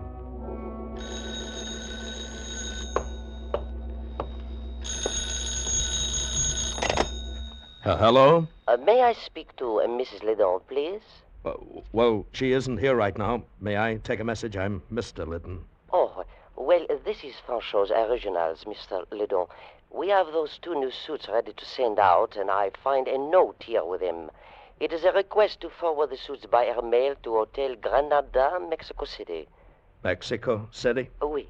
Mrs. Liddon evidently telephoned the message, but I did want to confirm the address. Is that correct, Mr. Liddon? Hotel Granada, Mexico City? Yes, that's right. She flew down there for a few days. Ah, nice. I do hope she enjoys her trip. Well, I'm sure she will. Goodbye. Mexico City. So that's where she'd gone. Well, whatever the game, I was sure of one thing. I was on her side, win, lose, or draw. And that meant following her on the next plane south to Mexico City. From the airport, I phoned the police, told them where they'd find Corey's body, and hung up.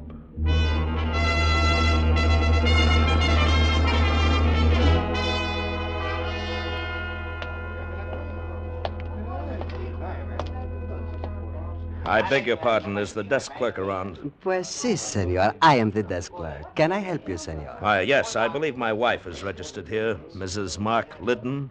Liddon. That is not a very common name, senor. No, I guess it isn't. Well? That is a very nice jacket you are wearing, senor. Soft and warm like the breath of a senorita. Thank you. It must take many pesos to buy a jacket like that. I really don't remember now, if you'll be kind enough to... It must be very nice to have many pesos. Look, what are you after, a tip? Senor! How much? Pues, when a pobrecito has 5 sisters to support and only one very small job, 20 pesos? 10. 15. It is only pesos, senor, not like dollars. All right, here. Gracias. Now we are friends. The senorita is registered in room 522. 522. Okay, thanks. But wait, senor. What? She is not there now. Oh? Well, where is she? The senorita is go to the bullfights, I think. But no matter, senor. You are her husband. You are my very good friend. So I let you wait in her room for only 10 pesos more. Look, if you like golden eggs, don't kill the goose. But, senor, you do not look at things the right way. For only 25 pesos, you now have Oscar for your very good friend. Oscar sent a bellboy up to let me into 522. When he'd gone, I opened the 2 traveling cases in the closet and searched through a mess of clothes and the usual feminine whatnots. I don't know what I'd expected to find in Ellie's luggage. Blood stains, a gun, I don't know. And then I heard the key in the lock. I didn't move. I didn't say anything.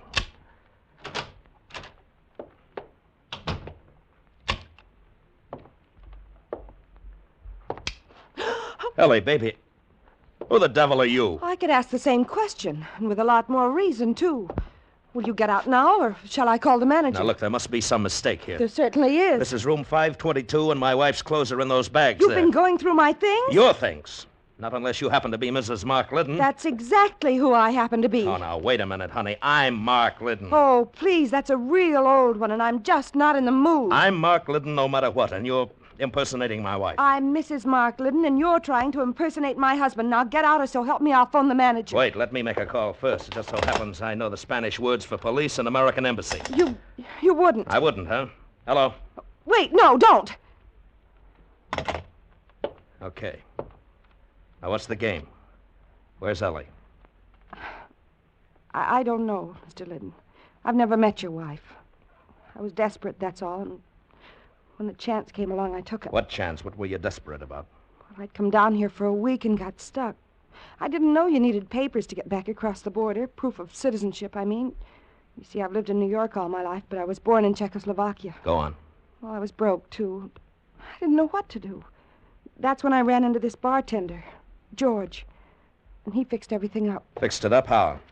Well, he said this Mrs. Liddon, your wife, had just got in from the States and wanted to disappear for a few days. She was looking for somebody to take her place here at the hotel, so George arranged the whole thing. He brought me here, gave me her tourist card. That's all I know about it. What were you supposed to get out of the deal? Just the tourist card. I could use it to cross the border. Mrs. Liddon was going to say later she'd lost it and get a new one. Anyway, that's what George said. George, huh? Where does this George work? Well, it's one of the American bars. He's off duty now, though. Where can I find him? Well, sometimes he hangs around the Salon de Lisboa. It's a cantina over near the plaza. Look, if this is all the truth, how come nobody here at the hotel noticed the switch when you took my wife's place? Well, she checked in during the night and stayed out of sight. No one's seen her but the night clerk. Oscar, I think his name is. Oscar, huh? That boy really gets around. He's the day man now. Mr. Liddon, what are you going to do with me? I don't know yet. What's your name? Frankie. Okay, come on, Frankie. Let's go find George.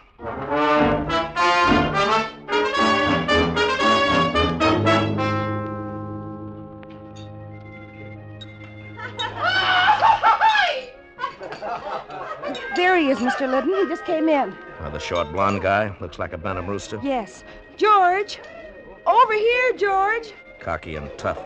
I know the type. George, we've been waiting here for you. Huh? I was beginning to think maybe you'd been called back to work No. at the bar. No, I'm off duty. This is Mr. Liddon, George. Mr. Mark Liddon from New York. Oh. Okay if I sit down? Sure, George. That's the idea. Thanks. I suppose you're looking for your wife. That's right. Where is she? You've been away somewhere, haven't you? Out of the States? Yeah. And your wife wasn't expecting you back so soon? No, she wasn't. Well, I'm afraid you're out of luck, Mr. Liddon. She took a plane to Guatemala this afternoon. Dispénsame, jefe, pero el cantinero quiere saber si ustedes desean algo que tomar. No. You wouldn't be lying, would you, George? Don't push me, Mr. Liddon. Your wife's missing, and you're all upset about it, but don't try to push me. Where is she, George? I just told you. That's all I know about it. I'm just a guy who helped her out of a jam. What kind of a jam? All I know is what she told me. Said she'd run out on a big gambling debt in New York. And they were sending a gunman after her. She had to get away. You see, that's where I came in, Mr. Liddon. She wanted someone to take her place here, cover up her trail. How did she get out of Mexico when you got her tourist card? She had a passport with her. She didn't need the card. I see. Well, I still think you're both lying. Mr. Liddon, I warned you about Shut up, trying George. You can do your talking to the police and the American Embassy. That's who I'm going to talk to. Oh, don't be a fool, Mr. Liddon. I'd be a fool to believe this story of yours. You don't know what it's all about. You're not going to do anything with this blundering around except get your wife killed. Go back to New York and stay out of it. Skip it, Frankie. When I want your advice, What's the idea of the gun, George? The idea, Mr. Liddon? That all three of us get up from this table quietly and walk out of the cantina. I see. You're not going to the police, Mr. Liddon, nor to the American Embassy. You're coming with us. Suppose I don't? You will. Shall we go? Sure. Why not? Quietly, Mr. Liddon. Just like three friends, huh? Sure, George.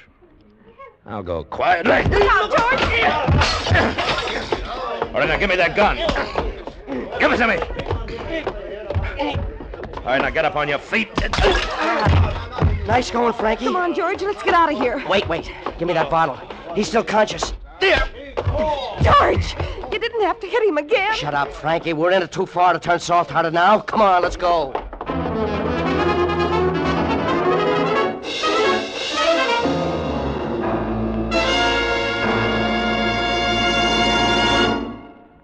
Escape under the direction of Norman MacDonald returns in just a moment. The Book of Etiquette loses a lot more pages tonight when Jack Benny tries to ingratiate himself with the suave, oh-so-social Ronald Coleman's. Yes, Ronnie and Benita will be Jack's guests on CBS tonight. And on the Charlie McCarthy Edgar Bergen Comedy Hour, Charlie will try to enlist in the Air Force and end up as a skyrider advertising pumpernickel bread. Red Skelton, Amos and Andy, Corliss Archer, and Eve Arden as our Miss Brooks will also be on hand on most of these same CBS stations with their famous brands of CBS Sunday night comedy.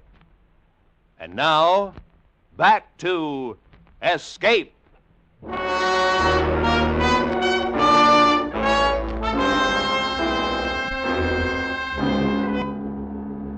When I came to a half hour later, Frankie and George were gone. The only lead to Ellie I had, gone. And I left the canteen and flagged a taxi. In the whole picture, there was only one man who might be able to help me now. I headed for the Hotel Granada and Oscar.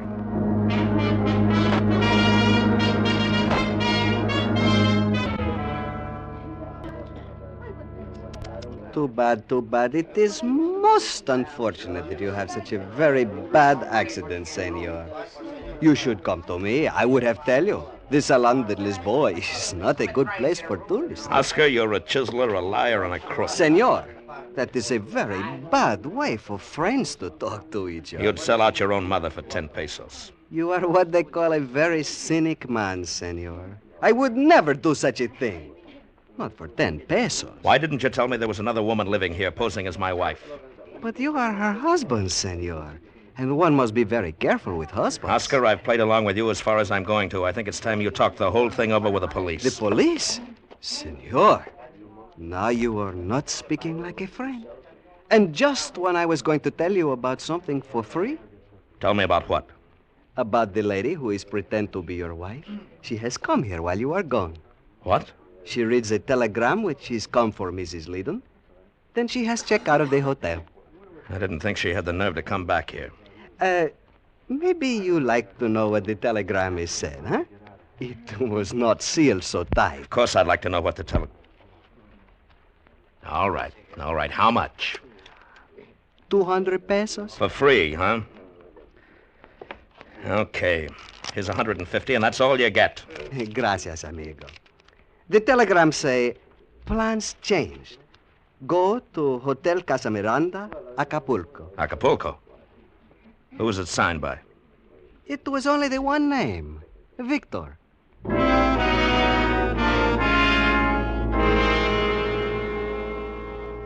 I hit my first lucky break in Acapulco. I came in from the airport and went to the Casa Miranda Hotel. And halfway across the lobby, I ran into Frankie.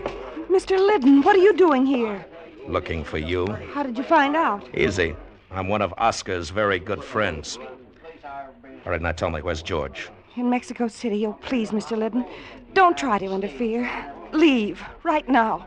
You're going to ruin everything. I hope so. Where's Ellie? She's not here. She's in Mexico City. Oh, please, I know you're trying to help her, but you don't understand. You're only making things worse. You mean worse for you? Worse for everybody. Ellie, too. You don't even know what it's all about, and you're going to get yourself killed. Where's Ellie? I promise you, in a week, everything will be fine. Where's Ellie? You've got to believe me. You have to... There you are, Mrs. Liddon. Are we ready to go? Yes. Yes, I'm ready anytime, Senor Gallus. Very well. Aren't you going to introduce me, darling? Introduce you? Yes. Well, yes. Senor Gonzalez, this is my husband, Mark. Oh, a pleasure. How do you do, Senor Gonzalez? He just arrived unexpectedly. Oh, I see. And are you planning to go out to the villa with us, Mr. Liddon? Oh, I don't think he Oh, will. sure, definitely. I'm in on this, too, you know. You know what is involved, then? Well, naturally. The little woman always tells me everything. And you have no objections? Well, if it's all right with her, it's all right with me. Oh, you are a very broad-minded man, Mr. Liddon. Shall we go?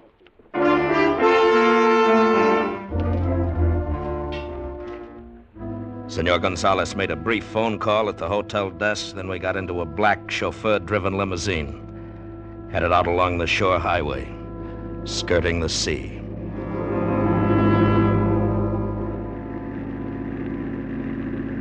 About 3 miles out of town, we turned into a private roadway, stopped in front of a large Spanish villa.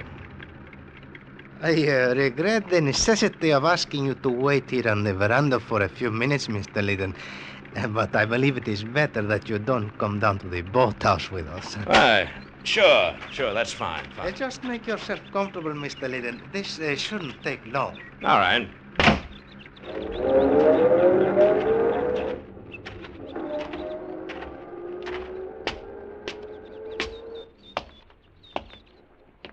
Mark. What? Mark, over here. Ellie. Oh, Ellie, baby. What are you doing here? Mark, it's wonderful you're here. Oh, darling. But you shouldn't have come. What have they done to you, baby? Nothing, Mark. I'm all right. But you're not, darling. They'll kill you. You've got to get out of here. We'll both get out. We've got time. Frankie and Gonzalez have gone on down to the boathouse. Yes, I know. You know? Yes, Gonzalez phoned from town. They won't do anything to you if you leave right now. Victor promised me. Ellie, what are you talking about? I didn't want you to get mixed up in it, Mark. I wanted it to be all over before you came back from Venezuela. I think you better tell me what this game's all about, Ellie. I had to do it. Victor made me do it. I lost a lot of money at his club, and he said if I didn't, he'd kill me. If you didn't what? Bring a load of dope across the border for him. Dope? That's another one of his rackets, along with gambling. He gets it down here from Gonzalez. So, Victor hasn't been after you. You've been on his side all the time. But then, what if Frankie and George come in? They're both working for the police. They kidnapped me from the hotel, gave me drugs so Frankie could take my place and meet Gonzalez. They planned to get the dope from Gonzalez, deliver it to Victor, and then have the police move in on everybody. I got away, though, and phoned Victor. He came down here. So that's why Frankie was impersonating you. George used to be one of Victor's boys. Then he got sent to prison. He just got out on parole. It was through Corey he began working with the police. Ellie, tell me the truth. You killed Corey, didn't you? I had to, Mark. He was going to turn me in. He was on the parole board, and George reported to him, so he found out about me. He was going to turn me in. All the time you've been in it up to your neck. It'll be all right, Mark. Victor will fix it. About Corey, I mean. We'll pretend it never happened. Just another thrill, huh, Ellie? Mark. I've been crazy about you, but I guess I haven't known you very well. You know, I thought this fooling around the clubs with Victor and the others was just bored little rich girl stuff. Mark. But it goes a lot deeper than that, doesn't it? But, darling, I had to do this. Don't you understand? What was I, Ellie? Just another thrill? Something different for a while, huh? No, that's why I did it. For us, I mean. Victor was threatening me. He'd have told you all kinds of bad things about me. That's why I had to. Is Victor down at the boathouse? Yes. What are they going to do to Frankie? I don't know. They're going to kill her, aren't they? Why, I suppose. I don't know. What's the difference anyway? Who cares? She doesn't matter. Don't you see that? It's us that counts. That's why I did what I... Mark, where are you going? To get her out of it if I can. That's the least I can do. No, come back. Goodbye, Ellie. Mark, no! No! I ran down the driveway toward the boathouse. I was sick inside and all over. Sick from seeing Ellie the way she really was for the first time. Dazed with the shock. They looked at me startled when I burst through the door. Frankie, pale but defiant, sitting in a chair against the wall with Victor and Gonzalez bending over her. Well, this is quite a surprise, Mr. Liddon. You're supposed to be escaping. Yeah, I know. I talked with Ellie. Generous of you, Victor. Letting me go. Oh, we do anything for Ellie. She's a great little kid. Right, Gonzalez? Oh, yes, indeed, a most charming young woman. She wanted us to let you go, so we said okay. That's too bad you had to blunder on down here. That's all right, Victor. I wanted to see Frankie. I tried to keep you out of it, Mr. Liddon. I guess now you know. That's right, Frankie. Now I know. That's too bad, Mr. Liddon. But you ought to have taken Ellie's advice. No, Victor. You're all mixed up. I'm in on this, too, now. You know, any game Ellie plays, I play, too. Well, we figured you for one of those moral guys. Real gone on a kid, huh? Yeah. Yeah, real gone on the kid. Well, fine, Mr. Liddon. Join the party. Thanks. We're trying to get this little cookie to tell us where George is. If she doesn't, Gonna count to 10 and then... Well... How about it, honey? I told you. I don't know where he is. Mm-hmm. It's too bad. 1, 2. Better talk, Frankie. 3. I stood there watching them trying to 4. figure a play. Victor held a gun pointed at 5. Frankie's head, and Gonzalez was probably carrying one, 6. too. Whatever the play, it had to be fast. 7. 8. 9. Victor! Don't hurt him, Victor! Ellie. He doesn't know what he's saying about trying to help Frankie. I mean, he's out of his head. This is Lyddon, you fool! So that's a game. Victor! No! No! As Victor swung the gun toward me, Ellie jumped and grabbed his arm and hang on. Gonzalez was just drawing his gun when I hit him, and we both went down. As he scrambled to get up, I drew back my foot and kicked him in the head. I fumbled on the floor for his gun, and from the corner of my eye saw Victor turn his own gun point blank on Ellie. As he turned toward me, I was up on my knees, Gonzalez's gun in my hand, and I let him have it.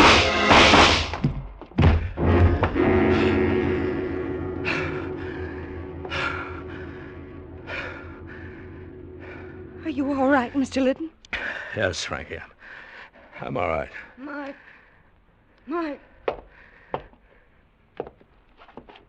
Yeah, baby.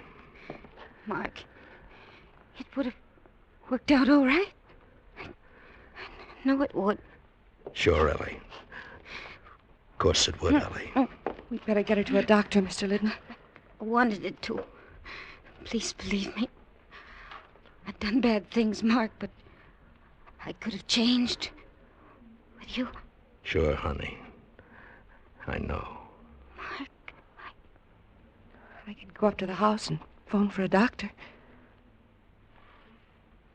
No, Frankie. She doesn't need a doctor. She's dead.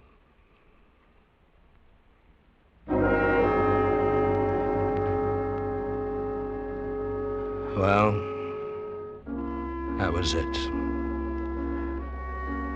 Whatever Ellie was, whatever she'd done, I'd loved her more than anything else in the world.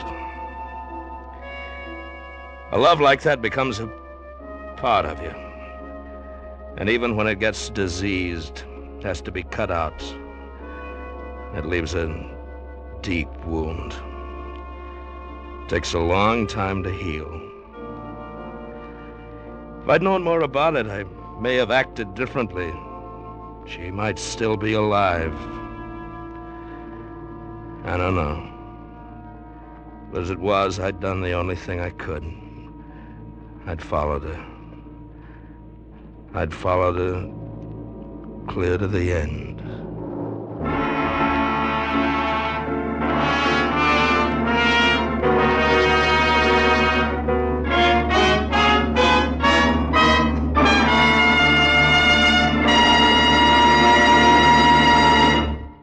Under the direction of Norman MacDonald, Escape has brought you The Follower by Patrick Quentin, especially adapted for Escape by Les Crutchfield. Bill Conrad was starred as Mark Lyddon. Featured in the cast were Georgia Ellis, Harry Bartell, Virginia Gregg, Lou Krugman, Sidney Miller, and Don Diamond. The special music for Escape was composed and conducted by Del Castillo.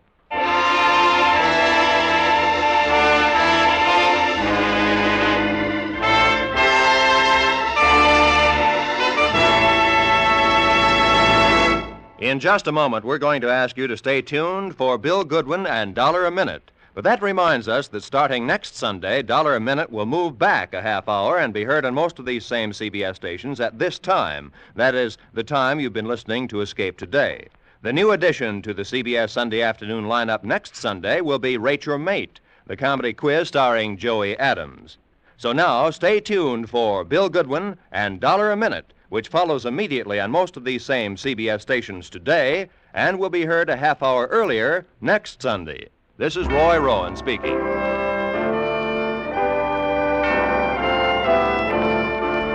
This is CBS, the Columbia Broadcasting System.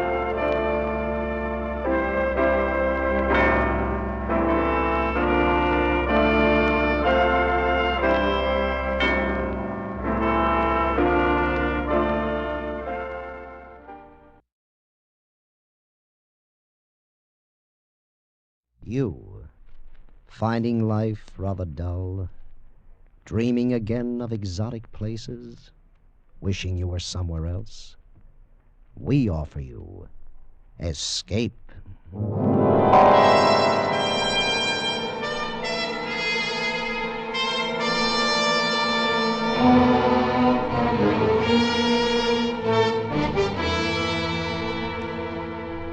Escape with us now to the Western Pacific and the story of a man trapped by the terror of another man's insane dream, as Millard Kaufman tells it in his exciting story, The Island.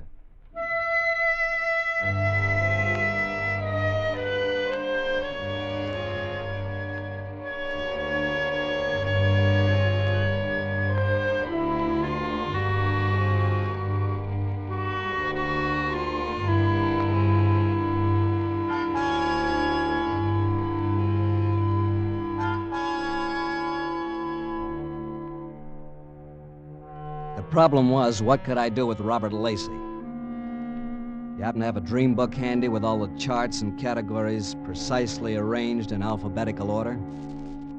In it, you'll find a dream for loneliness, about girls in soft summery dresses. You'll find a dream for hunger, a 2-pound steak, perhaps smothered all over with lamb chops. There are dreams for the traveler, of a hometown far away and long ago.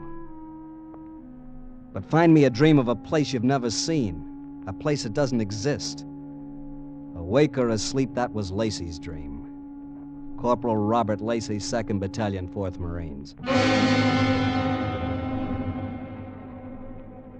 A harmless enough dream, I guess, and not to be taken seriously. Or so it seemed until that night when Lacey's dream became my problem. May it was, 1945. In a little wood on Okinawa.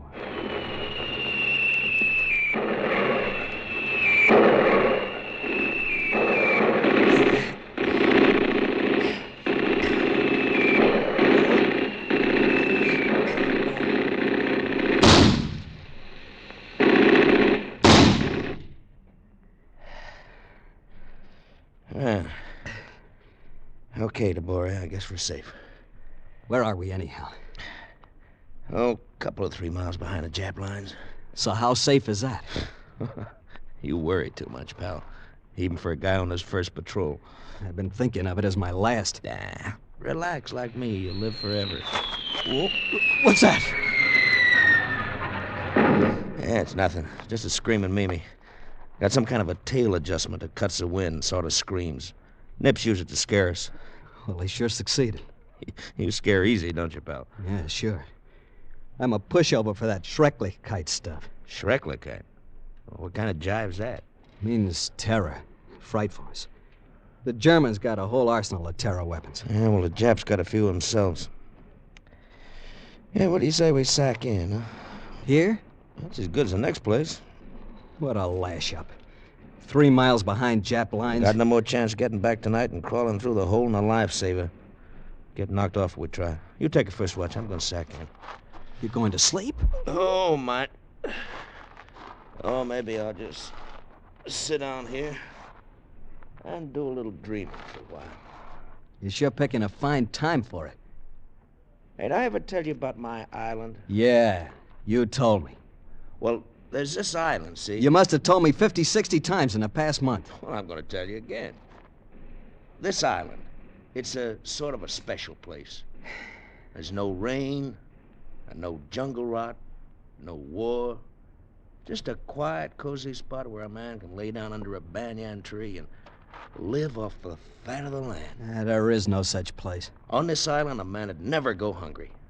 All you got to do is fish a little bit with the natives, and they'll all be big men, and they'll be friendly, not like the Nips. And all the women will be beautiful. You read too many comic books. Yeah, that's where I'm fixing to go as soon as I find it. Never gonna go back stateside. Just gonna lay down under that little old banyan tree. I let him rave Rest a on. while. What else could I do? Argue with him? Maybe fish a little? There I was, 3 miles deep in enemy lines with a stranger. Sir. His eyes narrowed in a 1,000-yard stare. His rush of words like a nervous twitch. Latitude or longitude. He raved on about a place that don't exist, with big men and beautiful women. Real pretty. Different, you know? Like nothing you ever saw. I found myself listening sort of hypnotized. And I learned something about Corporal Lacey and what combat weariness means. He'd foraged too long among the rotten, bomb-scarred pebbles of the Pacific. He'd seen too much death, too many crack-ups. He himself was half-cracked and slightly dead, barely held together by the taut and twisted wires of his dream. So what could I do, argue with him? I'm gonna eat roast wild pig and pineapple and bat the breeze with the people. And there's gonna be cattle on the island, too. I'm gonna find me a beautiful girl and Tabari. Yeah, I'm listening. Look, Tabari, out there. Coming toward us. No, over there. About 2 o'clock, you see it? A bunch of them. No, it's not a bunch, it's just 4. 3 men and a woman. They're heading right for us. Hey, put down that rifle. What's the matter, you flip or something? They're not Japs. Men are too big. It's funny, though. Woman with him. Maybe his eyes were better than mine, but how could I trust that brain of his, all festered with dreaming? But I tell you, they're not Japs. And that woman's beautiful. If I had only listened to Lacey, then if I had only known. But Japs or no Japs, I was taking no chances. I raised my rifle and... Knock it off, you jerk. You hit the woman. Lacey, where are you going? I'm going to see if she's hurt bad. Now, come on. Don't go, Lacey. You know the Japs. It might be a trick. Don't worry about me. Will you let go of my arm? You'll get yourself killed. Not me, Tabori. I'll live to spit in your grave. Now, let go of me. Okay, I hope you know what you're doing. I just don't want to get involved in your cockamamie dreams. Dreams? It's no dream, Tabori. You'll find out.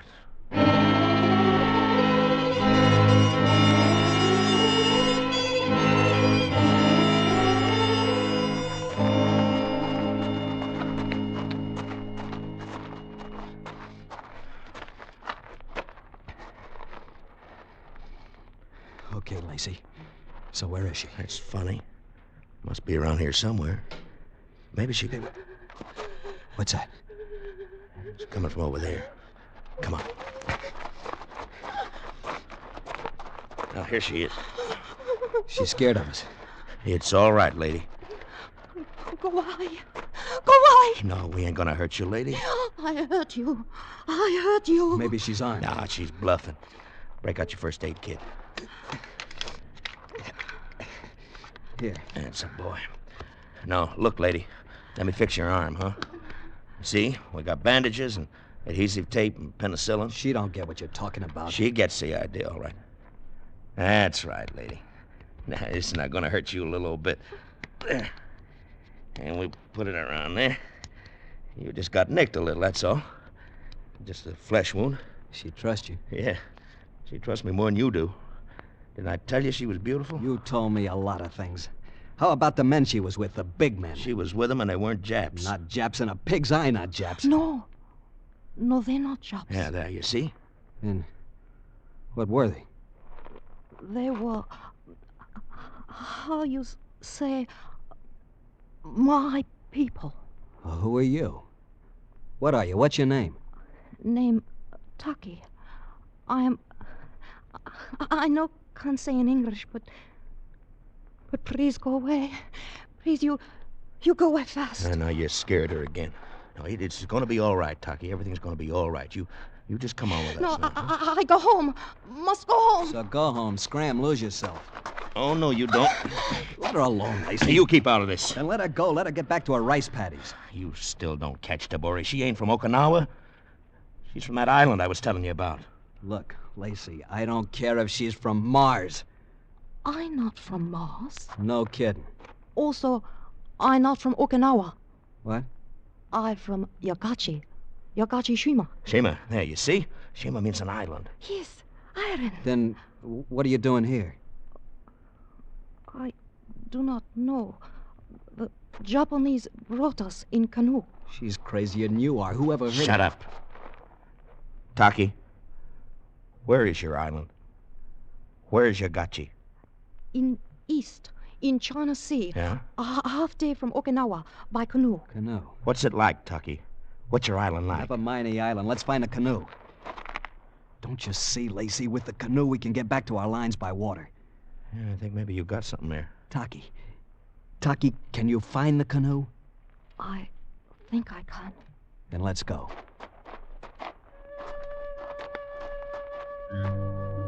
She led us on through the wood. A lopsided moon came up, and its ray filtered through the clouds and down through the jagged trees. In the moonlight, she was like one of those porcelain figurines. Delicate, with a peculiar tint to her skin, unlike anything I'd ever seen before. The shade of waxed ivory, ancient ivory. Her hair was long and black and drawn tight over her head. She was straight and slim, and she walked with dignity. She was beautiful as a dream, Lacey's dream. But dreams don't come true, not like this. Yet here she was, just the way he described her. And the three men in the island. I couldn't figure it out. And just then I hadn't the time because... Lacey, listen to that. What? Yeah. Well, come on. Taki led us down a slope to the water. There were canoes, and leaning against a prow were two sentries. They were safe, they thought. 3 miles behind their lines, snug as two bugs in a mosquito net. They were so safe they didn't know what hit them.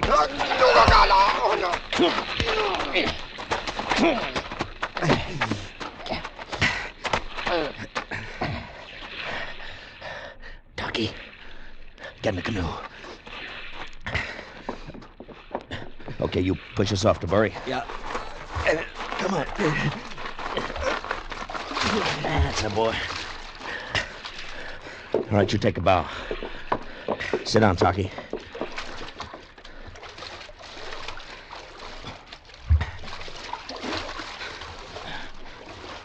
Where to? Straight out in the channel.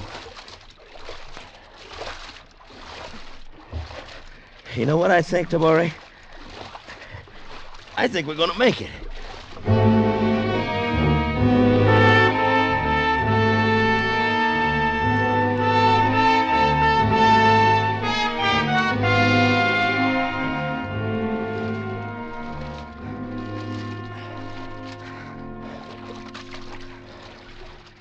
Oh.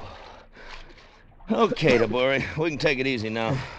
I'm not taking it easy until we cross our perimeter. Yeah? Well, just how you gonna tell at night?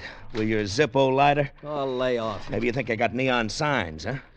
Well, maybe we'll see a landmark or something. Yeah. Well, the trouble is distances can fool you at night. We're liable to paddle into a platoon of nips. What'll we do, Lacey? Yeah, we'll stand by till morning and head for our convoy. We'll ride ashore in style in an LST. I don't know. I think it'd be better Well, look, whatever you think, you're outvoted. You've outvoted 2 straps to 1. Pulling rank, Corporal? Why not, knucklehead? This ship's got 1 skipper, and I'm it. You are, If I want any stuff out of you, I'll knock it out of you. I'm warning you, don't foul up this detail.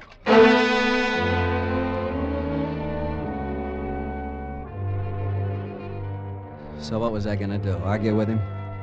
Start a private firefight in the middle of the China Sea? I was getting a little combat weary myself. But Lacey, he was all charged up as though his crazy dream had come true. Lying on the narrow deck of the canoe, I could hear Lacey.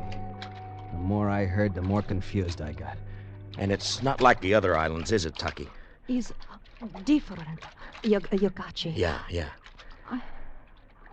I wish I could tell you how. Oh, I know. It's pretty, huh? Is very pretty, but... Is the fishing good? It's good. And we have pigs. Yeah? Cows? Good cows. Oh, I knew it. Cows and pigs. And Lacey getting all hopped up about them. That's the last thing I remembered. I guess I fell asleep. And then suddenly it was daylight and... Tabori! Hey, look, Tabori.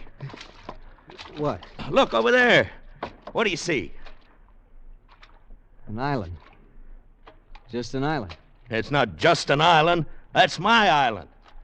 What's so special about Well, look at it. Look at it. You see, it's surrounded by mist, just like I said.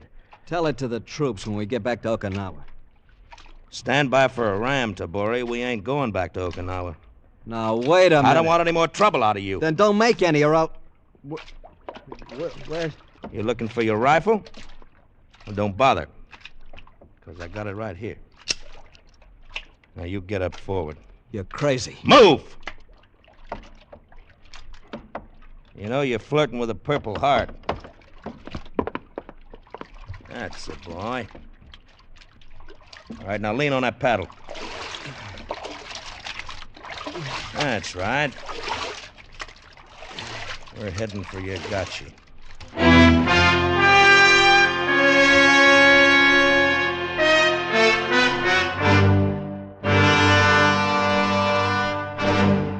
Escape, under the direction of Norman MacDonald, returns in just a moment.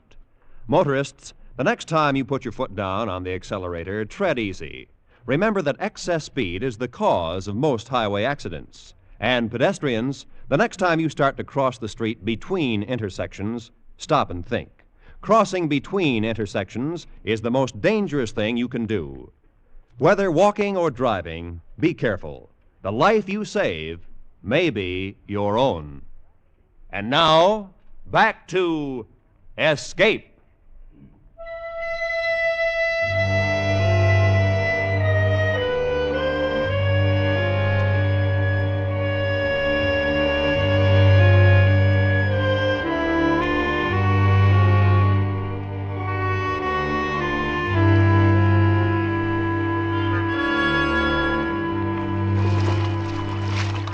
Our canoe scraped the coral beach at Yagachi about 4 hours later.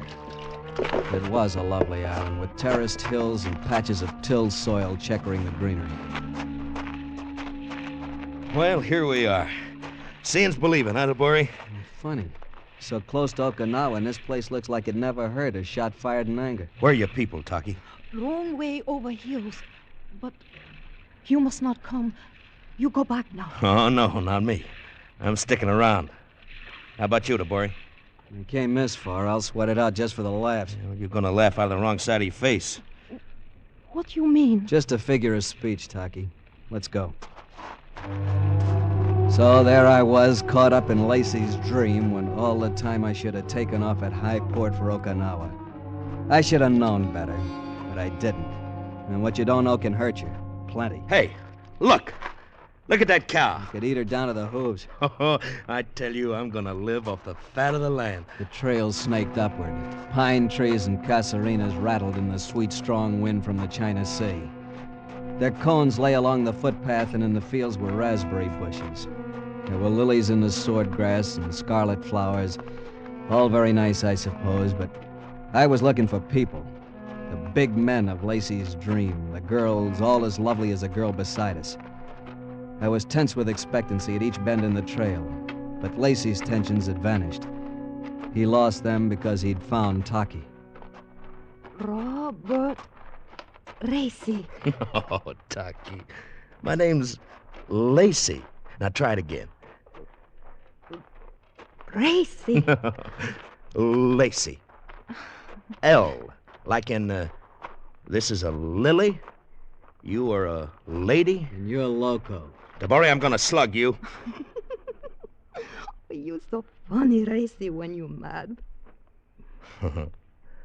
Oh, you laugh nice, Taki. It is first time in 5 years. It is first time I happy.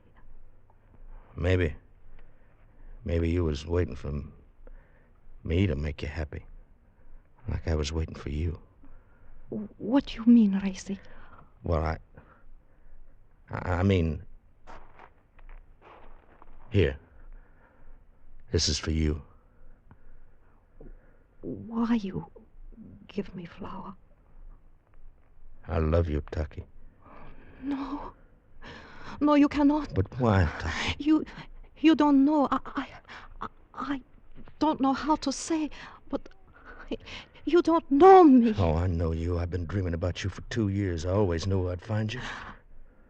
I never forget what you say. I'll never let you forget. Oh, Lacey. Lacey, honey. L like in love. They walked on together, the tall Marine and the slim girl with the ivory skin, with a flower in her hand. Now and then she'd look at the flower, and then she'd look at Lacey, and a pained expression clouded her face as though she didn't understand. But I did. The loneliness, the weariness, the refuge in a dream. Very soon now, that dream would burst like a bubble, or become reality. I had to find out.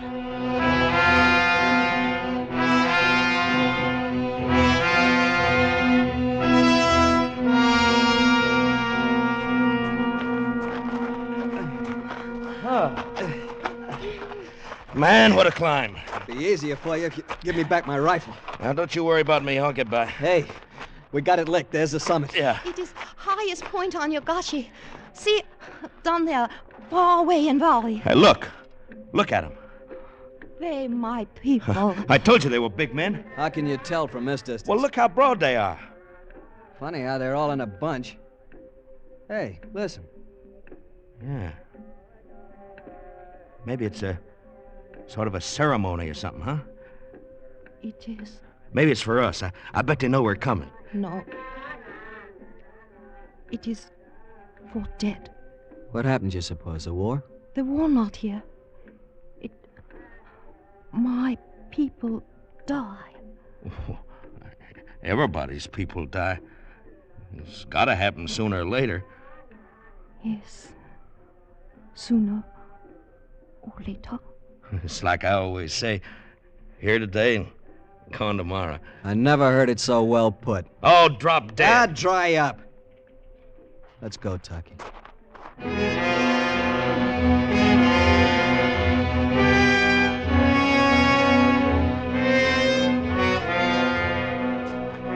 We went down the mountainside, down to a cape that jutted into the Pacific like a gnarled finger of doom. Far away, we saw a village. We headed toward it through the sunless gorge. At the far end was a thatched hut. It looks like it's empty. As any fool could see. You wait here. I come back soon with headman. He speak English good. You gonna stay here with me, Tabori? No, Lacey. I just want one good look at your big men and beautiful women in their native habitat. Then I'm off for Okinawa. You still want proof, huh? Yeah. There's something strange about this place. I want to know what it is. It's not strange. It's just different, like I said. You're all fouled up in a dream, Lacey. I'm not sure what it's all about, but I gotta find out. It'll drive me crazy the rest of my life. You mean crazy like me? I didn't say that. Since we left Okinawa, you've been giving me a bad time. It was mutual. Now you call me crazy. I know what I said. I know what you think. And I know what you'll do. Once you get back to Okinawa, you'll tell the MPs I went over the hill. You'll tell them where I am. And they'll come after me. You are crazy. I'm just crazy enough to make sure you keep your trap shut. You remember, Tabori, I said I'd be around to spit in your grave? Hey, Lacey, stop kidding around with that rifle. I ain't kidding. I'm gonna kill you. No question about it, he wasn't kidding. He slid back the bolt of his rifle and it sprang forward, a cartridge in the chamber. I'm gonna kill you, Tabori. But first you're gonna see I was right. I want to see the expression on that smart-aleck face of yours when you admit it. And then I'm gonna kill you. Now get back in that corner. And keep your mouth shut.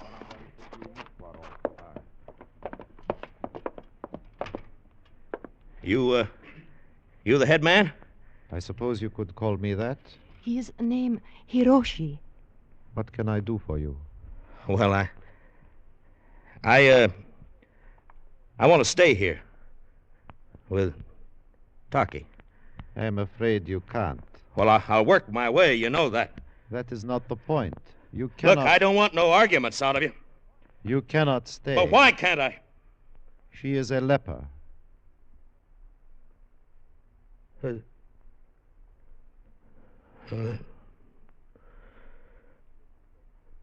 But she's so beautiful. I know, son. But in 3 years, 5 years... Taki? I'm sorry, Taki. So am I. I try to tell you, but I not know how. And then I could not, even if I want to. I wanted to rest 1 more hour, 1 more minute. They stood there facing each other, the tall Marine and the girl with the ivory skin, with the flower still in her hand. The flower already beginning to wilt. Goodbye, Racy. Goodbye. Thank you for the flower. That's all right. I never forget you. I won't forget either. It was like a dream come true. For a while it was. Goodbye.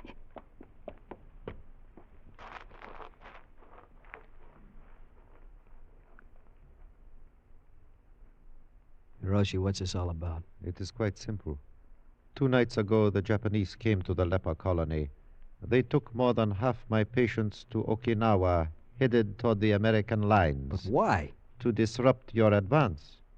There was no chance of contagion, but, well, my patients aren't all as lovely as Taki. I see. Schrecklichkeit. Exactly. A weapon of terror. Tabori? Yeah, Lacey? I guess we better move on, huh? Are you ready, pal? Yeah. Long road back to Okinawa.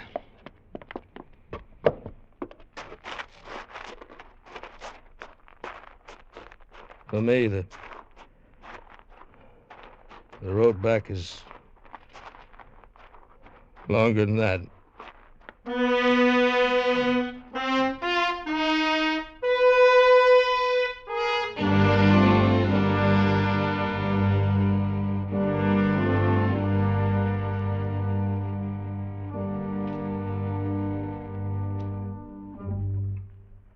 Under the direction of Norman MacDonald, Escape has brought you The Island by Millard Kaufman, starring Harry Bartell and Bill Conrad, with Michael Ann Barrett and Edgar Barrier. The special music for Escape is composed and conducted by Leith Stevens.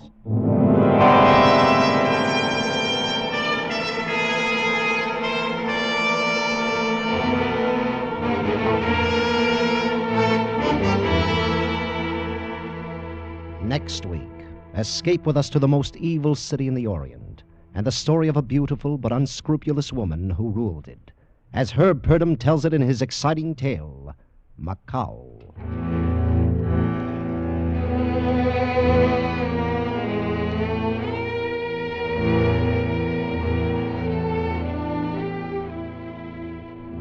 He's coming up next on most of these same CBS stations. Yours truly, Johnny Dollar. You want to hear every exciting minute of the Fairway matter in which 13 die when 1 man is marked for murder. It's one of Johnny Dollar's most exciting insurance investigations in which he turns in a masterful expense account as well as masterful deduction. Stay tuned for Yours truly, Johnny Dollar, next on most of these same CBS stations. Roy Rowan speaking.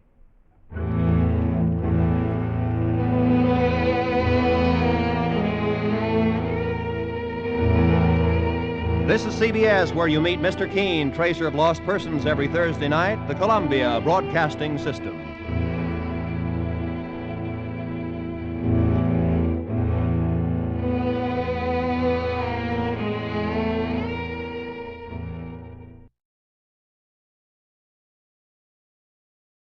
You, finding life rather dull, dreaming again of exotic places, wishing you were somewhere else? We offer you Escape.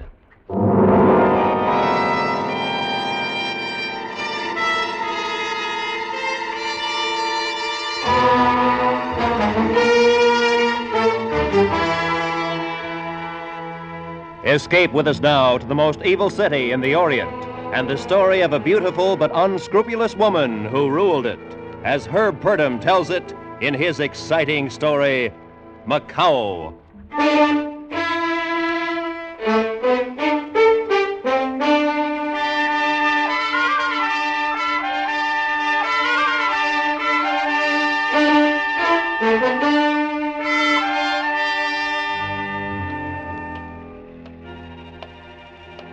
The streets are dark.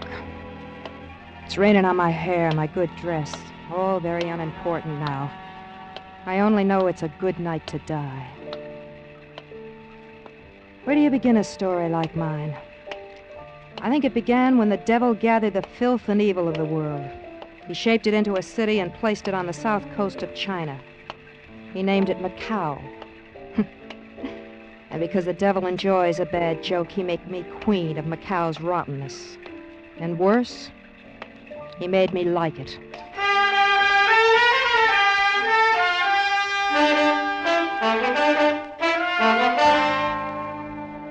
Maybe you've wanted something. Wanted something so bad you'd kill to get it. I did. I wanted a city. This city. I wanted to own every grimy cafe and waterfront dive in it. I did get some of it. A lot of it. But the more I got, the more I wanted. And I nearly got it, too. Then 6 days ago, things began to go wrong. It was at the harbor front one afternoon. Out of my way, you scabby bums. Out of my way before I take disinfectant to you. That's right, you stinking rabble. Make room. Good afternoon, Mrs. Rawls. Let go of my arm, Marza. Did you want something on the docks? Your men have been operating in the city. Your province is on the water, Marsick. You're out of line. So, there's plenty left for you? I see. All right, Marsick. And don't forget that on the docks, I'm king. Yeah? Well, long live the king, only don't bet on it. Goodbye, Marsick. Wait. There's no reason for us to fight. I'll do anything. Goodbye, Marsick. Yeah, of course, only if I offended you, Mrs. Rawls. I'm sorry. We could be friends. I'm on your side. You just be sure you're on my side. Well, lady, that man bothering you? What? If you're unhappy with the way that big character's heart acts, maybe I can help. His heart? Sure. It just keeps beating and beating. It needs a rest. Oh? Who are you? Johnny Hook. Oh, don't bother to introduce yourself. Everyone in Macao knows Mrs. Connie Rawls. Then you should know I need no help. I've pretty good references. A fellow named Vic Rawls once wrote me I had a job here if I wanted to claim it. You knew my husband? Yeah, we were bunkmates in the AVG. Did a little smuggling together once. I heard he was killed. 2 years ago. Where have you been? I just finished a hitch with Lou Chan. The guerrilla leader? Yeah. The one they call the White Tiger? Well, the commies call him worse than that. Mao would hock his hammer and sickle to see old Lou Chan hanging by his heel. I know. Lou Chan's guerrilla army is still holding nearly half of southern China. That's right. Look, my headquarters, the Red Angel, is near here. We can talk there. Swell. Perhaps. If you're what you say, you may have a job. If not, well, at least you'll have a chance to taste Willie's punch of the devil. It's good.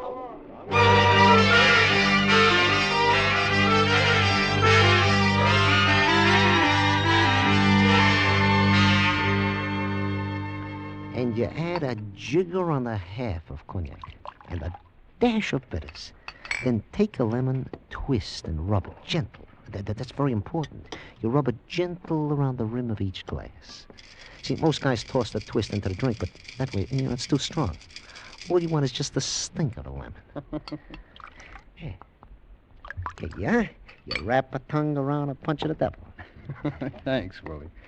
I don't know about the drink, but your monologue will do. Hey, that's all right. I told you. Well, dummy, what are you waiting for, a medal? Get out, get down to the bar. Sure, Miss Rawls, sure. You know, that's what I like, a dame with sentiment. Why didn't you just kick him in the stomach and be done with it? He's used to me. I'll bet he is. You know, you're pretty, you're smart. I can see why Vic married you. But how do you run a setup like this? Vic spoke Cantonese. He knew the people. You?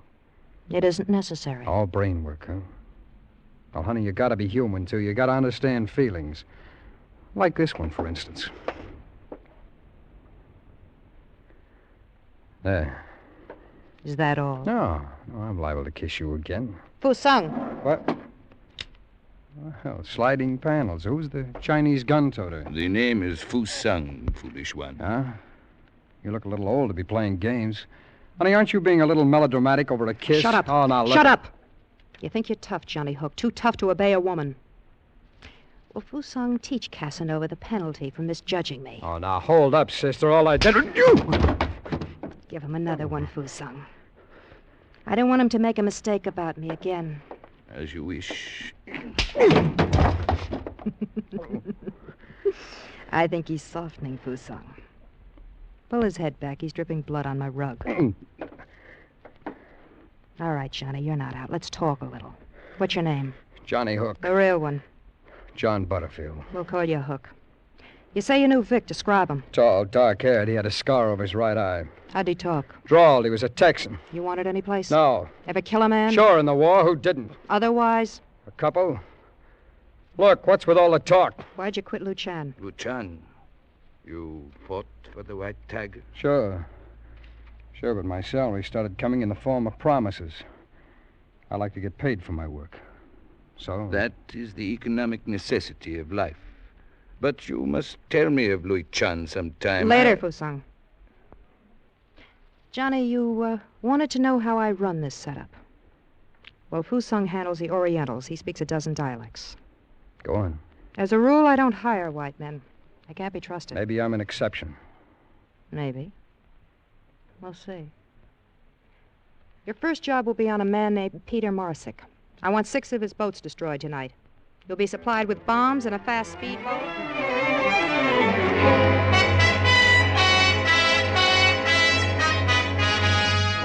While I talked, I watched. I knew from watching him take Fu Sung's blows that Johnny was tough. I hoped he was tough enough, for I was lining him up for the world's most dangerous murder.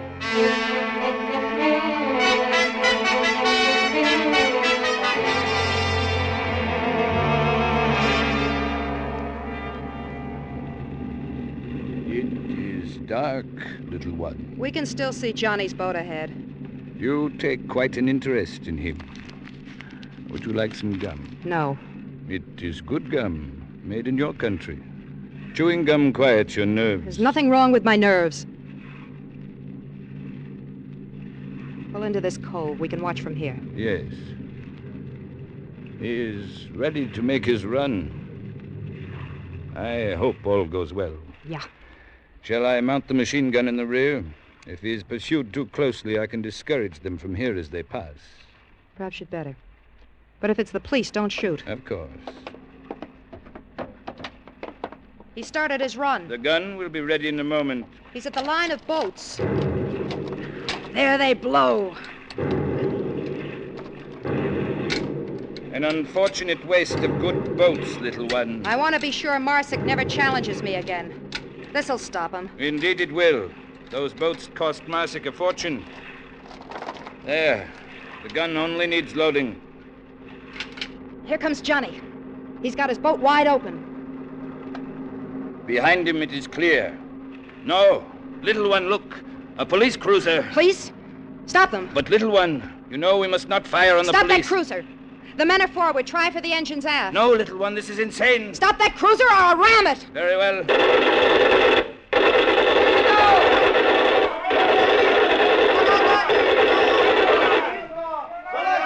You did it. They're on fire. They're jumping. Please, little one, let us go. Yeah.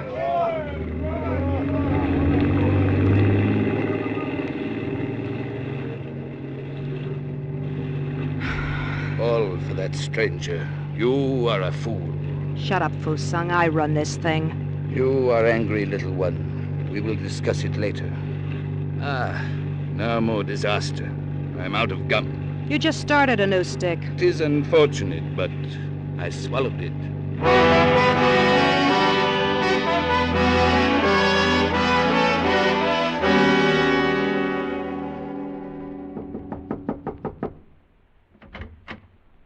Hi, Connie. Everything quiet? Come in, Johnny. Well, honey, our 6 boats are matchwood now. Mrs. Rawls. Oh, Mrs. Rawls. I got away clean, but someone did a devil of a lot of shooting behind me. You idiot, you forced us to sink a police cruiser. I forced you... You mean that was you behind me? Fu Sung and I. You're not with Lu Chan fighting the communists now, Johnny. Fights cost me money. Oh, how? The cops. Well, they won't be able to prove anything, but that's because I dumped a machine gun worth $600. I'll steal your new one. Forget it. You did a good job on the boats. Thanks. Little one, Inspector Kaiwan, downstairs in the club. Thanks, I'll be down. Johnny, you better get out of here and stay out for a day or so. Use the back stairs. Right. Oh, and Connie, Mrs. Rawls. Yeah? Thanks. For what? My life. It's not much, but I like it. You know, if I can keep you around, I may die a natural death yet. I gave Johnny 3 minutes. Then I went down to the nightclub. The Red Angel wasn't only a good front, it was something else. Something special. Just for me. It was smoky enough for a 5-alarm fire. And the combined smell of liquor, perfume, and unwashed bodies was enough to make a buzzard back off. But to me, the Red Angel had never lost its fascination. I wouldn't have traded it for heaven. Mrs. Rawls, Inspector Kaiwan. We've met. On many occasions. Yes, indeed. The number of our meetings has not dulled my enjoyment of your beauty, madam. Yeah. A drink? Thank you, no. It is my sad duty to try and discover proof of your activities last night. Yes. If you were I, would you use trickery or threats? Fu Sung has given me your alibi. Your boats, of course, have been prepared for our visit. Is that all? I would like to chat for a while. Perhaps I can trick you. You've had your visit. Unless you bring a charge against me, get out. Cops give the place a bad smell. Is it possible? Nevertheless, a year ago, you were more cautious with me, madam. You have given me hope at last. Hope? What hope? The most powerful drug in the world is power. The addict destroys himself. And you, madam, have become an addict. Good night.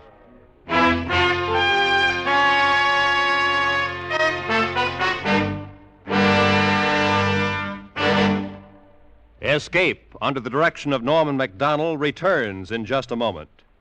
Tomorrow evening, CBS presents over most of these same stations The Nation's Nightmare, first of 6 weekly programs exploring organized crime in America. First program in this series of hard-hitting exposés will be titled The Narcotic Evil. Gathered from major centers of addiction, information about government activity against this vice, words spoken by its victims, and the progress in the fight to correct it will be reported tomorrow night on The Nation's Nightmare over CBS. And now, back to Escape.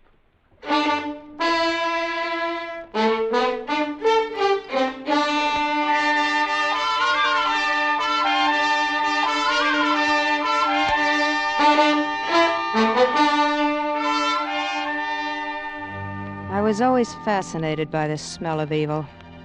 Even when I was a little girl, I used to pretend my dolls were... Well, no matter. Let's say I was bad to begin with. The only wages I wanted to earn were the wages of sin. Above all, I wanted to be bad in a big way.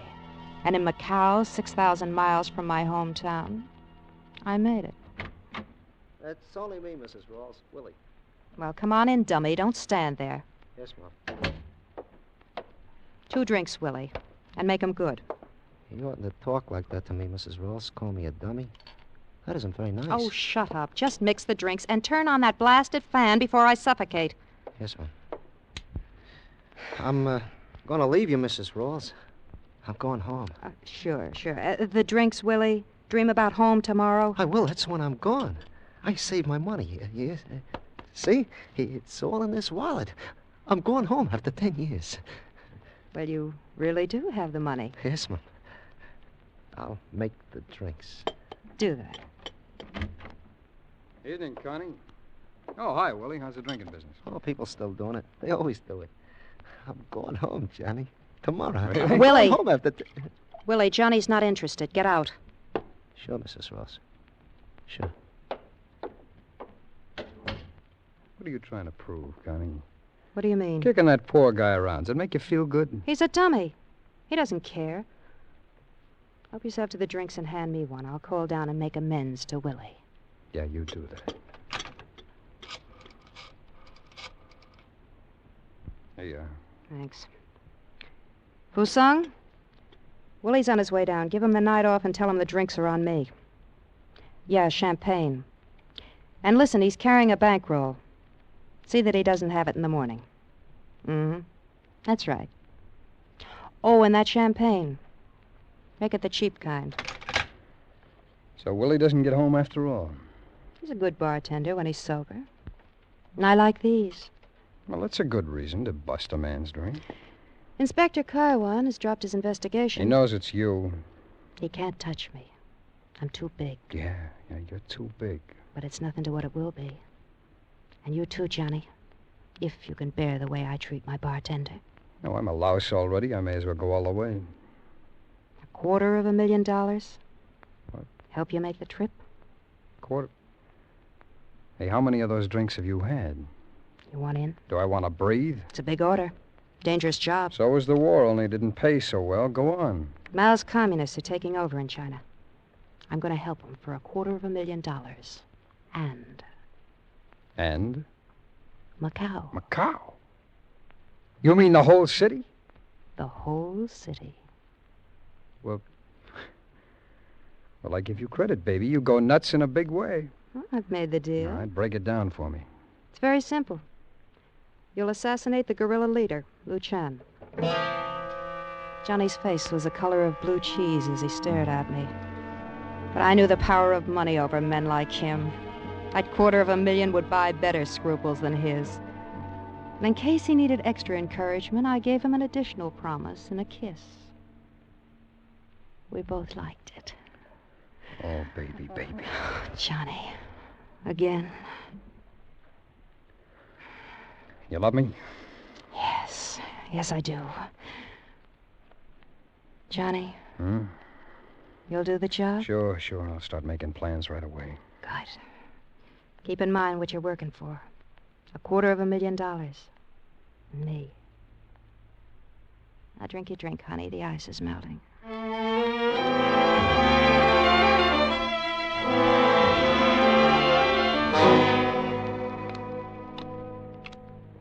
8, 9, 10.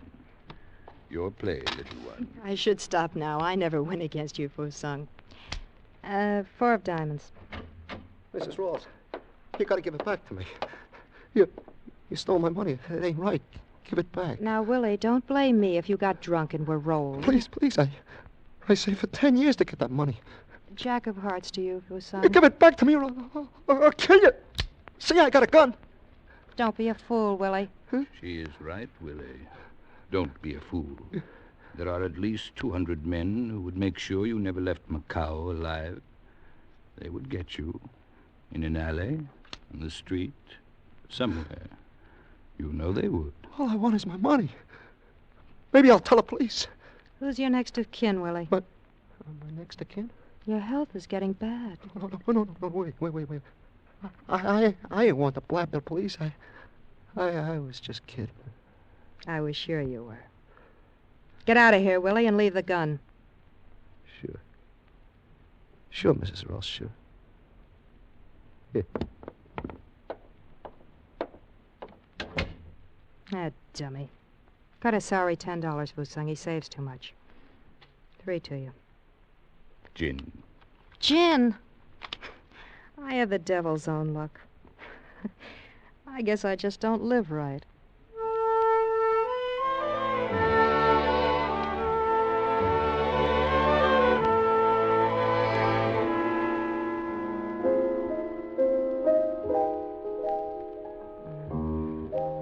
That's nice, Frankie.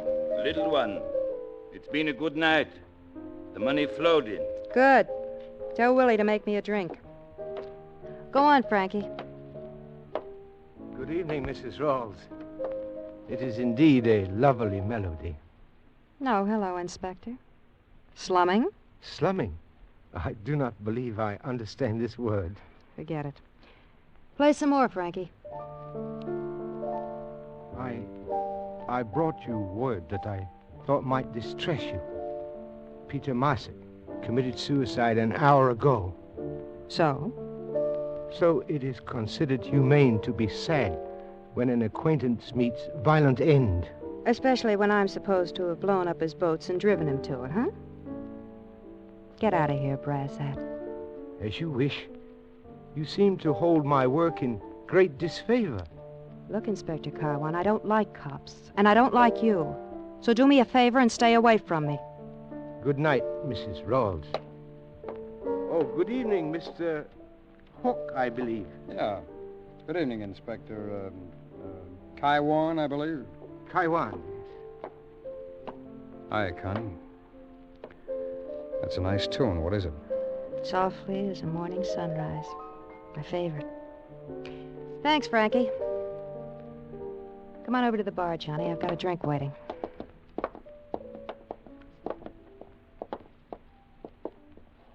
Here's your drink, Mrs. Rawls. Willie, fix me one, will you? I need it. Sure. Well, Johnny, figured out your plan? Yeah. Well? Oh, don't mind Willie there. Tell me. I figured out a way to kill Luchan, but I'm not going to do it. Say that again. You heard right, Connie. I'm out of the deal. Yeah, Johnny. Thanks, Willie. Oh, boy, you're still as good as ever. Thank you. Glad you like it. Johnny Hook, you're not backing out of this deal. I'm already out. Oh, look, Connie, you had me tabbed right, I guess. For that kind of money, I'd kill a man. But not if it means the end of what a lot of guys I knew died for. Died for? This'll mean more power for us than we ever dreamed of. I don't dream. I have nightmares. How about you and I, Johnny? Doesn't that count at all? I told you once, Connie. Sometimes it isn't just brain work. You have to understand the way people feel. Oh, I'm sorry. You don't know what I'm talking about. Johnny! Johnny! You stupid, sentimental fool. You're forcing me to... Another drink, Mrs. Rawls? No, I'm going upstairs. Clean up and lock up. And if you drink any of the liquor, pay for it.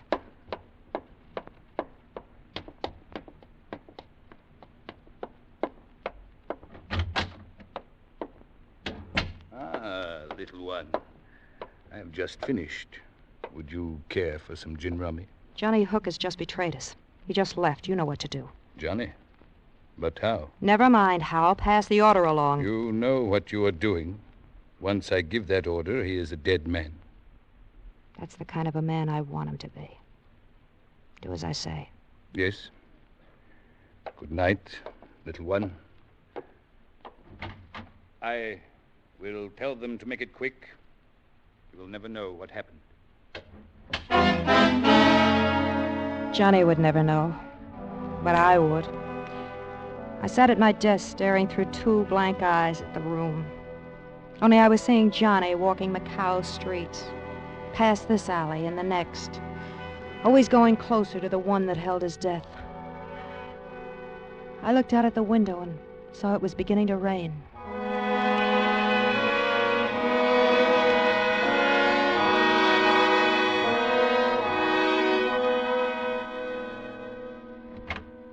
Mrs. Rawls. Go away. I give the order, Mrs. Rawls. Then go away.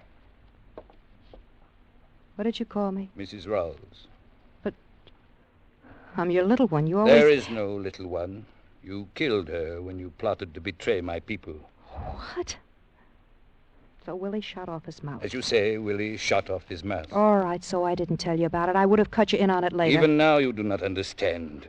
You betrayed my people, the men who make up your organization, me. Louis Shan is all that stands between us and communist slavery. Get a soapbox, patriot. Everybody's waving a flag tonight. I wished only to tell you that you are through in Macao. You forgetting I own this place?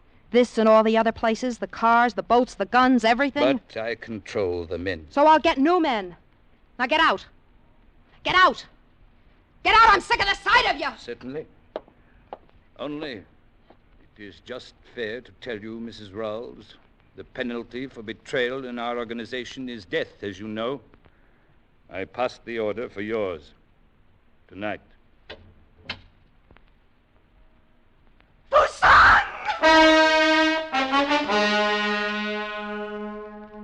How could it happen? One moment I was all powerful and my plans were set to make me owner of Macao. And then I was alone, my power gone, and I was just another woman. No, not even that.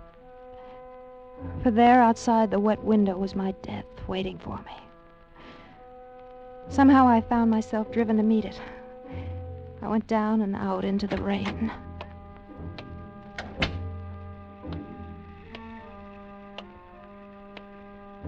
Well, hello there, cutie. How's about a nice warm drinky, huh? Hey, what's the matter? Too big to drink with a sailor? Snooty dame. Which one? Which doorway will it be? Rain is so clean. The cow glistens like a polished black diamond now.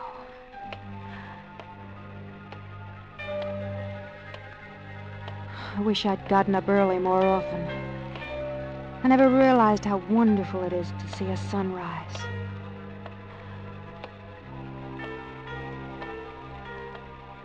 I like walking in the early morning. Perhaps if I hurry, I can catch Johnny.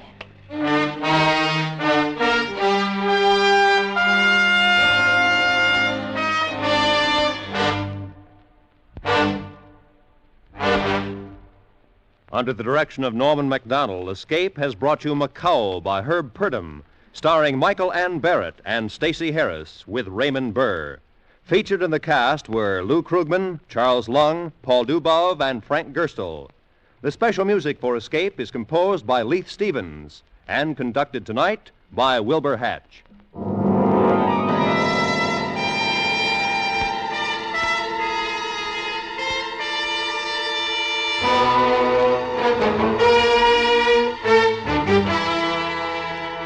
Next week, escape with us to the outer limits of space and the terrifying experiences of 5 men who penetrated it, as Ray Bradbury, famous science fiction writer, tells it in his gripping story, The Earthman.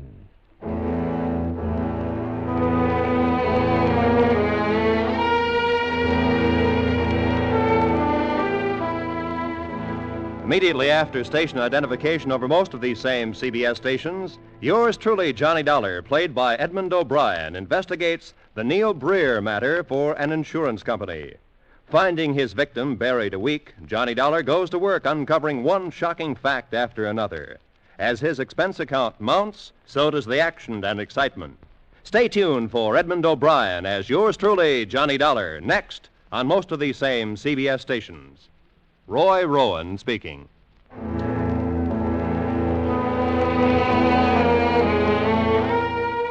This is CBS, where you hear the FBI in Peace and War every Thursday night on the Columbia Broadcasting System.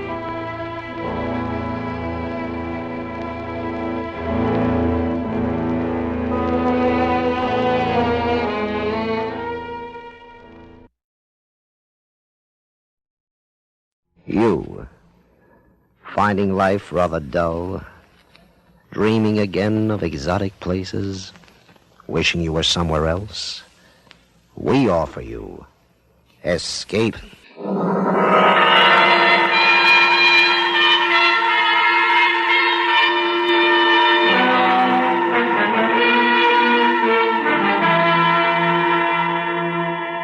Escape with us now to the outer limits of space and the terrifying experiences of 4 men who penetrated it, as Ray Bradbury, famous science fiction writer, tells it in his gripping story, The Earthmen.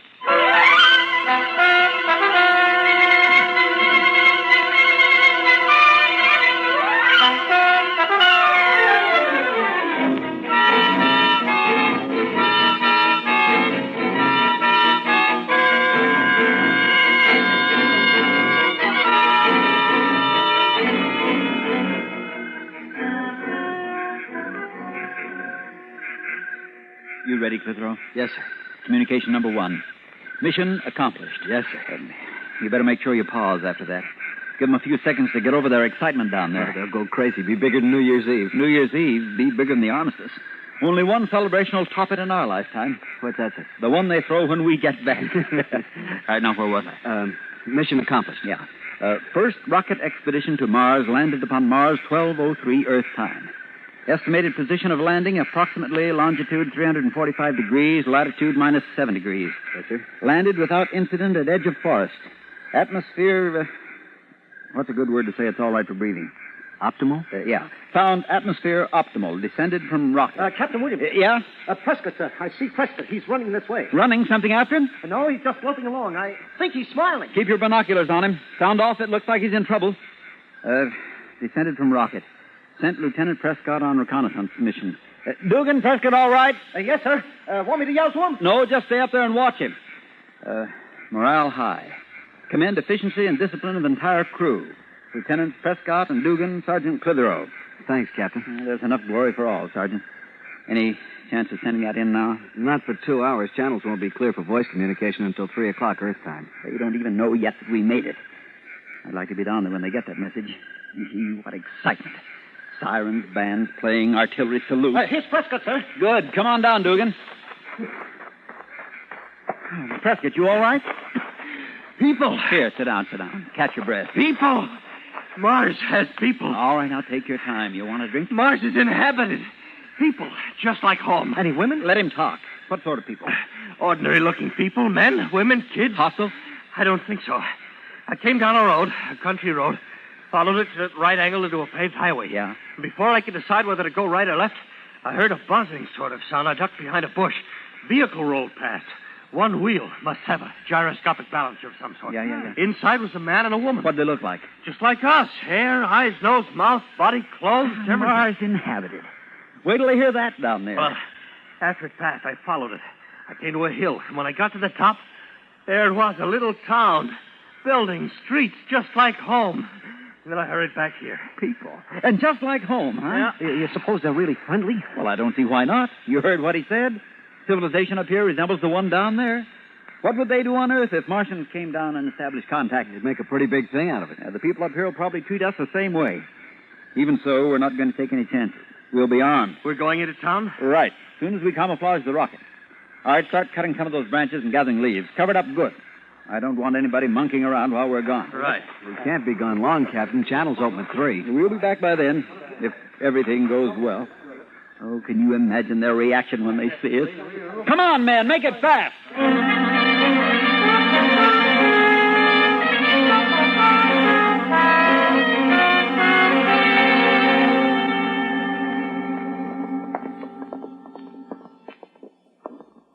All right, men, dress it up.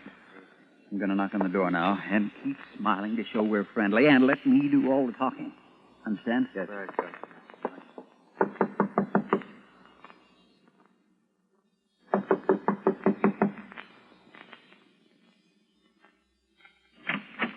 Yes, what do you want? You speak English.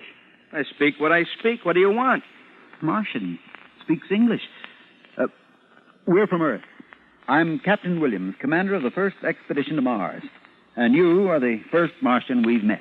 Martian? What I mean to say is you live on the 4th planet from the sun, correct? Well, everybody knows that. Well, we're from Earth.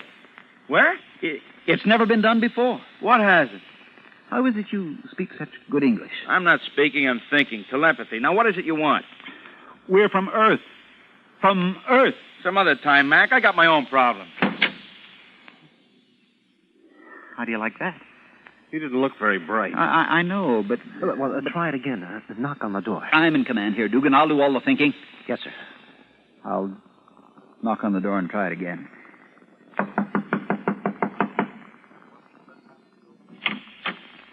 Yes? Oh, excuse me, ma'am. Was that your husband I was just talking to? Yes. He shut the door so quick I never got a chance to explain. I'm sorry, but he is busy. Can I help you? Are you, strangers in town? I'll say we are. We're from Earth. Earth? The planet Earth. Maybe you have a different name for it. The 3rd in order from the sun. We came in a rocket. Almost 60 million miles through Don't space. come near me. And I just want to see you can. You and your husband are the first people on this planet we've Don't seen. come near me. You don't understand. We're from Earth. We came in a rocket. We came in a rocket. And we...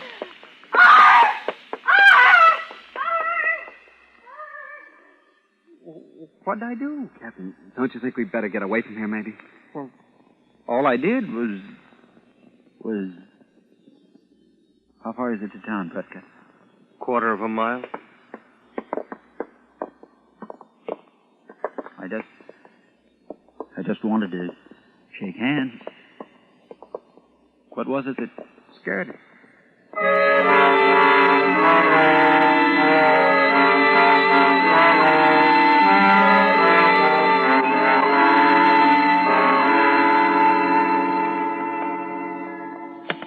All right for us to smoke, Captain? Sure, smoke, yell, unbutton your buttons, do whatever you want. Doesn't seem to make any difference. Nobody's paying any attention to us anyhow. You'd think these people had visitors from Earth every day. Nobody even turns around to look at us. Can I say something, Captain? Yeah? We can't blame them for ignoring us, sir. We look just the same as they do.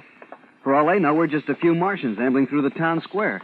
We ought to take a chance and try telling someone else. We've told 3 of them already. Back at that farmhouse, the man ignored us and the woman screamed and ran away. And that girl we told fainted. Captain, looks like a bar or a soda fountain in here. Would it be all right if we went in and had something to drink? Well, why not?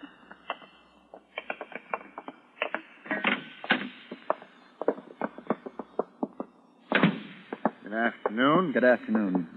Could we get something to drink here? Got some nice fruit crystal. It's all right. The same for everyone. It's art. I don't think I've ever seen you fellas around. You strangers? We're from Earth. Where? Earth. 3rd planet from the sun. Oh, clumsy of me. Earth, huh? Well, what do you know? You mean you understand what I'm trying to tell you? Sure. That we're the first men from Earth ever to reach Mars, that it's never been done before? That we came 60 million miles in a rocket? Sure. 60 million, huh? Rocket, you say? Well, I'm proud to make your acquaintance. I'm Captain Williams. This is Lieutenant Prescott, Sergeant Clitheroe, and Lieutenant Dougal. Well, I'm honored. I'm honored. Do you mind if I bring my son in to meet you? This is an occasion. Sure. Bring him in. Son, come in here. Rocket, eh? All the way by rocket. Say now. You understand what we went through, the chances we took. Sure. Why, you're real heroes. Let me shake hands again. You call me, Doc? Son, these men are from Earth. From Earth. Understand? Yes, Pop. We're the first men from Earth ever to reach Mars. Isn't that wonderful, son? Think of it. It's wonderful. Go tell everyone. You don't mind if he tells people, do you? Mine. I should say not. Oh, we'd like him to. As many as possible. Go ahead, son. Hurry. Think of it, all the way from Earth. There were times in there when I didn't think we'd make it, I can tell you. Hey, I'll bet there were. Turbine conked out when we hit the stratosphere, and I began to sweat the big drop. I can imagine. Turbine, it's pretty serious. Well, even before we left, we were told we only had about 1 chance in 3 of making it. Hey, I don't see where you found the courage. We didn't even know what we'd find when we got here. You see, it's never been done before. Never. Let me shake your hand again. Lots of men were killed trying, but they never succeeded. It was an honor for our little town. You're the first to know, really. The very first. Oh? Your name will go down in history in all the school books with ours. Yes, and the monuments on both planets. Hey, what is your name? Hey, wait a minute. Hold on. What's up, Skipper? Outside. All those people. Looks like the whole town. Why, they must have heard the news, the glorious news from my son. Yes, they've come to welcome you. Hey, hold your fire, men. Welcome us. It doesn't sound like they've come to welcome us. Why, that's the man we first spoke to, the one whose wife got scared. Gentlemen, please don't shoot. There must be some mistake. I'll just ask them why they're behaving in such a... Here, come back here. Come back here, you old... Come back here. Ran out on us. What do you make of that? Captain, I don't understand this, and I don't like it. Dugan, the back way out. See if it's clear. Prescott, you fire when I say fire, not before. Lower your gun. They're all around us, Captain. We'll make a break for it. One volley at my command. Captain Williams. Yeah? Look, there's a little guy out there giving them all what for. They're starting to disperse. Let me see. Clear this square immediately. Immediately, I say. Go on now. Go on, all of you. Go on home. He's coming in. Now, I'll do all the talking.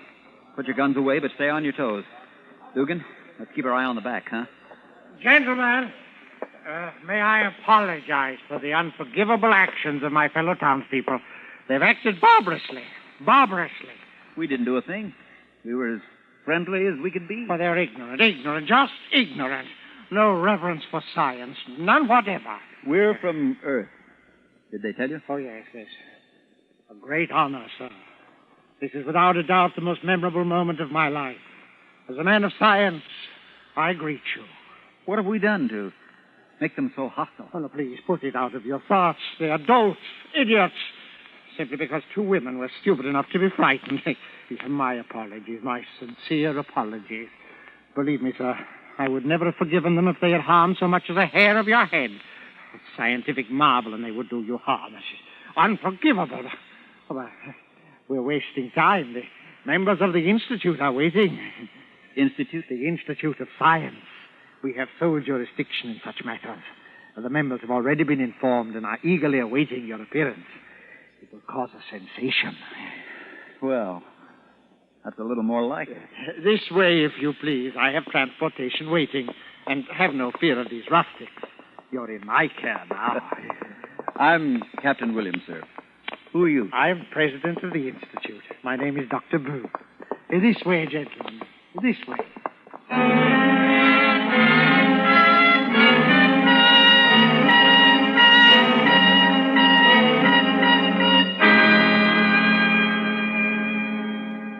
Escape under the direction of Norman MacDonald returns in just a moment.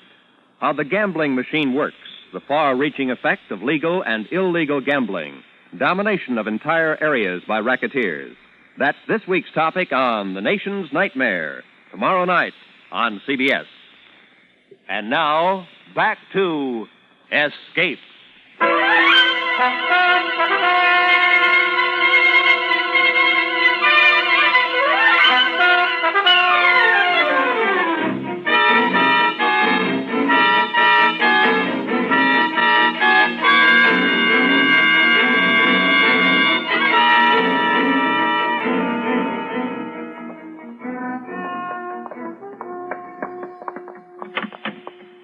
Captain Williams. Go right in, please. I won't make a speech, you understand. Just a few informal remarks. Well, the members of the Institute will listen to you with the greatest interest, no matter how informal your remarks.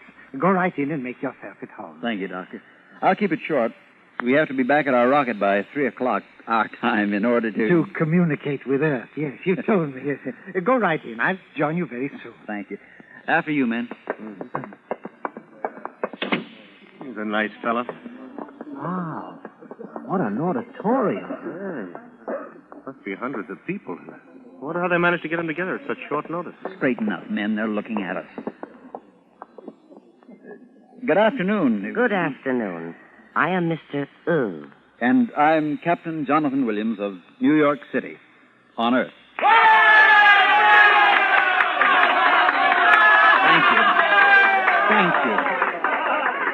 Thank you, one and all, on behalf of myself and my crew. Thank you. Well, it's good to see another man from Earth. I am from Earth also. How was that again? There are many of us here from Earth. You from Earth? Yes. But is that possible? Did you come by rocket? Has space travel been going on for centuries? What country are you from? Tuiriol. I came by the spirit of my body years ago. Tuiriol? I never heard of it. What was that about the spirit of your body? Well, what do you mean there are many of us here from Earth? Not only from Earth. He's from Jupiter. He's from Saturn. Jupiter? Saturn? Wait a minute, this is confusing. Where on Earth is this Tuiriol? Tuiriol? Is it near America? America? What is America? You never heard of America? No. You say you're from Earth, and you never heard of America? Earth is a place of seas and nothing but seas. There is no land.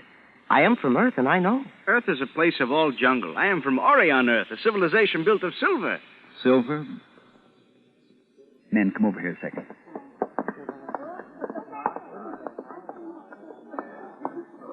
You realize what this is? What, sir? This is no celebration. These aren't members of the Institute. This isn't a banquet or a surprise party. Huh? Look at their eyes. Listen to them. Now I understand why the woman screamed, why the girl fainted, why the old boy in the soda fountain ran out on us, why the crowd was hostile, why they brought us here. Oh, where are we, sir? In an insane asylum. They think we're crazy.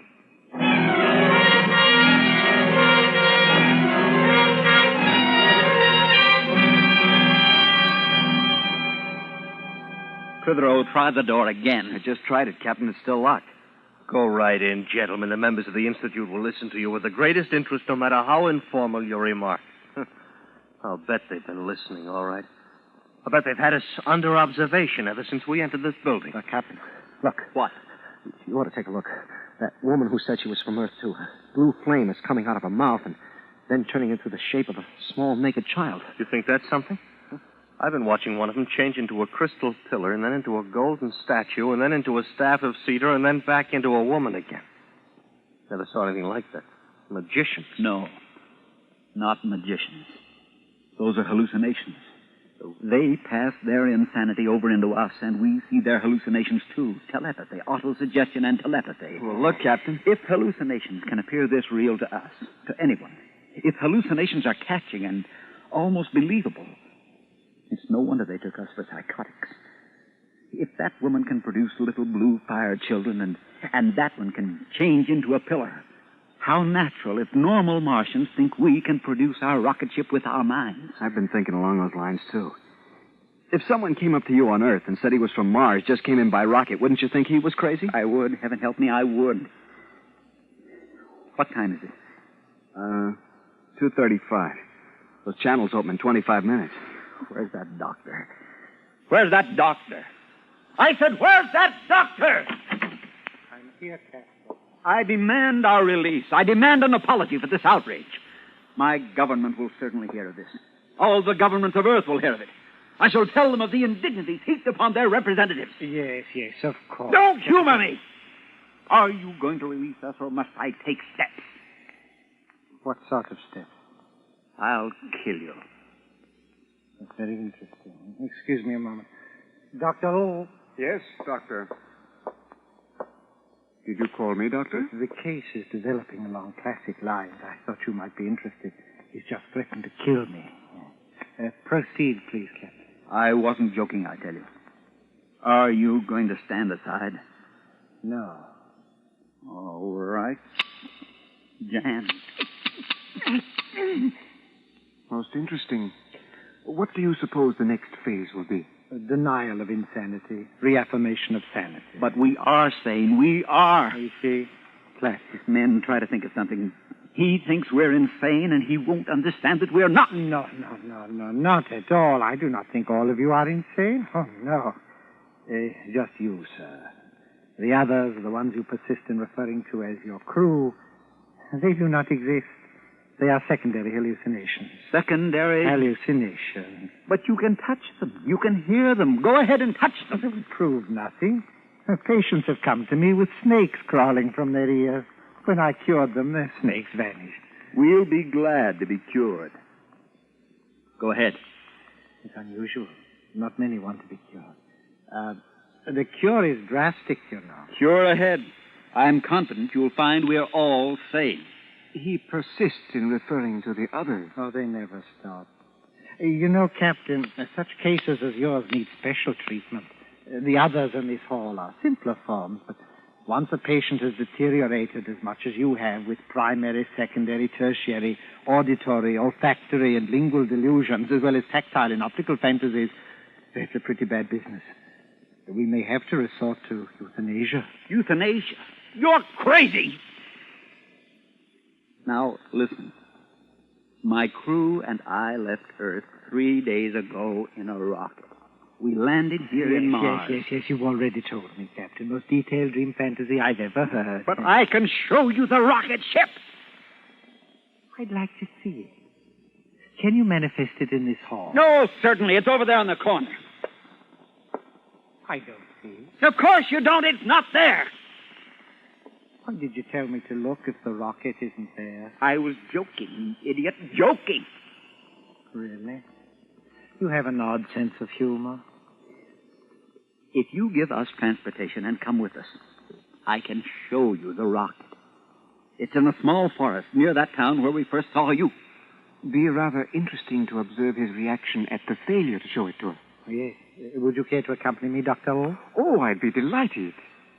Very well, Captain. Lead us to your rocket.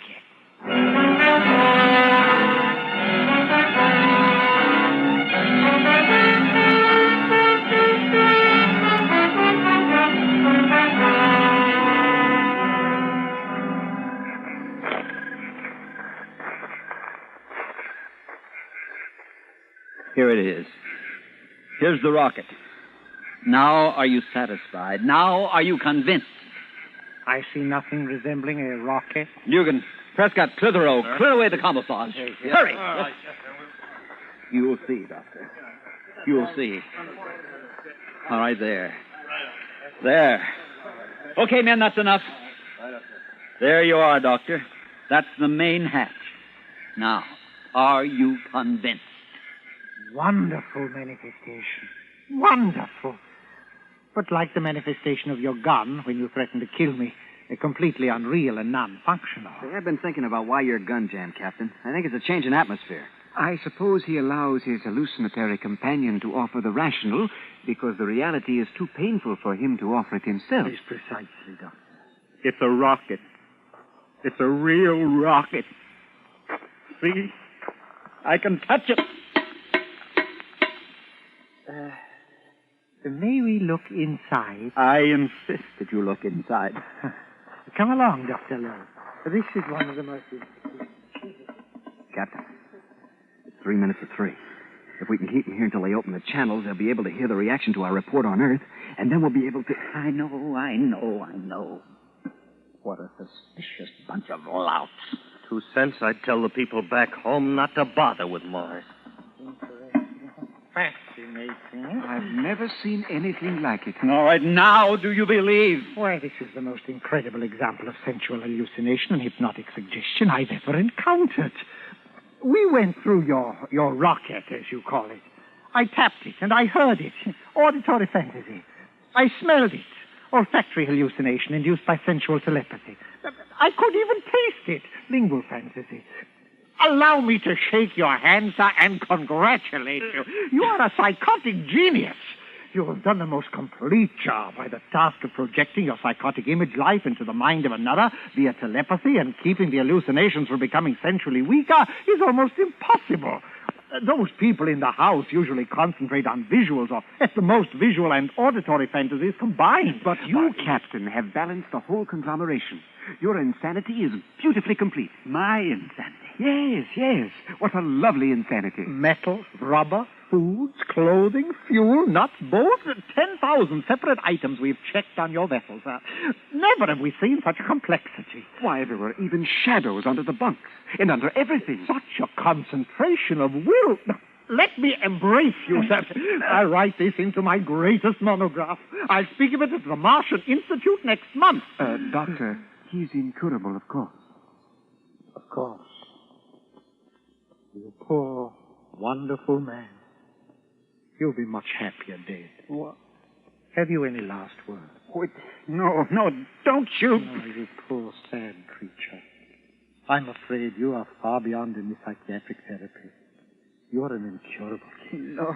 I shall put you out of this misery which has driven you to imagine this rocket and these 3 men. I did not. It will be most engrossing to watch your 3 friends and your rocket vanish once I've killed you. Doctor. And then I will write a paper on the dissolution of neurotic images from what I observed here today. I'm from Earth. My name is Jonathan Williams, and these men are... Yes, I know. from Earth. Honest. Captain Williams. They continue to exist. Superb. Hallucinations with time and spatial existence. I wonder how they will react to a bullet. No. Oh, no. Put on that gun. No, don't. An auditory appeal, even with the patient dead. Run!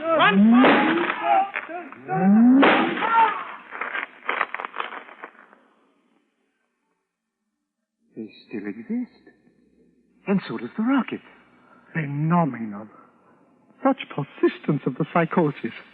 First time I've ever observed it post-mortem. But it will fade. It will all fade.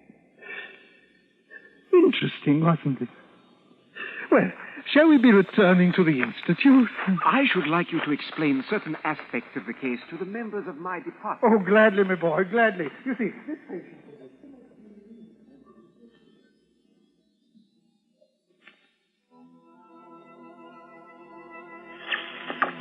Earth to Mars, Earth to Mars, calling rocket expedition, calling rocket expedition. Do you read me? Do you read me? Come in, Captain Williams. Come in, Captain Williams. Earth to Mars, Earth to Mars.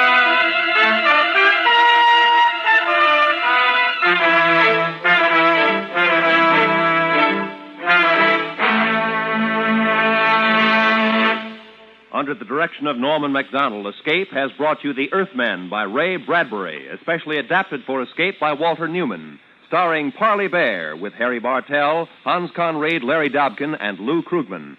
Featured in the cast were John Dehner, Sidney Miller, Georgia Ellis, Jack Crucian, and Byron Kane. The special music for Escape is composed and conducted by Leith Stevens.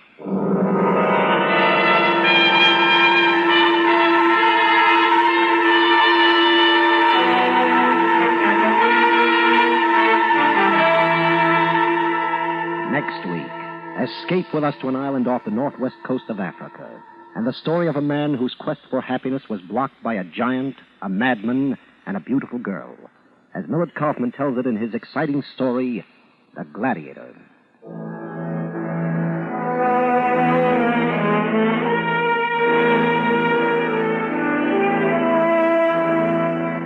There's all fun each and every weekday when most of these same stations bring you CBS Radio's Arthur Godfrey Time.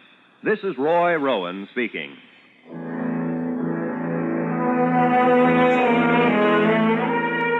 This is CBS, where you hear the FBI in Peace and War every Thursday night, the Columbia Broadcasting System.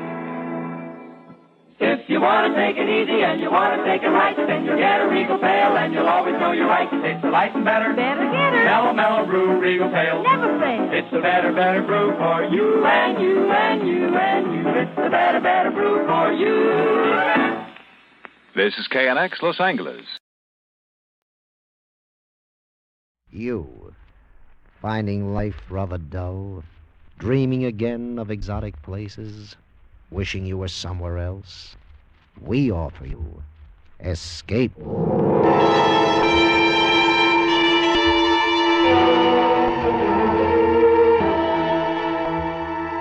Escape with us now to an island off the northwest coast of Africa, and the story of a man whose quest for happiness was blocked by a giant, a madman, and a beautiful girl, as Millard Kaufman tells it in his exciting story, The Gladiator.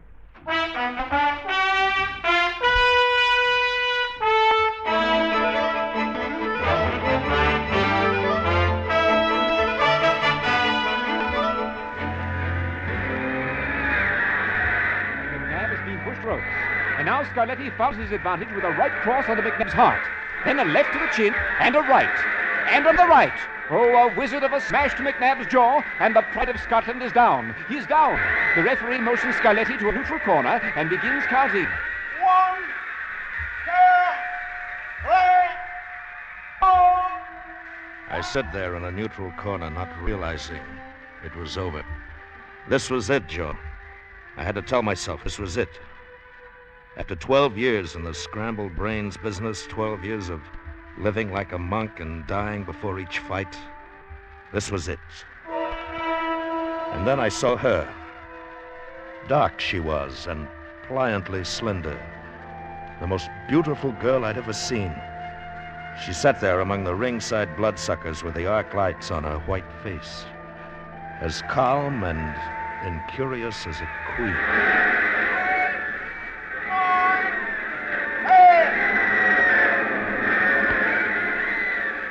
Ladies and gentlemen, the winner and still world heavyweight champion, Joe Scoletti.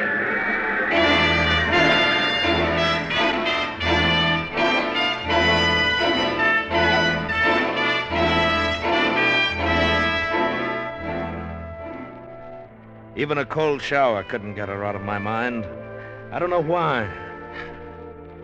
Her hair was the color of night, and she wore a diamond in it, like a star, when only one is shining in the sky. And now I'd never see her again. Joe! If I had any guts at all, I'd have gone to her as I left the ring. I'd have said, "You're the most beautiful girl I've ever seen." I'd have said, "What's your name? What are you doing here?" Joe! What? Oh, yeah, Pony. You can climb out of the shower now. Newspaper guys have gone. You got rid of them real fast, huh? Well, it was a snap. Nobody's interested in a retired heavyweight champion. Not even on his first night of retirement. Well, that's the way I want it. For the rest of my life. Hey, here's your rub, Joe. Oh, thanks. Yeah, a little peeved, the sports writers. They thought you'd stick around London for a while instead of turning off to Rome. Yeah, we got the plane tickets? Yeah, and an hour to make the plane, so please don't... Good evening, gentlemen. May a stranger congratulate you on your splendid victory. Thanks, Bud, but now if you My just... name is Verenius, Julius Verenius. Oh, it's nice knowing you. But we're sort of in a hurry. May I introduce my niece? Come in, my dear. Lucrezia. Hello? Hello. I thought I'd never see you again. Where did you see me before? In the ring. I mean, when I was in the ring. Oh. I thought you were the most beautiful girl I'd ever seen. Hey, Joe, we better get going. We're misconnections. Mr. Scarletti, I wonder if you and your manager would consent to be my guests on your trip to Rome. I assure you no public conveyance could be as pleasant as the one I offer. Lucrezia? Well, there are certain compensations about a steam yacht. Thanks a lot, but we couldn't impose on you. But I insist, my dear sir. Mr. Scarletti, you see, I am a student of the boxing. I should enjoy talking with you.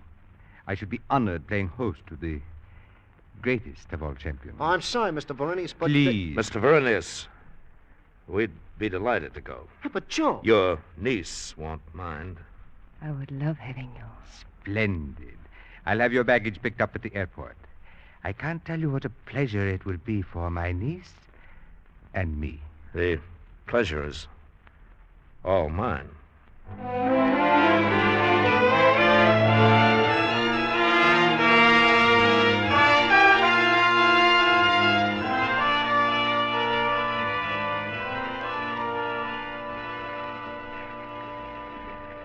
But I just do not understand. You had success. You were famous, and you gave it up.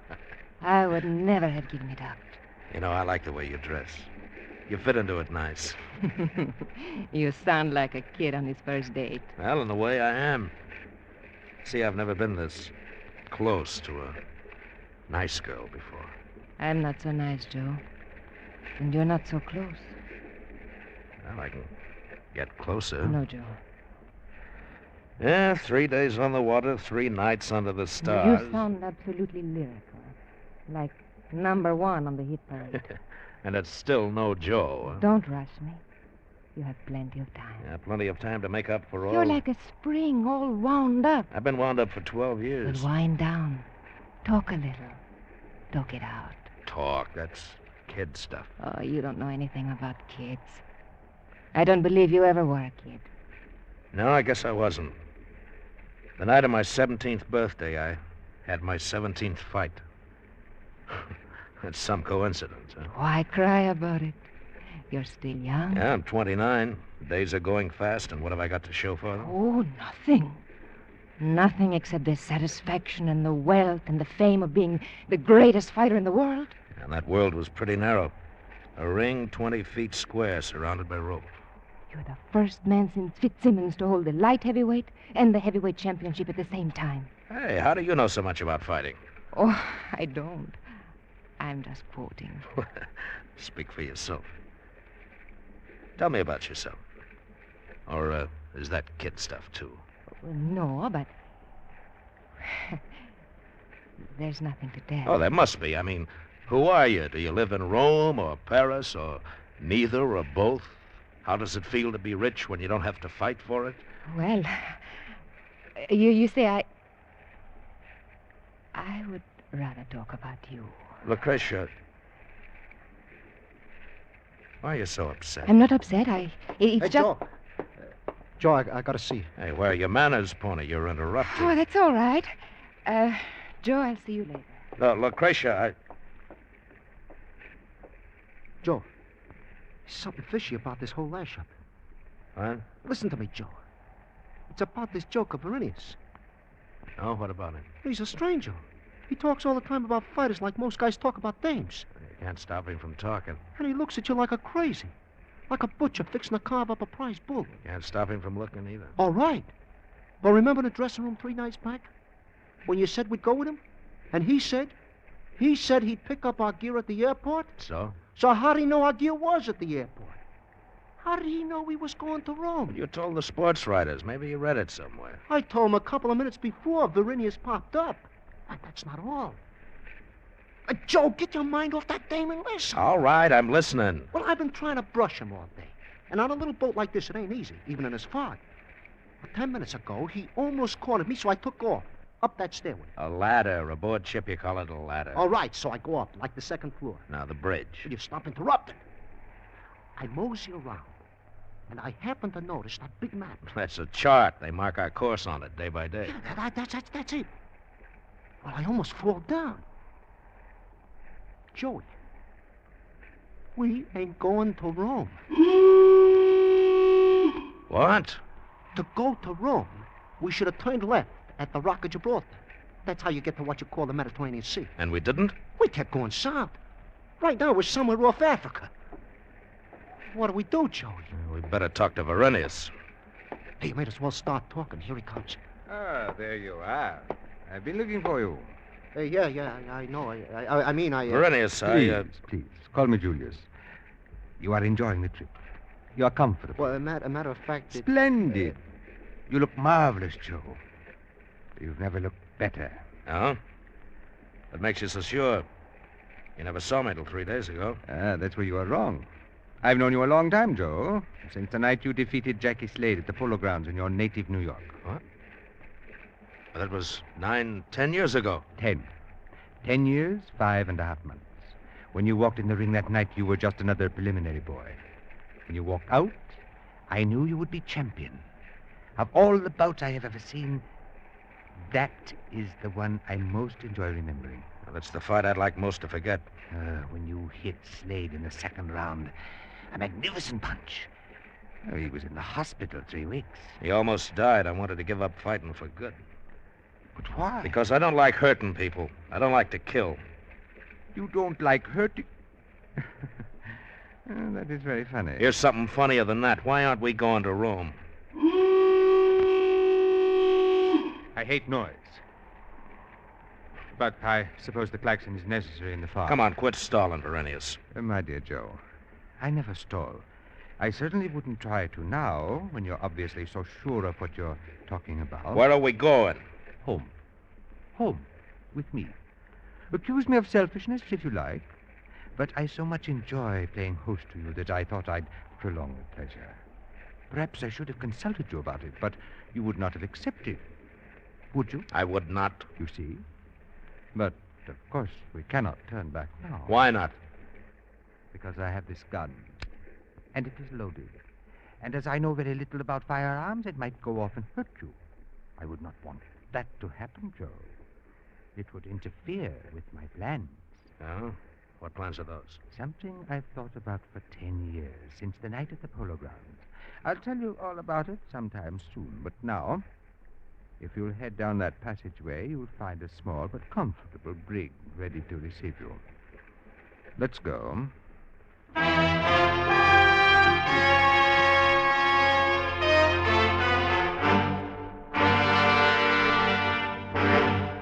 Escape, under the direction of Norman McDonald, returns in just a moment. Looking for a bookie? Investigators are. Police are, too. But some police are not looking for the bookies that are a major part of organized crime in America. CBS Radio, as the third in its important documentary series, The Nation's Nightmare, uncovers fascinating facts about the bookie business. Hear from police, criminals, victims, in their own voices, under authentic conditions. Hear CBS Radio's The Nation's Nightmare on most of these same stations tomorrow night. And now, back to Escape.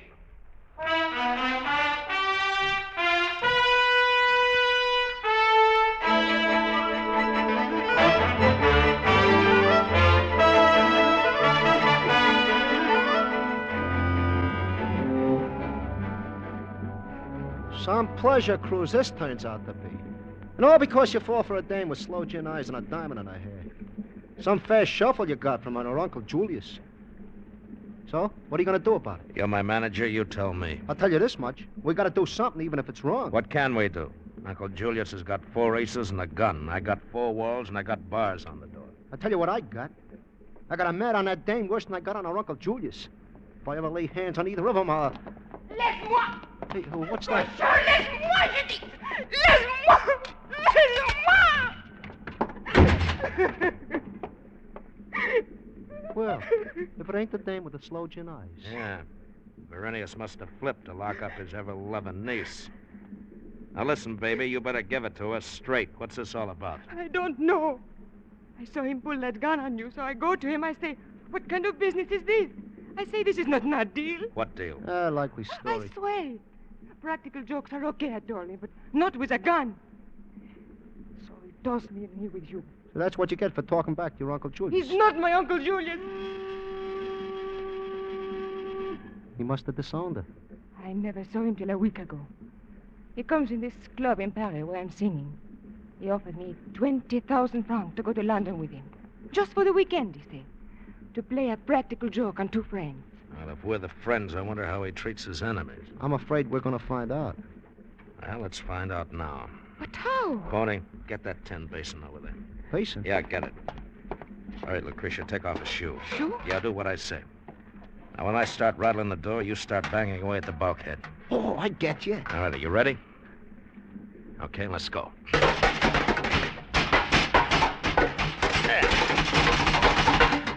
All right.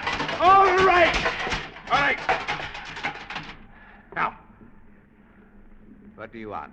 We want you should tell us a story. Where are we going? And why? You are asking for the story of my life. Then tell it. Come on in and tell it. No, thank you. I'll tell it on this side of the bar. Does the name of Berenius mean anything to you? Nothing. Once I knew a lightweight called Speedy Berenius. He was a bum, too. Yes.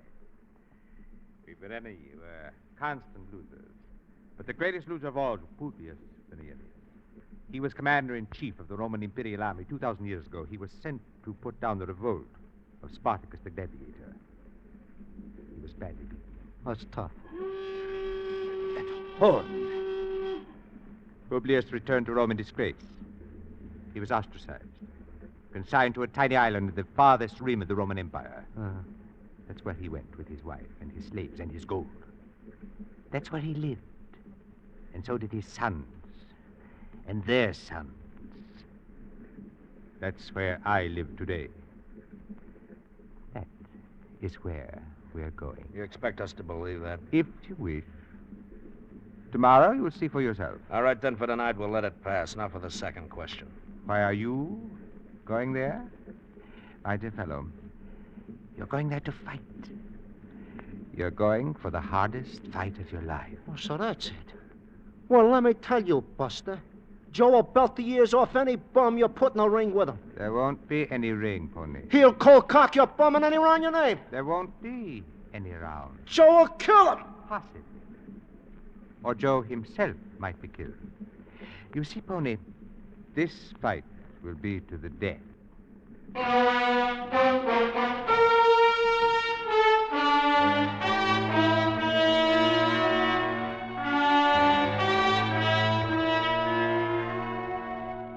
We got there the next night. A little island and a mantle of fog that hung solid as grease over land and sea. The dock gave way to a worn stone path, and suddenly out of the fog an enormous structure appeared with towers and battlements plunging so high they were lost in the gloom.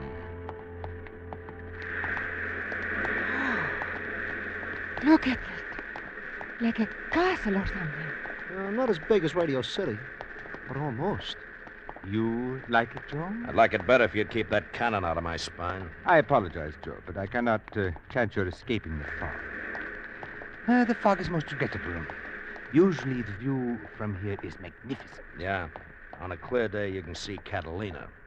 Or at least the African mainland. I admire your talent for jokes in so strange a situation. The situation's impossible. You kidnapped me to kill or be killed for your amusement. And now you regret that the view is not up to par. You're shocked, Joe, simply because my values differ from yours. Well, that's a mild way of putting it. You're shocked because you might die for my amusement. Death is not amusing, where I come from. Where you come from.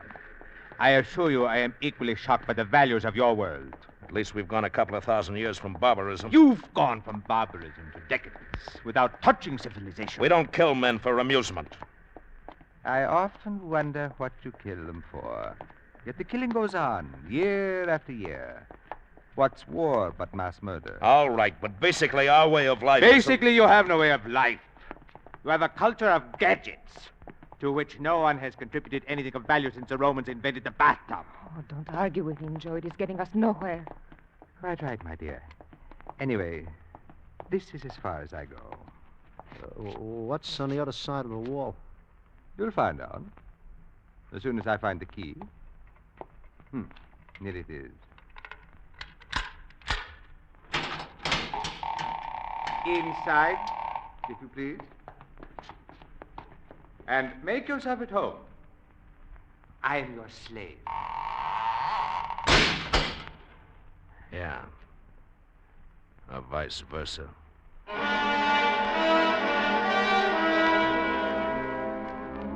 The iron door swung shut, and we were in an ancient Roman village.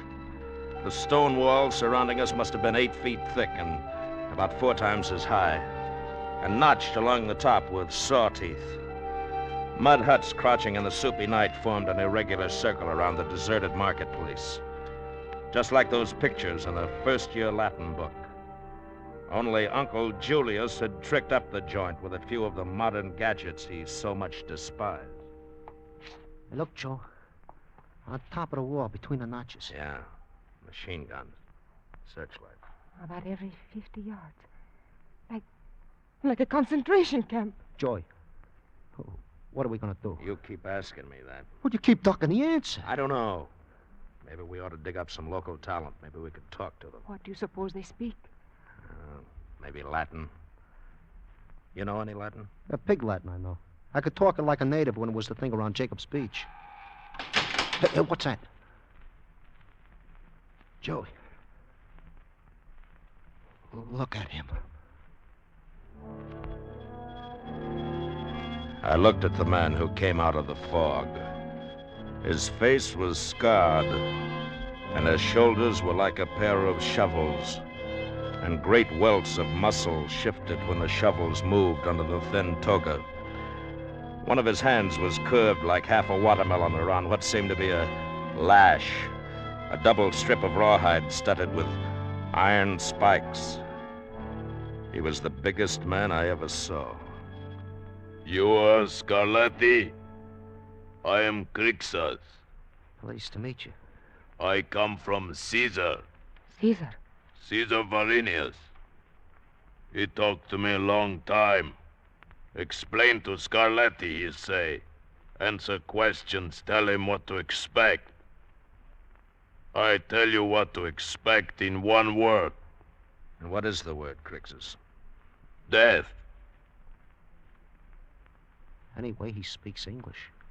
Death is the same in any tongue. What makes you so sure I'll die? Because tomorrow in the combat, I kill you. Well, you look like the kid who could do it. Caesar say to show you this. Now, what is it? A lash? It is cestus, the gauntlet. You wear it, so. One in each hand with the leather thongs tied to the arm, and the iron studs over the knuckles. What a weapon. You fight with these? Of course, Hey, but what if Joe don't want to fight? those who will not fight are killed by the guns. And there is no way out? No way to escape? 3 men tried in last few months, and 2 last year. They were killed by the guns? They were killed by the gladiators. But why? You see, it would be difficult for Caesar if the slave escaped and talked. So Caesar has made it difficult for all of us. He wired the island with enough explosive to blow it off the earth. If the slave escapes, Caesar touches a button, and whoa! It is the end of us all. He's very clever, Caesar. Crixus, how many gladiators are there here? Once 120. Now me. And you. How many men on the guns? 12 guns on the wall. 24 men. Each gun is placed to cover all the others. Clever. But they're about 50 yards apart. A man might slip between them in the fog. There are searchlights. What do you think, Joe? The fog, Pony. The lights are useless in the fog. Yeah, but how can we climb the wall? Crixus, each gladiator had a pair of these gauntlets, right? Of course. Where are they now? In that chest over there. Yeah, it's locked. Of course. I have the key. Well, come on, open it, Crixus. Why? Look, we'll tie them together and make a rope with a loop on one end. We'll swing the loop over a notch on top of the wall. No, Scarlatti. No. Not while I am here. You would rather fight than be free? I kill Scarlatti tomorrow, I am free. Caesar has said it. And if you don't kill me, you'll be dead. Huh? I kill you like a fly. It's no use, Joe. This jerk's lined up with Verenius. I hate to think of tomorrow. Yeah. I guess I'll have to tangle with him tonight. What you say, Scarlatti? Nothing, Crixus. Just this. Boy, you sure clobbered him. All right, let's find that key. Now, here it is. Come on. Yeah. All right, Pony, now take these gauntlets and tie him up. Tie him up good. Hey, he'll never get out. And use one for a gag. Right. Tie them tight, Joe. You think they will hold? I don't know, baby. But in about 10 minutes, we're going to find out.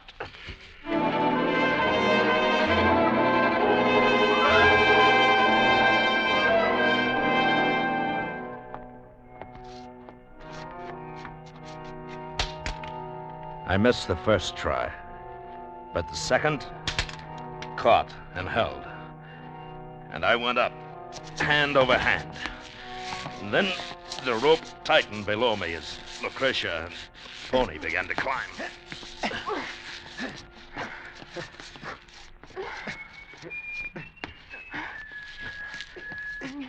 The machine gun was about 60 feet away, somewhere beyond the fog. But the whistling of the gunner was a guide. A foghorn. All right. Now down the other side. Come on.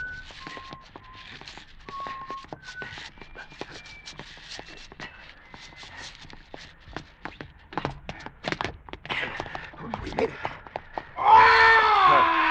Hey, what's that? Crixus! He must have bit through the leather Yeah. gag. The alarm! Come on, run for the boat.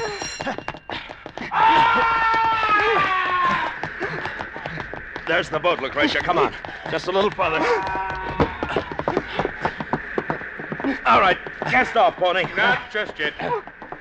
Put up your hands. Not this time, Verenius. Stay back. I kill all of you. Maybe one of us, but one of us will get you. Stay back. Stay back, I...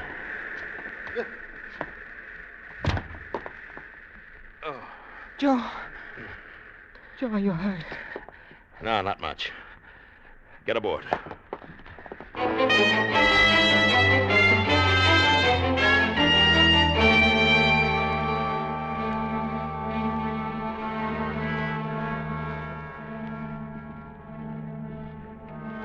Does it hurt you much, Joe? Your wound? No. Look, Joe. The sun. The fog is gone. And there's the African coast. Yeah? Look over there, you see? The island of Verenius. Joe! There is smoke coming from it. The island. Look at it. Oh, Joe, he did it. He blew it up. The whole island. And himself, too. Yeah? In a few hours, the water won't even be muddy out there. Joe, Yeah? there's only one thing wrong with this whole lash-up. What is that, Pony? Nobody's going to believe any part of this now.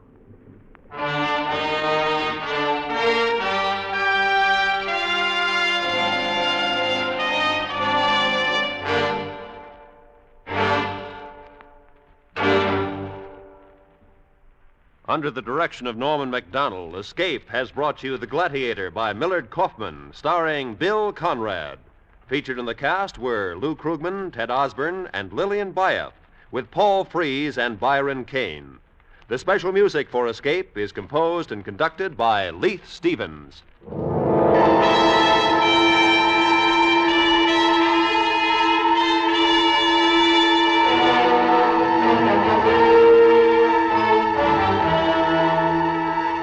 Next week, escape with us to the Yellow Sea and the story of a man who fought the entire Japanese Navy with an ancient submarine and an untrained crew, as Alec Hudson tells it in his exciting story, Up Periscope.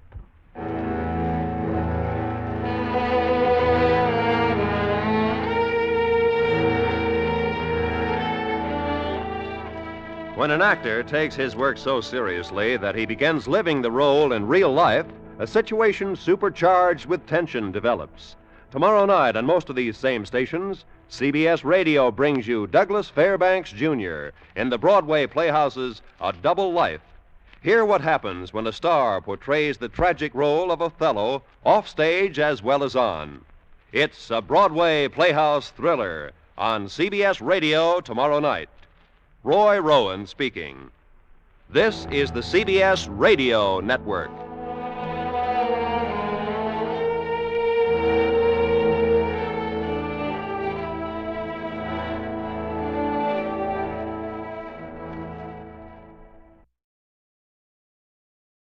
You, finding life rather dull, dreaming again of exotic places, wishing you were somewhere else?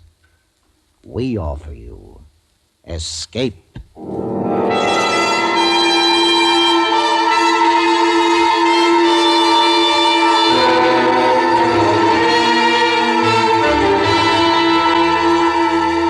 Escape with us now to the Yellow Sea and the story of a man who fought the entire Japanese Navy with an ancient submarine and an untrained crew, as Alec Hudson tells it in his exciting story, Up Periscope.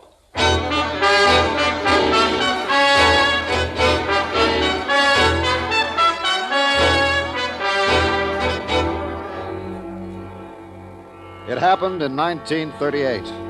Pearl Harbor was just another naval base somewhere in the Pacific, and China, still further away, was swarming with Japanese invaders. And in 1938, a United States submarine, the S-52, docked at Pearl Harbor, and I walked down her gangplank. No longer commanding officer, merely Lieutenant Thomas J. Baker, USN, retired. I said a fond farewell to the bosun's mate, tucked my commissioning pennant under one arm, and moved into the Moana Hotel on Waikiki, just outside Honolulu. And an hour later, I was at the Moana Bar, sipping an exotic Hawaiian drink known as bourbon and water, and toasting my lost career in silence. That was until a strange little man behind horn-rimmed glasses tapped my elbow. Excuse me, please. Let me buy this drink for you, Lieutenant Baker. Beg your pardon? Oh, you do not know me, of course. But I have spent some hours searching for you, Lieutenant. I didn't get the name. It is Lee, Sung Lee. You are, of course, the former commanding officer of the submarine S-52. Yeah. You docked at Pearl Harbor on Tuesday, and today, at precisely 12 o'clock noon, you were relieved of your command by your executive officer. Hey, now, wait a minute. You received what your Navy refers to as a medical discharge. It was found that you are deaf in your left ear. Is that not correct, Lieutenant Baker? Yeah. You see, my facts are accurate. Yeah. I am an unofficial representative of the Chinese government. I have come to you with a business proposition. A business proposition? You are available, are you not? Well, yeah, I think you could say that. It is a pity that a young man such as yourself should have his chosen career destroyed by such a trivial matter as the hearing of a watch ticking. You must have been there for the examination. I am well aware of these matters. All too often your Navy acts somewhat hastily, without due consideration for all of the facts. What's your proposition, Mr. Lee? You are direct. That is good. Lieutenant Baker, I have come to offer you command of a Chinese submarine for action against the Japanese invaders. I beg your pardon? It is true. The Chinese government desires that you take charge of a submarine for operations at the mouth of the Yangtze River. The Yangtze? You are familiar with this area, of course. Then perhaps you would consider the following terms. We will pay you $1,000 each month, plus your expenses. In addition to this amount, you will receive a bonus. Go on, Mr. Lee. A bonus of $50,000 for each major Japanese ship you might sink. $50,000. That is correct. Your answer, Lieutenant Baker? Maybe you better give me a little time, Mr. Lee. Time is of the essence. That is an American expression, is it not? Make it 1 week. A week from today. Very well. 1 week from today, and we will have your answer. Need I remind you, Lieutenant, that in this matter the utmost secrecy must be maintained? Yeah, I'm aware of that, Mr. Lee. Good. Thank you, Lieutenant. China will not forget you.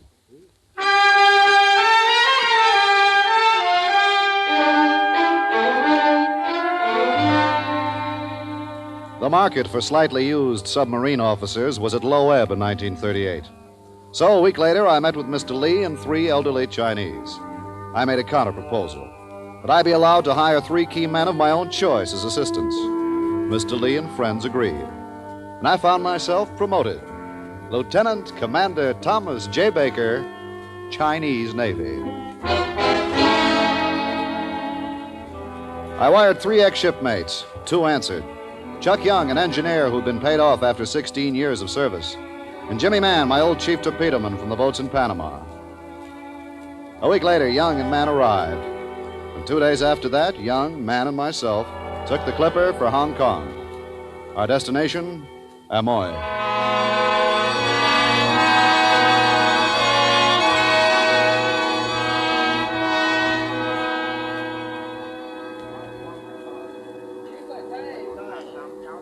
On the decks of Amoy, we were met by a bright-looking young man in a light blue gown and a black silk Chinese cap. He introduced himself. You are Captain Baker, is it not correct? I am Wong, your first officer. How do you do, Wong? This is our engineer, Chief Young. Yeah, howdy. And our chief torpedoman, Jimmy Mann. Glad to meet you, Mr. Wong. With deepest gratitude and humility, gentlemen. Yeah, thanks. Yeah, sure thing. If you gentlemen will follow me now, I will show you your quarters. This way, please. Hey, Skip, what does he mean, show us to our quarters? I don't even see a boat. You see a Chinese junk port side to up ahead? Sure, but who signed up for a junk? I thought we was back in a pig boat, Navy. Open your eyes, man. It's a decoy. Sub's under that straw and bamboo. What is this, a game? They're fighting a war over here, man. That means Jap bomber patrols. Oh, I get it. Congratulations. Stow it. Here comes one. Will you step aboard now, please? All right. Okay. Yeah, thanks, sure thing.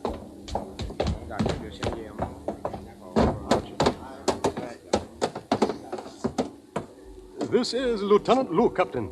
He is your second officer. How do you do, Lieutenant? Indeed, a pleasure to welcome you aboard, Captain. What a Neptune, it's an S-boat. It is indeed ancient, gentlemen, but we have kept it in good repair.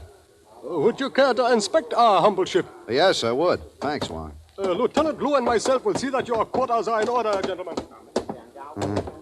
1918 class. 12 knots surfaced, 8 submerged. That means 2 main diesels, 500 horse each. I put 10 years in on one of these fish. And 4 torpedo tubes forward. That ain't much bite, Skipper. No, it's the best we've got. All right, you two, now you've seen her. 1 S-boat to fight the Jap Navy. Here's where you sign on or off. Young? I'm on, Skipper. Man? We got a crew of Chinese farmers that can't speak a word of English. We got an S-boat somebody dredged up from under the main. We got officers wearing blue kimonos. Man, on or off? Okay, Skipper, I'm on.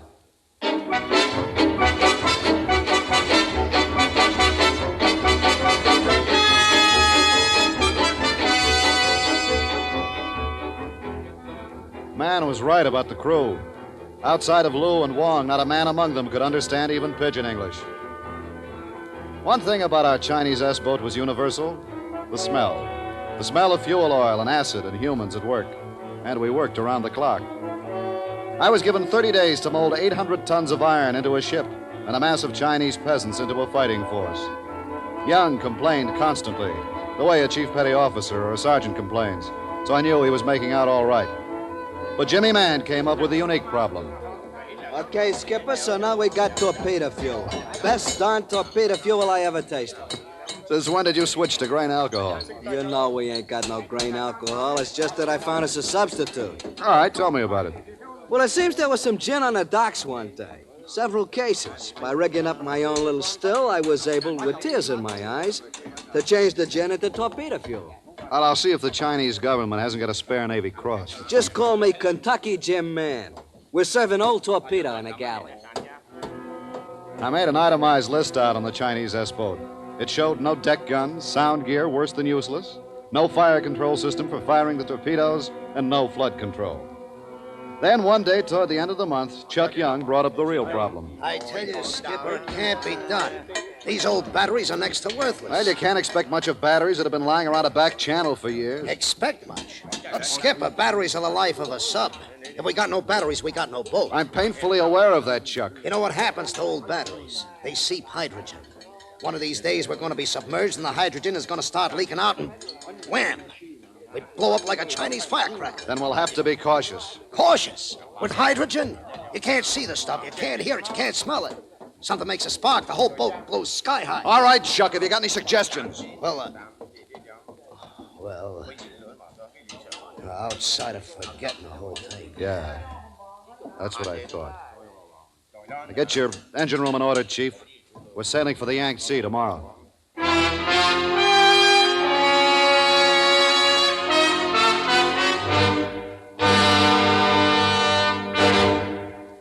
We will return to Escape and today's story, Up Periscope, in just a moment. Did you know that for only $10 you can supplement the food rations of a family of 4 for a whole month? Just send that $10 to CARE, spelled C-A-R-E, New York. CARE guarantees delivery of its packages to 11 different countries in Europe, as well as to India, Israel, and Japan. Don't forget to include your name and address and the name and address of the family you want to receive the CARE package, because CARE is a person-to-person, international goodwill service. And now, back to Escape.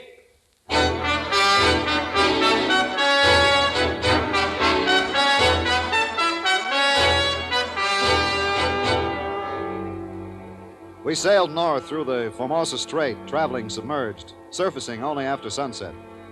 It took us 10 days to get to the latitude of the Saddle Islands.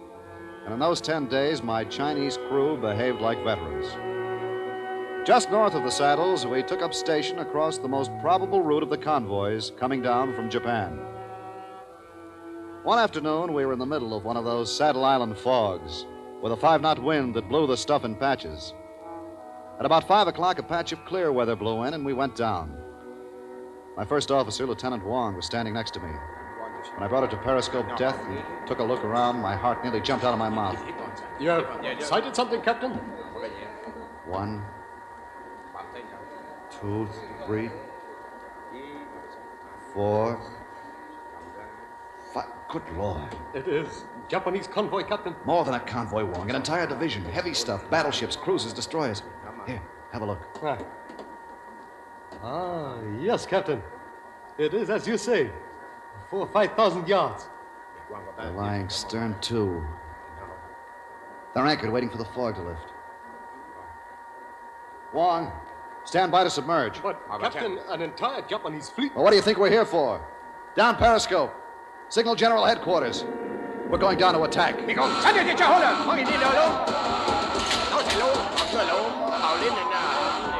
Wong took the helm and Lou was the diving officer, chanting his orders in sing-song Cantonese to the bow and stern planesmen.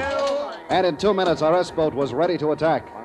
Torpedo tubes loaded and ready, Skipper. Steady on course 210, Captain. We'll run parallel at 1,500 yards. Hard right rudder. Hard right rudder, sir. Up Periscope. Up Periscope, sir. Steady on course 090. 090, sir. We'll take the battle wagon first, Wong. That's Matsui class. Come left, 5 degrees. Come left, 5 degrees, sir. There she is, Wong. Lying there, inviting a tin fish. Steady on course 0, right 5, sir. Start timing. 10 seconds. 9 seconds. 8 seconds. 7 seconds. 6 seconds. 5 seconds. Stand by to fire 1. 4 seconds. 3 seconds. 2 seconds. 1 second. Time up. Fire 1. Hold it down, Lou. Don't broach her. Fire 2. 1, 2, 3, 4. Fire 3. Steady, Wong. Steady, sir. Steady. Fire 4. Down Periscope. Left full rudder, full speed ahead. Take it down to 100 feet. Come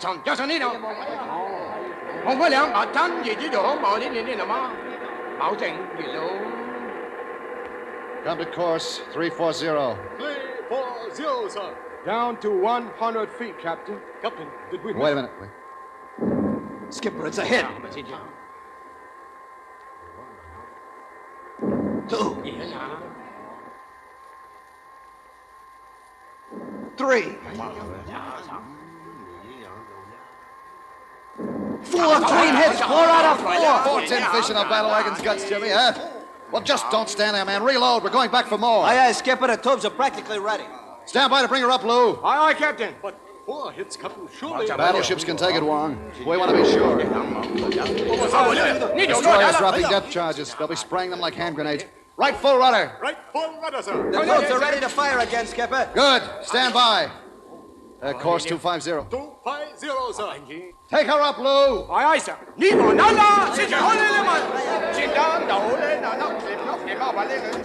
I had time for one quick periscope exposure, and it told me everything I could want to know. The Jap battleship lay on her side, her rail under. She was sinking. On the horizon, a group of destroyers were depth charging the daylights out of some innocent fish. The fog was drifting in. It would be dark in half an hour. Now, there was no use wasting another torpedo on the battleship, and the destroyers were too tough to hit. I had 6 torpedoes left, and I wanted to save them for the big boys. I let Wong have a look through the periscope. Oh, the battleship. We sunk battleship. Wait until we report this to our leaders. We aren't finished yet. Hey, Captain, look, quickly. Another big ship, close to us. Let me have it. It's a cruiser. 10,000 tons at least. All right, sailors, there's our next target. Left full rudder. Left full rudder, sir. Stand by to fire 1. Yeah, we'll have to gamble this one, Wong. Yeah, I guess it's speed at 30 knots. Course 260. We'll take a 90-degree track. Down Periscope. Listen, Full speed ahead. 1 speed ahead. Wong, start timing. 10 seconds. 9 seconds. 8 seconds. 7 seconds. 6 seconds. Just at that instant, a Jap destroyer passed over us going like a shark after Barracuda. But it was too late to stop now. 1 second. And I gave the word to fire 1, then 2, then 3, then 4. We headed down, fast.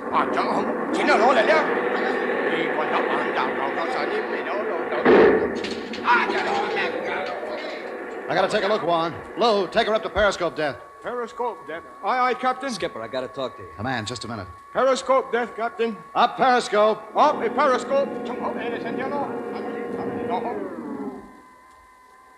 Cruiser's down by the stern, Jimmy. We got her. Captain, listen to me. The fog's coming in again. Captain's cell number 72 has reversed itself. The storage batteries are going out. Well, rip up the battery decks and get those jumpers across. I'll hold her speed down as low as possible. Right, Skipper. Take her down to 100 feet. Captain, to Periscope. Destroyer bearing down on us full speed. Let me look. Forget the batteries. Full speed. Take her down, Lou. Take her down. Crash dive. Crash dive.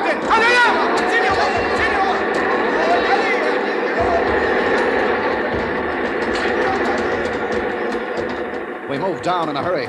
Whatever Lou was saying in Cantonese did the trick. Luck was with us, but we'd had a lifetime of luck in the past 20 minutes. It couldn't last forever, and it didn't. Captain! A sheet of blue flame shot through the boat. It followed the hull plates and flashed wherever moisture had collected. It made a blue halo around the sweaty faces of the men. It didn't seem hot. No one was burned, but the Chinese crew screamed in terror. Hydrogen. Hydrogen given off by the storage batteries. Something had touched it off before enough could build up to make a human bomb out of all of us. Now we had to surface, but we couldn't. Destruction was up there in the form of a Jap destroyer. Destruction down here, hydrogen. Suddenly, I glanced at the depth gauge. We were coming up. The bombing planes, paralyzed with fear, had frozen the controls on hard rise. Get her down, Lou! Get her down! I am trying, Captain. He does not understand. We're breaking surface, Captain. I cannot free the man from the controls, Captain. Captain, through Periscope. Destroyer bearing down.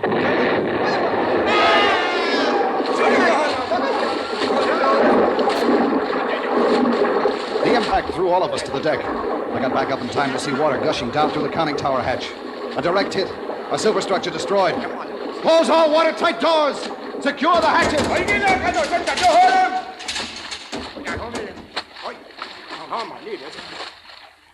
Captain, it lights. The lights are gone out. The circuit breaker's knocked out. Switch out the emergency lights. Young, can you work on the circuit breakers? Aye, aye, sir. We're getting water in the torpedo room. Never mind that, man. Help Young with the circuit breakers. Aye, aye, Skipper. The crew, Captain. They're very frightened. The lights. The lights are on. Lou, what's our depth? 150 feet, Captain. We are sinking rapidly. Hard rise on the bow and stern planes. The circuit breaker's okay, Skipper, but the pumps can't handle this water. We'll take charge of the air manifold, Jimmy. Blow out a little of number 2 main ballast. Aye, aye, Captain. 200 feet, Captain. We're going down too fast, Captain. 225 feet, Captain.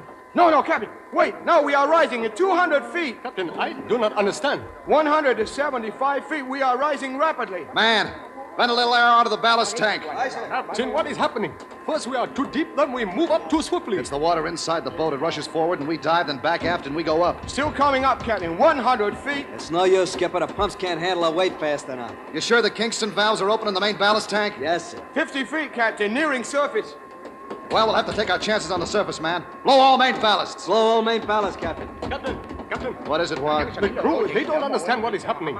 Water is filling ship. Well, we'll be surfaced in 2 minutes. But they have taken the knives from the ship's galley. They are crazy with fear. Hold them off, I tell you. We're nearing surface. Periscope depth, Captain. Oh, never mind that, Lou. Take her up to the surface. We're okay, Skipper. We're coming up. Captain, listen to me. These poor farmers know nothing of submarines. They must be stopped. Skipper, they're going for the hatch. Wog, stop them. We're not surfaced yet. Nearing surface, Captain. Can't hold them back, Captain. Captain, the water's pouring in on the batteries. Those crazy fools have opened the hatches. Surface, Captain. Skipper, the batteries. The salt water's pouring onto the batteries. Captain, what is this green gas? Wog, pass the word for all hands to abandon ship. Skipper, if that chlorine gets to us, we're finished. Let's get out of here. Okay, where's Young? I don't know. He was in a Chinese mob a few minutes ago. Skipper, the chlorine spread. Yeah. Let's get Young. Follow me. Skipper, I don't see... Skipper, look. Young. Young. A meat cleaver buried in his skull. He's dead, Skipper. Well, he tried to stop that mob. He got that for his efforts. Let's get out of here, Skipper. Yeah, you're right, Jimmy. We can't help Young. This way.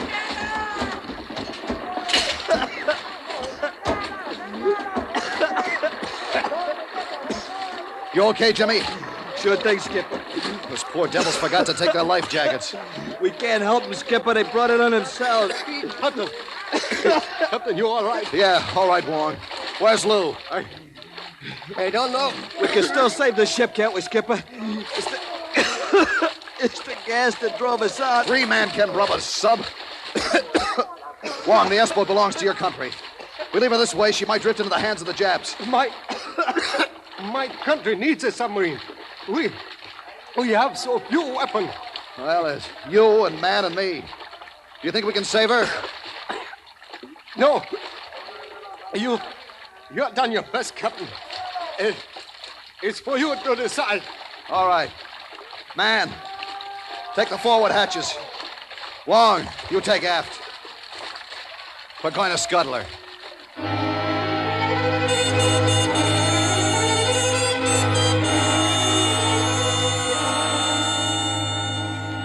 We scuttled the S-boat. Wong, Man, and myself. Then we drifted apart in the black, muddy Yangtze River.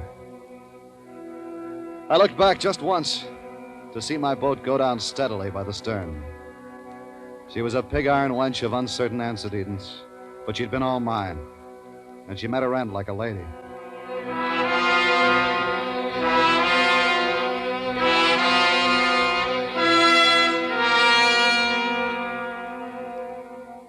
The last thing I remembered was the black water in the night.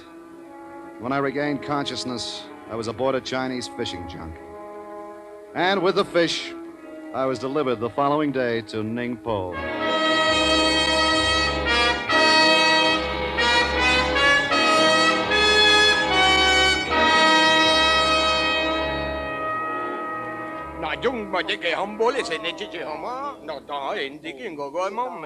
Enough! Gentlemen, you must contain your emotions. This man, this American, must be tried fairly. As fairly as he has sunk our submarine. Do not forget that, worthy one. You have heard his story. It is now up to us to believe it. But you haven't heard my story. You've kept me locked up in your filthy jail for 2 days. You haven't let me wire my government. You haven't let me do anything. Please, Lieutenant. You are making this most unpleasant. Indeed, we have listened to your strange tale. You yourself have admitted ordering our noble submarine to be sunk. Yeah, but what about the rest of it? The Jap battleship we sunk and the cruiser? Surely, Lieutenant, you are not still portraying yourself in this ridiculous, heroic fantasy. But I tell you, we sunk them, a battleship and a cruiser. Then we were forced to abandon ship. Ask the Japanese. They'll tell you we got 2 of their major ships before they got us. Surely, Lieutenant, you are not so naive as to believe that our enemy, the Japanese, would admit to this, even if it were true. Tell your distinguished superiors, these gentlemen gathered here, just who saw these imagined sinkings. I did. And so did Wong, my first officer, Lieutenant Wong. He saw them, both of them. Ah, so there was someone else. And pray, tell us then, where is Lieutenant Wong? I don't know. He drifted away from me during the night. He drifted away from you during the night. I believe we may now weigh the evidence. The crime is treason against the government of China. Gentlemen, how do you find this man? You see, Lieutenant, you deserve the maximum penalty. Death tomorrow morning before the firing squad. However, we are all too aware of your American citizenship. Therefore, we shall suspend this sentence under one condition, that you leave at once and never return to China again. Is so?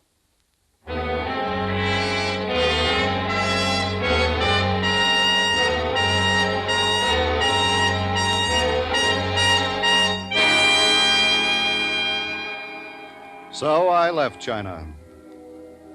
My $1,000 a month salary? My bonus, now worth $100,000? The unofficial Mr. Lee? I saw none of it or him. In the end, I was glad to be alive and to have discovered that I had my belly full of submarines for life.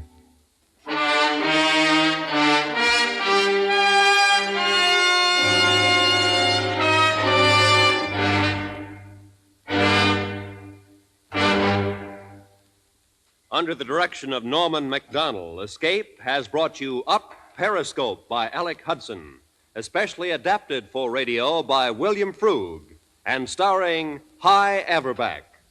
Featured in the cast were Harry Bartell and Edgar Berrier, with Lou Krugman, Ben Wright, Byron Kane, and Charles Lung.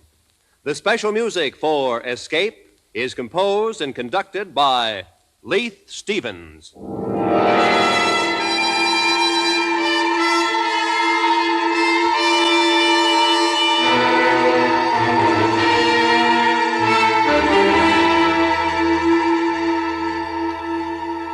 Next week, escape with us to England and the story of an innocent man caught up in a murderous web of international intrigue, as Geoffrey Household tells it in his exciting new novel, A Rough Shoot.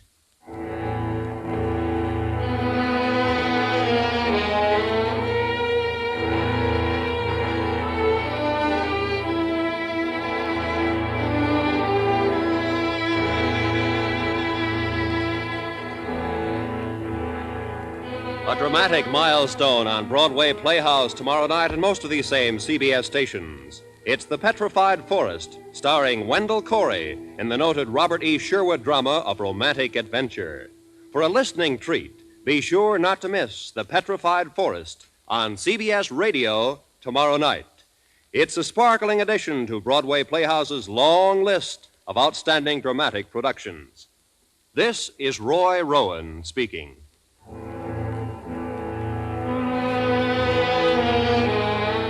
This is the CBS Radio Network.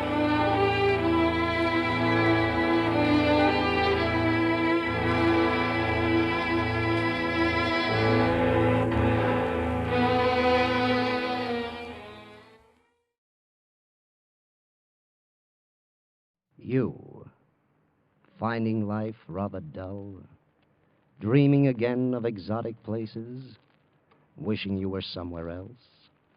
We offer you Escape.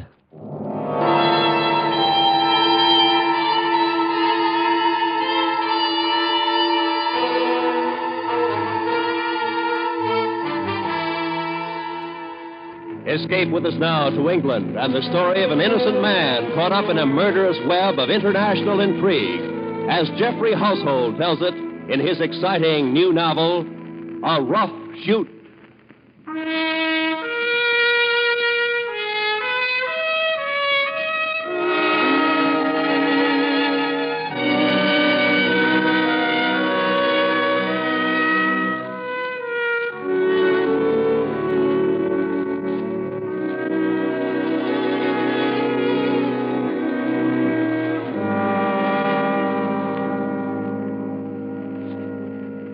It had happened on an autumn evening, so silent and peaceful that no one could have a thought of human violence.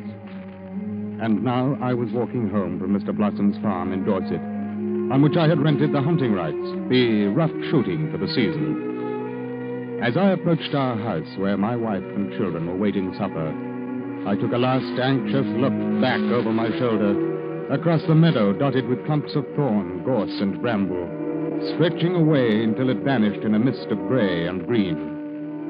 And then I hurried on into the house, glad for its cozy warmth and feeling of security. Oh, what kept you so long, Roger? I'm sorry, Cecily. Where are the boys? They've had their supper. I've sent them to bed. You must be starved. I'm afraid I'm not hungry. What I need is a pot of whiskey. Roger, what's the matter? I don't quite know how to tell you, my dear. Tell me what? What is it? Well, out there on the chute. Just a little while ago, Roger, what happened? Oh, Cecily, I can hardly believe it myself now. Tell me what happened. All right. I killed a man.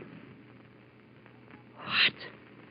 It's true, Cecily. I killed a man, and then I threw his body in the sump. Roger. It's true, Cecily.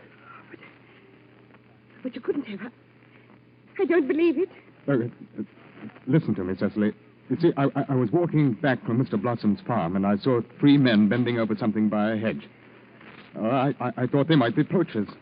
So I started toward them when a cock pheasant suddenly flew up in front of them, and then one of the men shot it with an air pistol. Yes. Well, it made me angry, and I lost my head. You see, if they were poachers, I wanted to teach them a lesson to frighten them. So I let one of them have a charge of birdshot in the seat of the pants, and then he fell forward onto the ground, and he lay there kicking for a moment, and then he was still. I ran up to him, I turned him over, and I found that he'd fallen onto a sharp spike that he'd been working with. Oh, Roger, how terrible. It was driven into his head. It killed him. Oh, then you didn't... It was an accident. Yes, I know it was, but no one will believe it now. But why, Roger? Because I've hidden his body under 10 feet of water. In the sump. Why did you do that? I don't know why, Cecily. I don't know why I did it. I just lost my head, that's all. Oh. Roger, you said there were 3 men there. Yes. What became of the others? Well, that's the strangest thing of all, Cecily. When he fell, they turned and ran. But why? I don't know why. Have you told the police? I can't tell the police. Mr. Blossom will go to them. It happened on his farm. He'll go. No, Blossom doesn't know about it. But surely he'll find out. No one will find out. That is, not until the body is discovered. What about his friends, the men who saw it? Well, Cecily, if those 2 men were going to the police, they'd have stayed to identify me. But they ran away instead. Don't you see? For some reason, they didn't want me to identify them. Well, if they were poachers... Oh, no. They weren't poachers. I'm sure of that. Oh, then what were they doing there? I don't know, my dear, but for my own protection, I'd better find out. How? Well, the only thing I can do is to go back there and see what I can discover. Oh, won't that be rather dangerous? Well, it would be more dangerous not to find out. Yes. Yes, perhaps it would. Oh, but do be careful, Roger. Yes, of course, my dear. Of course I shall.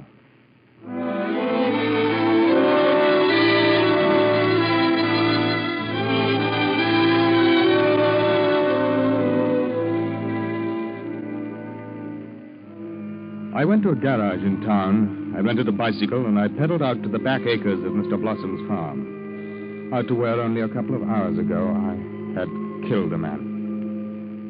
It was a gusty night. The trees along the road were enveloped in mist and creaked and whispered in the wind. I came to the great hedgerow of thorn and holly, the rattle of whose branches and dying leaves made enough noise to cover the sound of my approach. And there I stopped and looked about, into the milky and uneasy world that surrounded me. And suddenly, parked on the road ahead, I saw a motorcycle and sidecar. I left my bicycle. I crept down the road past the motorcycle, staying close to the hedgerow.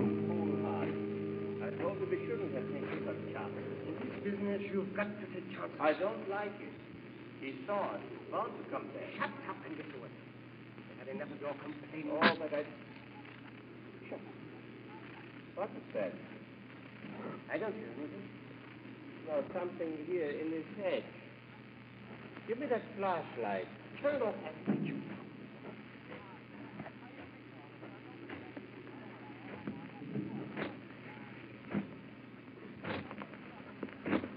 Here he is. All right, you come out of there. Oh, there's some other... You come back here. Come back, I say. I raced back down the road, still gripping the shovel I'd snatched from the man who had attacked me. And when I reached their motorcycle, I stopped just long enough to slash the exposed, delicate wiring of its engine with the shovel and then ran on. The A few minutes later, I was pedaling furiously home.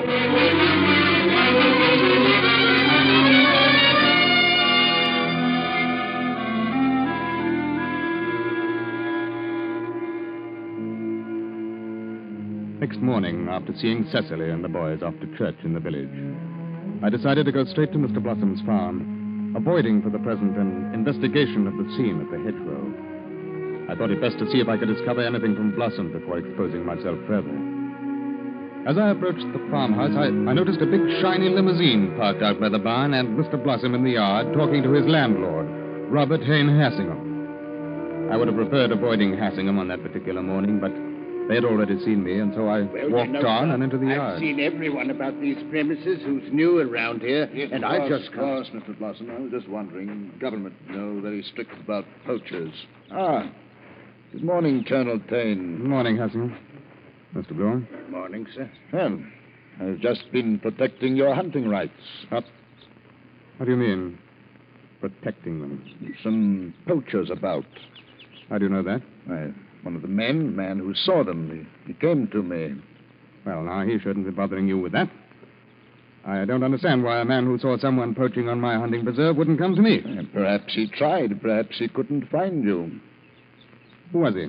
Well, I haven't any idea. I never saw him before in my life, Colonel Tane. Mr. Tane, if you don't mind. Or just Tane. I'm not fussy, but not Colonel.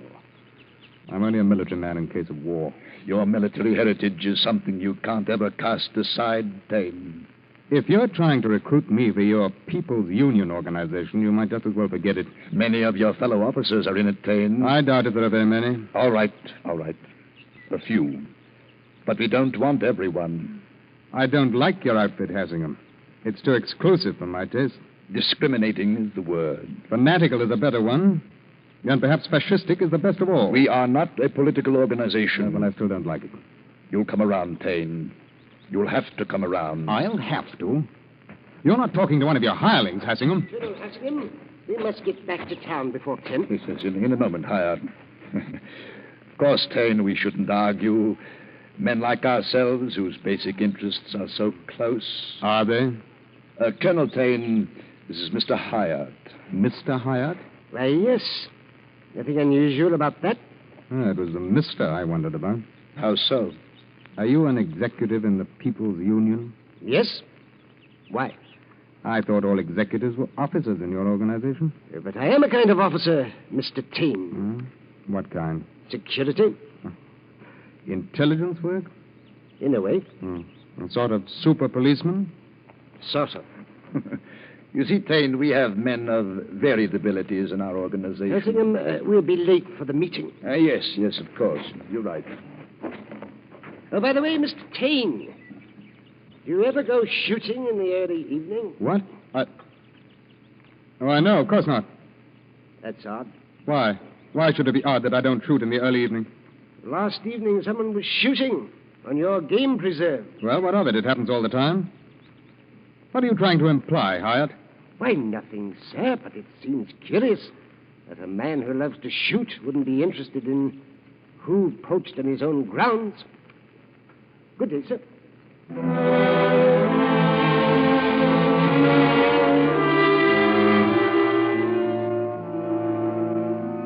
As I walked back across Blossom's farm, across the great expanses of close rabbit turf dotted with dense thickets of bramble, it seemed more and more clear that Hassingham's and Hyatt's questioning of me about the previous night's shooting meant only one thing. They were somehow involved with the man I had killed. And then it suddenly occurred to me that theirs was not a personal interest, but that the People's Union was mixed up in all this. I wished more than ever that I had gone to the police immediately. Ahead of me, a hare suddenly dashed out of a thicket and scampered away across the water. Stay where you are. What? You are a foolish man, Mr. Tane. What do you want? You are an amateur at intrigue, Mr. Tane. You are no competition for Hassingham. Are you a friend of Hassingham? He would like me to be. Or rather, once he would have liked me to be. Hyatt? Hyatt needs no one. He is evil unto himself. You're German. I was German. And you mean you're a Nazi? The loyal Englishman who never forgets a war. Perhaps. I can. You're a bungler. Your English bungling delayed my plans. How stupid to shoot at Von Cleek. Von Cleek? Yes. You bungled into killing a man you don't even know. That is terrible luck, my friend. I am not your friend. Nor are you my enemy. Do you know why? Because I don't care about you. I don't care whether you live or die. After we have served each other's purposes. Arthur. Who are you? Mordell. General Mordell. A general without an army. The most useless of all useless things. Mordell? I will refresh your memory. I was part of the Nazi general staff. There was a point in the war where some of us, some generals who had put Hitler into power, decided his leadership was no longer useful. He could have led us to victory, but he was leading us to defeat. Worse, to total destruction. Oh, yes, Mordell. The Nazi general staff. Correct. Yes, they said you were dead. They said all of us who failed to kill Hitler were dead. And it was true, except for one. For this one. For me. I want nothing to do with you. Listen, my dear fellow. 3 former friends killed my family after I failed in the bomb plot. 3 good staff officers. Since then, I've had but one mission in life. To kill them. I waited. 2 are gone. The last one was due to land here on a plane until... Do you want to play... In this field? There's a strip a plane can land on, about 100 yards west of us. Von Cleek was helping to install one of the radio beacons they'll use to guide the plane in. When you shot him and upset everything. Now I want your help. It's ridiculous. When you shot Von Cleek and threw his body in the sump, you committed yourself to helping me. I'll have nothing to do with you or your plans. A murderer never has a choice. It was an accident. Which has become a murder. How do you know that I won't kill you? Because you need me. No matter how vehemently you protest the association. Because I can help you. What could you possibly do to help me? I can get evidence against Hassingham and Hyatt which can destroy them. On what basis? The People's Union. The People's Union? That's a farce. No one cares about it. No. It is more powerful than you think. Exposing it can set you free. The courier who will arrive on the plane in this field, he will carry a portfolio. And what will be in the portfolio? Information you might use to convict these men of sedition. Sedition? Are you implying a fascist coup? Why, that's ridiculous in these days. Precisely why it is possible. And assuming what you say to be true. It is true. Assuming that I believe that. Assuming the People's Union think I stumbled onto something last night and may either testify against me or kill me. They will, unless you help me. What must I do? Kill the courier? No, I will do that. You will merely be my accomplice.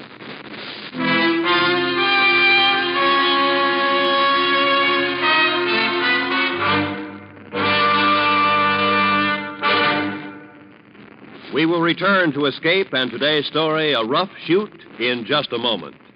Edmund O'Brien stars as yours truly, Johnny Dollar, radio's most expensive, exciting insurance sleuth. Johnny Dollar writes up the fanciest expense accounts, and while he's doing it, he takes his listeners along on thrilling, unusual insurance investigations of arson, robbery, and murder. Every Wednesday night, listen in over CBS Radio as Johnny Dollar totes up his swindle sheet while he treats you to action and mystery galore. Yours truly, Johnny Dollar, will be in action later tonight on most of these same stations. And now, back to Escape.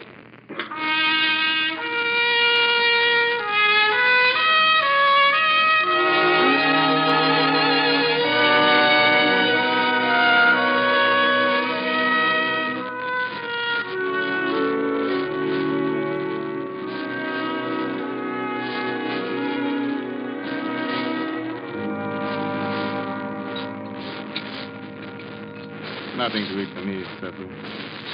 All right. Ah, such an understanding wife you have, Tang. Never forces her husband to do anything he does not want to do. No. I had a wife once, and children. They killed my family because they couldn't find me. Nothing moves you, does it? Nothing, no compassion for the outcast. You created your own monster and it destroyed you. No one made you do it. Exactly. No one. You're right. I do not seek pity, nor do I give it.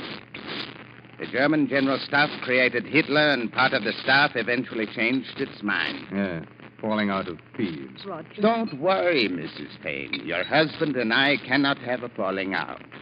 We are not bound together by loyalty. We have more powerful motivations. I, revenge. Your husband, fear. Fear and revenge. All your life, fear and revenge. Don't you think your good Hassingham and Hyatt function the same way? Hassingham's a fool who'll come to his senses soon. Never. You don't understand the British mind, do you? I understand the fascist mind. It's getting dark. Shall we go to the field? Roger? That's all right, my dear. What a shame it would be if we were to fail and Hassingham were to succeed. Your wife and children would be left alone. You're a cruel man. A vengeful man, as the courier will discover when he lands. Now, don't worry, my dear. It will be all right. Ah, the ex-soldier speaks in all his bravery. Come, Tane.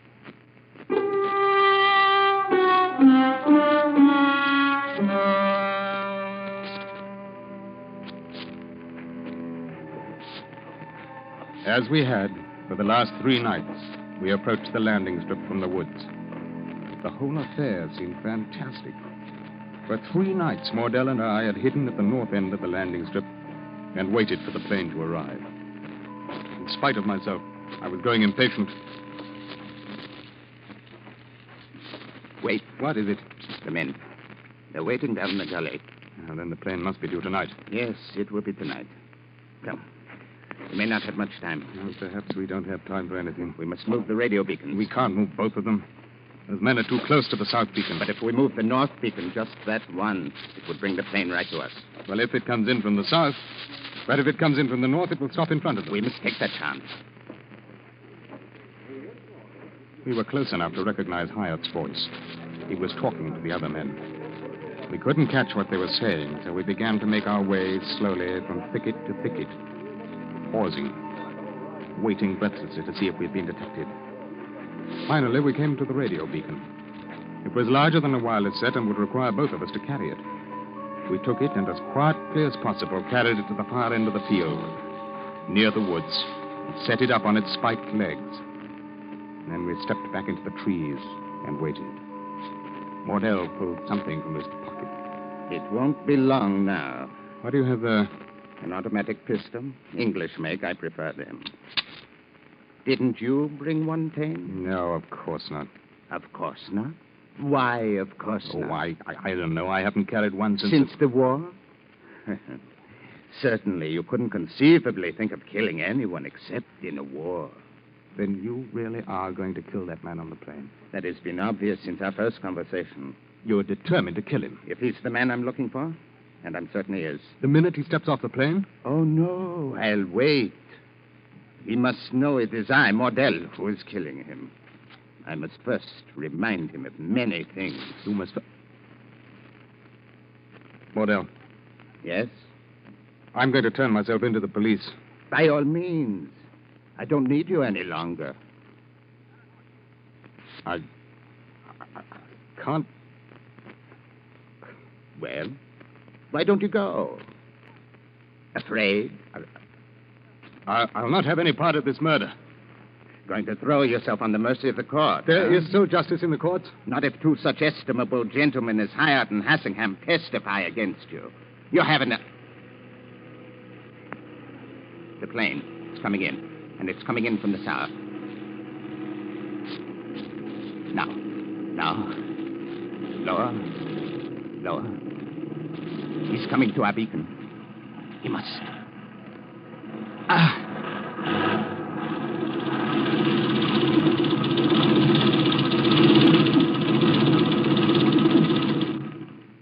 Your last chance, Tane. Coming? Yes, I'm coming.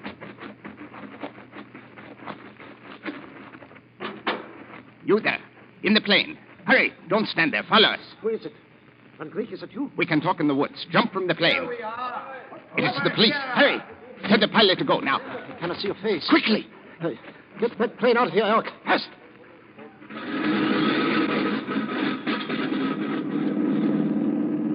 All right, for nurse. Into the woods. Yes, I follow.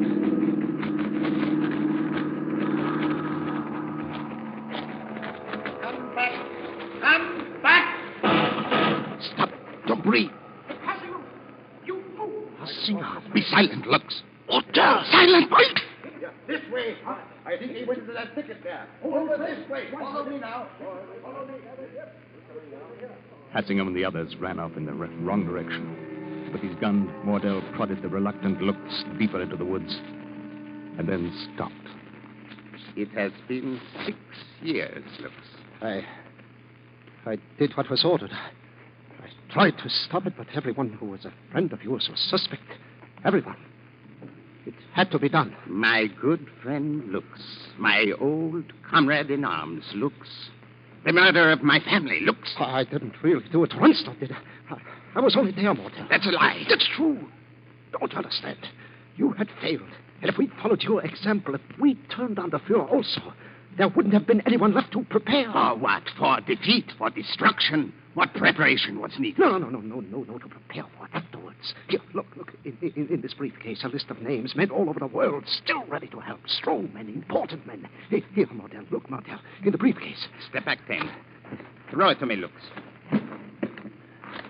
Let me see it. Stay. I helped you. I upheld my part of the bargain. It was no bargain at all. You had no choice. Now, Lux, what was this about preparing for afterwards? Yes, prepare. We had to protect the staff. Hitler himself meant nothing any longer. But we needed time to make plans to protect the staff. A lot your preparations did. That's why you're wrong, Mordell, wrong. We did well. You live in the past, the defeat. We are not defeated. Little by little we come back. Little by little we take over important work. Big work. An illusion. Like the illusion we all had once. The illusion of the defeated. Are Colonel Hassingham and Rhett illusions? This is the same idiot song you sing. No, Mordell. Don't you see? There is no past for us. No murdered wife. No murdered children, Lux. No past, all forgotten. This had to be done. I had to go along with the others. You outdid the others. You can't. The past, it's over. We all did our duty. Dear friend, good friend. Don't do it. Don't try to interfere. Well, this is England. It's not Nazi Germany. Be silent! Lux. Mordell, you'll never get out of England alive. The police will... The argument is over. No, Morton, no. For my wife. Mordell. For my daughter, Lux. For my son, Lux. Up there. To the right. Hassingham, he'll kill us. Follow me. Through here. Down the hollow. His Lux. Leave it. Come on. I am not meant to run. Give me the briefcase, then. No. I will go. There. Don't take time to fire back. I can hardly move. I can't. What else? What else? I'm hit.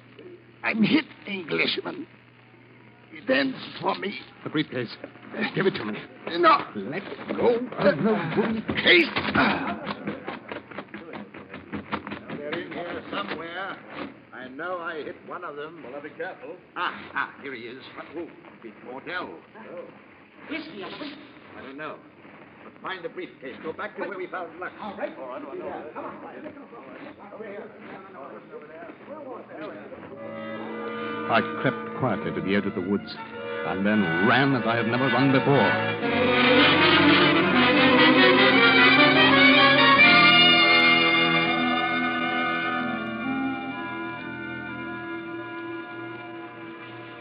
It was raining when I reached the village, and as I walked through the deserted streets toward the familiar blue light that glowed over the entrance to the constabulary, I wondered if the police would believe the incredible story they were about to hear. And then I remembered the briefcase under my arm, with its documents and its proof.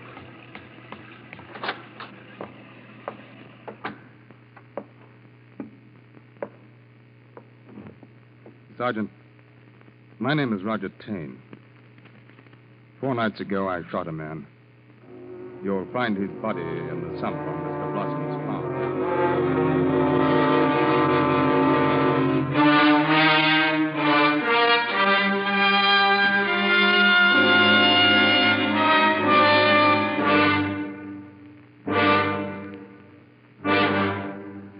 Under the direction of Norman MacDonald, Escape has brought you A Rough Shoot by Jeffrey Household, specially adapted for radio by Arthur Ross and starring Ben Wright. Featured in the cast were John Dehner, Stan Waxman, Mary Lansing, Howard McNear, Larry Dobkin, and Lou Krugman. The special music for Escape is composed and conducted by Leith Stevens.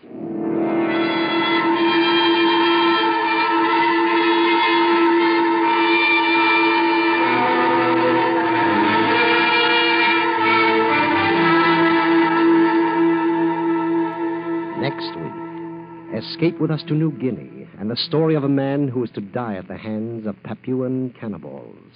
The second his watch stops ticking, as Hugh Cave tells it in his unusual tale, The Silent Horror.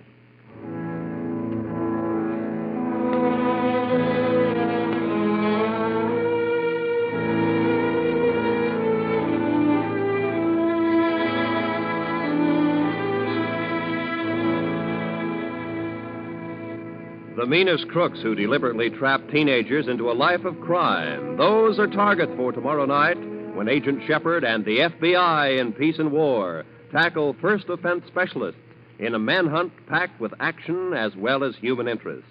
Don't miss CBS Radio's startling FBI in Peace and War program tomorrow evening on most of these same stations for thrilling insight into rackets and racket smashing. This is Roy Rowan speaking.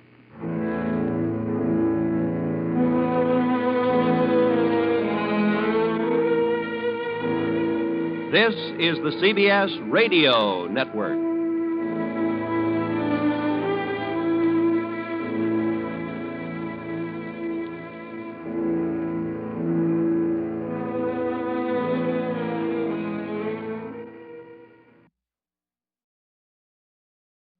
You, finding life rather dull, dreaming again of exotic places, wishing you were somewhere else? We offer you Escape.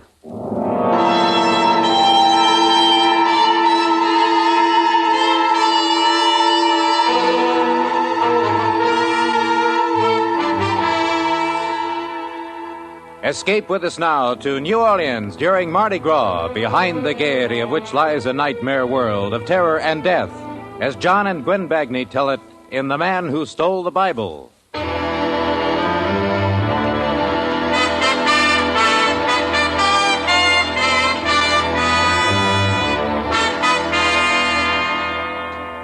I didn't mean to steal the Bible. That wasn't my intention. Why, I've never taken as much as a towel or an ashtray out of a hotel. And if I'd known the night of terror would lead me into, I'd never have taken it at all.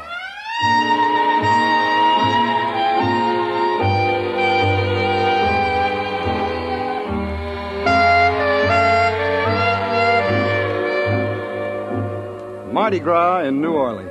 A gay time. A lot of laughs if you're in on it. But me, I was stuck in a stuffy hotel room waiting for a call from the boss. And the sound of all those people out in the street having fun got on my nerves.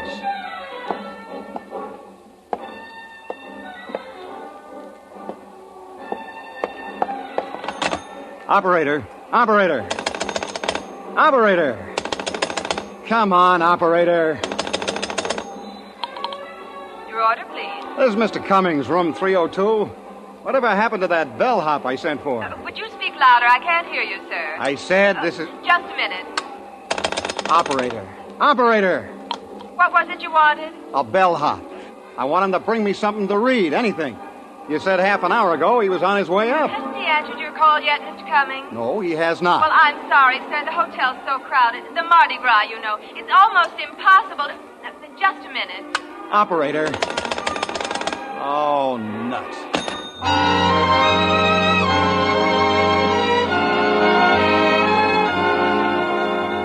I paced back and forth, wishing the boss had called me so I could get out of the room.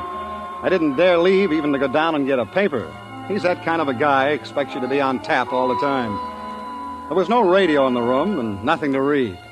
I went through all the drawers, hoping somebody had left behind a magazine or a seed catalog, anything. And then I found it. The Bible. The Gideon Bible. For years, I've seen them in hotel rooms, but I'd never paid any attention to them. Now I opened the book, 1 Samuel chapter 19. I lay down on the bed and started to read.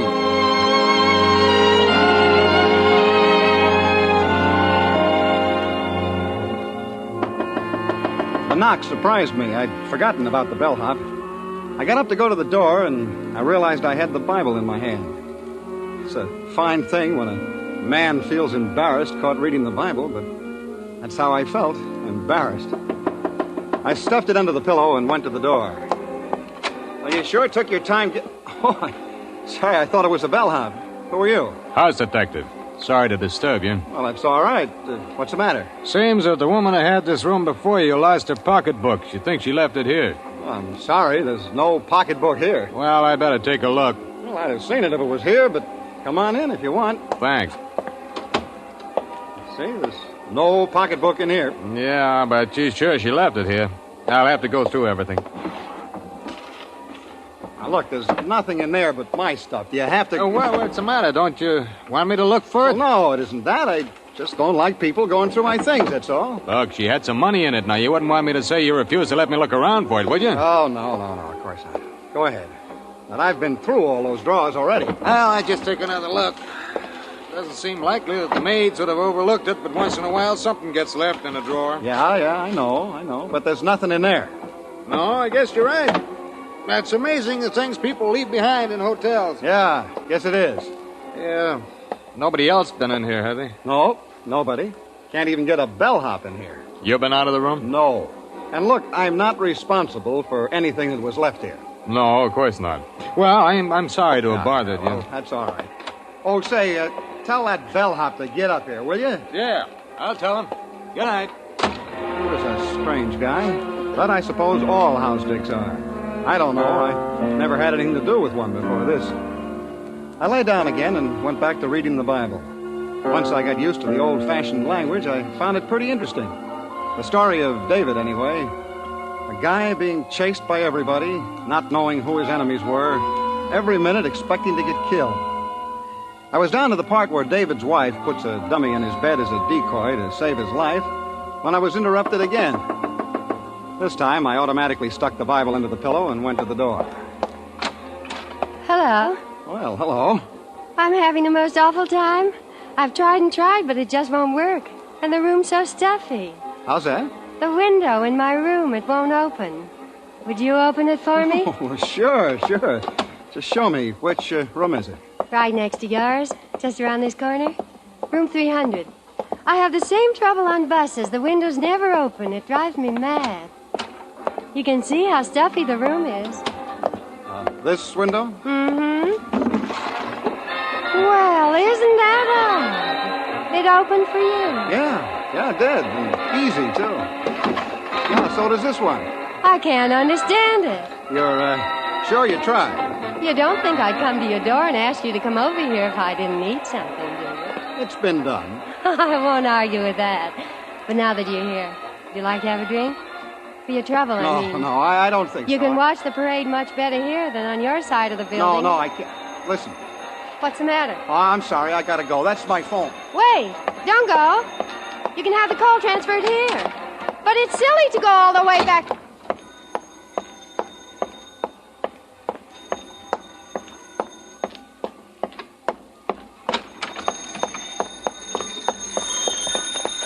Hello, Cummings. Oh, yes, sir. Yeah, I've been waiting for your call. Now, look, I covered the whole territory down here. Things look pretty healthy. You see, the main difficulty has been... I stared at my briefcase. I'd left it on the dresser. Now it was on the bed, and everything had been pulled out of it. The closet door was ajar. The drawers in the bureau were open. My Gladstone apparently hadn't been touched, but everything else had. I heard the boss talking trends and business conditions, but my mind was on a girl who wanted a window open. A window that wasn't stuck while somebody searched my room. Well, that's about the whole ball of wax. Finally, he finished talking, and I hung up. There was no reason now for me to stay in the room. I gathered up my stuff, and I took the Bible from under the pillow. Funny, I'd gotten interested in it. I wanted to go on reading it. So I stuck it in my topcoat and walked out of the room. On my way to the elevator, I got a sudden impulse. I stopped in front of room 300 and knocked. Oh, excuse me, Nobody here now, mister. The lady checked out. Well, that's impossible. I was just I don't here. know anything about that, but she checked out a couple of minutes ago. I gotta clean it up after her right now. I'm gonna be glad when Mardi Gras is over. Everybody goes crazy. Hotel goes crazy. People check in, check out, and steal everything that ain't tied down. Steal? I said steal. Ashtrays, bath towels, soap. Wouldn't be surprised if they take the beds next. The Bible in my pocket suddenly felt like a pound of uranium. I wondered if the cleaning woman could read the guilt on my face. But she put her wastebasket down in the hall and went back in to clean the room. For a second, I considered taking the Bible back to room 302. And maybe I would have if it hadn't been for the discarded book jacket in the wastebasket. It was gaudy, red and yellow. I grabbed it up, put it around the Bible. The title read, "You Will Die Tonight."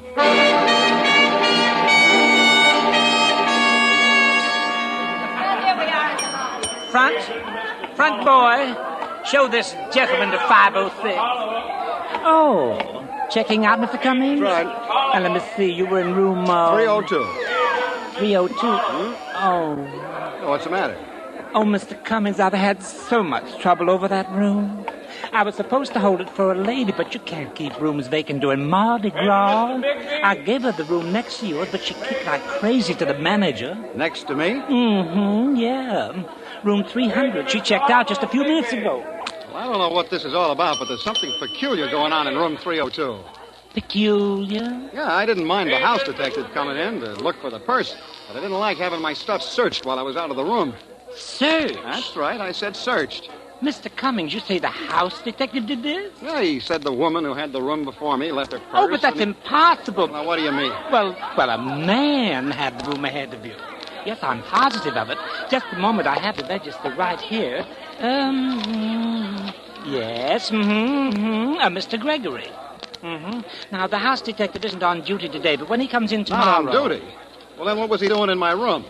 Today, Mr. Cummings? Of course, today. Tonight. A tall guy with black hair. Oh, there's some mistake. Our house detective is short, fat, and bald. And he hasn't been in the hotel all day. He's home sick. It had the makings of an interesting little intrigue. But I left the mystery of room 302 with the room clerk and went to the cigar stand. It was 8 o'clock. My train wouldn't leave until midnight. Hey, yes, sir. What'll it be? Cigarettes or cigars? Cigars. 3 Coronas. No. Make it 6. Always like to sell cigars. Men don't smoke cigars like they used to. Cigarettes, that's the fashion today. But give me a good cigar every time.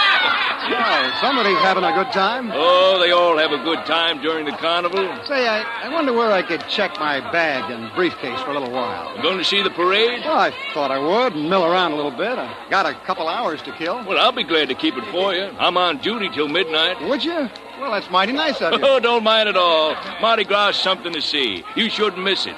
But you'll have more fun if you're in a costume. The hotel's got them for rent, you know. No, thanks. I'll go as I am.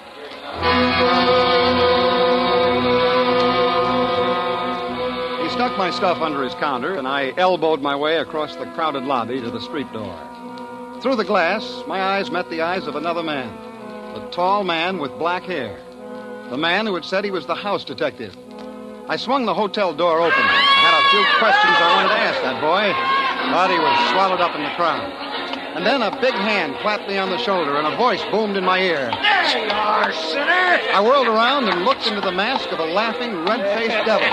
Don't try to evade me, sinner. I've come to collect you with my nice, shiny pitchfork. So when the devil comes for you, your time is up. All I could see in the mask was a pair of eyes. They were green eyes, and they were laughing. And the devil threw his arm around my shoulder and urged me along the street. Come on now. I balked a little. I hadn't had anything to drink, and the whole thing seemed kind of silly, but before I knew what happened, a clown grabbed my other arm. And let's take the sinner to the fiery furnace. And the two of them, the devil and the clown, were propelling me down the street toward a parked car. Come along, sinner. Fiery furnace. Hey, now, wait a minute, wait. Oh, the sinner's reluctant. Push him in, clown. Oh, now, look, Get fellas. him, sinner. Hey, you guys, hey, let me out. Look, where are you going? All right, let's have it. Have what? The Bible you took out of room 302. Bible? Hey, you're not drunk. Don't waste time on him. Frisk him. Look, I don't know who you are, He but... hasn't got it on him. What'd you do with it? Where is it? Well, I told you I haven't got it. That's just to let you know we're not playing. Now, come on, let's take it again. Where's the Bible? Look, I tell you, I haven't got it. I had it, but I guess I lost it. Lost it? Where'd you lose it? I don't know. Why, you... Don't do that, sinner. Just as easy for me to pull this trigger as to look at you. Now, look, I'm telling you the truth. I haven't got it anymore. All right, you haven't got it. But you'll tell me where it is, you understand, if I have to kill you to find out. Hey, what are you stopping here for? Well, a crowd. I can't get through. Come on, let's get moving. Get out of here. Well, what do you want me to do? Drive over him? Look, fellas, a shortcut. Go on, get out of here. It's a private car. A bunch of revelers, drunk and out for bear, opened the back door of the car and started climbing over us. Nothing would stop them from weaving through. They thought it was fun, pushing and shoving each other. One of them fell, sprawled across the devil's lap, and they began to pile up. And suddenly I knew this was escape. I climbed out of the car. I ran blindly away from them. I saw a cab at an intersection. I ran out, opened the door, and there he was, in the back seat, the phony house detective. I slammed the cab door and bolted across the street. There was a policeman on the corner directing traffic. I ran up to him. Hey, where do you think you're going? He's trying to kill me. You gotta help me. Kill you? Who's trying to kill The you? devil, he's after me. The devil, you say? Yeah, and the clown, too. Not Mickey Look, Mouse? I mean it. I'm serious. You're drunker than you I look, haven't son. had a drink, I tell you. They're trying to kill me. And why would they be doing that? Because they want the Bible. The Bible? Yeah. Look, you see, I stole the Bible, and here they come down. Who? The devil and the clown across the street.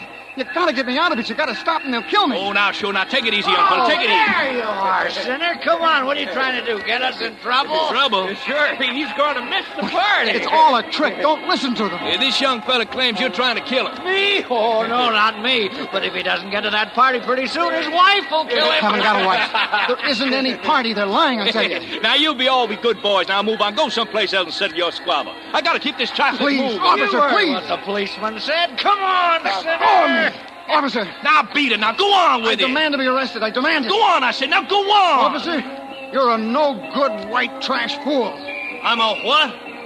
If it wasn't Mardi Gras, I'd run you in. And you want to arrest me? Okay. But remember, I didn't want to do it. Why, that's a dirty Yankee trick, striking an officer. All right, young fella, that does it. You're under arrest.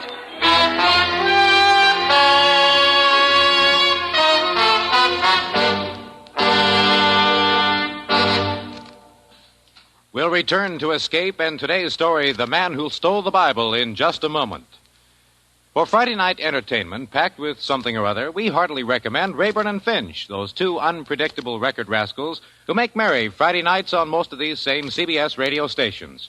Right now, the melody-minded monkey shiners are up to their elbows in a contest. They're determined to give away discs by the thousands, also a few automobiles and some trips to New York. Enjoy the music and get in on the contest details tomorrow night. You'll have fun trying, more fun winning. It's Rayburn and Finch on CBS Radio, Friday nights. And now we return you to The Man Who Stole the Bible, tonight's story of Escape.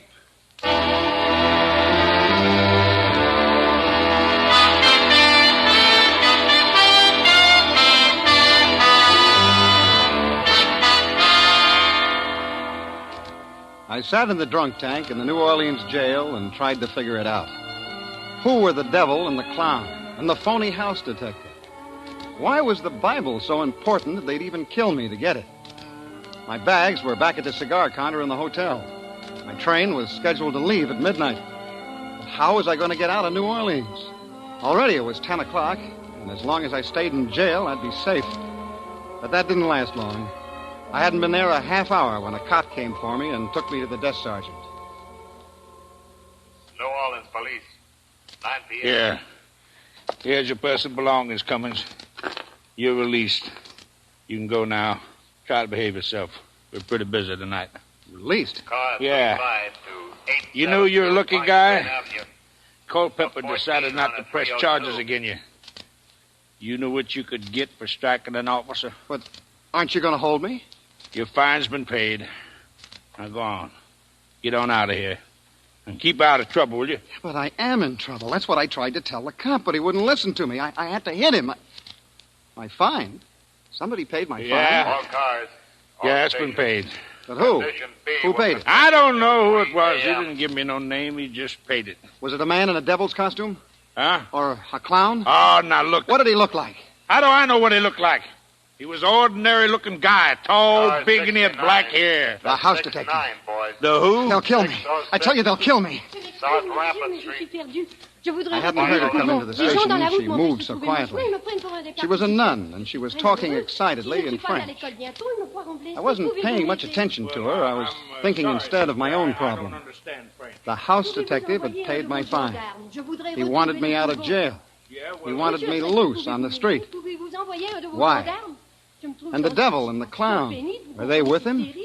Were all of them waiting outside that door for me? Now, please, sister. Look, I wish I could help you. But I can't understand a word you're saying. Monsieur, les gens dans la route m'empêchent de trouver mon chemin. Ils me prennent pour un des participants. Oh, English. Can't you speak a little English, sister? Oh, pardon, monsieur. Un masquerade. Costume. The people think masquerade. No masquerade. Huh? Look, I think she's trying to say the people on the streets think she's wearing a masquerade costume. Merci bien, monsieur. I am loose. You mean lost? Oui, monsieur, lost. I am expect at convent au Vieux Carré. Oh, the Vieux Carré. That's the French Quarter, eh? Exactement, oui. I try for taxi cab. The crowd, how you say, push me around. Pouvez-vous envoyer un de vos gendarmes? What? Gendarme. Oh, well, she wants you to send a policeman to help her get to the convent. Oui, monsieur. Oh. Well, I'm sorry, sister. I'd be glad to, but I ain't got anybody in right now. If you don't mind sticking around for a while, I'll be... Sticking around? The sergeant, the prefect, says he's sorry, and if you'll wait, there's no one available right now to help you. Wait a minute. The nun stood there, frightened and bewildered, out of place in the police station. But for me, it was a miraculous break. Sure, I could walk out of that police station with her. And if they were waiting outside, waiting to get me, I could walk right by them. They wouldn't dare touch me as long as I was with the nun. I could take her to the convent. Once there, I'd be safe. Je suis désolée, que puis-je faire? I'll take the sister to the convent, Sergeant. Well, it's okay with me if it's okay with her. Merci, monsieur. Merci mille fois. As she walked out of the police station, I took her arm. To help her, yes, but also to steady my own fear. Any minute, I expected to see one or all of them. The devil, the clown, the house detective. But they weren't in sight. There were people milling about on the street, but not the three I feared. And strangely, not finding them there frightened me more than ever. I found a cab and gave the driver the address of the convent. The nun and I didn't try to talk. I realized this whole thing was difficult for her, and I didn't feel like talking. Too much had happened to me for one night.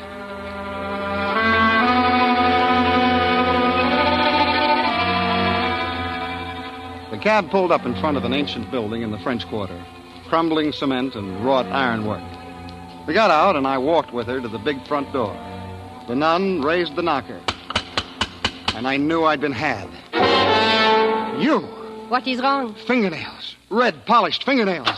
You're not a nun. Where have you been? Hurry, boys, he's wise. Come on, you, inside. It was the devil and the clown. They yanked me into the house. And the girl.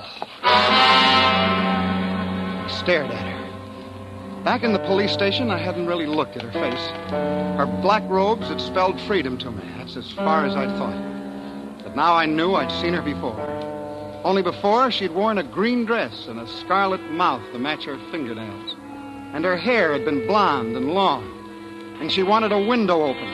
A window that wasn't stuck. You've given us a lot of trouble. I'm sorry, but We've I don't... been very patient. Now we want the Bible. I told you before, I don't have it. You had it. I had it, yes, I had it. I took it. I don't know why I took it, but I lost it. Who sent you to get it? I'll handle him. All right. Who you working for? Poloni? Look. There's some mistake. I'm a salesman. I sell washing machines. You're lying. Look, I tell you... Where's the stuff? Has Poloni got it? What stuff? I don't know any Poloni. What are you slapping me around for? That won't get you any place. Oh, won't it? Oh. Let me talk to him. Look, if you're covering up for Poloni... Who's Poloni? I don't know any Poloni. Poloni wouldn't take a beating for you. I tell you, Whatever he's paying you, we'll pay you more. We'll pay him nothing. You'll hand over that Bible or tell us where the junk's stashed, or so help me, I'll kill him. dope. So that's what it is. Dope. Yeah, Mr. Innocent. That's what it is. Dope. Heroin and cocaine, 100 grand worth. Stop it. You kill him, we'll never find it. Listen to me. What's your name? Cummings. You work for Poloni, Cummins. Nobody but Poloni knows about that Bible. You came to hijack the stuff. Tell you, don't know Poloni. Stop lying. Poloni knew our carrier was hot, that he had to drop the stuff somewhere in New Orleans. You're wasting your time, baby. I'll make him talk. Are you going to talk? I Do you want the butt of this gun right across your face? You got to believe me. He hit me with the gun. I tried to keep my eyes open, to hang on to consciousness. Across the room, I saw the door open, and in it stood a man with another gun. A big man with black hair.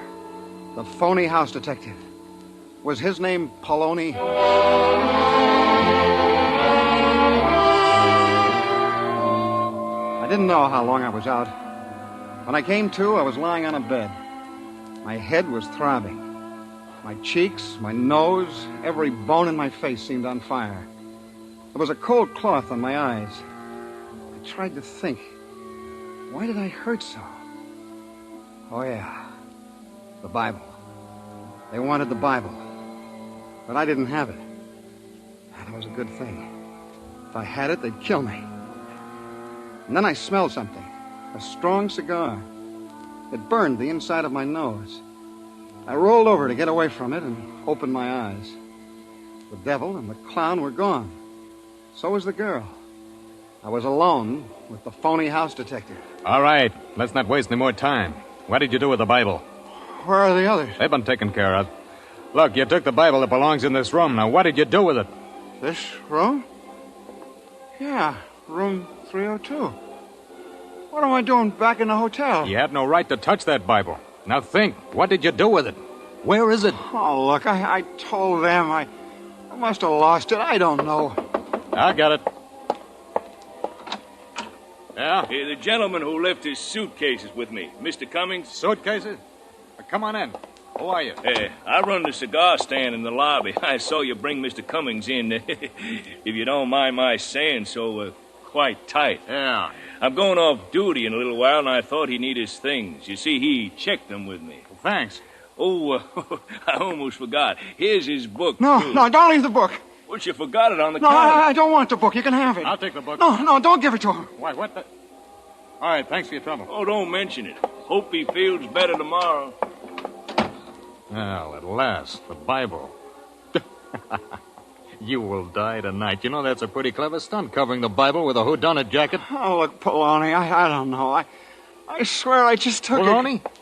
No, I'm not Poloni. Oh, let's see. Third book, second chapter.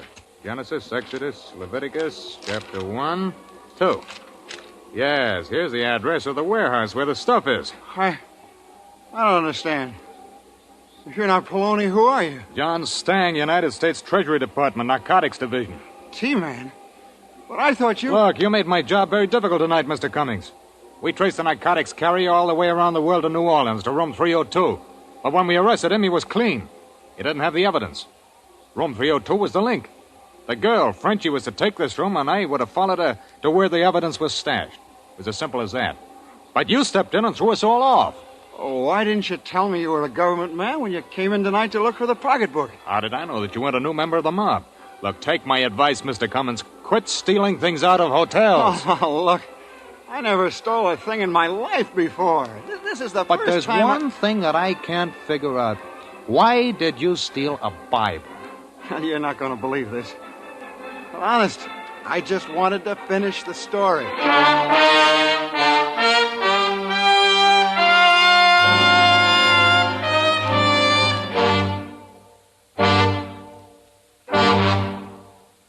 You have just heard Escape, produced and directed by William N. Robeson.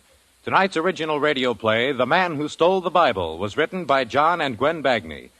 Sam Pierce was heard as Cummings, Nan Boardman as the girl, Ben Wright as the house detective, Joseph Kearns as the devil, Jeff Corey as the clown, Mary Shipp as the telephone operator and the maid, Wally Mayer as the desk clerk and police sergeant, Peter Leeds as the traffic policeman and the cigar stand clerk, and Lou Krugman as the voice. The special musical score was composed and conducted by Leith Stevens.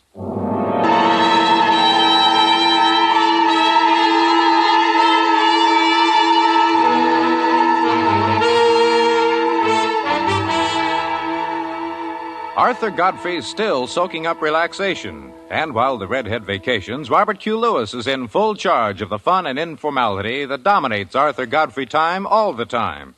Enjoy this sparkling variety show with its familiar fun makers every weekday on most of these same CBS radio stations. The address again? Why, sure. C. CBS. B. For the best. S. Yes, yes, yes. The star's address is CBS. And remember, Steve Allen is here with songs for sale every Saturday evening.